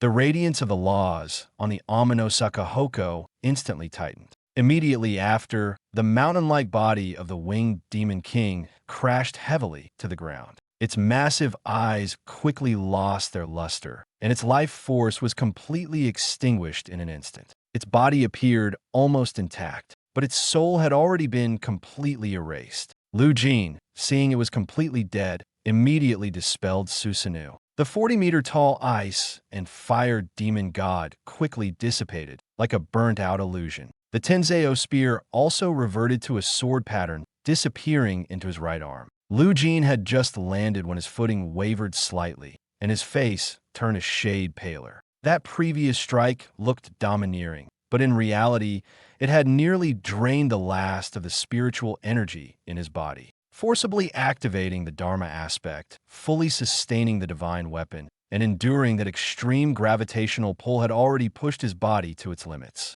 If that spear had missed, even by just a little, he would have had to rely on the goddess to escape today. But the greater the risk, the greater the reward. Lu Jin walked up to the corpse of the winged demon king, raised his right hand covered in black flames, and tore open the scales on its chest without hesitation. A crystal core the size of a basketball lay quietly inside. The pure and extreme sixth-tier wind elemental law fluctuations almost made it hard to breathe. Lu Jin grabbed the crystal core in one swift motion. The second sixth-tier core. A faintly satisfied curve finally appeared at the corner of his mouth as he casually tossed the crystal core into his spatial ring. With this, after returning to the academy, he would not only be able to stabilize his own realm, but also exchange it at the academic office for more top-level privileges. The battlefield fell silent once again, silent to the point of eeriness. Not far away, General Lei and the surrounding elite military personnel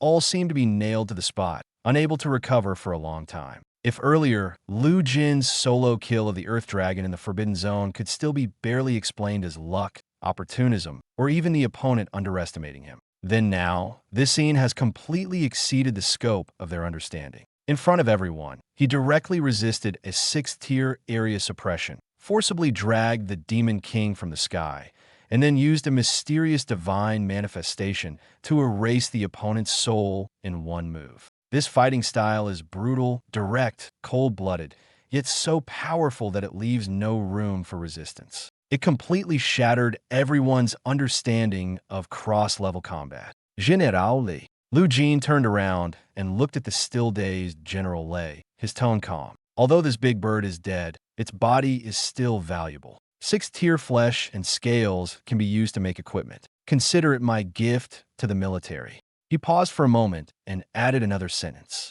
I said before, if the front line encounters another tough nut to crack, I'll handle it. Chapter 38, 2-star Grandmaster, returning to the capital fully loaded. The first front of the abyss was deathly silent. The massive sixth-tier winged Demon King, as large as a mountain, lay quietly in the ruins. The winged Demon King's tough scales were completely unscathed, and the bone wings on its back still emitted a chilling black, demonic aura. However, the life force that belonged to a sixth-tier calamity had completely vanished. General Lei stood before its enormous head, extending his rough hand to carefully touch the nearly impenetrable layer of scales. This body, these bones, not even a single wound. General Lei gasped, turning to look at Lu Jin, who was casually dusting off his trench coat. His gaze was as if he were staring at a complete monster. Kid, that spear of yours just now, did it directly erase its soul? More or less.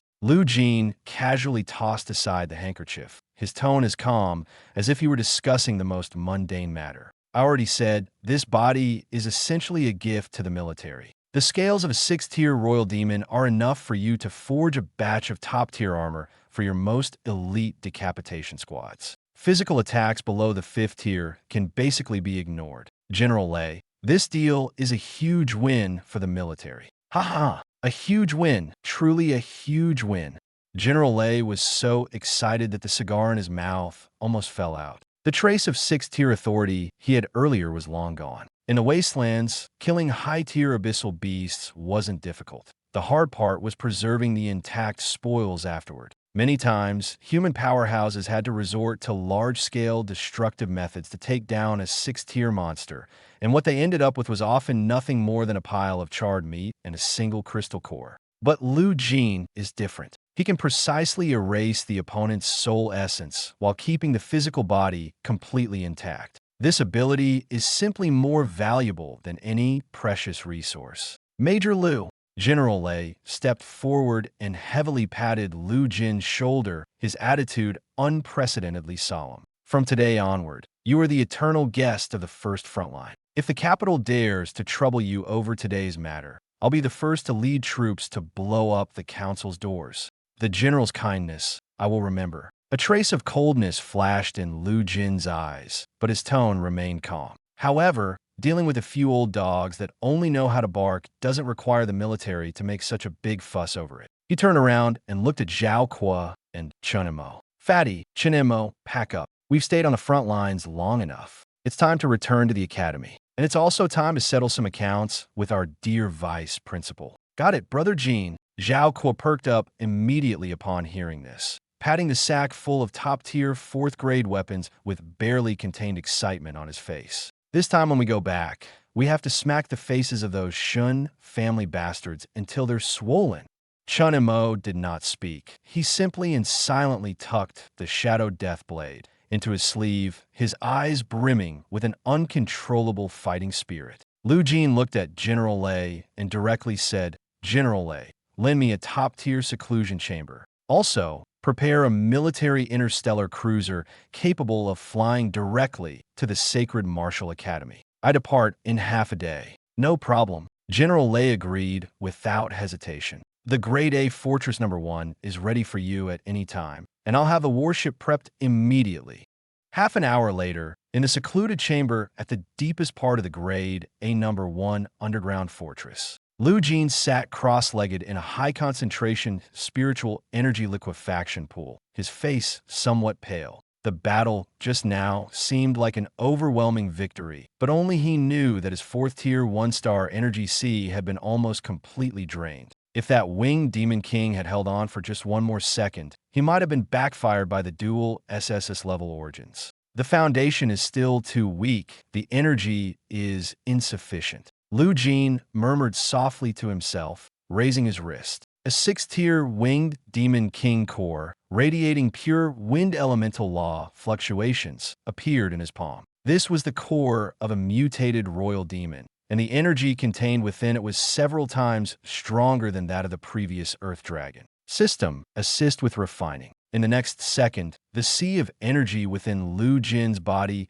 suddenly began to spin violently, like a black hole that had abruptly opened. The left eye glowed blue, the right eye pitch black, both lighting up simultaneously. World-destroying black flame pounced like a beast smelling blood, instantly enveloping the sixth-tier core completely. Sizzle, sizzle, sizzle. The violent wind energy, strong enough to tear apart an ordinary fourth-tier master, was refined by the black flame and harmonized by the pseudo-divine fire seed, gradually transforming into the gentlest and purest spiritual energy, surging like a tide into Lu Jin's desolate energy sea. If it were any other fourth-tier master, daring to directly swallow a sixth-tier core would result in instant death from body explosion. But Lu Jin's dual SSS-level origins are like two bottomless abysses that can never be filled. 30%, 50%, 100%. In just 10 minutes, the depleted sea of energy was completely replenished.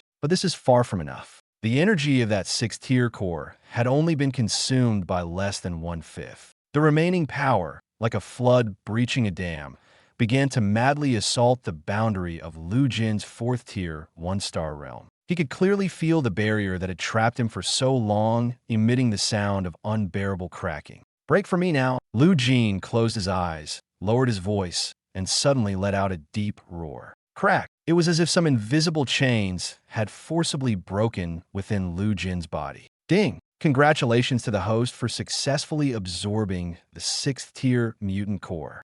Realm breakthrough. Mortal Realm 4th tier. Grandmaster Realm 2 stars. The spiritual energy pool in the secret chamber suddenly exploded, and violent currents scattered in all directions. Lu Jin opened his eyes, a piercing cold light flashing through his double pupils. 4th rank, 2 stars. Just 1 star away. It doesn't sound like much. But those who have truly stepped into mid to high level cultivation all know that this small improvement often requires double, or even tenfold the effort. The further you go, the more terrifying the energy consumption becomes to climb even a single step higher. This time, Lu Jin directly devoured the core of a 6th-tier mutated royal. What he gained was not just an improvement in his realm. His Chi C, which had already far surpassed that of ordinary people, now surged to double its original size. In other words, he could now hold more power, sustain bursts for longer, and had even greater confidence. Lu Jin slowly stood up and raised his hand to grip. A repulsion sphere compressed to the extreme instantly formed at his fingertips. He could clearly feel that the power he could previously unleash at full strength only 3 times had now increased to 6 consecutive releases. As for that massive Susanoo, its duration had extended from a mere 5 seconds to a full 10 seconds. Don't underestimate these few seconds. In a life-and-death duel, an extra move often determines who lives and who dies. Lu Jin pushed open the door to the secret chamber and walked out. Outside the door, the goddess waited quietly. She sensed the increasingly unfathomable aura emanating from Lu Jin, her white eyes gently lowered, her expression showing not the slightest hesitation, only complete submission. Let's go back to the capital. At the same time, tens of thousands of kilometers away, the imperial capital, Sacred Martial Academy. Inside the vice principal's solitary tower, the atmosphere was so oppressive it was hard to breathe. Bang! An expensive ancient celadon teacup was smashed violently onto the ground, shards scattering everywhere. Shun Tianzong stood in the center of the hall, his face ashen, eyes bloodshot, like a beast completely enraged. Below, Shun Wuchang lay on a stretcher. The elder in charge of punishment had a collapsed chest, was barely breathing, and was already close to being a cripple. Beside him stood Qin Yuan, along with a group of prodigies who had rushed from the imperial capital but were completely subdued by Lu Jin. Each of them hung their heads low, not even daring to breathe too loudly. Trash! All of you are trash. Shun Tianzong pointed at Qin Yuan and cursed furiously, his voice shaking the entire hall. I sent you to the front lines to bring someone back, and this is how you do it? 3 5th-tier shadow guards, killed by their own weapons. A peak 5th-tier elder, defeated in one move by a mere 4th-tier, 1-star brat? Were you there to get the job done or to throw your lives away? Qin Yuan's face turned pale with fear, his legs trembling.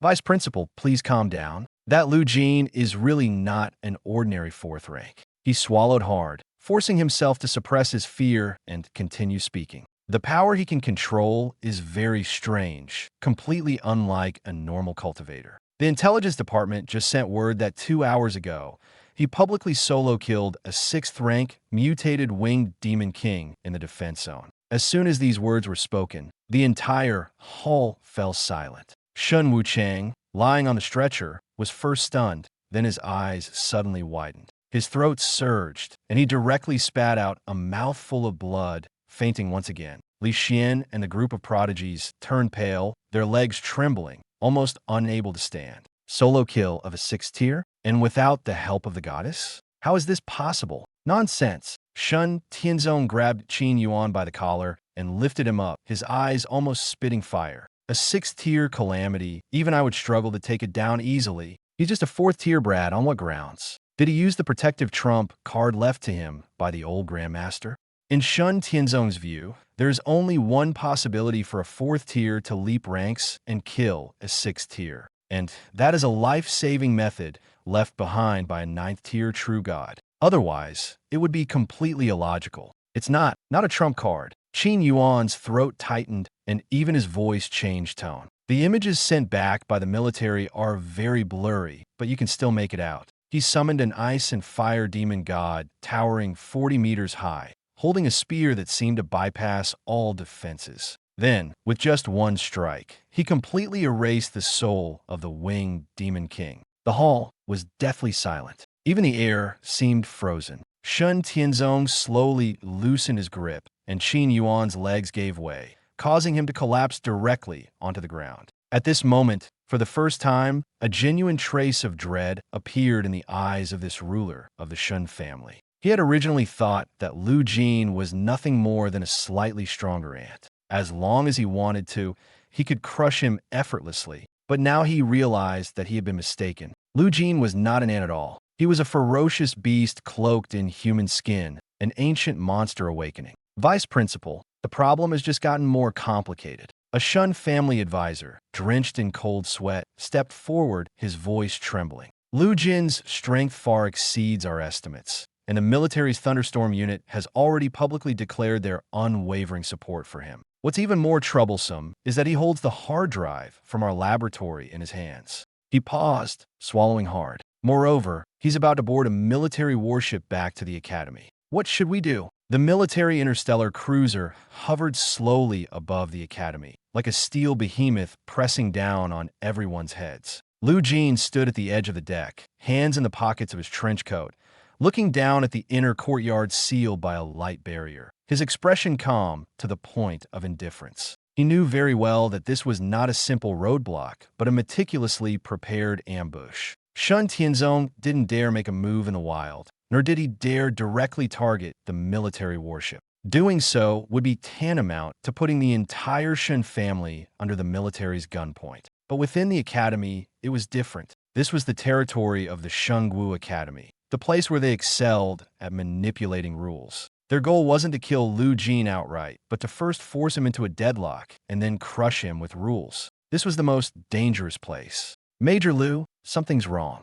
The officer escorting him lowered his voice, his expression grim. This is the Academy's highest-level defensive formation. They're trying to trap you here. Lu Jin smiled faintly, but there wasn't the slightest warmth in his eyes. It's not about trapping me, he said. It's about them fearing I'll leave. He knew that the news of him slaying the 6th-tier winged demon king on the front lines had already spread far and wide. Someone like Shun Tianzong was best at bullying the weak and fearing the strong. In the past, he dared to send assassins because he thought Lu Jin wasn't strong enough. But now, Lu Jin had grown so powerful that Shun Tianzong was wary, too afraid to gamble anymore. So he chose another path. He brought up the Academy's rules and rallied all the forces he could use. On the high platform below, Shun Tianzong stood straight in a purple-gold robe, his face bearing a look of righteous indignation. Beside him stood members of prominent families like the Li family and the Wang family. Each of them appeared as if they had rehearsed in advance, their expressions stern, as though they were the ones embodying justice. Military warships retreat immediately. Shun Tianzong's voice, amplified by psionic energy, echoed across the entire square. The sacred grounds of the Martial Academy do not permit armed ships to forcefully land. He raised his hand and pointed at Lu Jin, his tone suddenly rising. Lu Jin, in the Godfall ruins, you relied on the military's backing to severely injure your peers, seize resources meant for prodigies, and even steal the Council's top secret, the Goddess. Your actions are no longer mere arrogance, but a blatant trampling of the Academy's rules and the order of the entire imperial capital. He paused for a moment, his gaze growing even colder. Today, the Academic Affairs Office, in collaboration with the 4 great financial clans, officially revokes your special student status. You must immediately disembark, hand over the so-called goddess and all stolen goods, and submit to the judgment of the Tiangang Tribunal formation. Otherwise, you will be opposing the entire Academy, and you will be killed without mercy.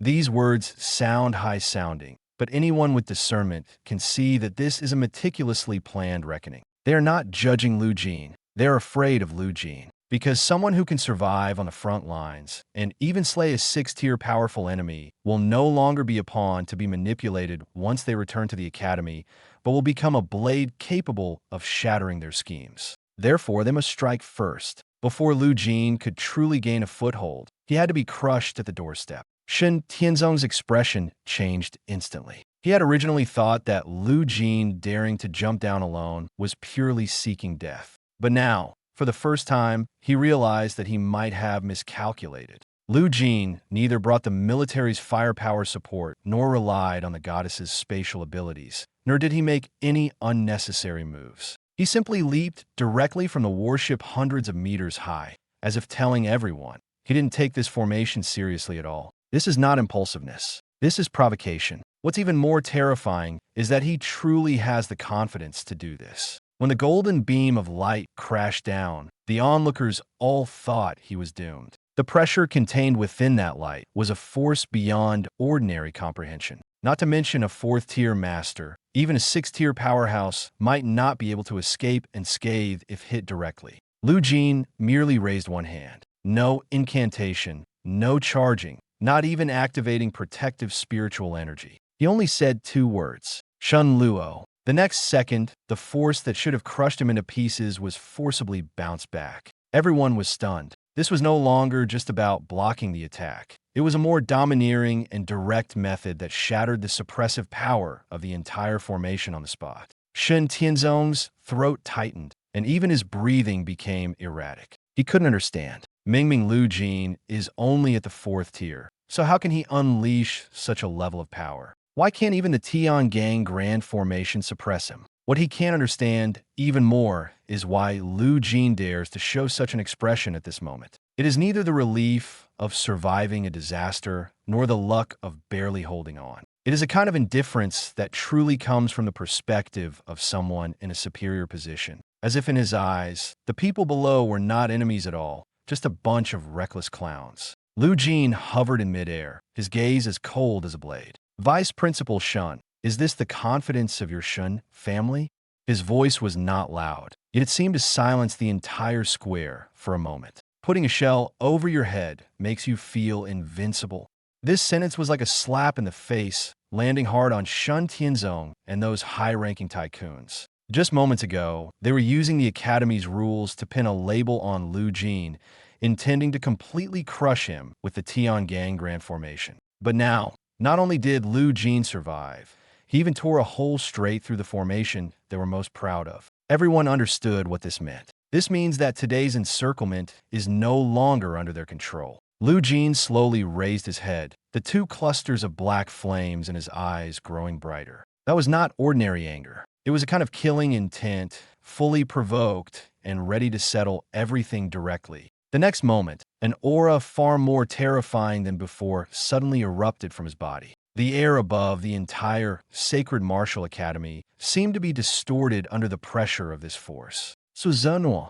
Cold air and black flames intertwined wildly in mid-air, like 2 giant beasts tearing at each other, instantly turning the entire sky upside down. Below, thousands of elite members of the conglomerate turned pale, forgetting even to breathe. A 40-meter-tall, half-skeletal demon god, clad in dual-colored armor of ice and fire, suddenly appeared above the Tiangang Formation. At that moment, it resembled a true ancient destroyer, coldly gazing down at everything beneath it. In the demon god's right hand, it held a 30-meter-long black spear. The spear's shaft bore dual-colored spiral patterns that flowed slowly, as if alive, exuding an oppressive aura that made hearts tremble. Mythical companion divine weapon, Tianjiao spear fragment. When the spear pointed at the grand formation below, the originally flowing golden runes suddenly trembled frantically, as if they were sheep being stared down by a ferocious beast,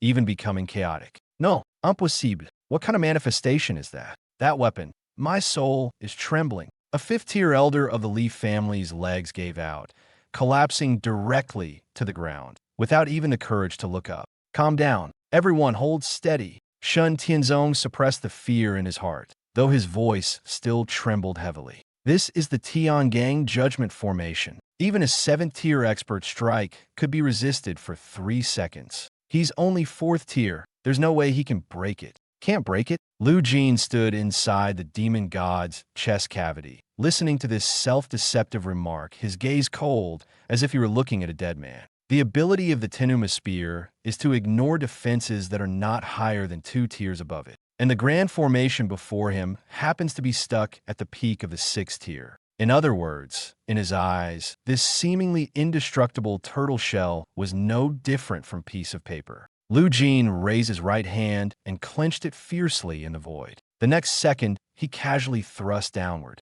Break for me. The 40-meter-tall ice and fire demon god let out a silent roar. The 30-meter-long heavenly marsh spear, wrapped in absolute law, fiercely pierced the golden light shield. There was no earth-shattering explosion as imagined, nor a stalemate of psychic energy clashing. Only a faint, almost ear-piercing tearing sound. Slash, like a red-hot knife slicing through butter. In the deathly silence of the crowd, the spear tip effortlessly pierced through the golden barrier of the heavenly gang formation. The defensive rules that the formation prided itself on seemed as if they had never existed in the face of the heavenly marsh spear. Immediately after, Kakacha, centered on the point of penetration, black cracks spread wildly, like a rapidly expanding web of death, covering the entire dome in just 1 second. Bang!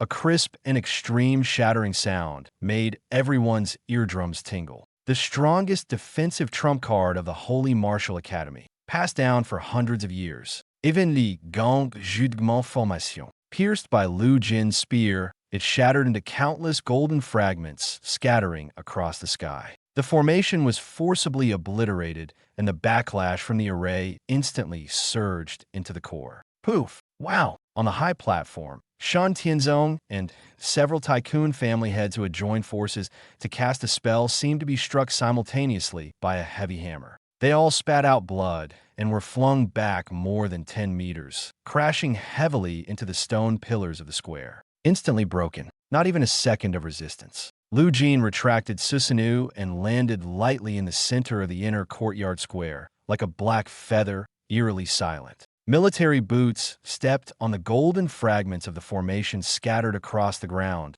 producing crisp sounds. In the square, thousands of elite members of the financial conglomerates and the Academy's teaching corps were all frozen in place, as if their bones had been removed, unable to even hold their weapons steadily. 4th rank, piercing through a peak 6th rank formation with a single spear? How can he even fight like this? There's no way to fight. Lu Jin walked slowly toward Shan Tianzong, who was still coughing up blood amidst the ruins, with his hands in the pockets of his trench coat, stepping over the debris scattered everywhere. Vice Principal Shun. He looked down at this once arrogant big shot of the imperial capital, his eyes devoid of any warmth. Didn't you just say you want to tell me about the Academy's rules? Lu Jin lifted his foot and slowly stepped on Shan Tianzong's bloodied face. Now, your rules have been crushed by me. Do you have any last words? The square fell into dead silence, with only the sound of wind passing through shattered glass. Lu Jin's pure black military boot landed squarely on Shan Tianzong's face.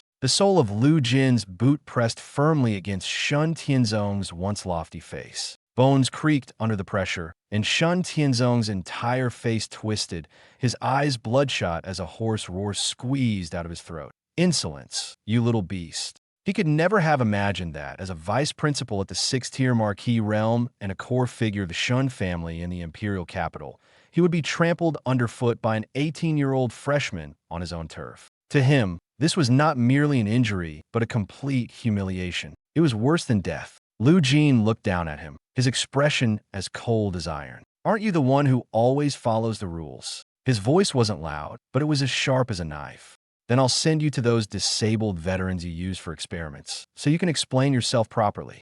As he finished speaking, his foot suddenly stomped down hard. Shan Tianzong's pupils contracted sharply, and his face turned deathly pale in an instant. In the distance, several 5th-rank, enshrined members of the Shun family all had reddened eyes, frantically trying to rush over. But they had just been severely injured by the backlash of the formation, struggling even to stand, and could only watch helplessly as the foot descended. At that very moment, a sigh, so ancient it was almost inaudible, suddenly echoed throughout the entire sacred martial academy. The sound was not loud. It seemed to pierce directly into the depths of everyone's soul. The next second, the entire square fell silent. The massive military cruiser hovering in midair abruptly stopped roaring, as if held firmly in place by an invisible hand, frozen in the sky. The raging psionic storm on the ground and the shattered formation's glow also dissipated completely with that single sigh,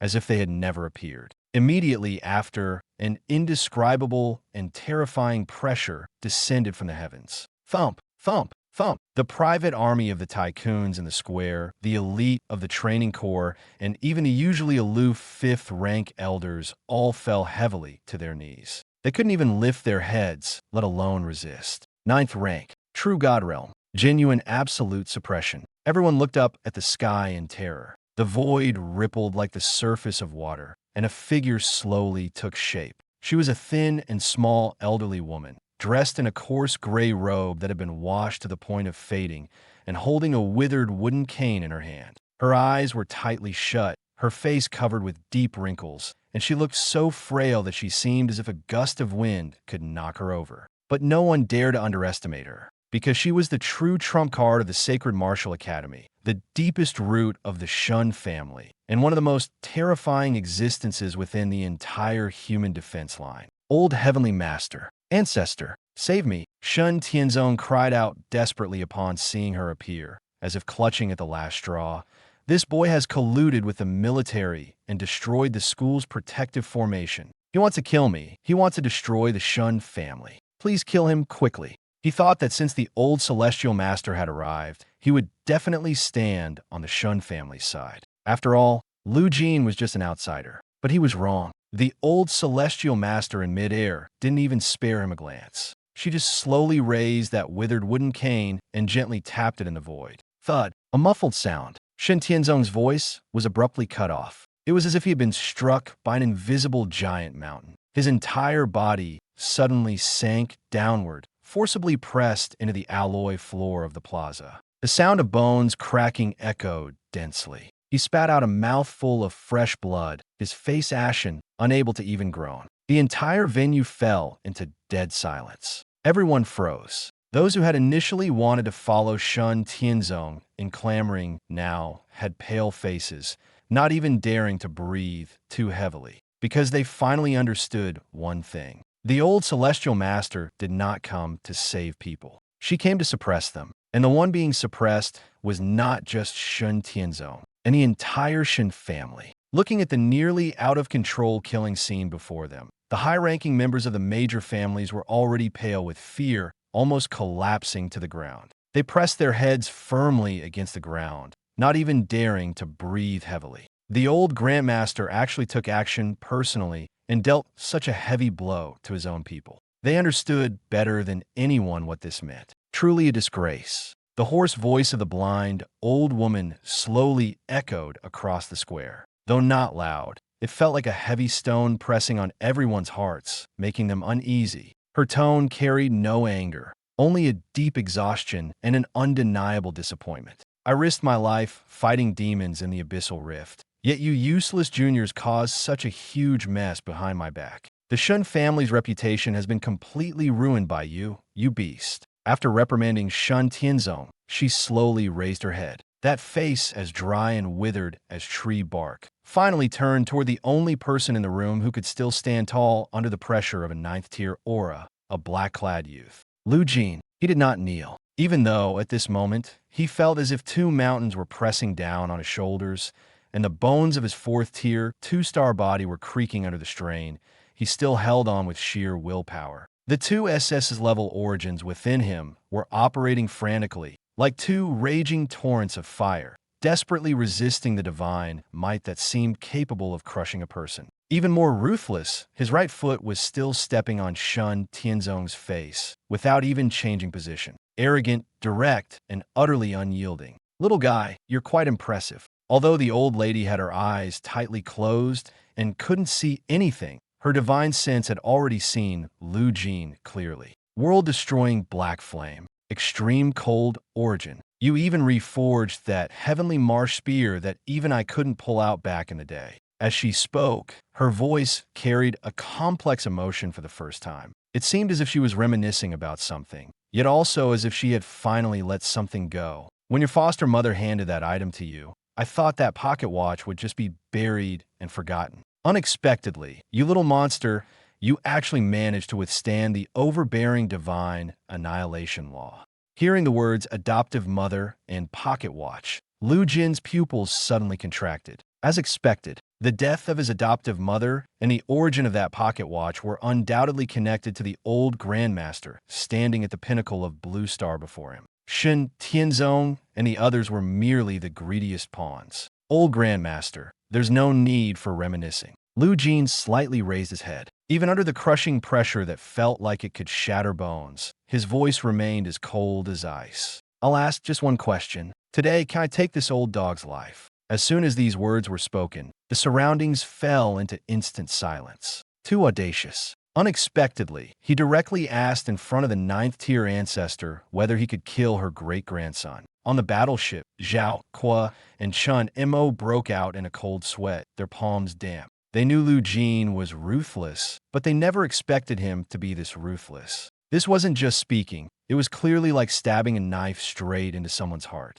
Ha! The old lady suddenly laughed. The laughter was sharp and cold, like the ominous cry of some bird in the night, making one's scalp tingle. You've poked a big hole in my protective formation and ground my descendants under your feet. What? Haven't vented enough yet? Her cane lightly tapped the ground. In the next instant, Lu Jin felt a sudden lightness under his feet. The invisible force that had been firmly suppressing Shun Tianzong suddenly surged, directly flinging him away like a dead dog and slamming him hard in front of the group of Shun family devotees. His life is still of use to me for now, so I can't give it to you. The old lady's voice suddenly turned cold, domineering without a trace of negotiation, echoing throughout the entire academy and even reaching half of the imperial capital. Deliver my decree. From this day forth, strip Shun Tianzong of his position as vice principal of the Sacred Martial Academy. Remove him from his role as the Shun family patriarch and banish him to the back mountain to reflect on his mistakes. Without my command, anyone who dares to let him step out of the back mount will have their legs broken by me personally. As soon as the words fell, the faces of the high-ranking tycoons kneeling on the ground instantly turned extremely grim. Shun Tianzong, a legendary figure who had dominated the imperial capital for years, was unexpectedly ruined by a single sentence from the ancestor. But this was far from over. The old lady then looked at the trembling family heads, her voice as cold as a blade. As for Lu Jin, from today onwards, he is not only the top student of the academy, but also the sword-bearer personally appointed by me. The Academy's treasure pavilion and all secret realm resources are fully open to him.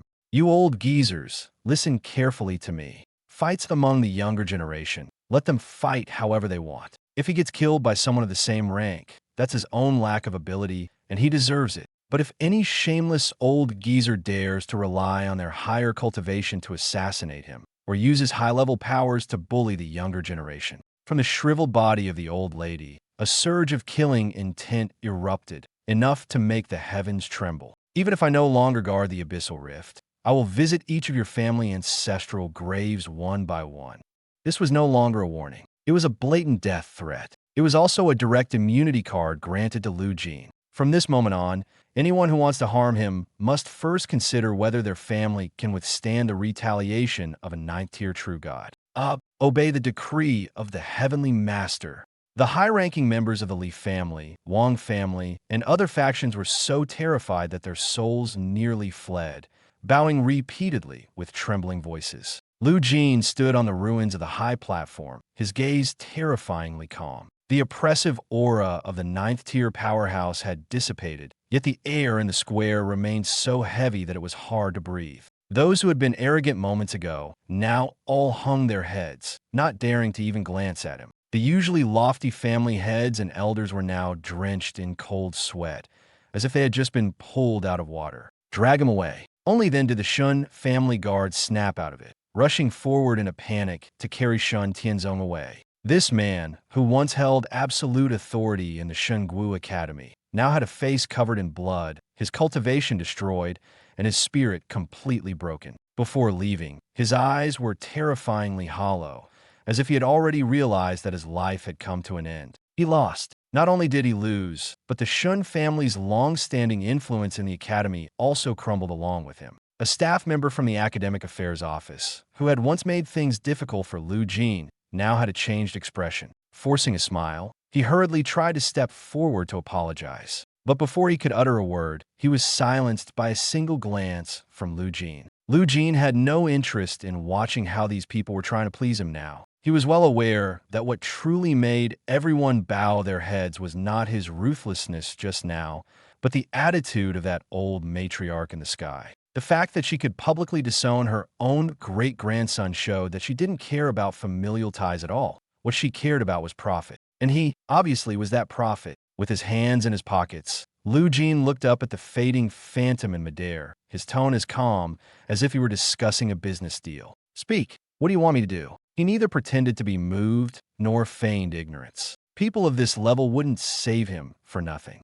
Since they protected him, they must want him to do something more dangerous and valuable. A trace of satisfaction flashed in the old matriarch's eyes. You, just like your foster mother, are smart. Her voice wasn't loud, yet everyone around could hear it clearly. I protect you not because I admire you, but because humanity doesn't have much time left. This sentence was like a boulder, crashing heavily into Lu Jin's heart. The elderly matriarch continued. 3 months from now, the Abyssal Tide, a once-in-a-millennium event, will occur in the deepest part of the First Frontline's burial abyss. There lies a slumbering 7th-tier peak abyssal demon god, which even I could not completely kill. She paused, her gaze suddenly turning sharp. I want you to reach the peak of the 4th tier within 3 months. Then, take your heavenly marsh spear, enter the burial abyss, and carve out that demon god's heart. The surroundings fell into dead silence. Everyone was dumbfounded. A 4th tier going to kill a 7th tier demon god? This isn't an adventure, it's a death sentence. And it's the kind where there's almost no chance of survival. But the old lady hadn't finished speaking. As long as you bring the item back alive, I will not only tell you the whole truth about your adoptive mother. Her tone grew heavier, but also hand over half of the empire in the capital and the authority of the Sacred Martial Academy into your hands. This was no longer a test, but a complete gamble laid out before Lu Jin. Either die or soar to the skies. If it were someone else, their legs would have gone weak from fear. But not Lu Jin. After hearing it, a colder and fiercer fire ignited in his eyes. From Tier 4 2-star to Tier 4 peak, there are still 7 minor levels to go. For an ordinary person, this would be absolutely impossible to complete within 3 months. But he is different. He has a system. As long as the resources are sufficient, he can turn any impossibility into possibility. The thresholds that take others years or even decades to overcome, he might break through in an extremely short time. Lu Jin's lips curved into a smile, carrying a confidence that bordered on dangerous. I'll take this job. He looked at the old matriarch, his tone as indifferent as if he were stating something already decided. However, half of the Empire's territory doesn't interest me. Many people around took a sharp breath. This kid is way too bold. But Lu Jin didn't care at all what others thought. What he wanted was never anyone's charity. Wait until I bring back the heart of the demon god, he said, enunciating each word. The rules of these 18 high walls will be set by me. The old matriarch was silent for a moment, then revealed a truly satisfied smile. All right, if you can do it, let it be you who sets them. Why not? Old me, I'll be waiting for you at the top of the Celestial Master's Tower. As the words fell, the phantom in midair dispersed like foam. The 9th tier pressure that almost forced everyone to their knees finally vanished completely. The square returned to silence. But no one thought this was the end. Everyone understood that from today, the situation in the imperial capital had changed. A 4th tier youth named Lu Jin was no longer a pawn to be manipulated. He had begun to step onto the real chessboard, and with his first move, it was already the most dangerous game. At that moment, a series of piercing notification sounds suddenly echoed in Lu Jin's mind. Ding! Host has officially triggered the ultimate mainline mission. Hunt the 7th tier demon god. The Thrones of the Heavens system, major version update initiated. Planning a 3-month crash course extreme development route for the host. Lu Jin's gaze darkened, and he slowly narrowed his eyes. He knew that the real battle was only just beginning. And this time, he wasn't the one being chased. It was he who would take the initiative to hunt others. The gray-robed director of Ka jogged over, his face full of a flattering smile, his waist bent so low it was almost touching the ground. The old master has issued an order. Starting today, you can freely allocate all the resources in the academy.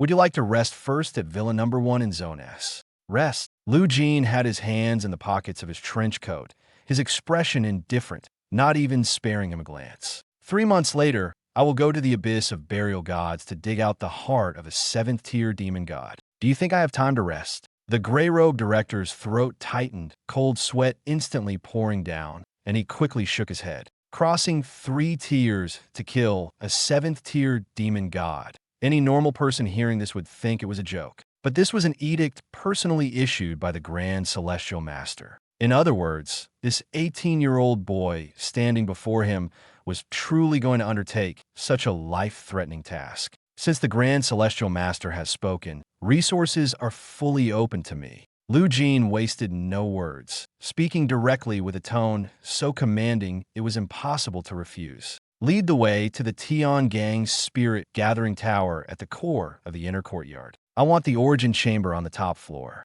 As soon as these words were spoken, the faces of several financial magnates who had yet to leave instantly changed. The top floor of the Tian Gang's spirit gathering tower is the most central cultivation sanctuary of the entire St. Martial Academy. It connects to the array's core of the main dragon vein, with spiritual energy so dense it almost solidifies. Cultivating there for a single day is equivalent to half a year outside. But the problem is the top-grade spirit stones burned here every day amount to an astronomical price that could scare anyone to death. Usually, only the direct heirs of the 4 major financial conglomerates are qualified to line up for entry. Major Lu, this. The gray-robed director broke out in a cold sweat and forced himself to speak. In the top-level secret chamber, someone is currently in seclusion, preparing to break through to the 5th tier. It's the first heir of the Li family, Li Daoi. The Li family has already reserved the usage rights for a full 6 months. He finished speaking and cautiously glanced at the head of the Li family, not far away. The head of the Li family's face alternated between green and white. He feared the decree of the Grandmaster and dared not make a move against Lu Jin. However, that secret chamber was something the Li family had secured with an enormous amount of resources. Li Daoi was the most important trump card of this generation for the Li family, and the entire family was counting on him to break through to the transcendent realm this time. Lu Jin, it's true that the Grandmaster has entrusted you with resource allocation, but shouldn't there be some order of priority? The head of the Li family gritted his teeth, but still took a step forward, his tone already bordering on humble. Dao Yi is at a critical moment right now and absolutely cannot be interrupted. If you need a secret chamber, my Li family can pay extra to open a separate Grade 8 chamber for you under the Celestial Master Tower, covering all costs. Will this work? This was already an enormous concession. A 5th-tier peak family head was actually negotiating with a 4th-tier junior. But Lu Jin still didn't spare him a glance. He strode forward with his long legs, military boots stepping over the remnants of the formation scattered on the ground, heading straight for the spirit gathering tower. I only follow my own rules, not any first-come, first-served nonsense. His voice was not loud, but it was as cold as a blade. Give him 3 minutes to crawl out on his own. If there's still someone inside after 3 minutes, I'll squeeze them into a rubber man. As soon as these words were spoken, the surroundings fell eerily silent. Arrogant, overbearing, unreasonable. This is outright robbery. You've gone too far. The head of the Li family trembled with rage, unable to fully suppress a trace of his 5th-tier peak aura. What? Do you want to fight me here? Lu Jin stopped in his tracks, slightly tilting his head. In that instant, deep in his eyes, it was as if a black flame suddenly flickered. If you dare take 1 step forward, I guarantee that this time next year will be the death anniversary of your entire Li family. The Li family patriarch's raised foot froze stiffly in midair, unable to bring it down no matter what. The corner of his eye twitched violently, and his chest felt like it was blocked by a piece of red-hot iron, making it hard to breathe. But in the end, he swallowed that surge of anger back down. In an instant, he seemed to age 10 years. Slowly, he lowered his hand and weakly waved at the elder beside him. Go, send a message to Dao Yi. Tell him to immediately stop his seclusion and come out to make way for Lu Jin. Patriarch,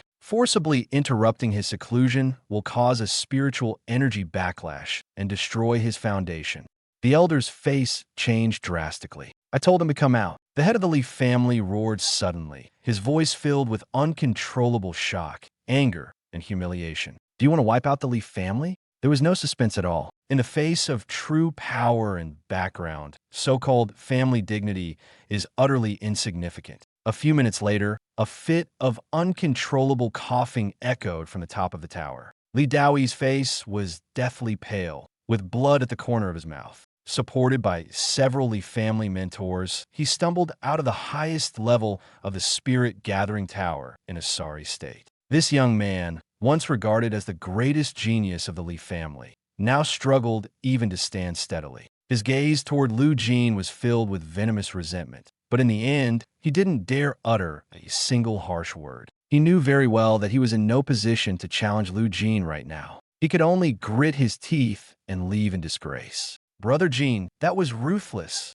Zhao Kuo followed behind, seeing those big-shot tycoons looking as if they'd swallowed a bitter pill, feeling utterly delighted inside. This is what you call true presence. Geniuses, heirs of prestigious families. Before our Jin, they all have to bow their heads obediently. Chen Mo rarely showed a trace of a cold smile. Lu Jin didn't say much, merely casting a faint glance around. Stand guard outside. Anyone who dares to come within 100 meters of the tower's peak, kill them on the spot. His voice was not loud, yet it carried an undeniable killing intent. After speaking, he stepped into the spirit-gathering tower. As the heavy, dragon-slaying stone door slammed shut, the entire top floor of the tower was completely his alone. For now, this place became his territory. In a secret chamber, the spiritual energy was astonishingly dense. In the air, one could even see strands of multicolored halos of spiritual energy crystals slowly floating.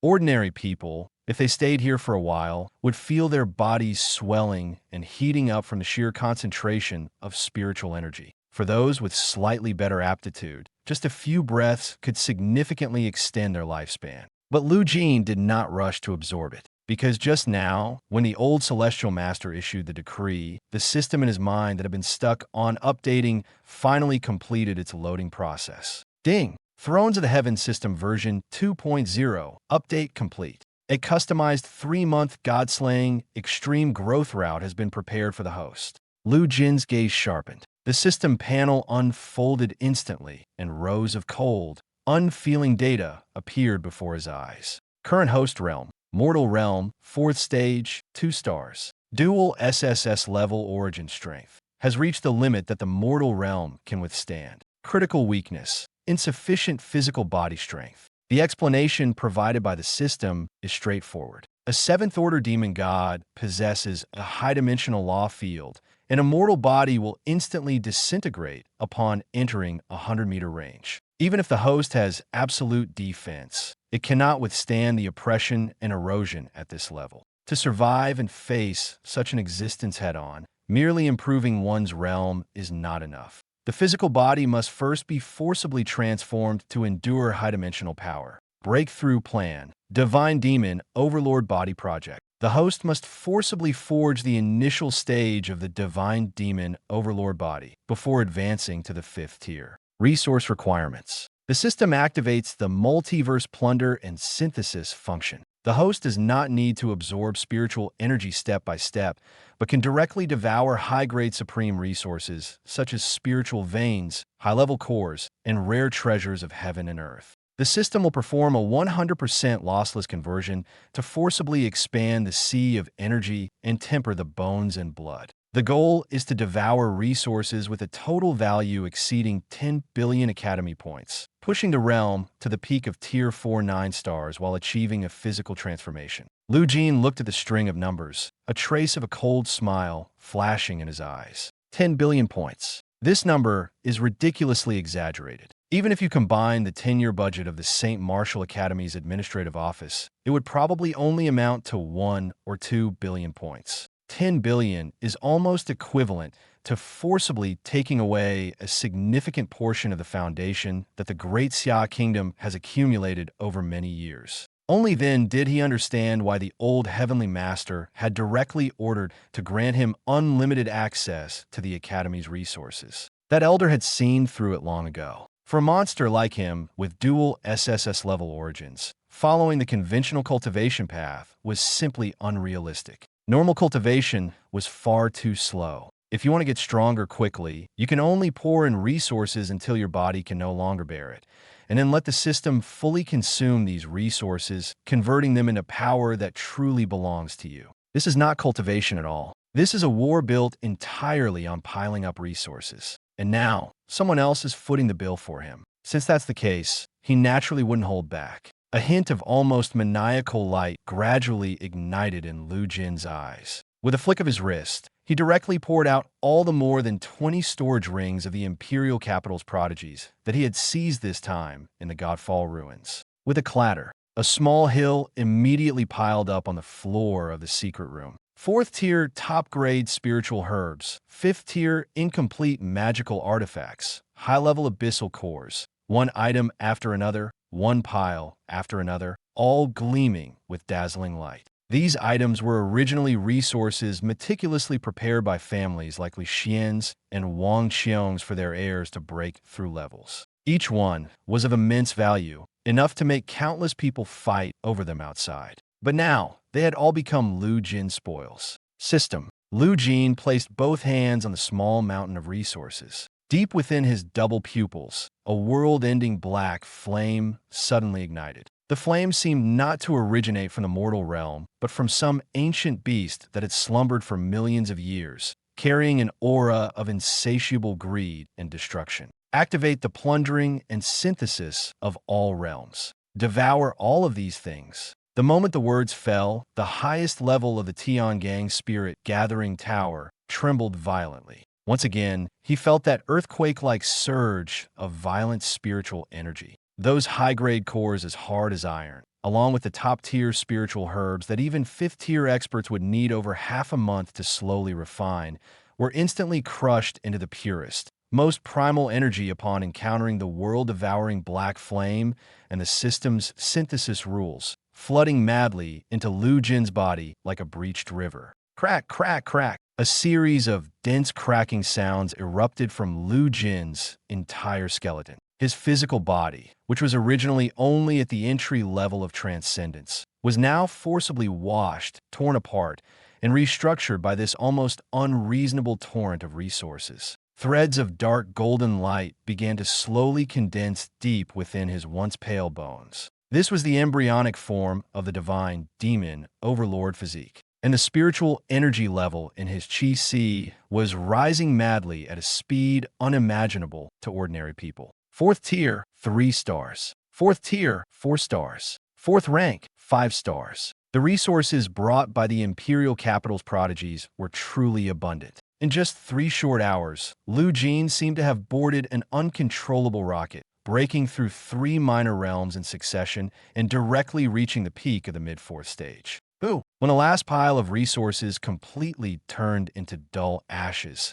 Lu Jin opened his eyes. Feeling the several-fold surge of power within his body, he exhaled a long breath of turbid air mixed with sparks, experiencing an indescribable sense of exhilaration. But he did not stop. The resources had already been exhausted, but the real treasure was still below. His gaze slowly fell to his feet. Through the thick alloy floor, he seemed to see directly the top-grade underground spiritual vein beneath this spirit-gathering tower, regarded as the lifeline of the sacred martial academy. Since the old celestial master has said it, resources can be used freely. Lu Jin's lips slowly curled into a smile as cold as a blade. Then I won't hold back with this dragon vein either. The next second, he stomped fiercely on the core formation eye of the secret chamber. His left eye glowed a deep blue, while his right eye turned pitch black, both shining to the extreme. All things drawn by the heavens. Give it to me, absorb.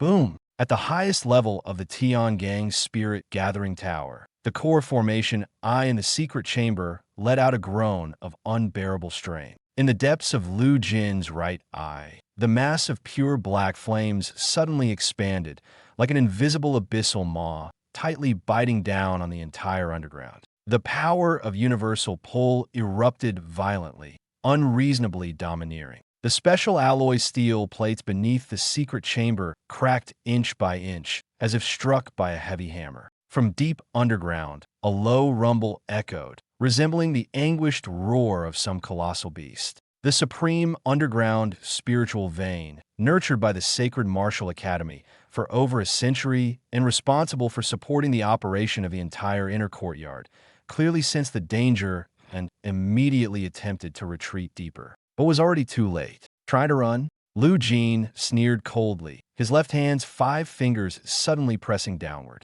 Come up here. The invisible gravity instantly transformed into several thick chains, directly penetrating hundreds of meters of strata and tightly binding the white spiritual vein formed by pure liquefied spiritual energy. Immediately afterward, he exerted force with his right arm. Boom! The floor of the secret chamber completely exploded. A liquid spiritual vein as thick as a water barrel, emitting dazzling white light throughout, was forcibly pulled out from the underground by him. The violent spiritual energy instantly filled the entire room, causing even the surrounding defensive formations to tremble wildly, as if they might shatter in the next second. Ding! Detected high-dimensional pure energy body, S-class underground spiritual vein.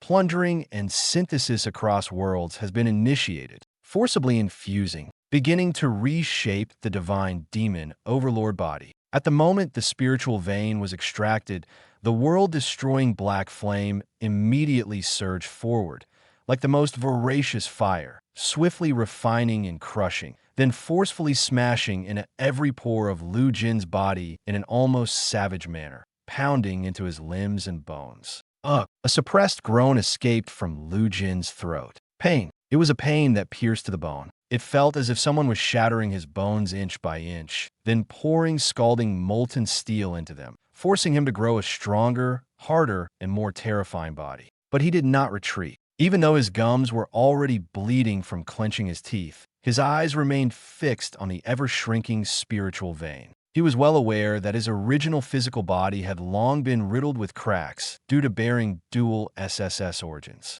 Now, these cracks were being completely smoothed out. On the surface of his bones, dark golden divine patterns began to emerge. The density of his muscles was also increasing wildly, completely defying common sense, as if every inch of flesh was evolving toward a higher level. He did not use this massive amount of energy to strive for a higher realm. He simply suppressed his aura tightly, locking himself at the 4th stage, 5 stars, because he knew very well that what was most needed right now was not a superficial breakthrough, but a body capable of enduring the deadly battle ahead. Therefore, the power surging madly from the S-grade spiritual vein was not used to increase his level, but was instead compressed inch by inch into his bones, flesh, and meridians. He wants to forcibly transform this body into an iron fortress.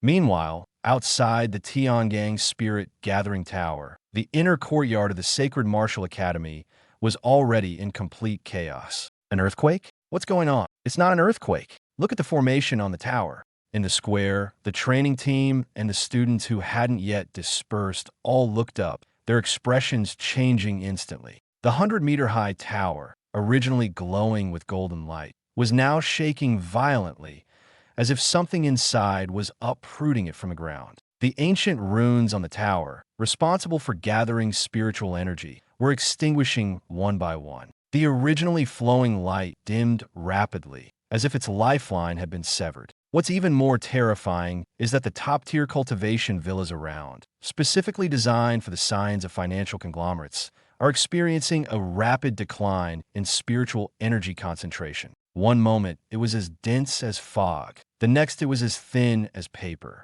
In just a few minutes, it shockingly dropped to the level of the outer district. Swish, swish, swish. Several figures tore through the air and landed heavily outside the entrance of the Spirit Gathering Tower. The head of the Li family, Li Mufeng, the head of the Wang family, and the gray-robed director of the Academic Affairs Office all wore increasingly grim expressions. Director, something's wrong. The feedback from the Grand Formation shows that the underground S-class spiritual vein is rapidly depleting. A mentor responsible for guarding the formation almost stumbled and crawled over, his voice trembling. This is not normal absorption. It's forcibly being drained. Someone is devouring the dragon vein. Lu Jin, Li Mufeng's eyes instantly turned blood red, and the pressure of his 5th-tier peak cultivation burst uncontrollably, distorting even the air. That S-grade spiritual vein is the foundation jointly maintained by the 4 major financial groups in the academy. How many resources can be produced each year? How many geniuses can be nurtured? Now, it's actually being used by that kid as if it were water, pouring it into his body. Patriarchally, calm down. Please calm down. The gray-robed director, terrified, grabbed him tightly, cold sweat dripping from his forehead. The decree from the old Celestial Master has just been issued. If you dare to go in and touch him now, the old Celestial Master could really dig up your Li family's ancestral grave. Li Mufeng paused in his tracks, the muscles on his face twitching violently, forcing himself to stop in front of the door. He didn't dare make a move, but he could threaten, curse, and apply pressure. Lu Jin, he took a deep breath, channeling psionic energy into his throat. His voice thundered, piercing through the heavy dragon-severing stone gate and exploding directly inside the tower. Stop immediately! That S-grade spiritual vein is the foundation of the Academy for 100 years. You can't possibly absorb such a massive amount of energy on your own. Continuing will only cause you to explode. If you stop now, the Li family can privately compensate you with a beast core of equivalent value. The head of the Wang family immediately responded, his tone both urgent and grave. Lu Jin, leave yourself a way out. Even if the Grandmaster is protecting you, you can't destroy the foundation of the entire Academy. If you push things to the extreme, you'll still be condemned as a sinner. Outside the door, several prominent figures alternated between threats and temptations, as anxious as ants on a hot pan. But behind the severed dragonstone gate came only a voice, calm to the point of indifference. Sinner. Lu Jin's voice was not loud, yet it carried a chilling echo that resonated deep within. 3 months later, if I fail to bring back the heart of that 7th-tier demon god, the first front line will collapse. By then, outside the 18-high walls, everything will turn into the abyss's slaughterhouse. He paused, his voice even colder. Since death is inevitable sooner or later, is it too much for me to take one of your spirit veins? As soon as these words were spoken, Li Mufeng and the others outside the door all froze. For a moment, no one could say a word. They wanted to use reason to overpower others. But the person they were facing now was not a student greedy for resources. It was someone who, in 3 months, would risk their life to carry out an almost certain death mission. This kind of person has already staked their own life, so why would they care about a spiritual vein of your academy? Ew. You're being completely unreasonable. Li Mufeng was trembling with anger, his voice distorted. Even if you want to enhance your strength, it should be an S-grade spiritual vein. You're just a 4th tier. No matter how strong your foundation is, there's no way you can absorb much. I like to see just how much you can take. In their perception, the endurance limit of a 4th-tier master is finite. Even if Lu Jin has exceptional talent and profound foundations, at most, he could only absorb a small portion of the spiritual vein's energy. At most, it would be just 1/10. But at the very moment Li Mufeng's words fell, buzz, the last trace of golden light on the surface of the spirit-gathering tower flickered twice like a dying candle in the wind, and then went out completely. Immediately after, a deep, muffled sound came from beneath the inner courtyard of the entire academy. It was the sound of the underground rock layers collapsing after the spiritual vein had completely dried up and lost its support. Li Mufeng's expression changed drastically, his pupils contracting sharply. Didn't overeat? That kid, he actually drained the entire spiritual vein? Drained it dry? Li Mufeng and the gray-robed director exchanged a glance, both seeing the same shock and fear in each other's eyes. The heavy alloy door emitted a piercing screech as it slowly pulsed. A cloud of grayish-white dust billowed out from the crack in the door, making it almost impossible to keep one's eyes open. It wasn't ordinary dust, but stone powder left behind after the spiritual energy in the spiritual vein had been completely drained. The door was fully open. Lu Jin walked out with his hands in the pockets of his black tactical coat, stepping on the ashes scattered on the ground, his expression calm. His level was still at Tier 4, 5 stars. But standing there, he gave off a completely different feeling. He emitted no excess energy fluctuations, appearing just like an ordinary person. But these 5th-tier powerhouses like Li Mufeng only glanced at him, and their hearts sank sharply. Too heavy. It wasn't the oppression of aura, but an absurdly pure sense of weight. Lu Jin was clearly just standing quietly, yet the air around him seemed bent by an invisible force. Every step he took forward caused the alloy floor, which was said to withstand full-force impacts from 4th-tier attacks, to silently crack with fine lines. He hadn't even used any psychic energy. This was entirely the result of an absurdly powerful physical body. Divine Demon Overlord Physique, Beginner Progress 10%. Physical defense has undergone a qualitative change, and strength determination has also transformed. The current physical body can ignore any physical and elemental attacks below Tier 5. Lu Jin gently twisted his neck, the collision of joints producing a dull, explosive sound, like metal grinding against metal. Then he raised his head, his dark, heavy pupils calmly looking at the few tycoon leaders blocking the doorway. Patriarchally.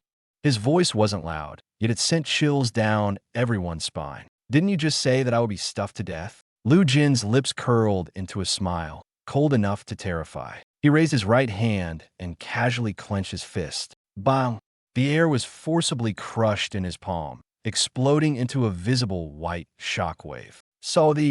This dragon vein is too small. I didn't even get half full. Li Mufeng's throat tightened, and he swallowed hard, unconsciously taking half a step back. He was clearly a peak 5th-tier powerhouse. In the face of the residual force of that punch, he felt an absurd yet genuine fear. If that punch landed on him, he would die, and he would die without even a trace remaining. This thought made Li Mufeng's face turn completely pale. Monster! The young man before him was clearly only at the 4th stage, yet his physical strength had already far surpassed the limits of what humans should possess. Lu Jin no longer looked at them. He turned around, his gaze falling on the gray-robed director who was completely frozen in place. Director, he spoke very naturally, as if giving instructions for the most ordinary task. This tower is out of energy, and it's full of ash inside. Get someone to clean it up. He raised his hand and pointed to the completely ruined spirit gathering tower behind him. Also, I remember there's an A-grade ice and flame dual polarity pool in the back mountain, meant for senior instructors, right? Make the arrangements. I'm in a hurry. The gray-robed director's legs gave out, and he collapsed to the ground. He looked at Lu Jin's pale, calm face, which even carried a hint of youthful innocence, and his mind was left with only one desperate thought. How could this possibly be the sword-bearer ordained by the heavenly master? This was clearly a ferocious beast that had charged into a sheep pen. If he kept eating like this, the entire Sacred Martial Academy would be gnawed down to bare bones. The director swallowed hard and lowered his voice to remind, "You absorbed too much energy in the spirit gathering tower just now. If you don't first clear your meridians and directly go down to soak in this pool, the collision of ice and fire forces could truly tear a person apart on the spot." Tear apart. Lu Jin stood at the edge of the sinkhole, looking down at the churning ice and fire pool below. There was not a trace of hesitation in his eyes.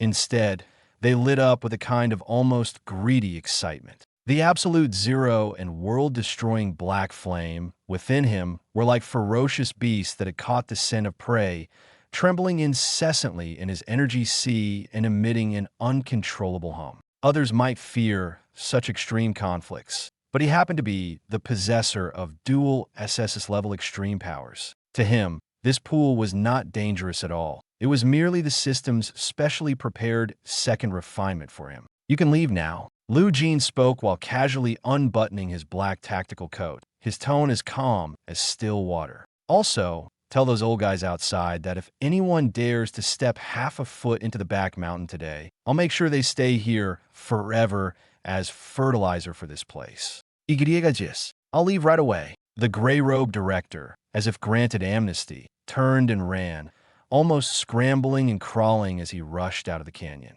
"Jing, this place is really eerie." Zhao Kui stood at the edge of the cliff, glanced down, and couldn't help but take a deep breath. "Even my SS-grade rock armor feels like it's about to crack from the cold one moment and burn through the next." Chinamo didn't say a word. He simply retreated to the canyon's only entrance, reversed his grip on the dagger, and instantly entered a stealthy stance. Whoever dared to disturb Lu Jin at this moment would pay the price immediately. Lu Jin tossed his trench coat onto the rock and was about to leap into the pool. At that moment, a throat-tearing cough echoed from the depths of the cliff wall in the ice and flame duality pool. Lu Jin paused in his movements and looked up. On a rock that had been tormented for years by the dual forces of ice and fire, an old man with disheveled hair and a body covered in blood and filth was tightly bound by deep-sea cold iron chains as thick as an arm. His entire skeleton was twisted and deformed, and his 6th rank mark-level cultivation was completely sealed. At this moment, he was as miserable as an old dog with a broken spine, trembling incessantly under the impact of icy and fiery waves. It was none other than the former vice principal, Shen Tianzong, who had been stripped of everything and sent to the back mountain to reflect by the old Grandmaster's single remark just a few hours ago. Lu Jin. Shen Tianzong struggled to lift his head, his face covered in blood and dirt, his gaze devoid of the previous scheming and arrogance, leaving only an extreme and chilling venomous hatred. He stared at Lu Jin, who stood at the edge of the sinkhole, unscathed and even exuding a stronger aura than before, letting out a harsh, owl-like laugh of despair from his throat. "Ha ha, cough cough, you're actually still alive? You really broke the Tian Gang Grand Formation and even dared to come to this forbidden area in the back mountain." Even though he had been crippled, Shen Tianzong was, after all, someone who had once stood at the pinnacle of power in the imperial capital. He did not resort to the vulgar curses of an ordinary loser, but instead fixed Lu Jin with a gaze so venomous it seemed to seep into his very bones, as if trying to detect even the slightest trace of panic on his face. "Do you think you've won? Do you think that with the ancestors protecting you, you can walk sideways within these 18 high walls?" He coughed up blood while laughing even more maniacally. "Fool! You have no idea what kind of person the ancestor truly is. Back then, she could watch her foster mother being intercepted and killed by us without doing anything. So why would she now destroy even her own great-grandson for your sake?" Hearing the words foster mother, Lu Jin's gaze instantly turned icy. But he did not immediately lose his temper. Instead, he slowly walked step by step to the edge of the cliff, looking down at Shen Tianzong as if he were staring at a dead man who posed no threat. "Because I have value, and you do not." Lu Jin's voice was calm, yet so cold it sent chills down one's spine. "What's the matter, Vice Principal Shen? Has your backbone been broken, and now you can only lie here barking nonsense to find some sense of existence for yourself? Value? Ha ha ha." Shen Tianzong laughed as if he had just heard the funniest joke in the world, laughing so hard that tears were about to come out. "Did the ancestor ask you to go to the burial abyss? Did she also promise you that as long as you bring back the heart of that 7th-tier demon god, she would give you the entire academy, or even half of the imperial capital?" He suddenly lunged forward, the iron chain around his neck pulled taut, and his whole body almost pounced off the stone platform. Yet the more disheveled he became, the more intense the delight in his eyes grew. "That's a death wish. That 7th-tier demon god. Even the ancestor at his peak wouldn't dare confront it head-on. What makes you, a kid who just came out of the tower, think you can come back alive?" Shen Tianzong no longer cared about his dignity. The only thing he wanted to do now was to scare Lu Jin, make him back down, and stop him from venturing further into the abyss. "She can't kill you directly," Shen Tianzong shouted hoarsely. "She's sending you, a tier 4, into the abyss, treating you as cannon fodder to pave the way, as a sacrifice. Once you die in there, the secrets on you, your pair of SSS-level origins, will eventually be extracted from you bit by her."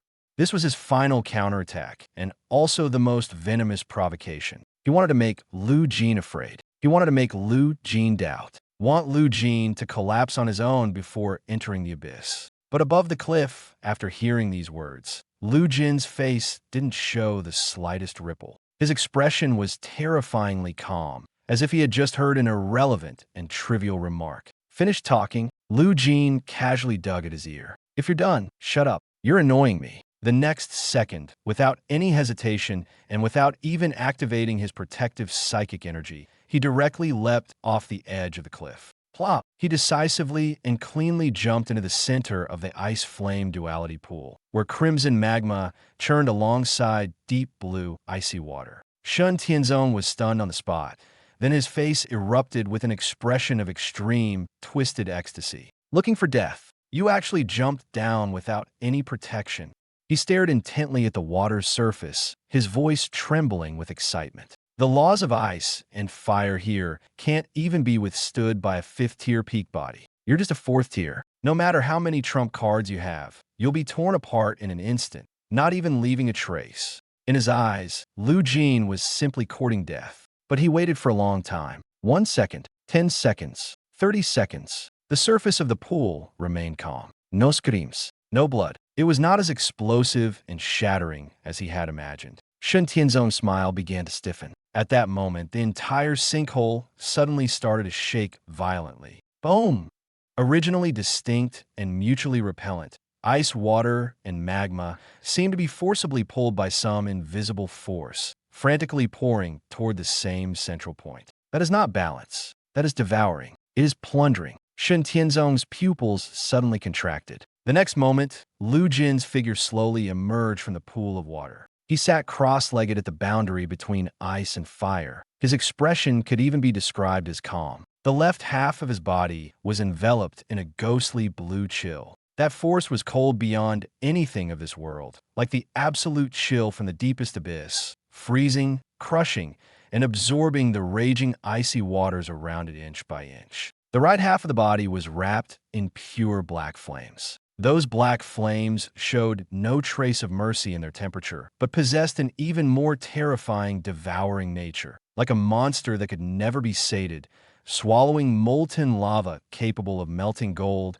and iron directly into its core. The so-called clash of ice and fire, the so-called physical tearing. In front of him, it all became a joke. How could this be a test of the Forbidden Land? This was clearly nourishment delivered to his doorstep. Click, click. As an immense amount of extreme energy continuously poured in, a series of dull yet terrifying bone-cracking sounds emanated from within Lu Jin's body. The dark, golden patterns on his body were also changing rapidly, becoming increasingly distinct and heavier, as if some ancient and dreadful power was awakening. Divine Demon Overlord Body. Initial stage progress 12%, 14%, 15%. Lu Jin closed his eyes and exhaled a turbid breath mixed with frost and sparks. That breath fell onto the surface of the pool, unexpectedly stirring up a ripple visible to the naked eye. The strength of his physical body surged once again. Even the surrounding air was slightly distorted by the density of that force. Then he slowly opened his eyes. They were a pair of dual pupils, one icy and one fiery.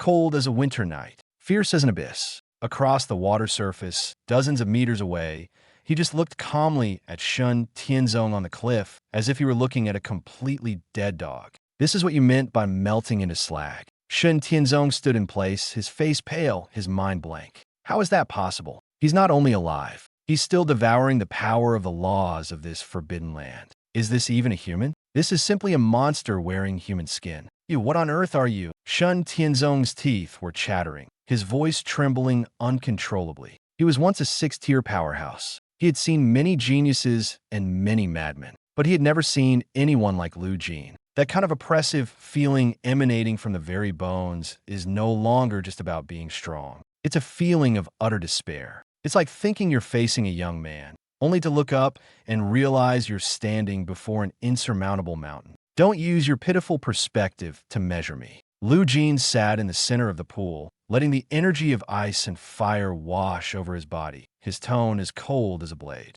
Is the old master trying to use me as cannon fodder? I don't care, because in my eyes, her mere ninth-tier cultivation is nothing more than a stepping stone I casually tread on as I move upward. Shen Tianzong's throat tightened fiercely. He discovered for the first time that he couldn't even muster a rebuttal. Lu Jin raised his right hand, a wisp of pure black flame flickering at his fingertips. The flame was small, yet instinctively evoked fear, as if even the slightest touch would burn away one's soul entirely. As for you, Lu Jin looked at him, his gaze calm, yet chilling enough to make one's skin crawl. Your Shen family has been entrenched in the imperial capital for over 100 years. There must be quite a few treasures hidden in your vault, right? 3 days later, District 3 of the imperial capital, outside an abandoned air raid shelter. A black heavy-duty off-road vehicle with a special military license plate braked sharply in the heavy snow, coming to a steady stop in the middle of the wasteland.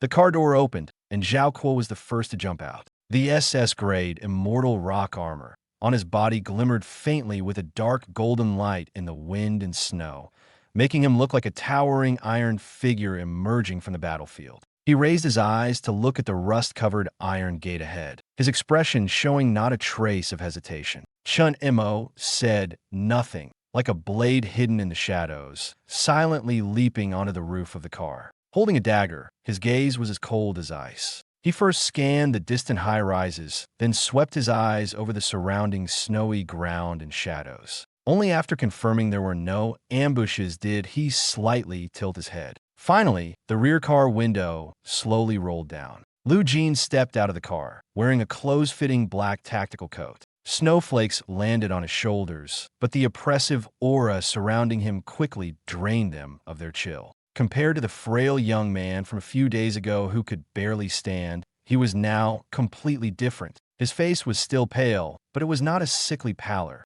Rather, it was a cold, sharp calmness, almost cutting in its intensity. His entire being resembled a freshly unsheathed blade, its edge restrained, yet all the more chilling. He took a step forward. The military boots crushed the snow beneath, producing a dull, muffled sound. But it was such an ordinary step that the frozen ground beneath him suddenly trembled. With him at the center, the ground within a 3-meter radius cracked simultaneously, as if unable to bear the terrifying weight within his body. Divine Demon, Overlord Body, Beginner Level Progress 20%. 3 days ago, he still needed someone to support him, even struggling to breathe. Yet in these 3 days, he had forcibly absorbed a massive amount of ice and fire laws in the ice flame dual polarity pool, repeatedly pushing his physical body to its limits, breaking and reshaping it over and over again. The current him was no longer the Lu Jin who could be easily manipulated. His physical strength had already reached an absurd level. Even if he stood still and let a peak 4th-tier expert strike him with full force, their blade would shatter first. Zhao Kuo glanced back at him and lowered his voice, saying, "Brother Jin, this is the place." Lu Jin did not answer immediately. He just stared at the rusty iron door, his gaze cold. This is no ordinary abandoned air raid shelter. This is one of the Shun family's last trump cards, as well as the lifeline hidden in the deepest part of the underground. Shen Tianzong thought he had kept the secret tightly guarded, believing that as long as he didn't speak, no one would find this place. But he forgot. The truly terrifying people are never those who keep secrets, but those who can unearth secrets from their very roots. Lu Jin raised his hand, his fingertips gently turning. "Open the door." His voice was not loud. It was like a piece of ice smashing into the snow, cold and leaving no room for anything else. Zhao Kuo grinned and walked straight forward.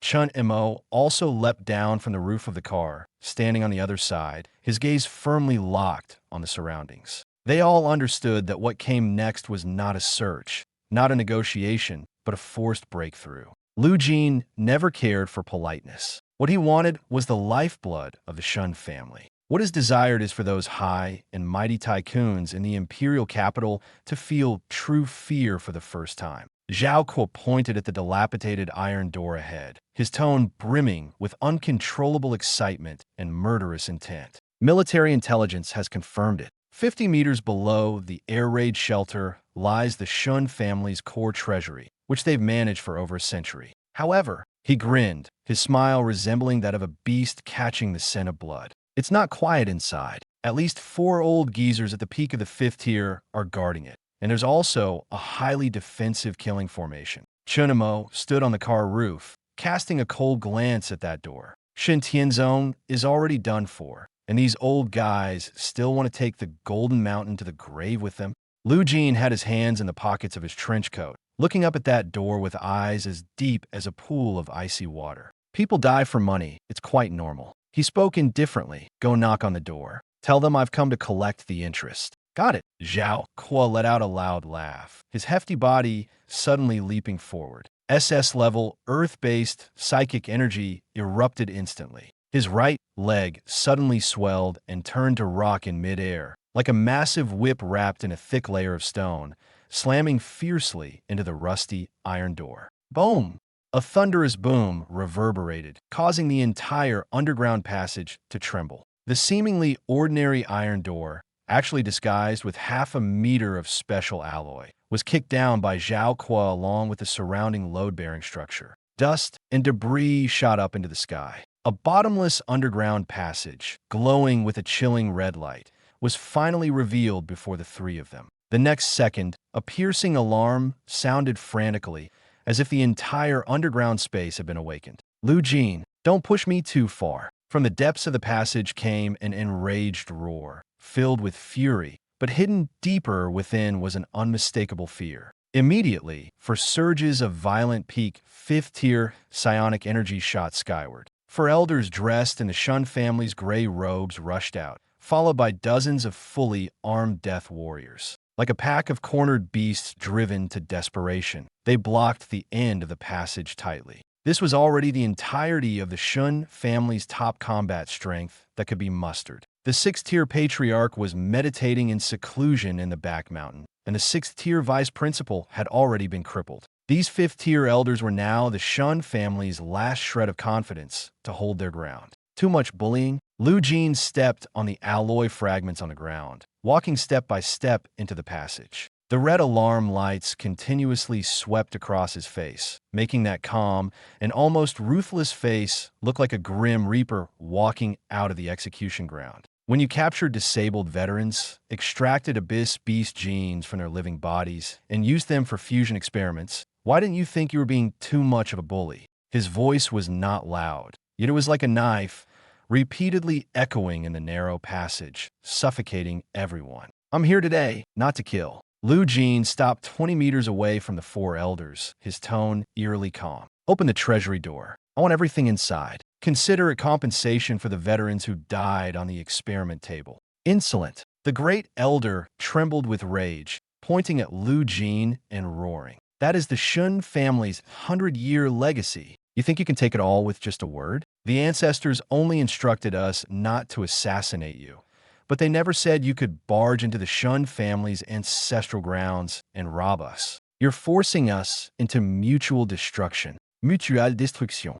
Lu Jin shook his head lightly, his eyes filled with coldness. Are you even worthy? He did not summon Shinra Tensei, nor did he activate Ice and Fire Susun. To deal with these 5th-tier opponents, he couldn't even be bothered to waste his strength. Since he refused to hand it over, Lu Jin slowly drew out his right hand. Then I'll take it myself. Attack. Form the 4 symbols annihilation array. The Great Elder's voice changed pitch. No matter how strong he is, he's just a 4th rank. Even if it costs my life today, we must tear him to pieces. For peak 5th rank elders simultaneously form seals. For terrifying energy beams of different colors shot up abruptly, intertwining into a chaotic storm in the narrow passage. With enough destructive power to cut through alloy, they fiercely surged toward Lu Jin. In their view, even if Lu Jin possessed that strange rebound ability, it was absolutely impossible for him to withstand the area kill formation set up by 4 peak 5th-tier experts working together. But the next second, everyone froze. Lu Jin did not dodge. He didn't even make a single defensive move. He walked straight into the overwhelming psionic storm. SSS. The raging psionic energy fiercely sliced against his body, producing a piercing friction sound. The black tactical coat was instantly shredded, with fragments fluttering in the air. Yet, when the coat was completely torn apart, the skin revealed underneath only showed a faint white mark, without a trace of blood. But only an extremely dim golden pattern lit up. Not to mention bleeding, not even a white mark was left. Divine Demon Overlord Body, beginner level, passive triggered.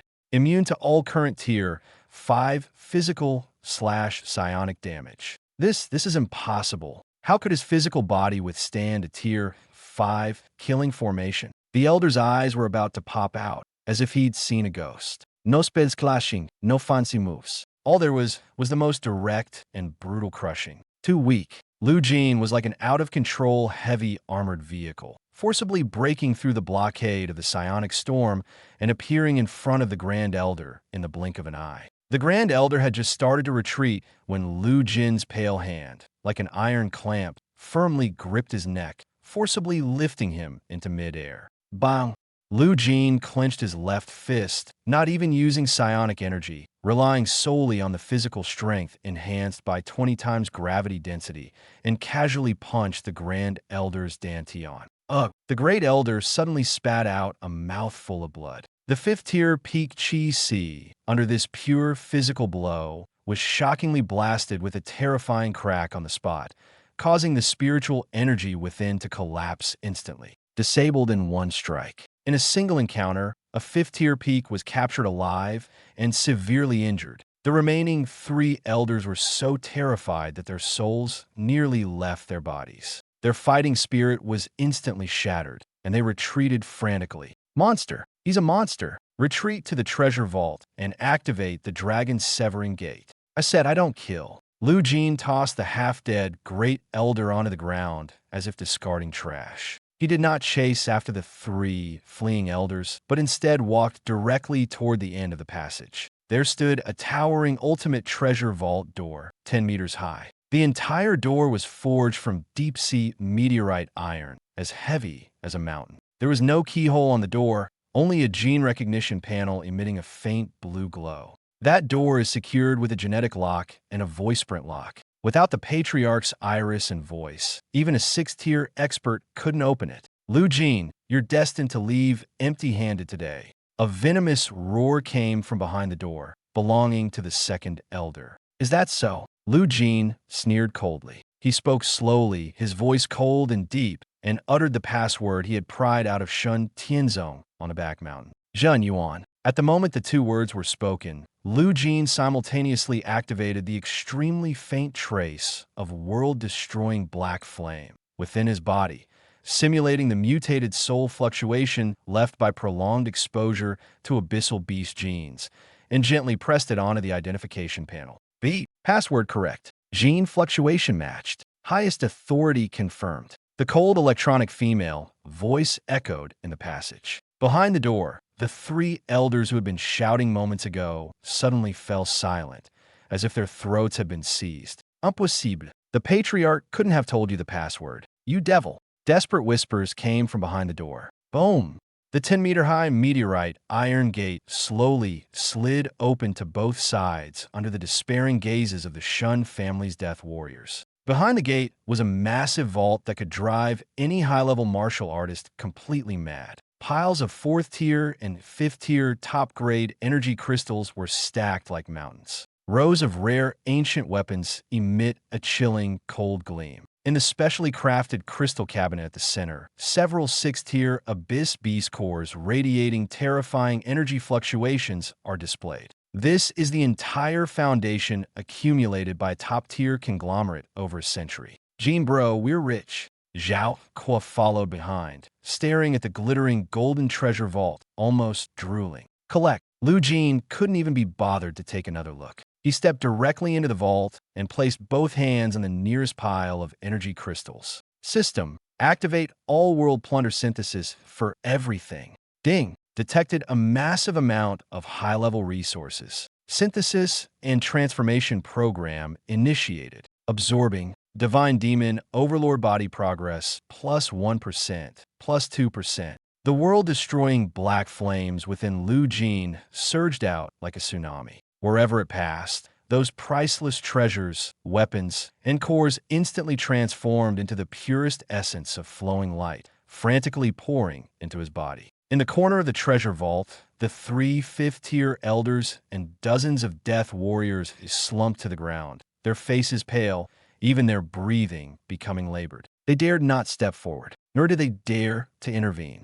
They could only watch helplessly as the century-old foundation of their family was mercilessly devoured by the black-clad youth before them, like draining a well dry. In just over 10 minutes, the vast treasure vault had been completely looted. Not even a single low-grade spirit crystal was left. Not even a spirit stone remained. Lu Jin slowly exhaled a breath of turbid air. Divine Demon Overlord Body. Beginner progress 28%. Although he hadn't broken through to the intermediate level yet, the sensation of power continuously surging into his body was still highly addictive. Every muscle felt as if it had been reforged, as though he could truly collapse a mountain with a single punch if he wished. Let's go to the next one. Lu Jin turned around, not even sparing a glance at the utterly devastated Shun family members. Next one. Jin, where are we going next? Zhao Kuo's eyes lit up immediately upon hearing this, rubbing his hands together excitedly.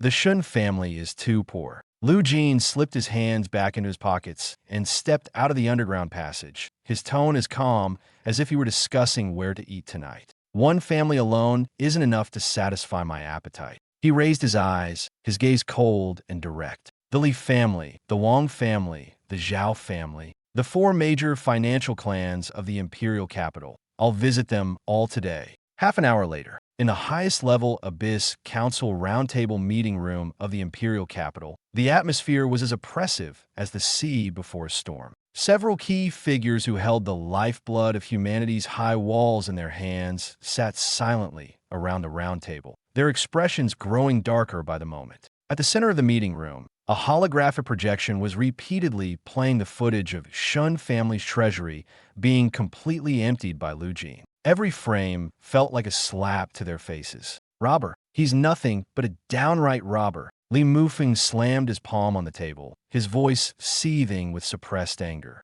"He just made it clear. His next target is our Li family. What kind of monster has the Grand Celestial Master raised? Are we just going to let him run rampant in the capital like this?" The Grand Celestial Master has decreed that fights are allowed within the same level, but higher levels are forbidden to intervene. The head of the Wang family wore a grim expression, so dark it seemed as if water could drip from it. "But you all saw it. He can even withstand a peak 5th-level killing formation. If 6th-level experts don't step in, who among the younger generation in the capital can stop him? Are we really going to just stand by and watch him empty out the treasure vaults of every family?" No one spoke. A deathly silence hung in the air, suffocating everyone. Facing a young man backed by a 9th-tier true god and possessing extraordinary strength, these usually aloof financial tycoons felt, for the first time, the meaning of helplessness and humiliation. Everyone, at that moment, a white-haired elder sitting at the head of the round table,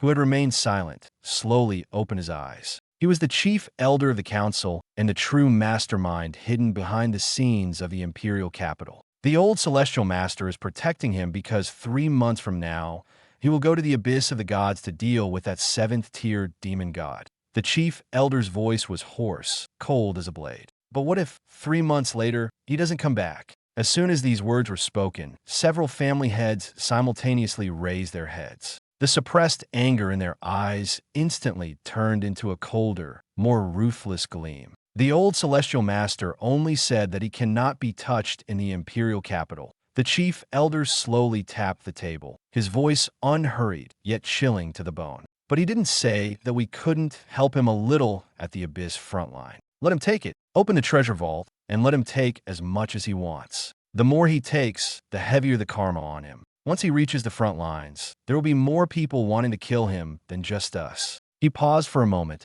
a chilling trace of murderous intent flashing in his eyes. Send orders to the shadow troops on the front line. The Battle of the Burial Abyss in 3 months. I want the heart of that 7th-tier demon god, and I want Lu Jin's life, both left at the very bottom of the abyss. Imperial Capital, District 1, Li Family Manor. In the night sky, heavy snow fell steadily, as if it intended to bury the entire city. But unlike usual, the gates of the Li family mansion were wide open today, without the slightest sign of strict vigilance. No killing formations, no death warriors, not a trace of tension in the air. Even the snow on the main road of the manor was cleared in advance, as if preparing to welcome some extremely important guest. The military off-road vehicle slowly stopped in front of the Li family's main building. Zhao pushed open the car door and looked at the overly quiet manor, his plump face full of vigilance. "Jinji, what kind of scheme are these old foxes plotting again?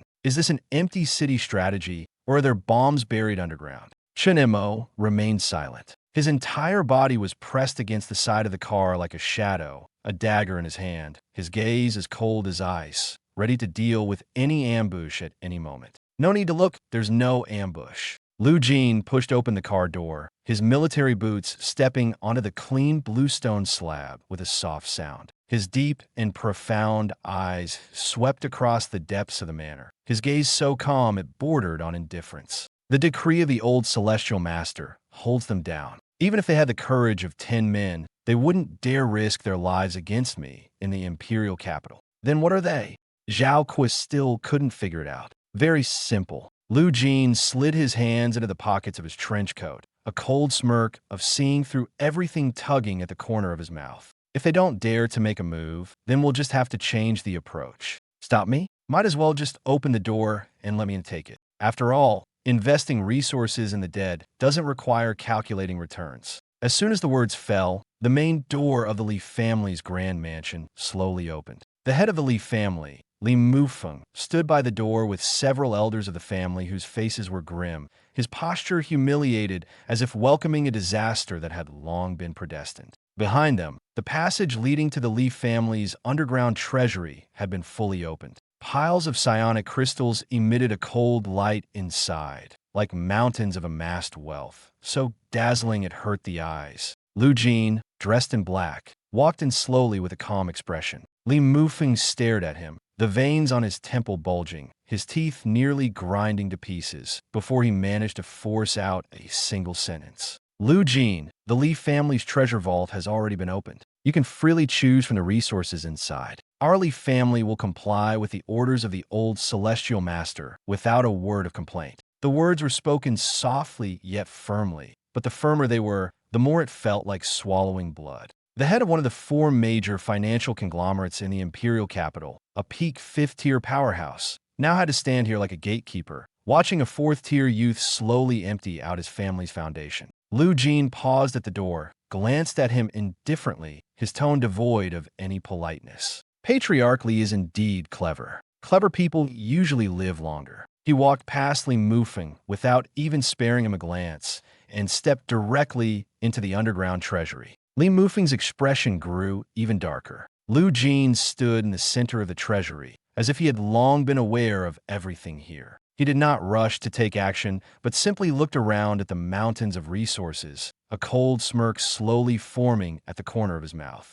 "You must be thinking now," he began, his voice not loud but as sharp as a knife. "As long as I die in the abyss of fallen gods 3 months from now, whatever I take today will have to be returned with interest in the end, right?" Li Mufeng trembled violently, his heart almost skipping a beat. How could he know? This was a plan the council had just decided on half an hour ago. First, use resources to nurture Lu Jin, then send him to the most dangerous abyssal front, ensuring he dies in the most opportune place. In this way, everything given out today could ultimately be reclaimed. But Lu Jin saw through it at a glance. "Major Lu, you must be joking. How would I dare think that?" Li Mufeng forced a smile, one that looked more like a grimace. "Whether you dare or not, it doesn't matter." Lu Jin raised both hands, standing in the center of the treasure vault, and slowly spread them open. The next second, his left eye glowed a ghostly blue, while his right eye turned pitch black, and 2 completely different lights exploded simultaneously.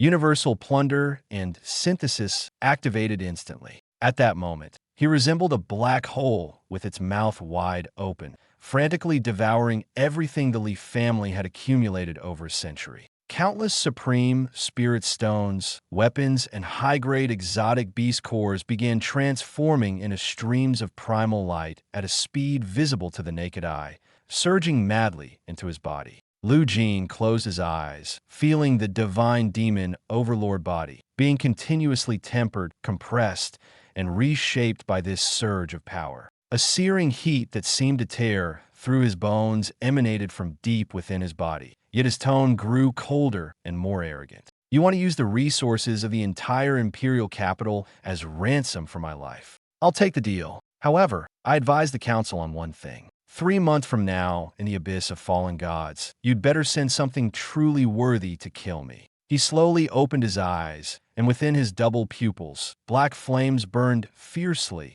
like 2 apocalyptic fires from the abyss. "If you only send some 5th-tier trash over, it won't even be enough for me to warm up." With a loud bang, Li Mufeng and the elders behind him instantly turned pale, as if they had been struck by a heavy blow to the face. Too arrogant. He not only saw through the council's plan, but also directly challenged the highest echelon of the imperial capital's power group right in front of them. Moreover, he wasn't just making empty boasts. He was genuinely unafraid. For the next 5 hours, the imperial capital witnessed the most absurd and humiliating scene in its history. An off-road vehicle with military plates shuttled back and forth between the ancestral lands of the 4 major conglomerates. The core treasure vaults of the Li family, Wang family, and Zhao family were all open one by one. No one dared to stop it. No formation dared to activate. No family dared to truly stand up and say no. Lu Jin was like an extremely ruthless harvester, devouring all the high-level resources these prominent families had accumulated over hundreds of years, leaving nothing behind. At 4 o'clock in the morning, military airport, tarmac. A fully armed military interstellar cruiser had already ignited and warmed up, its blue tail flames glaring brightly in the wind and snow. The off-road vehicle stopped beside the gangway. Lu Jin got out of the car, stood in the cold wind, and took a deep breath of the chilly air tinged with the smell of engine oil. He lowered his head to look at his fist and slowly clenched it. Ding! Host has continuously devoured the core vaults of the four major financial conglomerates. Divine Demon, Overlord Body, Beginner Level, Progress, 50%. Current physical state, extremely saturated, reached the conversion limit of mundane resources. Lu Jin frowned slightly. The foundation of the four great financial clans could already be considered terrifying. That is an enormous amount of resources, enough to cultivate hundreds or even thousands of Tier 4 masters. Yet he devoured the resources of four families in one go, and still failed to reach the threshold of Tier 5. The Divine Demon Overlord Body was only advanced to 50%. System explain. System prompt. The nourishing effect of conventional psionic resources from the Earth dimension on the Divine Demon Overlord Body has significantly diminished. If the host wishes to continue advancing and break through the transcendent realm, higher-level energy sources must be devoured. Lu Jin said no more unnecessary words and headed straight toward the S-Class Combat Command Room. This is the first Abyss frontline, not the Imperial capital. In the Imperial capital, the Leaf family and the Shun family can use power to oppress others and rules to kill. But here, there is only one rule. Whoever can return alive from the Abyss has the right to speak. Zhao Kuo and Chun Mo exchanged a glance and immediately followed. The creation whose self-awareness had been erased, the goddess, also followed silently like a silver shadow, always trailing behind Lu Jin. She was eerily quiet, like a blade ready to be unsheathed at any moment. As soon as the three entered the command building, the atmosphere became even more oppressive. The corridors were filled with military medics and messengers running back and forth, broken fragments of battle armor piled in the corners, and the air was a mix of the smell of blood, oil, and the tension of an impending war. Lu Jin immediately saw that the front line was already in chaos. Not ordinary chaos. It was the power of the Abyss awakening ahead of time. When he pushed open the door to the operations command room, a piercing argument was erupting inside. Why is the S-Class defense zone being pulled back? Is the military playing with lives? If the frontline forces are insufficient, reinforcements should be requested from the rear immediately. The speaker was dressed in the standard robe of the council, his expression arrogant, his gaze carrying a condescending scrutiny, as if this were not a battlefield, but an office they had temporarily taken over. General Thunderstorm stood beside the main seat, his face so dark it seemed like water might drip from it. When he saw Lu Jin enter, his eyes flickered slightly, followed by a cold sneer. The person you wanted is here. Several gazes inside the room simultaneously fell on Lu Jin. Some were curious, some hostile, and some carried undisguised contempt. Sitting at the very front were two elderly men with graying hair. The aura emanating from them was strong, clearly indicating they were 5th-tier martial artists, both at the peak of the 5th tier. Yet their strength did not bring any sense of reassurance. Instead, it made Lu Jin feel repulsed, because he had seen too many people like them in the Imperial capital. They spoke of the greater good, but in their hearts, they were always scheming how to push others to their deaths. So this is Lu Jin. One of the elders from the Shun family spoke, his tone indifferent, yet carrying an inherent air of command. The young man who stirred up quite a commotion in the Imperial capital, relying on a bit of luck. Another elder of the Li family also spoke, his gaze indifferent. Doesn't seem like much after all. Zhao Kuo's temples throbbed as he clenched his fists tightly, the sound of his knuckles cracking. Chen Mo's gaze was even colder, as if he might charge forward to act at any moment. But Lu Jin didn't move. He simply looked at those two old men, a dark fire gradually rising in his eyes. He understood. These people are not here to help. They are here to keep an eye on him. More precisely, they are here to wait for him to die. Once inside the abyss of fallen gods, the chaotic environment and the loss of rules mean that any accident can be covered up. By then, even if he truly dies in there, the council can casually dismiss it with a simple remark. Trial failed, insufficient strength.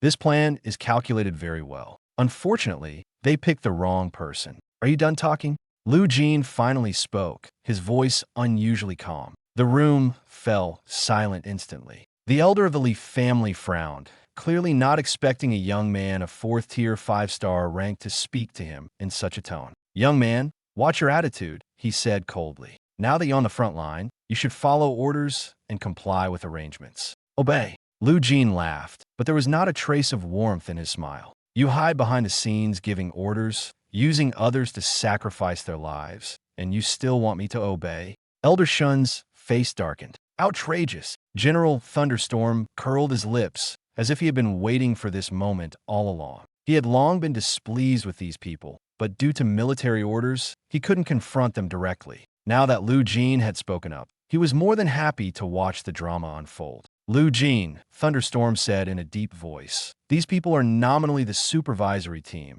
but in reality, they're here to strangle you. The abyss of the fallen god's trial is about to begin, and they want to use this frontline crisis to force you to give up control." "I know," Lu Jin said indifferently. Of course he knew. Moreover, he understood better than anyone what such scheming implied. It meant that if he wasn't strong enough, he would be crushed. It meant that if he took a step back, countless concessions would follow. It also meant that from the moment he stepped through this door, there was no turning back from the conflict. But this was exactly what he wanted. What he needs most right now is conflict. Only conflict can make him grow stronger faster. Only blood and oppression can allow the divine demon overlord body to truly devour enough power and complete its next transformation. "Since you're here to oversee the battle," Lu Jin slowly raised his eyes, his gaze as cold as a blade. "Then stop wasting words. Say what you want to say directly." The atmosphere in the command room instantly became tense. The two elderly men exchanged a glance, a trace of coldness flashing in their eyes. They had originally intended to suppress this young man's arrogance, but they hadn't expected Lu Jin to be tougher than they imagined, even excessively so. But they had no idea. The real danger wasn't his words. It was the beast within him, long awakened by blood and killing intent. Lu Jin stood there, his trench coat gently swaying, his expression calm. Yet within him, every inch of flesh and blood of the divine demon overlord body was slowly awakening, like a ravenous furnace. He knew that the upcoming battle would not just be a war of words. It would be his first true display of authority on the front lines of the First Abyss. From this moment on, everyone who thought of using him as a pawn would come to understand one thing. He was not prey to be manipulated. He was a monster that would bite back. Inside the heavy, alloy, airtight door, the command room was deathly silent. The holographic sand table glowed with a ghostly blue light, resembling both a battlefield map and a mouth ready to devour it any moment. The defense line in Zone C must be abandoned. The third elder of the Shun family stood in front of the sand table, his tone cold and hard, his finger heavily stabbing the light point representing Zone A. "Withdraw all the troops from there to secure the camp of our supervisory team." He was a powerful elder of the Shun family, at the peak of the 5th rank, a figure of considerable influence even in the imperial capital. Yet the words he spoke at this moment were as cold as a blade. The military adjutant pressed his hands firmly on the table, the veins on the back of his hands bulging, his expression extremely grim. "There are 30,000 wounded soldiers retreating behind Zone C," he said through gritted teeth. "If Zone C is abandoned, not a single one of them will survive. That is a dereliction of duty by your military." The elder of the Li family stood to the side, sneering coldly. The council's orders were clear. Prioritize securing the core area of the Grade A fortress. The wounded have no value in continuing the fight. If they die, so be it. As soon as these words fell, the adjutant's emotions completely exploded. "That's nonsense." He abruptly drew his sidearm and slammed it hard onto the table, the sound reverberating so loudly it made everyone's eardrums ache.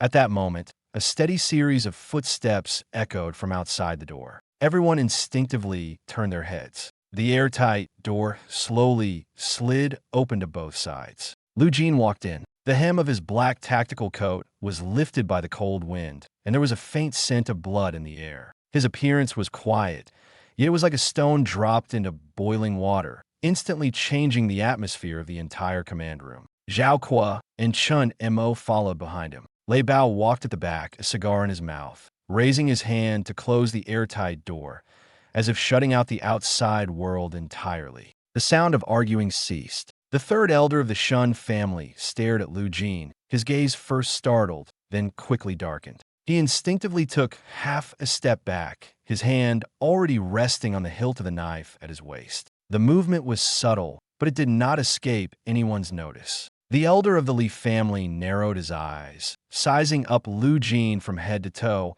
as if assessing a dangerous tool that had suddenly barged into the room. "You are Lu Jin?" he spoke, his tone carrying an air of condescending scrutiny. Lu Jin did not respond. He walked straight to the holographic sand table, lowering his head to examine the densely packed red and blue light dots on it. Fifth-tier abyssal beasts were gathering, their numbers already exceeding 3,000. This was not a small-scale assault, but a beast tide capable of tearing through the entire defensive line. Behind them lay a large stockpile of high-tier resources. If that area fell, the loss would be far more than just a few lives. "Are you deaf? Didn't you hear me talking to you?" Li Zong's voice suddenly rose sharply, and the peak fifth-tier spiritual energy fluctuation spread out, causing the documents on the table to tremble slightly. Lu Jin finally looked up. He glanced at Li Zong, his gaze so calm it was almost indifferent. "Who are you?" he asked. Li Zong's expression instantly darkened. Li Zong, fifth elder of the Li family, Imperial Capital Council. He raised his chin, adopting an air of superiority. "Ordered to oversee the first front line. Major Lu, why aren't you staying in the Imperial capital and instead running over here?" The third elder of the Shun family also spoke coldly, his blade fully unsheathed. "Lu Jin, don't think that just because the Grand Celestial Master is protecting you, you can act recklessly on the front line. This is a battlefield, and military law is merciless." Lu Jin glanced at the blade. The blade was excessively clean, without even a trace of blood. A blade that had never truly killed an enemy. He neither retreated nor explained, simply raised his right hand and directly grasped the blade. A glint of malice flashed in the eyes of the Shun family's third elder, who immediately activated his spiritual energy, intending to use the blade's edge to crush Lu Jin's fingers. But in the next moment, the piercing sound of metal friction rang out, and a layer of dark golden patterns emerged on Lu Jin's palm, rendering the blade unable to press down any further. The third elder of the Shun family's expression changed. Before he could draw his blade, Lu Jin clenched his 5 fingers.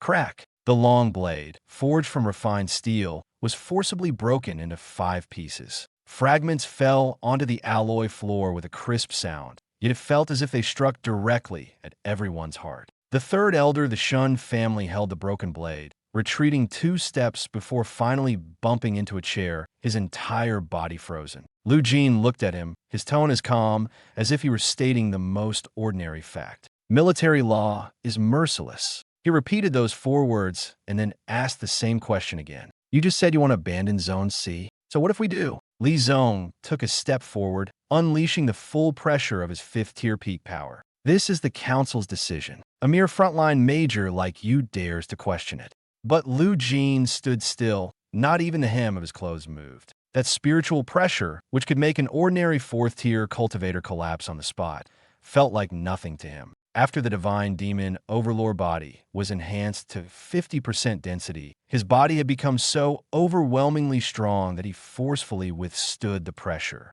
Before Li Zong could react, Lu Jin had already raised his left hand and slapped him across the face. The movement was too fast. It was so fast that Li Zong had no time to mobilize his psionic energy and took a solid hit to the face. Bang!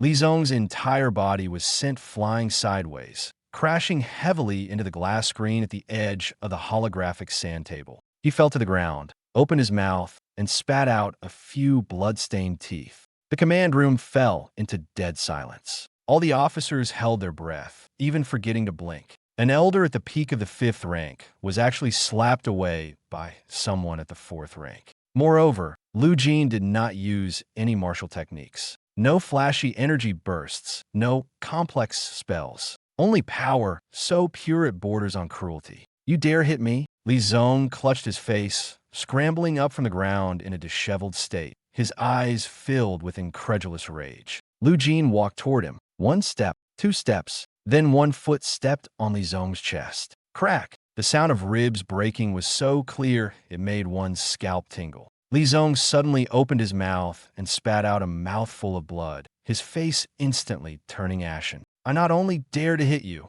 Lu Jin lowered his head to look at him, his voice very soft, yet piercing like an ice spike into one's heart. I also dare to kill you. The third elder of the Shun family saw this, and, ignoring the broken blade in his hand, let out a low roar and was about to charge forward. But just as he moved, Chen Mo had already appeared behind him. A dagger was steadily pressed against his throat. Don't move. Chen Mo's voice was not loud, but it was chillingly cold. The third elder of the Shun family froze completely, cold sweat dripping down his forehead. The arrogance he had just displayed was utterly shattered. Lu Jin released his foot and turned to walk toward the adjutant. How many people are still needed in Zone C? He asked. The adjutant took a deep breath, forcing himself to stay calm. We're short one high-level combatant to hold the line, he said. Lu Jin nodded, turned around, and pointed at Li Zong on the ground and the Shun family's third elder, who was being restrained by Chen Mo. Those two fifth rankers go to Zone C, he said calmly. They're part of the overseer squad, not directly under military command, the adjutant reminded in a low voice. From now on, they're under my command. Lu Jin turned around, his cold gaze sweeping over the group of pale-faced individuals. The council sent you here to hold the line, not to sit back and watch. Zone C is your responsibility. His voice was not loud, yet it pressed on everyone's chest like a knife. Li Zong's expression changed, and he immediately shouted, Lu Jin, you're taking this opportunity for revenge. You want us to go to our deaths. That's right. Lu Jin answered decisively. He didn't even bother to hide it. You go to Zone C. Whoever dares to take a step back, I'll kill their entire family first. He looked at Li Zong, his gaze as cold as ice. Deep within his right eye, a strand of pure black flame flickered silently. Li Zong opened his mouth, but ultimately swallowed his words. He could feel that Lu Jin wasn't just trying to scare people. That was the gaze of someone who would truly kill. General Thunderstorm stepped forward and clapped his hands heavily, the sound reverberating throughout the entire command room. Did everyone understand? The supervision team will take over the defense line in Zone C. Get over there and set up defenses immediately. The members of the supervisory team exchanged glances, their expressions growing darker one by one. But they didn't dare say anything more and could only help Li Zong up before leaving the command room in disgrace. The airtight door slowly closed. Only the military personnel, along with Lu Jin, Zhao Kuo, and Chen Mo, remained in the room. Thunderstorm exhaled a puff of smoke and sneered coldly. Refreshing. I've long been fed up with this bunch of useless trash. Lu Jin did not respond. He walked to the holographic sand table, staring at the red dots that were steadily approaching. Each red dot represented an abyssal beast charging toward the fortress. Why did the abyssal beast tide come early? He asked. Lei Bao put away his smile, his expression turning serious. Not clear yet. The frontline scouts reported back that there are abnormal high-dimensional energy fluctuations deep within the burial god abyss. It's as if something is summoning these creatures. A seventh-tier demon god? Zhao Kuo asked with a frown. It's possible. Thunderstorm nodded, but the highest level that has appeared so far is still peak level 5. Level 6 hasn't shown up yet. Lu Jin stared at the sand table without speaking. The core of a level 5 abyssal beast is too low in value for him. What he lacks now isn't quantity, but prey strong enough. 6th level. Only then can he continue moving forward. If there really is a 7th level, that would be even better. Open the outer gate, Lu Jin suddenly said. Thunderstorm paused, looked up at him, and asked, What are you going to do? Go out for a walk. After speaking, Lu Jin turned and walked toward the airtight door. The adjutant hurriedly reminded, Outside is a beast tide formed by 3,000 5th-tier abyssal beasts. I know. Lu Jin didn't stop his steps, merely replied indifferently. He turned his head and glanced at the red dot on the sand table. Still too few. The moment the airtight door opened, the piercing air raid siren echoed in from outside the fortress. The red warning lights in the corridor flashed frantically, as if the entire fortress was warning everyone that the real danger had arrived. The broadcast was urgent and piercing. Level 1 combat readiness. The abyssal beast tide has breached the first line of defense. Lu Jin walked out of the command room. Zhao Kuo and Chen Mo immediately followed. In midair, the figure of the goddess slowly appeared, quietly following behind him. Thunderstorms stood in place, gazing at Lu Jin's back, remaining silent for 2 seconds before pressing the communicator. Attention all units, do not obstruct Major Lu. Prepare for firepower cover. At the edge of the fortress, on the steel walls, the cold wind cut across the cheeks like a knife. Lu Jin stood at the edge of the city wall, gazing down at the dense tide of beasts below. In the snowy field, hordes of abyssal beasts ran wildly. They came in various forms, some resembling giant wolves, others lizards, and some were simply twisted masses of flesh.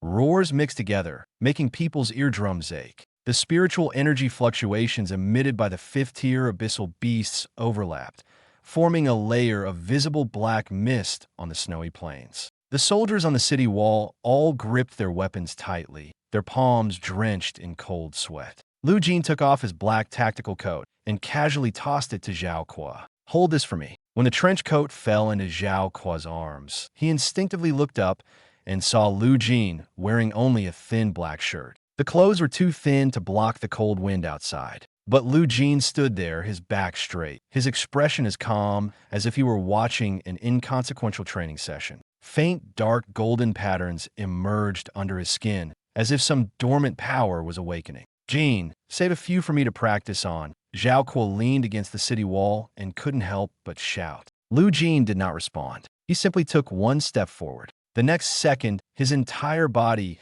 left the city wall and plunged downward. 100-meter-high steel wall is enough to turn most people into pulp. But Lu Jin neither activated any shield nor made any deceleration moves. The sound of the wind howled past his ears. He could even see the bloodthirsty maws of the abyssal beasts below and the greed for blood in their eyes. Then, boom! Lu Jin landed heavily on the ground. The ground was forcibly smashed into a 10-meter diameter pit, with rubble and accumulated snow exploding violently. More than a dozen fifth-tier abyssal beasts nearby were blown away by the shockwave, and the sound of bone shattering was particularly piercing amidst the beast tide. Lu Jin stood up from the pit and casually twisted his neck. A series of crisp cracking sounds came from his joints. The abyssal beasts around instantly stopped in their tracks. One pair of scarlet eyes after another, all fixed on this human who had suddenly descended from the sky. They smelled the scent, a scent of blood and energy so intense it almost drove them mad. A massive black-armored giant lizard lunged forward first. Its physical strength was already close to the peak of the fifth tier. For anyone else, just this one lunge would be enough to smash them into pieces. But Lu Jin did not retreat. He didn't even sidestep to dodge. He simply raised his right hand and firmly caught the sharp claw of the giant lizard as it struck down. The two forces collided fiercely. A circle of white airwaves exploded in the air, scattering snow powder in all directions. But Lu Jin's arm did not waver in the slightest. The black-armored giant lizard let out a piercing wail of agony. Its sharp claw was forcibly crushed by Lu Jin. The next second, Lu Jin clenched his left fist and slammed it fiercely into the giant lizard's skull. Bang!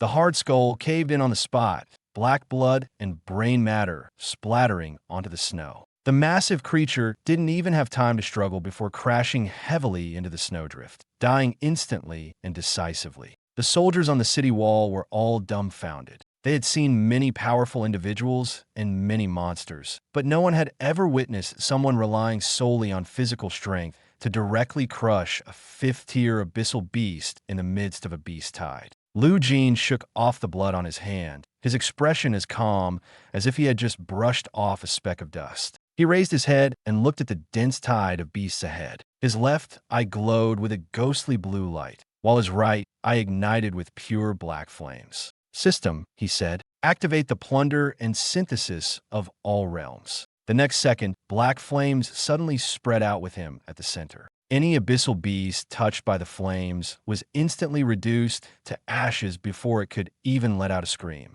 From the ashes, faintly glowing cores slowly rose, as if drawn by an invisible force, all flying into Lu Jin's body. Ding! Devoured 12 fifth-tier abyssal beast cores. Divine Demon Overlord Body Progress plus 0.01%. Plus 0.01%. Lu Jin frowned. Too slow. The energy of the 5th tier core was no longer enough for him to continue advancing. To truly break through the divine demon overlord body, he must hunt higher tier beings. He stepped over the corpses of abyssal beasts, continuing to walk deeper into the beast tide. Around him, black flames formed an absolute death zone. Any abyssal beast that tried to approach would be devoured in an instant, leaving not even bones behind. To others, this was hell. To him, it was like taking a stroll in his own backyard. On the city wall, Li Zong held up a telescope, staring intently at the scene. His hands trembled, and even his breathing became unsteady. This is impossible. He was clearly only at the 4th tier. But how could a 4th tier individual walk through a beast tide as effortlessly as if taking a stroll? Li Zong put down the binoculars and turned to look at the 3rd elder of the Shun family. Both of their faces were pale with fright, and their eyes were filled with nothing but fear. It was only at this moment that they truly understood why the council had chosen the battlefield to be in the abyss. Because in the imperial capital, no one could stop this monster. At that moment, the ground suddenly began to shake violently. A low and terrifying roar echoed from the distant abyssal fissure. The sound pierced through the wind and snow, hammering into everyone's ears like a heavy blow. The soldiers on the city wall covered their ears, their faces pale with pain. The originally frenzied charging tier, 5 abyssal beasts all came to a halt. They crouched in the snow, trembling all over, not daring to even lift their heads. Immediately, a massive black skeletal claw reached out from the fissure, gripping the edge of the rock fiercely. With a crack, the rock shattered on the spot. A terrifying aura, far surpassing the 5th tier, instantly swept across the entire battlefield. A 6th tier, Marquis-level abyssal beast lord had appeared. Lu Jin stopped in his tracks. The black flames around him quickly contracted, returning to his right eye. He looked up at the massive bone claw, his gaze showing no hint of retreat, but instead growing even colder. Dark golden patterns slowly flowed across the surface of his skin, while an excited resonance echoed from deep within his bones. He raised his right hand and wiped the black blood off the back of it. Then, he looked at the colossal creature slowly crawling out of the fissure, with only one emotion left in his eyes. Perfect timing. Chapter 47. Solo kill of a 6th tier, establishing dominance. The colossal creature finally crawled out of the fissure. One of its claws, covered in black bone spikes, slammed heavily onto the frozen ground, instantly cracking it with deep fissures. Immediately after, a 6th tier abyssal beast, over 30 meters in length, firmly stood in the snow. Its shell was dark gray, with 2 rows of sharp, bony spikes on its back,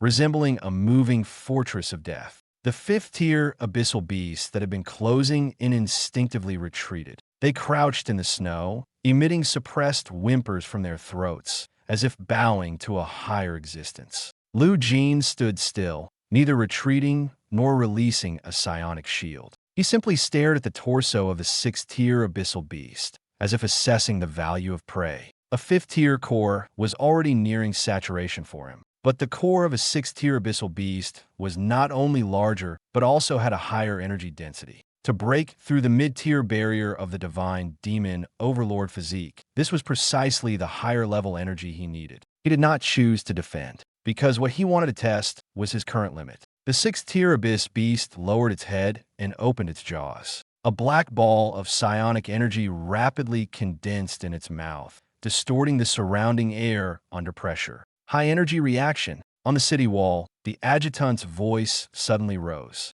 The 6th tier abyss beast is charging up an energy breath. Major Lu is within the attack range. General Thunderstorm spat out the cigar in his mouth and directly drew the battle knife from his waist. Heavy mechs ready. Firepower coverage for cover, he shouted. There's no time. The adjutant almost screamed. The next second, a black sphere of light erupted violently. The beam of light, like a spear of death, tore through the wind and snow, directly striking the spot where Lu Jin stood. The snowfield was instantly melted, the soil exploded, and the ground was blasted into a massive crater, with smoke and dust rising skyward, completely obscuring the view. On the defense line of Zone C, Li Zong gripped his long sword tightly, staring fixedly at the distant cloud of smoke and dust. He's dead, he said in a low voice, his tone carrying an indescribable complexity. The third elder of the Shun family raised his hand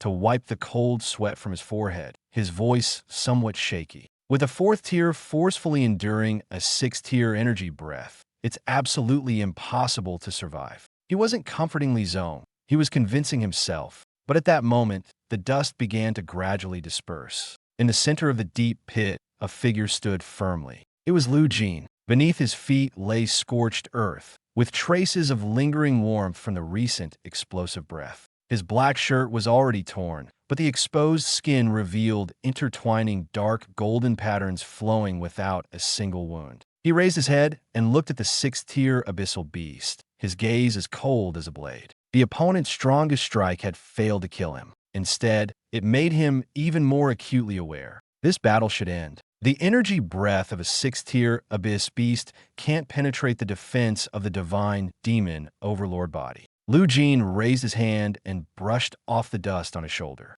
Not enough, he said. His legs sank, and the ground beneath him instantly collapsed. The next second, he shot skyward, directly lunging toward the head of the sixth-tier abyss beast. The abyss beast raised its head, its front paw striking fiercely, intending to crush him on the spot. Lu Jin did not dodge. He extended his left hand, forcefully meeting the sharp claw head-on. A dull thud, like a hammer smashing in a bone, sent a numbing shock through the entire battlefield. Lu Jin's left hand gripped the tip of the abyss beast's claw. His right fist clenched tightly, and pure, black flames quickly coalesced on its surface. System convert. He punched the joint of the abyss beast's forelimb. The bone broke with a snap. The massive body of the sixth-tier abyssal beast lost its balance and suddenly toppled to the left. Lu Jin landed smoothly on its back, stepping on a protruding bone spike. Black flames spread wildly along the bone spike, slithering into the abyssal beast's body like venomous snakes. The abyssal beast let out a piercing howl, struggling desperately to throw off the human on its back. But Lu Jin had already pulled out that bone spike. He gripped the base tightly with both hands, aimed the sharp tip at the gap in the beast's cervical vertebrae, and thrust it in fiercely. Black blood gushed out, splattering all over his face. The next second, the abyss beast's movements froze. Its massive body crashed into the snow, sending up a wave of snow. Lu Jin pulled out the bone spike, reached into the wound, and directly extracted a fist-sized black crystal. The surface of the crystal shimmered with a ghostly purple light, resembling a still-beating heart. Ding! Detected a sixth-tier abyss beast core. Multiverse plunder synthesis has been activated. Black flames instantly enveloped the crystal. In the next moment, the crystal transformed into a streak of light and burrowed into Lu Jin's palm. Divine Demon Overlord Body Progress plus 5%, plus 8%.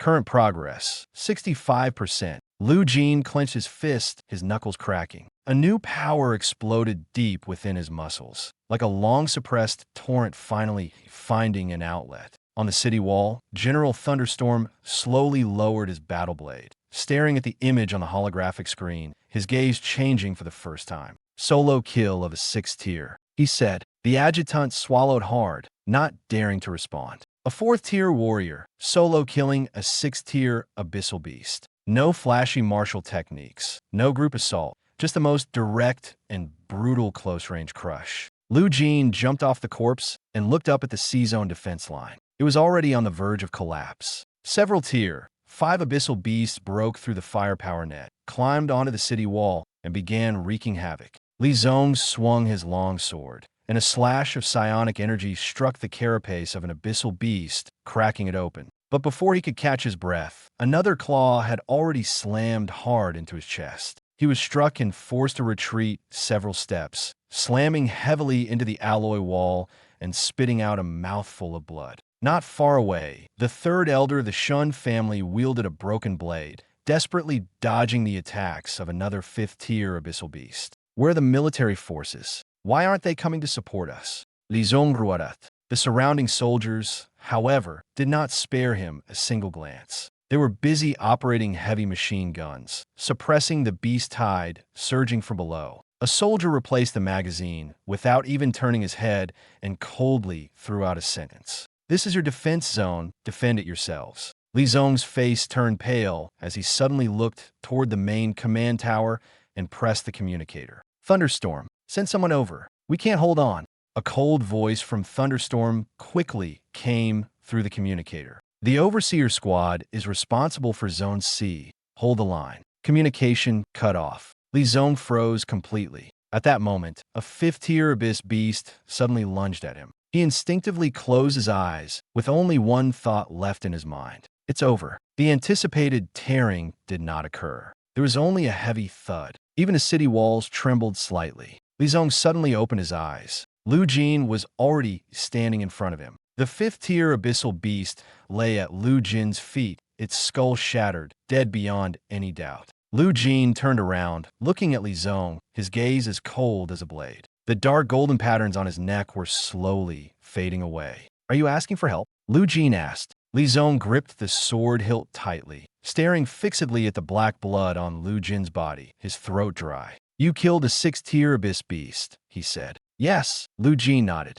He took a step forward. Li Zong instinctively stepped back, his back hitting the wall directly, leaving him with nowhere to retreat. I'm the Overseer Elder sent by the Council. Li Zong forced himself to speak, trying to use his status to suppress the other party. You can't kill me. I never said I was going to kill you, Lu Jin said calmly. He raised his hand, pointing to the breach in the defense line. There, more abyssal beasts were surging forward, like a pack of mad dogs smelling blood. They will kill you, Lu Jin said. The third elder of the Shun family hurried over, standing beside Li Zong, his expression extremely grim. He looked at Lu Jin and finally changed his tone. Lu Jin, we can talk, he said. Lu Jin said nothing, just looked at him, waiting for him to continue. We will withdraw to the imperial capital, the third elder of the Shun family said through gritted teeth. The council will also no longer interfere with the command authority on the front line. Lu Jin glanced at him, his expression devoid of any emotion.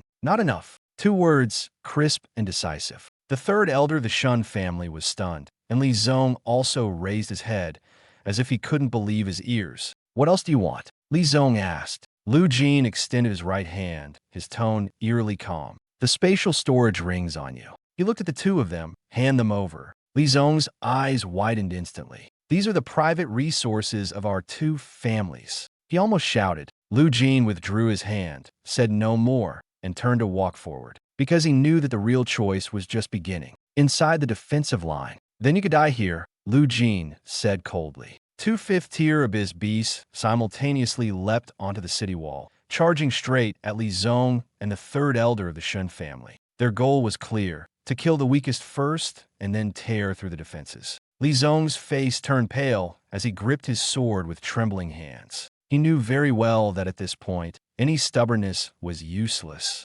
Survival was the most realistic thought. I'll give it. Li Zong practically shota. He quickly removed the silver ring from his finger and threw it toward Lu Jin. The third elder of the Shun family also took off his ring, his face grim as he threw it out. Lu Jin stopped in his tracks and raised his hand to catch the 2 rings. Black flames silently ignited in his palm. The rings melted instantly, and the resources stored within were extracted into the purest essence, flowing into his body along his arm. Ding! Devoured 500 top-grade, 5th-tier spirit stones.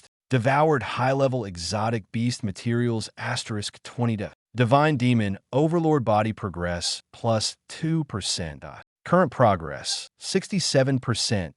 Lu Jin raised his head, his gaze falling on the 2 5th-tier abyss beasts. To others, this was a deadly monster. But to him, it was merely 2 resources delivered to his doorstep. He took a step forward and charged straight ahead. With his left hand, he gripped the lower jaw of one abyssal beast, while his right hand firmly seized its upper jaw. The next second, his arms exerted a sudden burst of force. Torn apart forcefully, the abyss beast's head was directly ripped in half, with scalding blood splattering onto the steel floor, emitting a pungent stench. Another abyss beast was scared out of its wits on the spot and turned to flee. Lu Jin did not give chase. It's not that I can't catch up, but that there's no need. He turned around and walked up to Li Zong, looking down at him from above. Too few resources, Lu Jin said indifferently. Li Zong panted heavily, his eyes fixed on the shredded corpse on the ground, as if something was stuck in his throat. We only managed to bring out this much, he replied with difficulty.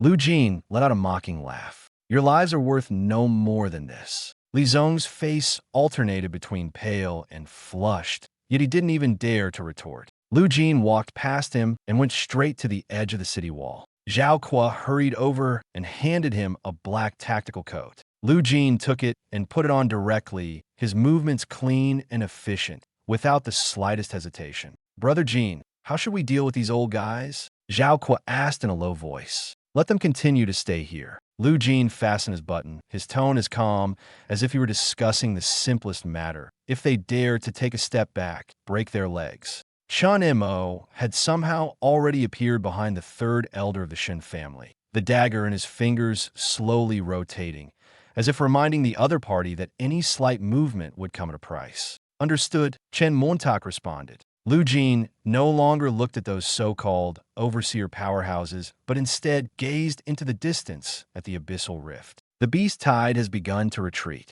The Sixth Order Lord is dead, and the Fifth Order abyssal beasts, having lost their command, can only instinctively flee back into the depths of the rift. The horde of monsters that just surged like a tsunami now resembles stray dogs that have lost their way, panicked and disorganized. This battle, on the surface, held the defensive line, but in reality, it merely postponed the real trouble. General Thunderstorm walked over from the direction of the elevator and stood beside Lu Jin. He lit a new cigar and slowly exhaled a puff of smoke. You've squeezed the Overseer squad dry, Thunderstorm said. They willingly paid the protection fee. Lu Jin replied nonchalantly. Thunderstorm glanced at him, chuckled, but did not refute. The movements of the seventh-tier demon god are becoming more pronounced. Thunderstorm lowered his voice, his expression noticeably more serious than before. The spatial laws at the bottom of the abyss are collapsing. The military's detectors have captured high-dimensional coordinates. It's summoning you. Summoning me? Lu Jin's eyebrows moved slightly. To be precise, it's summoning the essence within you. Thunderstorm raised a hand and pointed at Lu Jin's chest. The barrier of the burial god abyss won't hold for long. At most, half a month, and the barrier will completely shatter. Lu Jin remained silent for a moment, his gaze once again falling on the abyssal fissure. Half a month. Time is running out. He knew very well that staying on the first level would only mean passively waiting for death. The Council's plan to destroy him with flattery had already begun, and the high-ranking warriors in the Imperial capital would no longer actively provide him with resources. If he wanted to grow stronger, survive, and gain a foothold before the real disaster struck, he had no choice but to go down and seize it himself. Prepare an assault starship, Lu Jin said. Thunderstorm looked at him. Where are you going? Second layer of the abyss. Lu Jin finished speaking, turned around, and walked into the elevator. The sixth rank of the first layer is no longer enough. The airtight door slowly closed, the metal door sealing off the bloodshed and chaos outside. The elevator began to descend. In the narrow space, only Lu Jin was left standing, his expression calm to the point of being icy. In the corner, the figure of the goddess slowly appeared. She looked at Lu Jin, her voice low and clear. Master, the pressure in the second layer is 10 times that of the first. A seventh-tier abyssal beast will be slumbering there. I know, Lu Jin replied indifferently. He raised his right hand, and dark golden patterns slowly emerged on the back of it, resembling living veins. 67%. This progress was still far from enough for a seventh tier. He needed more sixth-tier cores, more energy, more resources. Only by continuously growing stronger would he be qualified to face the true storm ahead. And he had long seen through the Council's tactics. Praised to the point of destruction, isolation, cutting off resources, then watching him be dragged down step by step. But they got one thing wrong. Lu Jin was never someone who sat and waited for others to dictate his fate. Contact Zhao Kuo, he ordered coldly. Have him prepare heavy psionic explosives. The goddess was startled. Explosives are ineffective against high-level abyssal beasts. I know. Lu Jin watched the slowly descending metal door, his gaze growing colder bit by bit. They're not for the abyssal beasts. Then it's blast the spatial nodes on the second level, Lu Jin said. Lure them all out. The elevator finally stopped at the bottom level. The metal doors slid open to both sides. Outside the door, The adjutant was standing there, holding an encrypted file in his hand, his expression visibly grim. Major Lu, the Imperial Capital Supreme Council, has sent an urgent order. The adjutant handed over the document. Lu Jin did not take it, only uttering one word. Read. The adjutant immediately opened the document. Given the appearance of a 6th-tier abyssal beast on the front line, the Council has decided to deploy the Shadow Unit to assist in defense within the Abyss. The commander of the Shadow Unit is the eldest son of the Shun family, Shun Yi. Lu Jin paused for a moment, then continued walking toward the armory inside the base. Shanye. He repeated the name. The strongest combatant of the younger generation in the Shun family, peak 5th tier. The adjutant quickly caught up and added in a low voice. It said that he is also fused with the mutated genes of a high-tier abyssal beast. Lu Jin did not turn around. Only the corners of his mouth slowly curled into a trace of coldness. Perfect timing. Since someone wants to reach into this battlefield, let them see who is truly capable of surviving until the end. The council can no longer wait. Lu Jin stopped in front of the armory's code-locked door, his voice icy. He entered the password, and the metal door slid open silently. They don't dare make a move directly in the Imperial capital, so they sent assassins into the abyss. Lu Jin walked into the armory, his gaze sweeping over the rows of weapons. The place was packed with heavy firepower, enough to wage a war. Zhao Kuo was swiftly and steadily stuffing boxes of high-explosive grenades into his spatial ring. Brother Jin, this batch is enough to blow through the second layer. Zhao Kuo patted the box of ammunition beside him, his tone brimming with barely contained excitement. Lu Jin did not respond, merely picked up a black Gauss heavy sniper rifle, weighed it in his hand, and skillfully pulled the bolt, loading the bullet instantly. When will Shinyi arrive? He asked the adjutant. Expected to land in 3 hours. The adjutant immediately replied. Lu Jin tossed the heavy sniper rifle directly to Zhao Kuo. To the tarmac, he said. Zhao Kuo was stunned for a moment. To pick someone up? Lu Jin had already turned and was walking toward the exit, his figure decisively, without the slightest hesitation. To blow up his starship. As the words fell, he had already walked out of the armory. The next second, the piercing alarm sounded again over the base. One red warning light after another lit up, casting a blood-like hue on Lu Jin's face. He raised his head. A black starship bearing the Council's emblem was piercing through the clouds, slowly approaching the helipad of the first front line.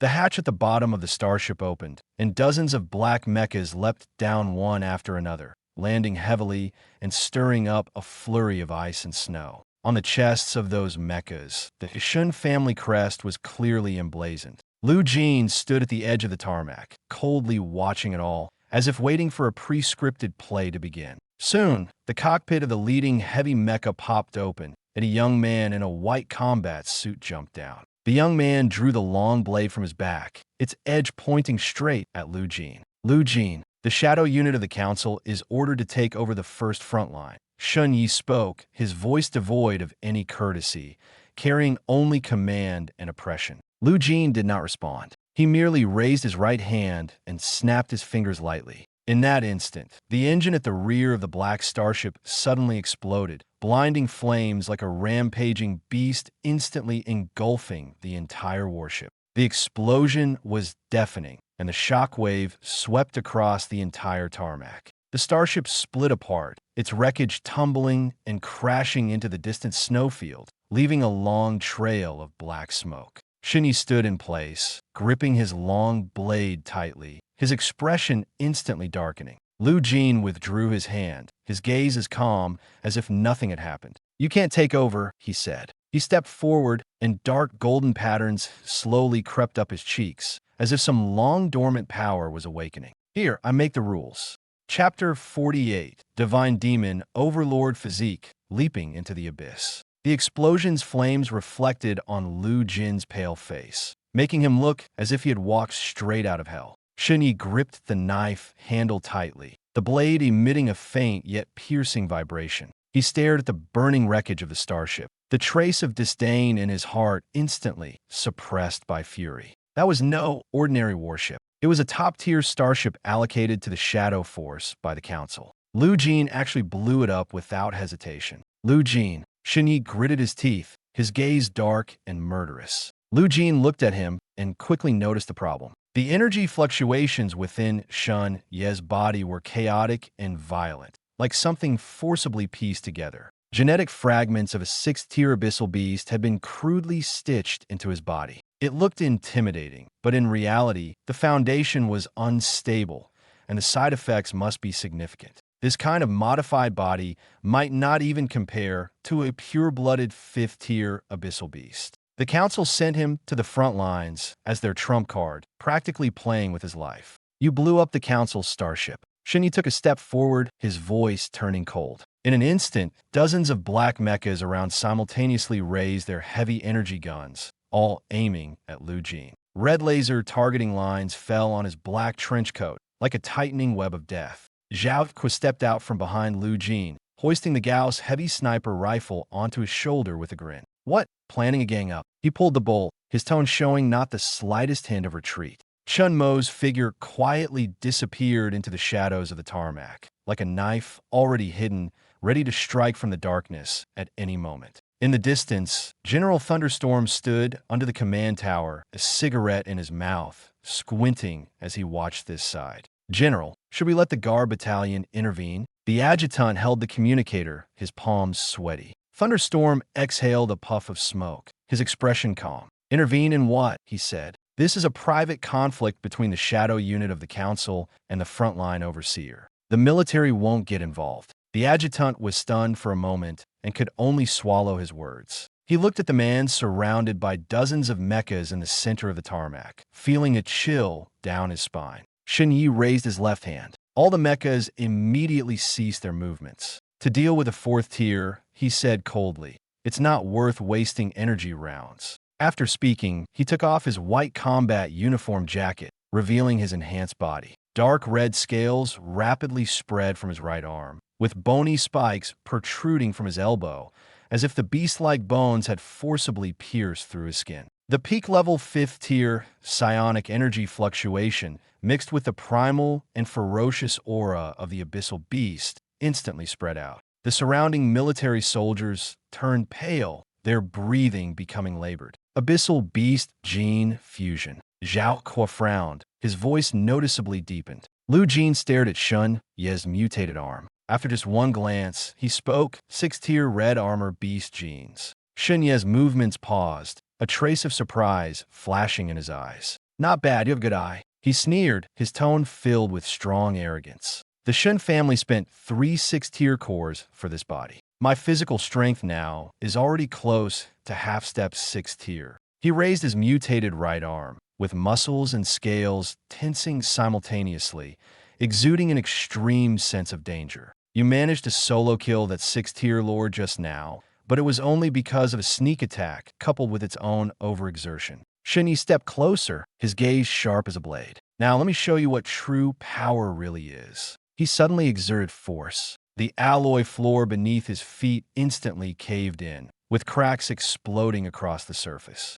Shinyi charged at Lu Jin like a completely out-of-control beast. The blade, wrapped in a dark red surge of energy, slashed down fiercely. Lu Jin stood still, not even blinking. He neither drew his sword nor activated a psychic shield. He simply raised his right hand, bringing his index and middle fingers together, and directly met the attack. You're courting death. Shinyi roared furiously, the strength in his hand surging abruptly. The blade descended. In the next second, the piercing sound of metal breaking echoed across the helipad. Half of the blade was jolted away, spinning as it plunged into the distant snow. Shinya's entire body froze. He stared fixedly at Lu Jin's fingers, where not even a single scratch could be seen. Instead, faint, dark golden patterns flowed slowly beneath the skin, as if some long-dormant power was awakening. Half-step to the 6th tier. Lu Jin withdrew his hand, his tone eerily calm. He looked at Shinyi, his gaze devoid of anger, containing only a near-indifferent judgment. Still too weak,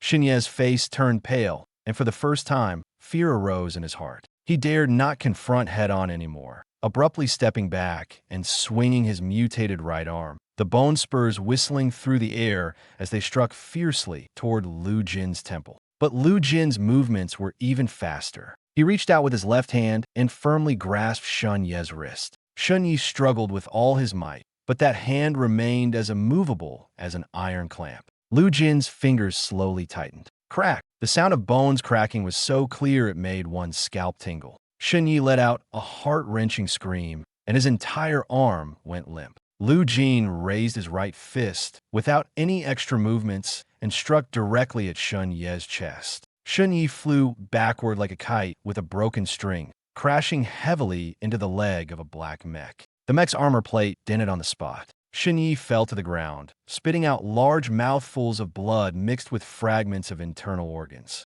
The mutated scales on his body, which he had always been proud of, were now completely shattered. Dozens of mech pilots around him were all frozen in place, their weapons raised and then lowered, none daring to fire first. It wasn't that they didn't want to save Shun Yi, but they had already understood. Firing was no different from courting death. Lu Jin walked step by step towards Shun Yi. Each step was not fast, but every step felt like it was stomping on everyone's heart. Open fire. Kill him. Shun Yi grabbed the communicator and roared like a madman. The mech unit finally reacted, raising their gun barrels in unison as the energy cannons began to charge. Lu Jin stopped in his tracks. The next second, the pure black flame deep in his right eye suddenly flickered. A black wall of fire rose around him, like an abyss devouring everything, rapidly spreading outward. Energy beams struck the wall of fire, but without causing the slightest ripple, they were instantly extinguished. The firewall swept over the black mechas. The metal shells instantly melted, flowing down limply like ice cubes dropped into a furnace.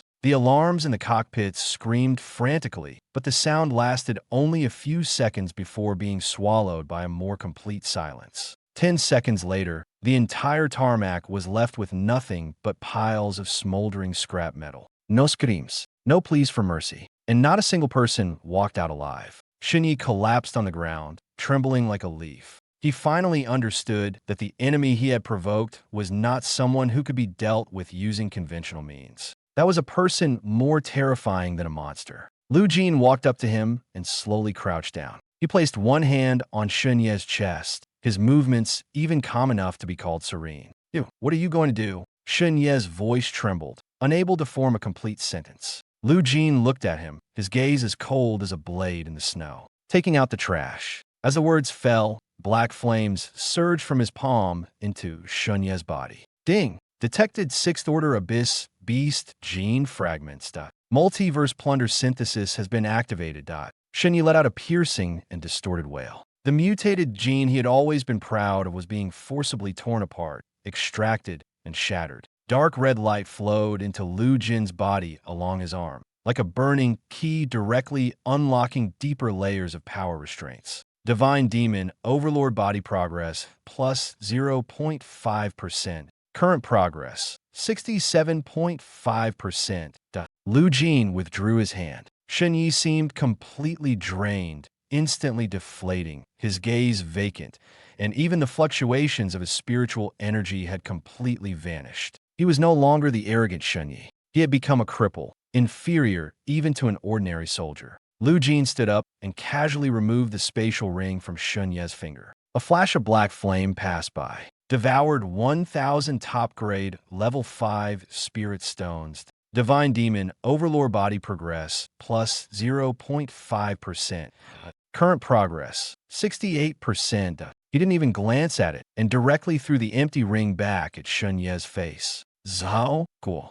Zhao Kuo immediately ran over, even breathing more cautiously than usual. Throw him to the C-zone defense line. Lu Jin raised his chin slightly, pointing at Shun Yi on the ground. Let him keep those two old guys company. Understood. Zhao Kuo didn't hesitate for a moment and directly grabbed Shun Yi by the collar. Shun Yi wanted to struggle, but he didn't even have the strength to lift his hand now and could only let himself be dragged away. Lu Jin didn't spare him another glance and turned to walk toward the command tower. General Thunderstorm stood at the base of the tower, his expression more solemn than ever. He watched Lu Jin step closer, as if looking at someone beyond his comprehension. The Council's shadow force is gone. Thunderstorm tossed away his cigarette, but his voice low. The front line doesn't need useless people. Lu Jin stopped in front of him, his tone devoid of any fluctuation. Thunderstorm stared at him for a few seconds, then suddenly asked, Are you going to the second level? Yes. Lu Jin nodded, without hiding anything. Lei Bao took out a tactical map from his arms, unfolded it, and handed it to him. The entrance to the second layer is in the middle section of the burial abyss. The spatial nodes, they're extremely unstable. A slight mistake could cause someone to be swept into the cracks. 6th-tier abyssal beasts roam in groups, and the oppressive aura of 7th-tier demon gods has already permeated that area. As he said this, he paused, his tone growing even heavier. The military's detectors can only reach the edge of the entrance. What's inside, no one knows. Lu Jin took the map, glanced at it, his movements crisp and decisive. That's enough. He turned and walked toward the military off-road vehicle at the edge of the helipad. Chen Mo stepped out of the shadows and got into the driver's seat first, his movements practiced and silent. After throwing Xinyi in, Zhao Kuo also jumped into the back seat. The next second, the figure of the goddess slowly appeared in the front passenger's seat, like a quiet yet dangerous light and shadow. Lu Jin was the last to get into the car.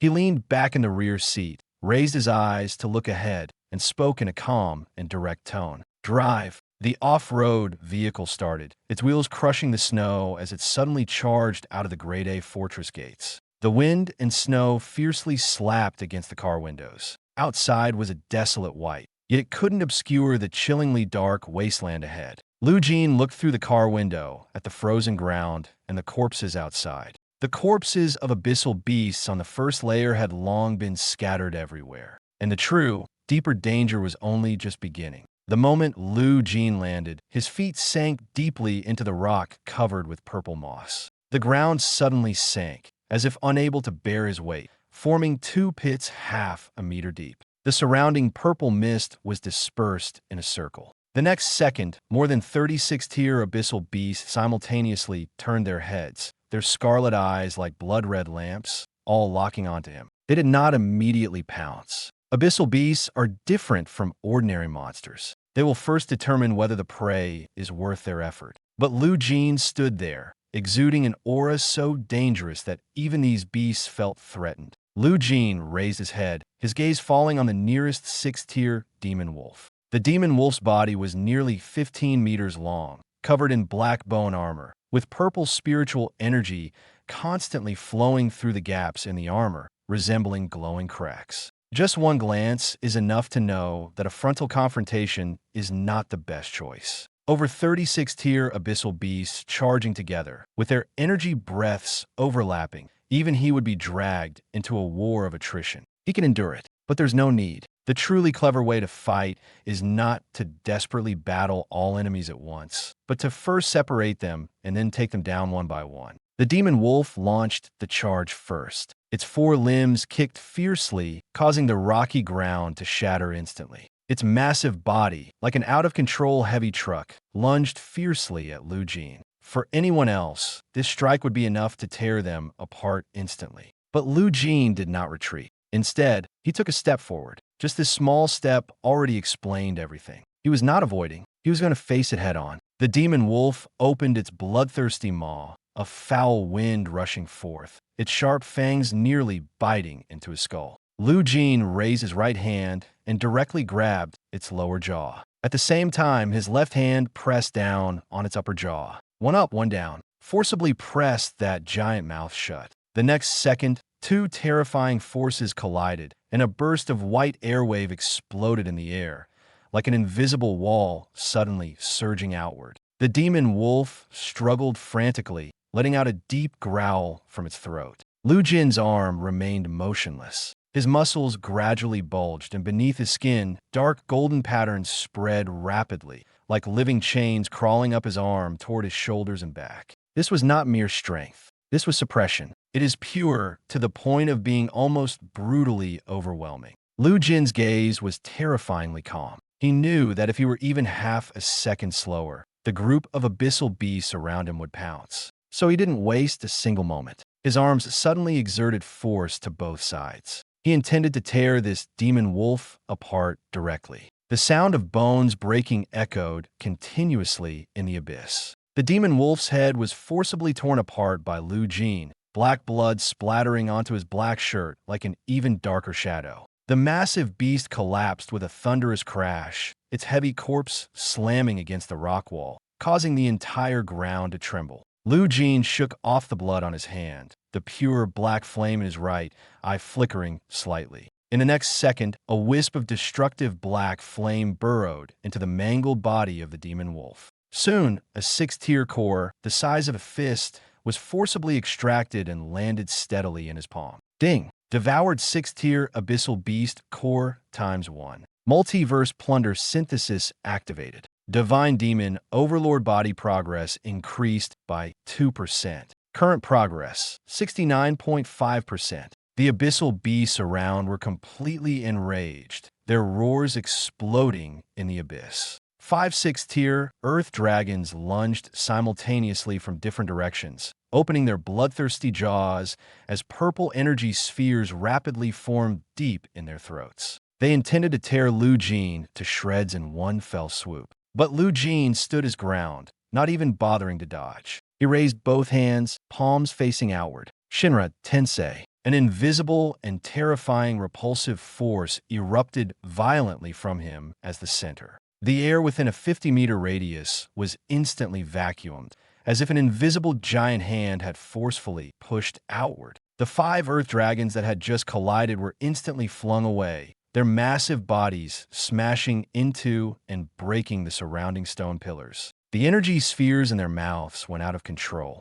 The next second, purple light exploded inside their own mouths. Flesh and shattered bones scattered everywhere. The scene is gruesome as a massacre without suspense. Lu Jin withdrew the repulsion field, slightly bent his legs, and the ground beneath him collapsed instantly. His entire body shot into the air like a cannonball, landing precisely on the back of a struggling ground dragon. Right fist clenched. Boom! A punch smashed down. The terrifying density of the divine demon overlord physique, combined with the gravity from the dive, directly shattered the spine of the terrestrial dragon. It didn't even have time to scream before its body collapsed. Lu Jin reached into the wound and forcibly extracted the second core. Black flames instantly enveloped the core, and the energy transformed into a stream of light, surging into his body. Above the crack, Zhao Kuo lay on the edge, his face pale as he stared at the rolling purple mist below.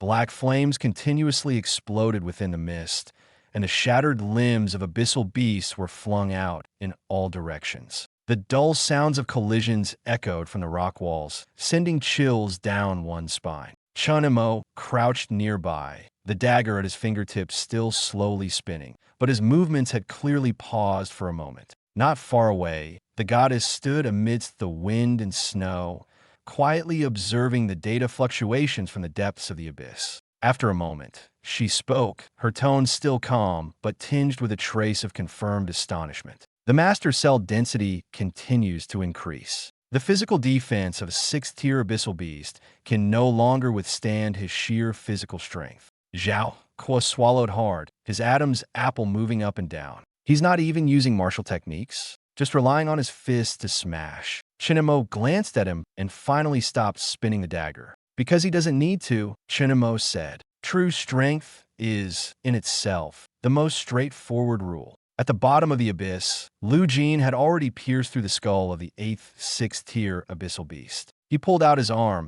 covered in brain matter, without even a hint of disrupted breathing. The remaining abyssal beasts were finally afraid. They no longer attacked, but retreated step by step, letting out low whimpering sounds from their throats. The high-level abyssal beasts also understood the instinct to avoid harm. They had clearly sensed that the oppressive aura emanating from Lu Jin was something they could not withstand. A dozen abyssal beasts turned around simultaneously and fled desperately into the depths of the purple mist. Lu Jin did not give chase. He lowered his head, gazing at the 8th core in his palm. A swirl of black flames engulfed it completely. Ding! Divine Demon Overlord body progress increased by 0.1%. Current progress 71%. Lu Jin clenched his fist, and his knuckles emitted a series of crisp, cracking sounds. The progress began to slow down. The energy provided by the early-stage 6-tier core was clearly insufficient. The Divine Demon Overlord body demanded increasingly higher energy purity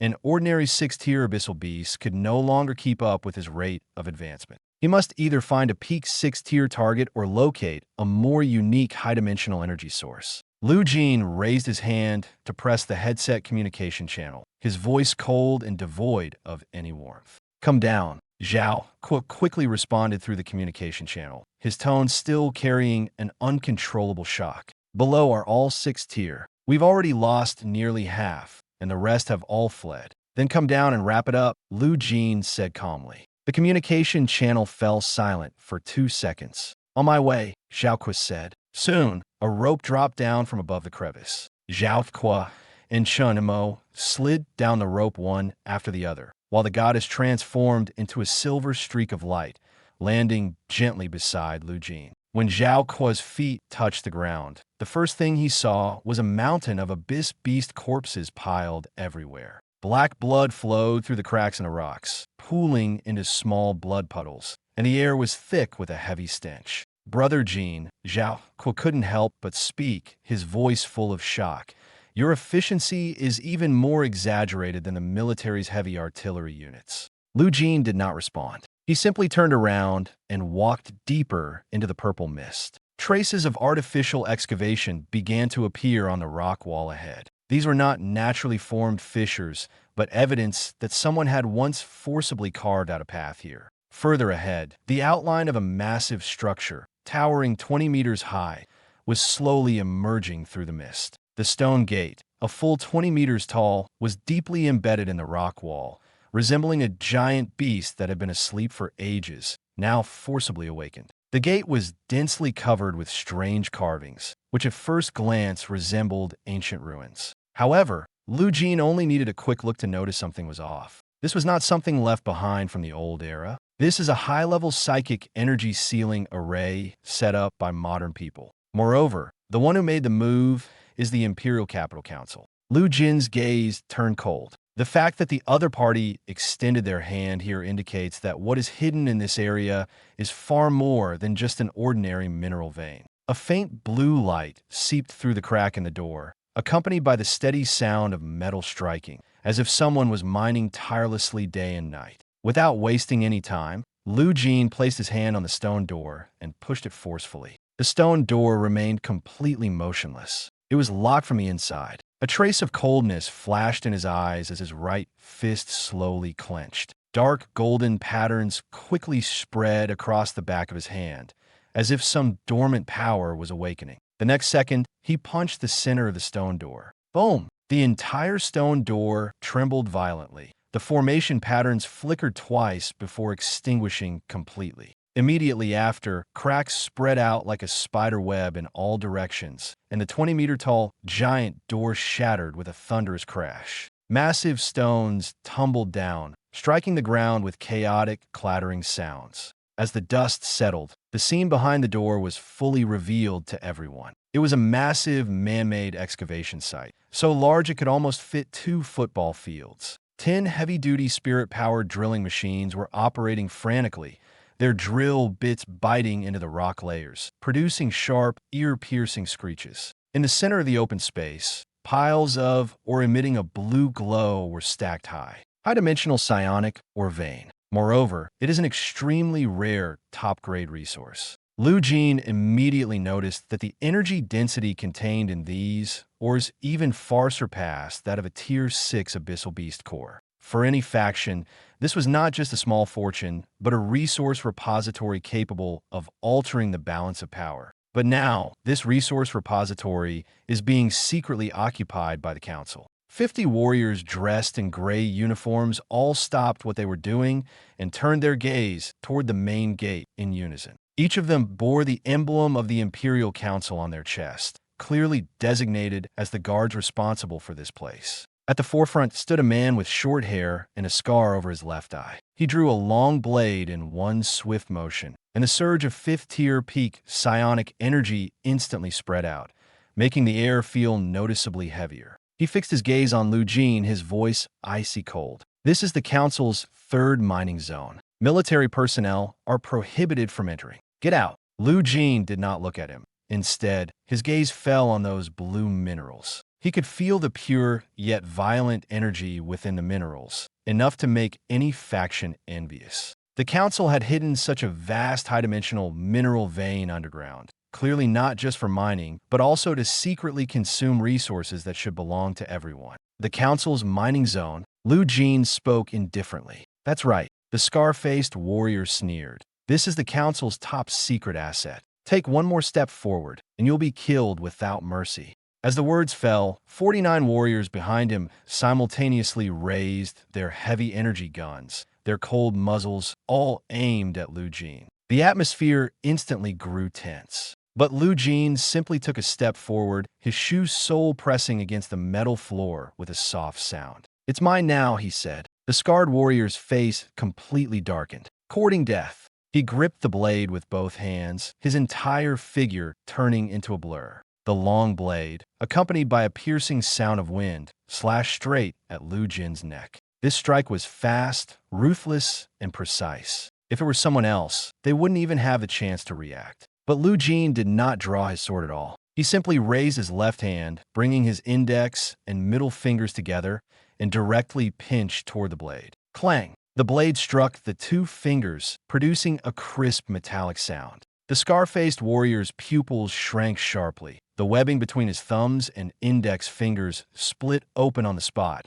and blood flowed down the hilt of the blade. He hadn't even had time to react when Lu Jin lightly flipped his wrist. A cracking sound. The fine steel longsword was forcibly broken into two pieces. A look of terror instantly appeared on the scar-faced warrior's face. The next second, Lu Jin lifted his leg and kicked him square in the chest. The sound of bones cracking was clearly audible. The scar-faced warrior was sent flying backward, crashing like a cannonball into a heavy drilling machine 30 meters away. The metal casing was deeply dented from the impact. He fell to the ground, spitting out a mouthful of blood, and passed out on the spot. The entire mining area fell deathly silent. The remaining warriors held their energy guns, but their hands began to tremble. They saw it very clearly. Their captain, a peak 5th-tier powerhouse, couldn't even withstand a single move and was crippled by one kick from Lu Jin. "Open fire!" Someone finally broke down and shouted. 49 energy guns fired simultaneously, and the dense blue beams instantly covered the area where Lu Jin stood,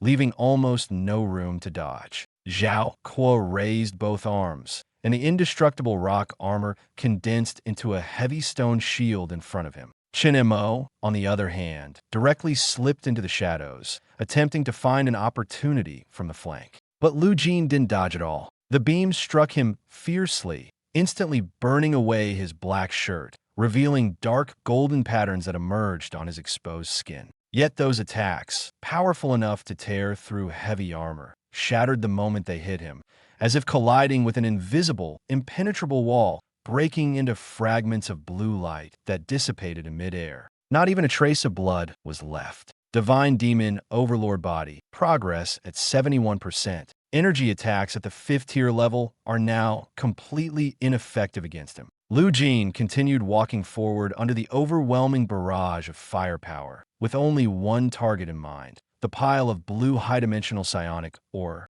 Deep within his right eye, a pure black flame quietly flickered. In the next instant, the world-ending black flame spread across the metallic floor beneath his feet. Black firewalls rose with a roar, blocking all incoming energy beams. Firelight, blue light, and smoke intertwined madly in the confined space. Lu Jin, however, walked as if in an uninhabited land, step by step, terrifyingly steady. He finally walked up to the pile of ore, stopped, and coldly gazed at this resource that had been seized by the council. He spread his arms and placed both hands on the pile of blue ore. System devoured all. Ding! High-dimensional psionic ore vein detected. Multiverse plunder synthesis initiated. Absorbing. The next second, black flames suddenly erupted from his palm, instantly engulfing the entire pile of ore. The blue ore began to melt rapidly, like ice thrown into a blazing fire, unable to last even half a second. They transformed into strands of pure primal energy, surging madly into his body through his arm. A deep rumble emanated from the depths of his bones, like steel being forcibly reforged. Muscle fibers tore apart again and again, only to heal repeatedly. Dark golden patterns spread continuously beneath his skin, becoming denser and brighter. Lu Jin closed his eyes, quietly feeling the surge of power within his body. Divine Demon Overlord body progress increased by 2%. Progress increased by 3%. Current progress, 76%. All the warriors in the mining area ceased fire. They stared blankly at the rapidly vanishing pile of ore, their faces gradually turning pale. Those were resources that the council had spent half a year extracting, braving countless risks. But now, in the blink of an eye, they were all gone. Stop him. We can't let him drain the core vein dry. The deputy captain gritted his teeth, drew his short sword, and charged toward Lu Jin. Lu Jin opened his eyes. It was a pair of double pupils. The left eye was deep blue, the right pure black, cold like two bottomless wells. He slowly turned around, his gaze falling on the approaching vice captain. There was no anger, no panic, only an almost absolute calmness, as if he were watching an overconfident insect pounce forward. Lu Jin raised his right hand and snapped his fingers lightly. Snap! In an instant, the black flames covering the entire mining area suddenly contracted, transforming into dozens of black fire serpents that instantly coiled around the bodies of all the warriors. These flames had no temperature, yet they were more terrifying than real fire. They did not burn flesh, but devoured spiritual energy. Ah! Screams echoed one after another. The warriors collapsed to the ground one by one, their bodies convulsing, faces contorted in agony, as if their strength had been forcibly drained. The deputy captain also fell to his knees. The dagger slipped from his hand, hitting the ground with a piercing clang. He raised his head, his voice already hoarse beyond recognition. "What on earth are you?" Lu Jin did not respond. He didn't even spare these people another glance, walking straight past the deputy captain toward the deepest part of the mining area. There was a tightly shut alloy door there. The energy fluctuations coming from behind the door were much stronger and more violent than those outside. It wasn't the aura of an ordinary mineral vein, but the true core of an entire spiritual vein. Lu Jin stopped in front of the door and glanced at the password lock on it. At that moment, Zhao Kuo came running over, panting heavily and carrying a toolbox. "Brother Jin, this door is made of special alloy. Even explosives can't blow it open," he said urgently, his forehead covered in sweat. Lu Jin clenched his right fist, and a dark golden light quickly gathered on its surface, like a piece of ignited meteoric iron. "No explosives needed," he said. The next second, he struck with his fist. Boom! The half-meter-thick alloy door instantly caved inward, its hinges snapping completely. The entire door collapsed with a thunderous crash, slamming to the ground like a piece of scrap metal. Lu Jin stepped on the door panel and walked inside. In the center of the room, a blue crystal the size of a human head floated. It was completely transparent, with visible spatial patterns winding around its surface, slowly flowing as if alive. Lu Jin recognized it at a glance. This was definitely not an ordinary mineral vein core. This is the companion crystal core left behind after the fall of the 7th-tier demon god. No wonder the council members dare not touch it directly and can only use formations to slowly extract the peripheral energy. Because once something like this gets out of control, it could tear the entire mining area apart. Lu Jin stared at the crystal, the light in his eyes growing deeper. He could clearly sense that it harbored an almost destructive power. But for him, this is not danger. This is an opportunity. This thing is enough to get me to 80%. Lu Jin extended his right hand and directly reached for the blue companion crystal core. The moment his fingertips touched the crystal, a blinding blue light exploded violently. A terrifying backlash force far exceeding the 6th tier surged back along his arm, like a frenzied beast intent on shattering his entire arm on the spot. Two forces collided madly in midair, the piercing explosion sound making eardrums ache. The blue stream of light was gradually torn apart by the black flames, which then drilled into Lu Jin's blood vessels along his arm. The scorching sensation spread rapidly, as if a ball of fire had detonated inside him, causing even his blood to boil. Lu Jin did not retreat. He closed his eyes and forcibly suppressed the rampaging energy within his body. Divine Demon Overlord body progress increased by 0.1%, progress increased by 0.1%.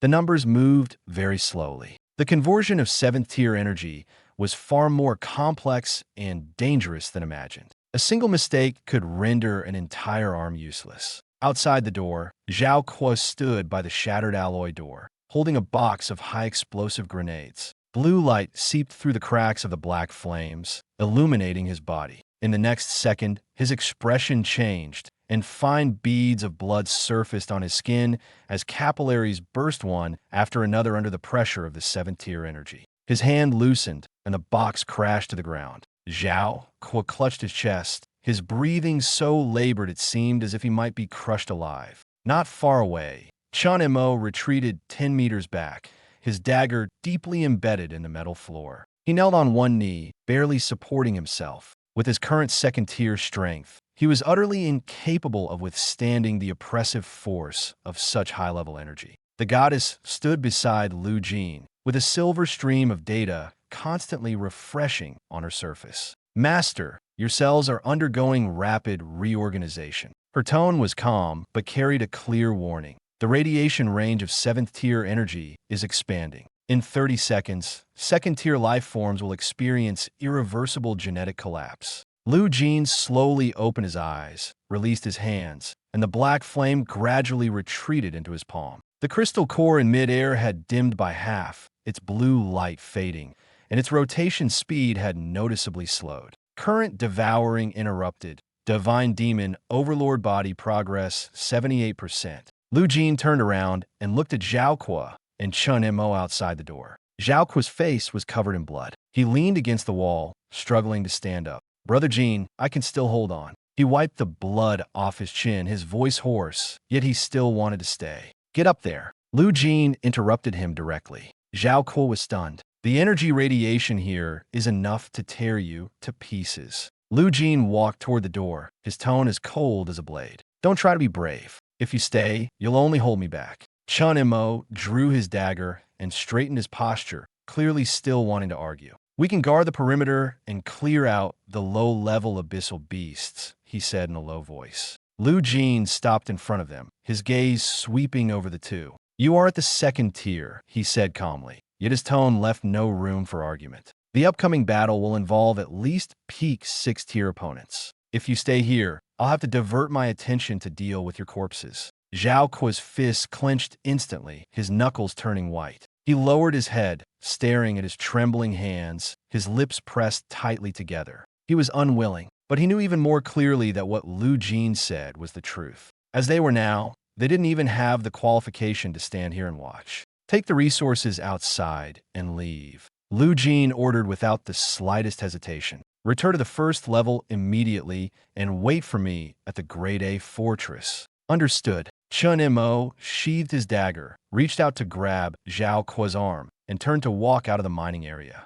Zhao Kuo did not turn around, only biting his lip hard until blood seeped down the corner of his mouth. The two climbed up along the rope and quickly disappeared into the purple mist, leaving the 2nd level. Lu Jin gazed in the direction they had left, his expression unchanged, but the coldness in his eyes deepened. The next second, the tremors across the entire underground mining area suddenly intensified. The energy of the crystal core was half drained, causing the array nodes that maintain the spatial stability of this area to completely collapse. Large cracks appeared on the metal plates on the ground, and purple magma gushed out from the fissures, as if some long-repressed calamity had finally awakened. The higher-dimensional coordinates have been exposed. The goddess stared at the ever-expanding cracks. Creatures from the depths of the abyss are moving toward the upper layers. Lu Jin looked up at the floating, semi-transparent crystal core. Right below the crystal core, the rock layer suddenly shattered.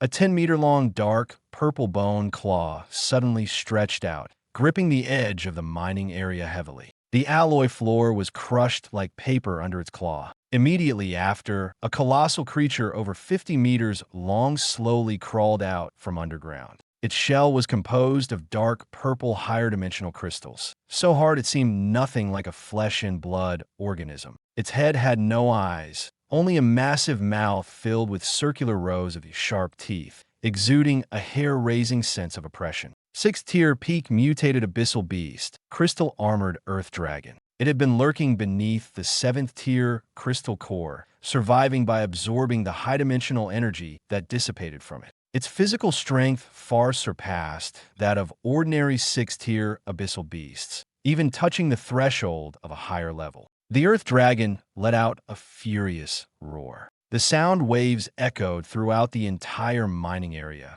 causing the remaining heavy drilling machines to break down on the spot, with metal parts scattering in all directions. It slowly turned its head, locking its gaze on Lu Jin. The giant mouth opened. A highly compressed purple energy sphere rapidly formed in its mouth. The force was so violent it seemed ready to explode at any moment, distorting the air under its pressure. Energy readings have surpassed the 6th tier limit, the goddess immediately reported. Lu Jin stood still, showing no trace of panic. He raised his right hand, palm facing the giant mouth of the earth dragon. Shinra, Tensei, an invisible repulsion field erupted instantly. The purple energy ball was forcibly expelled from its mouth, transforming into a 5-meter diameter energy beam that shot straight toward Lu Jin. The moment the beam collided with the repulsion field, a white shockwave exploded violently, causing large sections of the surrounding walls to collapse as rubble and metal fragments were flung outward. The surface of the repulsion field rapidly cracked. 78% of the Dominator body strength, combined with 4th tier psionic reserves, is insufficient to completely deflect a half-step 7th tier attack. The goddess calmly analyzed the situation. Lu Jin did not hesitate and directly lowered his right hand. The repulsion field shattered on the spot. The purple beam of light, unobstructed, shot straight toward his chest. At the critical moment, Lu Jin suddenly exerted force with his legs, his body shifting 10 meters to the left, narrowly avoiding the frontal impact. The beam of light brushed past Lu Jin's shoulder and slammed into the rock wall behind him. In the next second, the entire wall collapsed as if melted, forcefully blasting out a bottomless black hole. Lu Jin did not retreat. Instead, he stopped in his tracks and looked up at the earth dragon before him. He knew very well that there was nowhere left for him to hide. This creature is massive and incredibly powerful. Simply relying on dodging will only lead to being dragged to death. If you want to survive, there's only one way: completely defeat it in the shortest time possible. The earth dragon also set its sights on him. Its massive body twisted sharply, and its 20-meter-long tail swept across like a steel whip. The crystalline spike at the tip sliced through the air with a piercing screech, moving at an astonishing speed, as if it intended to cut Lu Jin in half at the waist. Lu Jin did not retreat. He charged straight toward the deadly tail strike. Dark golden patterns instantly spread across his entire body. A deep rumbling echoed from within his bones, as if his whole body had been forcibly ignited. Just as the tail was about to strike him, Lu Jin suddenly extended his hands and precisely gripped the stinger. A terrifying impact exploded on the spot. Lu Jin was forcibly pushed back, his feet plowing 2 deep grooves into the metal floor, sparks flying everywhere.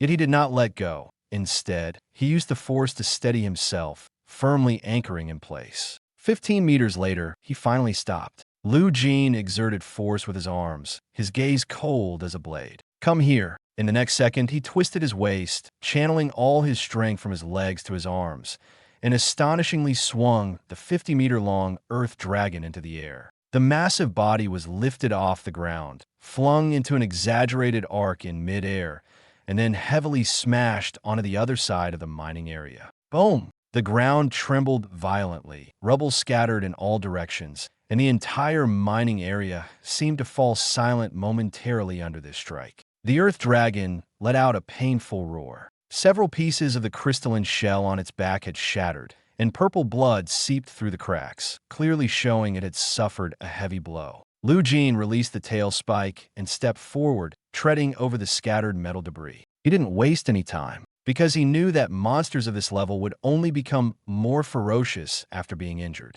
The earth dragon rolled a few times in the ruins, propped itself up again, and opened its mouth to condense another energy ball. Its movements were swift, clearly intending to launch a second round of attacks before Lu Jin could get close. But Lu Jin was faster than it. His legs suddenly bent sharply, and the ground beneath his feet instantly collapsed. In the next second, his entire body shot out like a cannonball, covering a distance of 30 meters in the blink of an eye, appearing directly above the Earth Dragon's head. Lu Jin clenched his right fist tightly. The pitch-black, apocalyptic black flames burned wildly on the surface of his fist, compressed to the point of almost tearing through the air. He didn't hesitate for a moment and threw a punch. The Earth Dragon instinctively raised its two front claws, crossing them above its head in an attempt to block the blow. The fist slammed hard onto the dark purple front claws. Black flames erupted with a roar. Cracks instantly appeared on the surface of the crystal foreclaws, then spread wildly like a spider web.